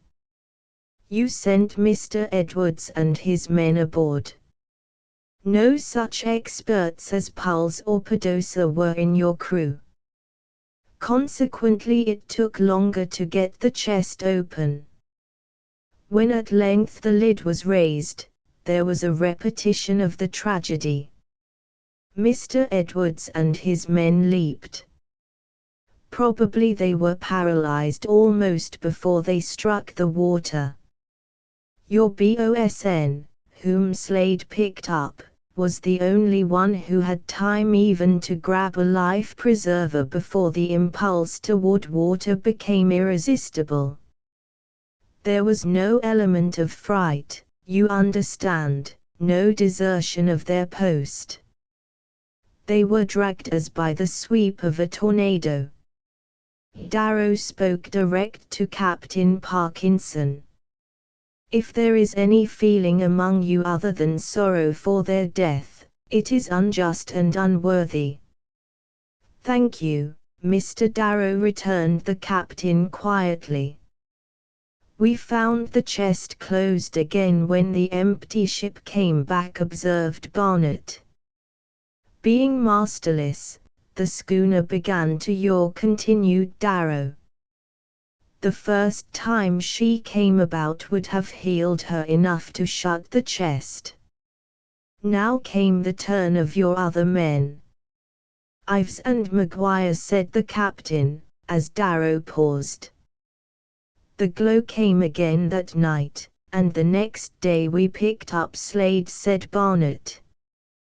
You know what the glow meant for your companions, said Darrow. But the ship? The Laughing Lass, man. She's vanished. No one has seen her since. You are wrong there, said Darrow. I have seen her. In a common impulse the little circle leaned to him. Yes, I have seen her. I wish I had not. Let me bring my story back to the cave on the island. After the volcanic gases had driven me to the refuge, I sat near the mouth of the cave looking out into the darkness. That was the night of the 7th, the night you saw the last glow. It was very dark, except for occasional bursts of fire from the crater. Judge of my incredulous amazement when, in an access of this illumination, I saw plainly a schooner hardly a mile offshore, coming in under bare poles. Under bare poles, cried Slade. The halyards must have disintegrated from some slow action of the silesium. It could be destructive, terrifically destructive. You shall judge. There was the schooner, naked as your hand. Possibly I might have thought it a hallucination but for what came after. Darkness fell again. I supposed then that Handy Solomon's crew were managing or mismanaging the Laughing Lass without the aid of their leader, whom I had satisfactorily buried. I hoped they would come ashore on the rocks. Yes, I was vengeful, then. Of a sudden there sprang from the darkness a ship of light. You have all seen those great electric effects at expositions. Someone touches a button, you know. It was like that. Only that the piercingly brilliant jeweled wonder of a ship was set in the midst of a swirl of vari-colored radiance such as I can't begin to describe. You saw it from a distance. Imagine what it was, coming close upon you that way dead on, out of the night. A living glory, a living terror. His voice sank. With a shaking hand he fumbled amid his cigarette papers. It came on. A human figure, glowing like a diamond ablaze, leaped out from it, another shot down from the foremast. I don't know how many I saw go. It was like a theatric effect, unreal, unconvincing, incredible. The end fitted it. Darrow's eye roved. It fell upon a quaintly modelled ship, hung above the door. "What's that?" he cried. "Fool thing some Malay gave me," grunted Trendon. "Pretended to be grateful because I cut his foot off. No good. Go on with the story. No good. You don't care what happens to it." "Meant to heave it overboard before now," growled the other. Someone handed it down to Darrow.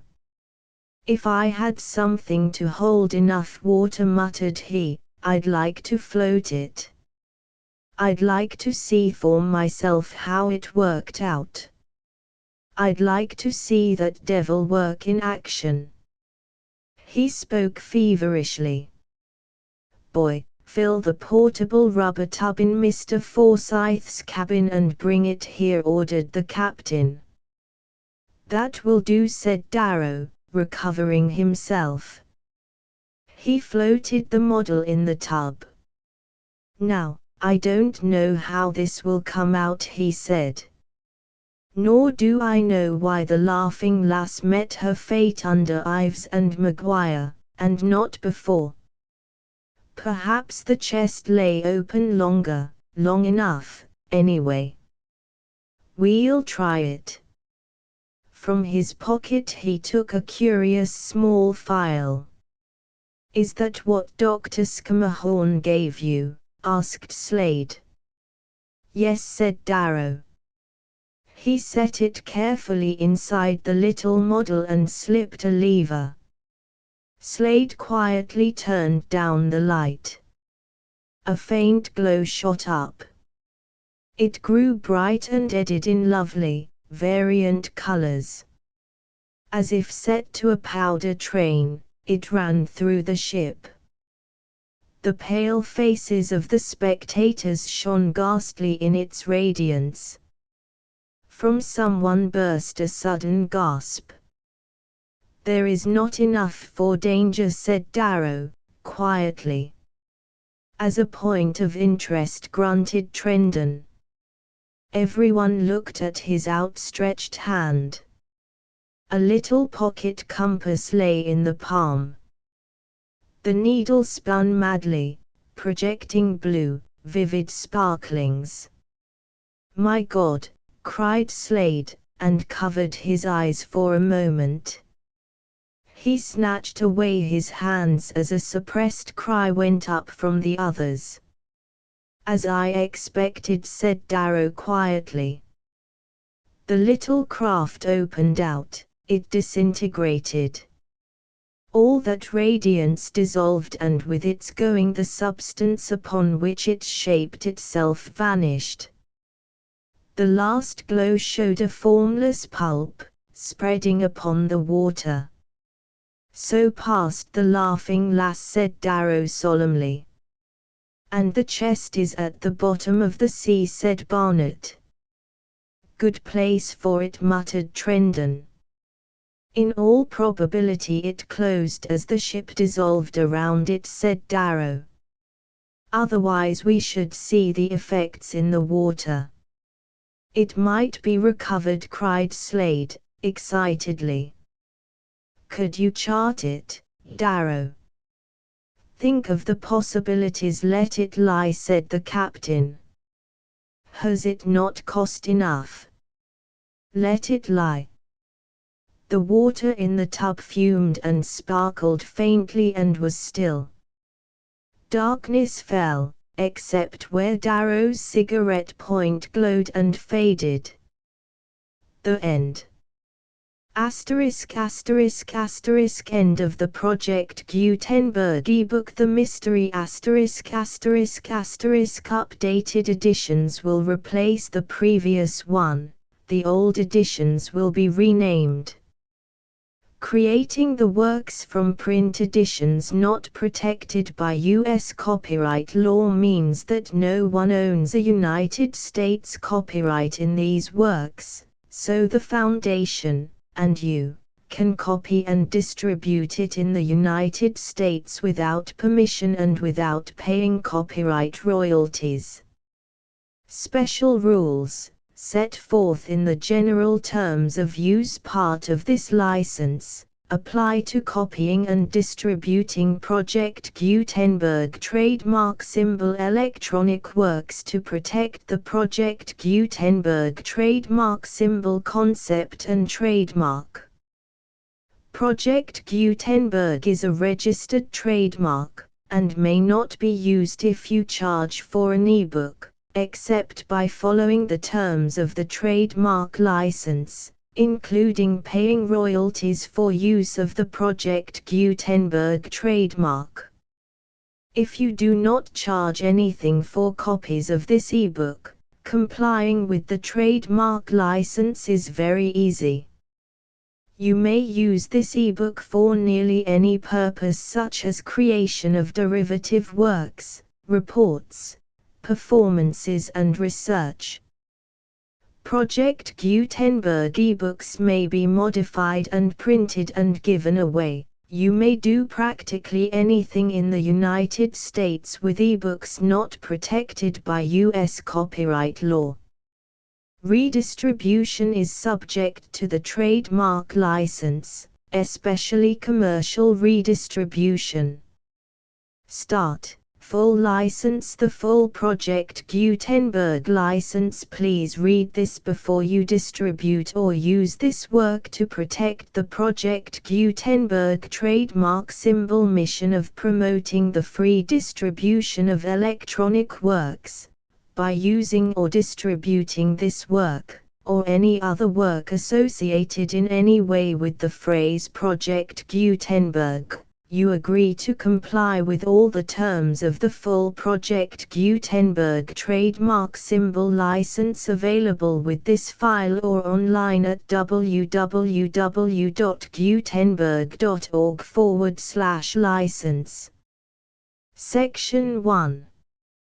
General Terms of Use and Redistributing Project Gutenberg Trademark Symbol Electronic Works 1.0. By reading or using any part of this Project Gutenberg trademark symbol electronic work, you indicate that you have read, understand, agree to and accept all the terms of this license and intellectual property, trademark/copyright, agreement. If you do not agree to abide by all the terms of this agreement, you must cease using and return or destroy all copies of Project Gutenberg trademark symbol electronic works in your possession. If you paid a fee for obtaining a copy of or access to a Project Gutenberg trademark symbol electronic work and you do not agree to be bound by the terms of this agreement, you may obtain a refund from the person or entity to whom you paid the fee as set forth in paragraph 1.e.8. 1.b. Project Gutenberg is a registered trademark. It may only be used on or associated in any way with an electronic work by people who agree to be bound by the terms of this agreement. There are a few things that you can do with most Project Gutenberg trademark symbol electronic works even without complying with the full terms of this agreement. See paragraph 1.c below.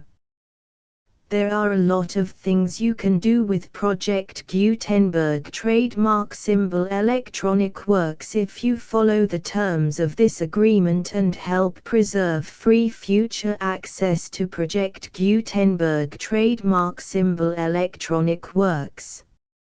See paragraph 1.e below. 1.c. The Project Gutenberg Literary Archive Foundation, the Foundation or PGLAF, owns a compilation copyright in the collection of Project Gutenberg trademark symbol electronic works. Nearly all the individual works in the collection are in the public domain in the United States. If an individual work is unprotected by copyright law in the United States and you are located in the United States, we do not claim a right to prevent you from copying, distributing, performing, displaying or creating derivative works based on the work as long as all references to Project Gutenberg are removed. Of course, we hope that you will support the Project Gutenberg trademark symbol mission of promoting free access to electronic works by freely sharing Project Gutenberg trademark symbol works in compliance with the terms of this agreement for keeping the Project Gutenberg trademark symbol name associated with the work. You can easily comply with the terms of this agreement by keeping this work in the same format with its attached full Project Gutenberg trademark symbol license when you share it without charge with others. 1.d. The copyright laws of the place where you are located also govern what you can do with this work. Copyright laws in most countries are in a constant state of change. If you are outside the United States, check the laws of your country in addition to the terms of this agreement before downloading, copying, displaying, performing, distributing or creating derivative works based on this work or any other Project Gutenberg trademark symbol work. The Foundation makes no representations concerning the copyright status of any work in any country other than the United States. 1.e Unless you have removed all references to Project Gutenberg. 1.e.1. The following sentence, with active links to, or other immediate access to, the full Project Gutenberg trademark symbol license must appear prominently whenever any copy of a Project Gutenberg trademark symbol work, any work on which the phrase Project Gutenberg appears, or with which the phrase Project Gutenberg is associated, is accessed, displayed, performed, viewed, copied or distributed.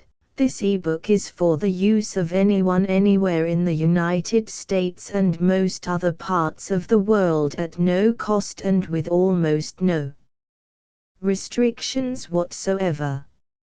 You may copy it, give it away or reuse it under the terms of the Project Gutenberg license included with this ebook or online at www.gutenberg.org. If you are not located in the United States, you will have to check the laws of the country where you are located before using this ebook. 1.e.2. If an individual Project Gutenberg trademark symbol electronic work is derived from texts not protected by U.S. copyright law, does not contain a notice indicating that it is posted with permission of the copyright holder, the work can be copied and distributed to anyone in the United States without paying any fees or charges. If you are redistributing or providing access to a work with the phrase Project Gutenberg associated with or appearing on the work, You must comply either with the requirements of paragraphs 1.e.1 through 1.e.7 or obtain permission for the use of the work and the Project Gutenberg trademark symbol trademark as set forth in paragraphs 1.e.8 or 1.e.9. 1.e.3. If an individual Project Gutenberg trademark symbol electronic work is posted with the permission of the copyright holder, your use and distribution must comply with both paragraphs 1.e.1 through 1.e.7 and any additional terms imposed by the copyright holder. Additional terms will be linked to the Project Gutenberg trademark symbol license for all works posted with the permission of the copyright holder found at the beginning of this work. 1.e.4. Do not unlink or detach or remove the full Project Gutenberg trademark symbol license terms from this work, or any files containing a part of this work or any other work associated with Project Gutenberg trademark symbol. 1.e.5. Do not copy, display, perform, distribute or redistribute this electronic work, or any part of this electronic work, without prominently displaying the sentence set forth in paragraph 1.e.1 with active links or immediate access to the full terms of the Project Gutenberg trademark symbol license. 1.e.6. You may convert to and distribute this work in any binary, compressed, marked up, non-proprietary or proprietary form, including any word processing or hypertext form. However, if you provide access to or distribute copies of a Project Gutenberg trademark symbol work in a format other than plain vanilla ASCII or other format used in the official version posted on the official Project Gutenberg trademark symbol website, www.gutenberg.org, you must, at no additional cost, fee or expense to the user, provide a copy, a means of exporting a copy, or a means of obtaining a copy upon request, of the work in its original plain vanilla ASCII or other form. Any alternate format must include the full Project Gutenberg trademark symbol license as specified in paragraph 1.e.1. 1.e.7. Do not charge a fee for access to, viewing, displaying, performing, copying or distributing any Project Gutenberg trademark symbol works unless you comply with paragraph 1.e.8 or 1.e.9. 1.e.8. You may charge a reasonable fee for copies of or providing access to or distributing Project Gutenberg trademark symbol electronic works provided that you pay a royalty fee of 20% of the gross profits you derive from the use of Project Gutenberg trademark symbol works calculated using the method you already use to calculate your applicable taxes. The fee is owed to the owner of the Project Gutenberg trademark symbol trademark, but he has agreed to donate royalties under this paragraph to the Project Gutenberg Literary Archive Foundation. Royalty payments must be paid within 60 days following each date on which you prepare, or are legally required to prepare, your periodic tax returns. Royalty payments should be clearly marked as such and sent to the Project Gutenberg Literary Archive Foundation at the address specified in Section 4, Information about donations to the Project Gutenberg Literary Archive Foundation. You provide a full refund of any money paid by a user who notifies you in writing, or by email, within 30 days of receipt that S/he does not agree to the terms of the full Project Gutenberg trademark symbol license.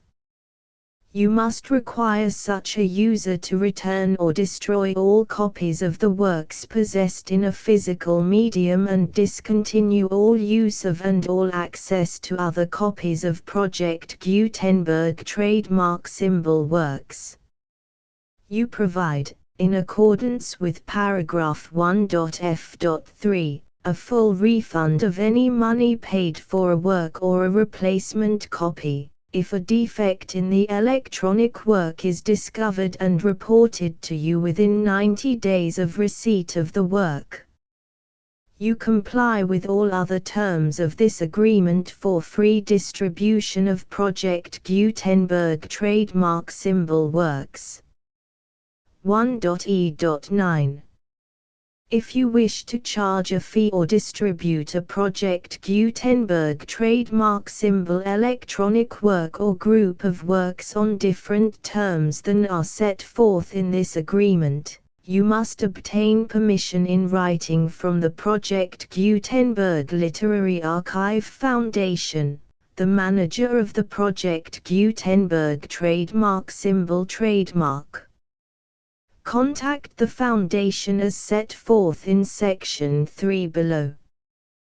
1.f1.f.1 Project Gutenberg volunteers and employees expend considerable effort to identify, do copyright research on, transcribe and proofread works not protected by U.S. copyright law in creating the Project Gutenberg trademark symbol collection. Despite these efforts, Project Gutenberg trademark symbol electronic works, and the medium on which they may be stored, may contain defects such as, but not limited to, incomplete, inaccurate or corrupt data, transcription errors, a copyright or other intellectual property infringement, a defective or damaged disk or other medium, a computer virus, or computer codes that damage or cannot be read by your equipment. 1.f.2 Limited warranty, disclaimer of damages, except for the right of replacement or refund described in paragraph 1.f.3, the Project Gutenberg Literary Archive Foundation, the owner of the Project Gutenberg trademark symbol trademark, and any other party distributing a Project Gutenberg trademark symbol electronic work under this agreement, disclaim all liability to you for damages, costs and expenses, including legal fees.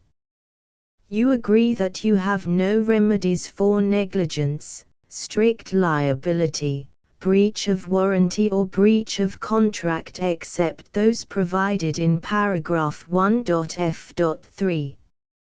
You agree that the Foundation, the trademark owner, and any distributor under this agreement will not be liable to you for actual, direct, indirect, consequential, punitive or incidental damages even if you give notice of the possibility of such damage. 1.f.3 Limited right of replacement or refund. If you discover a defect in this electronic work within 90 days of receiving it, you can receive a refund of the money, if any, you paid for it by sending a written explanation to the person you received the work from. If you received the work on a physical medium, you must return the medium with your written explanation. The person or entity that provided you with the defective work may elect to provide a replacement copy in lieu of a refund. If you received the work electronically, the person or entity providing it to you may choose to give you a second opportunity to receive the work electronically in lieu of a refund. If the second copy is also defective, you may demand a refund in writing without further opportunities to fix the problem. 1.f.4. Except for the limited right of replacement or refund set forth in paragraph 1.f.3, this work is provided to you as is, with no other warranties of any kind, express or implied, including but not limited to warranties of merchantability or fitness for any purpose. 1.f.5. Some states do not allow disclaimers of certain implied warranties or the exclusion or limitation of certain types of damages. If any disclaimer or limitation set forth in this agreement violates the law of the state applicable to this agreement, the agreement shall be interpreted to make the maximum disclaimer or limitation permitted by the applicable state law. The invalidity or unenforceability of any provision of this agreement shall not void the remaining provisions. 1.f.6. Indemnity. You agree to indemnify and hold the foundation, the trademark owner, any agent or employee of the foundation, anyone providing copies of Project Gutenberg trademark symbol electronic works in accordance with this agreement, and any volunteers associated with the production, promotion and distribution of Project Gutenberg trademark symbol electronic works, harmless from all liability, costs and expenses, including legal fees, that arise directly or indirectly from any of the following which you do or cause to occur. A. Distribution of this or any Project Gutenberg trademark symbol work.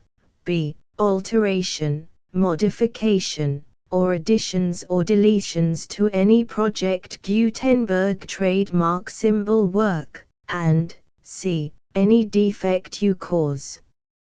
Section 2.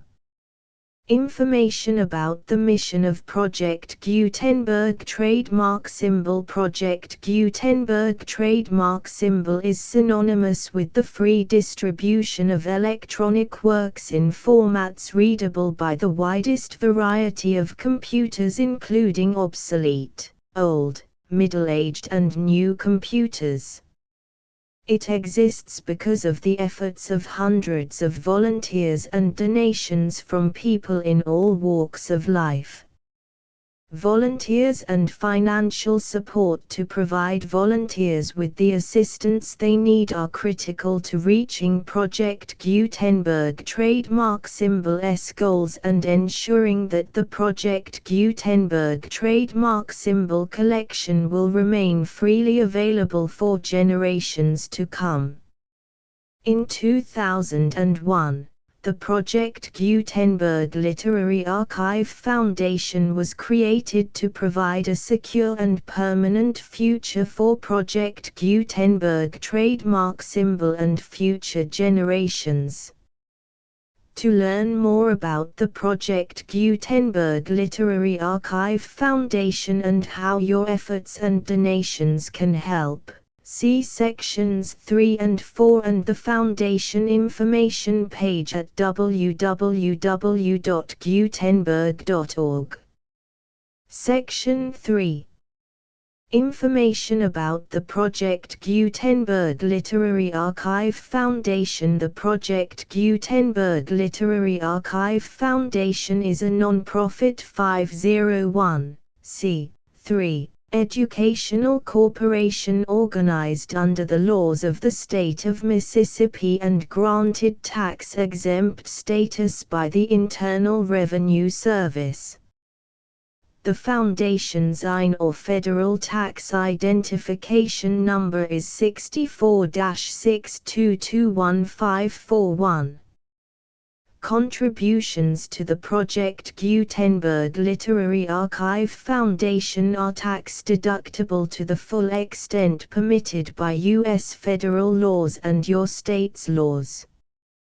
The Foundation's business office is located at 809 North 1500 West, Salt Lake City, UT 84116, 801-596-1887.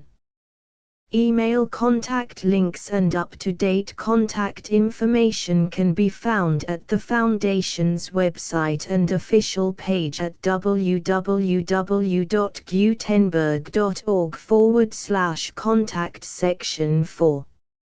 Information about donations to the Project Gutenberg Literary Archive Foundation. Project Gutenberg trademark symbol depends upon and cannot survive without widespread public support and donations to carry out its mission of increasing the number of public domain and licensed works that can be freely distributed in machine-readable form accessible by the widest array of equipment including outdated equipment. Many small donations, $1 to $5,000, are particularly important to maintaining tax-exempt status with the IRS. The Foundation is committed to complying with the laws regulating charities and charitable donations in all 50 states of the United States. Compliance requirements are not uniform and it takes a considerable effort, much paperwork and many fees to meet and keep up with these requirements. We do not solicit donations in locations where we have not received written confirmation of compliance. To send donations or determine the status of compliance for any particular state, visit www.gutenberg.org/donate. While we cannot and do not solicit contributions from states where we have not met the solicitation requirements, we know of no prohibition against accepting unsolicited donations from donors in such states who approach us with offers to donate. International donations are gratefully accepted, but we cannot make any statements concerning tax treatment of donations received from outside the United States. U.S. laws alone swamp our small staff. Please check the Project Gutenberg web pages for current donation methods and addresses. Donations are accepted in a number of other ways including checks, online payments and credit card donations. To donate, please visit www.gutenberg.org/donate. Section 5. General information about Project Gutenberg trademark symbol electronic works. Professor Michael S. Hart was the originator of the Project Gutenberg trademark symbol concept of a library of electronic works that could be freely shared with anyone. For 40 years, he produced and distributed Project Gutenberg trademark symbol ebooks with only a loose network of volunteer support. Project Gutenberg trademark symbol ebooks are often created from several printed editions, all of which are confirmed as not protected by copyright in the U.S. unless a copyright notice is included. Thus, we do not necessarily keep ebooks in compliance with any particular paper edition. Most people start at our website, which has the main PG search facility, www.gutenberg.org. This website includes information about Project Gutenberg trademark symbol, including how to make donations to the Project Gutenberg Literary Archive Foundation, how to help produce our new ebooks, and how to subscribe to our email newsletter to hear about new ebooks.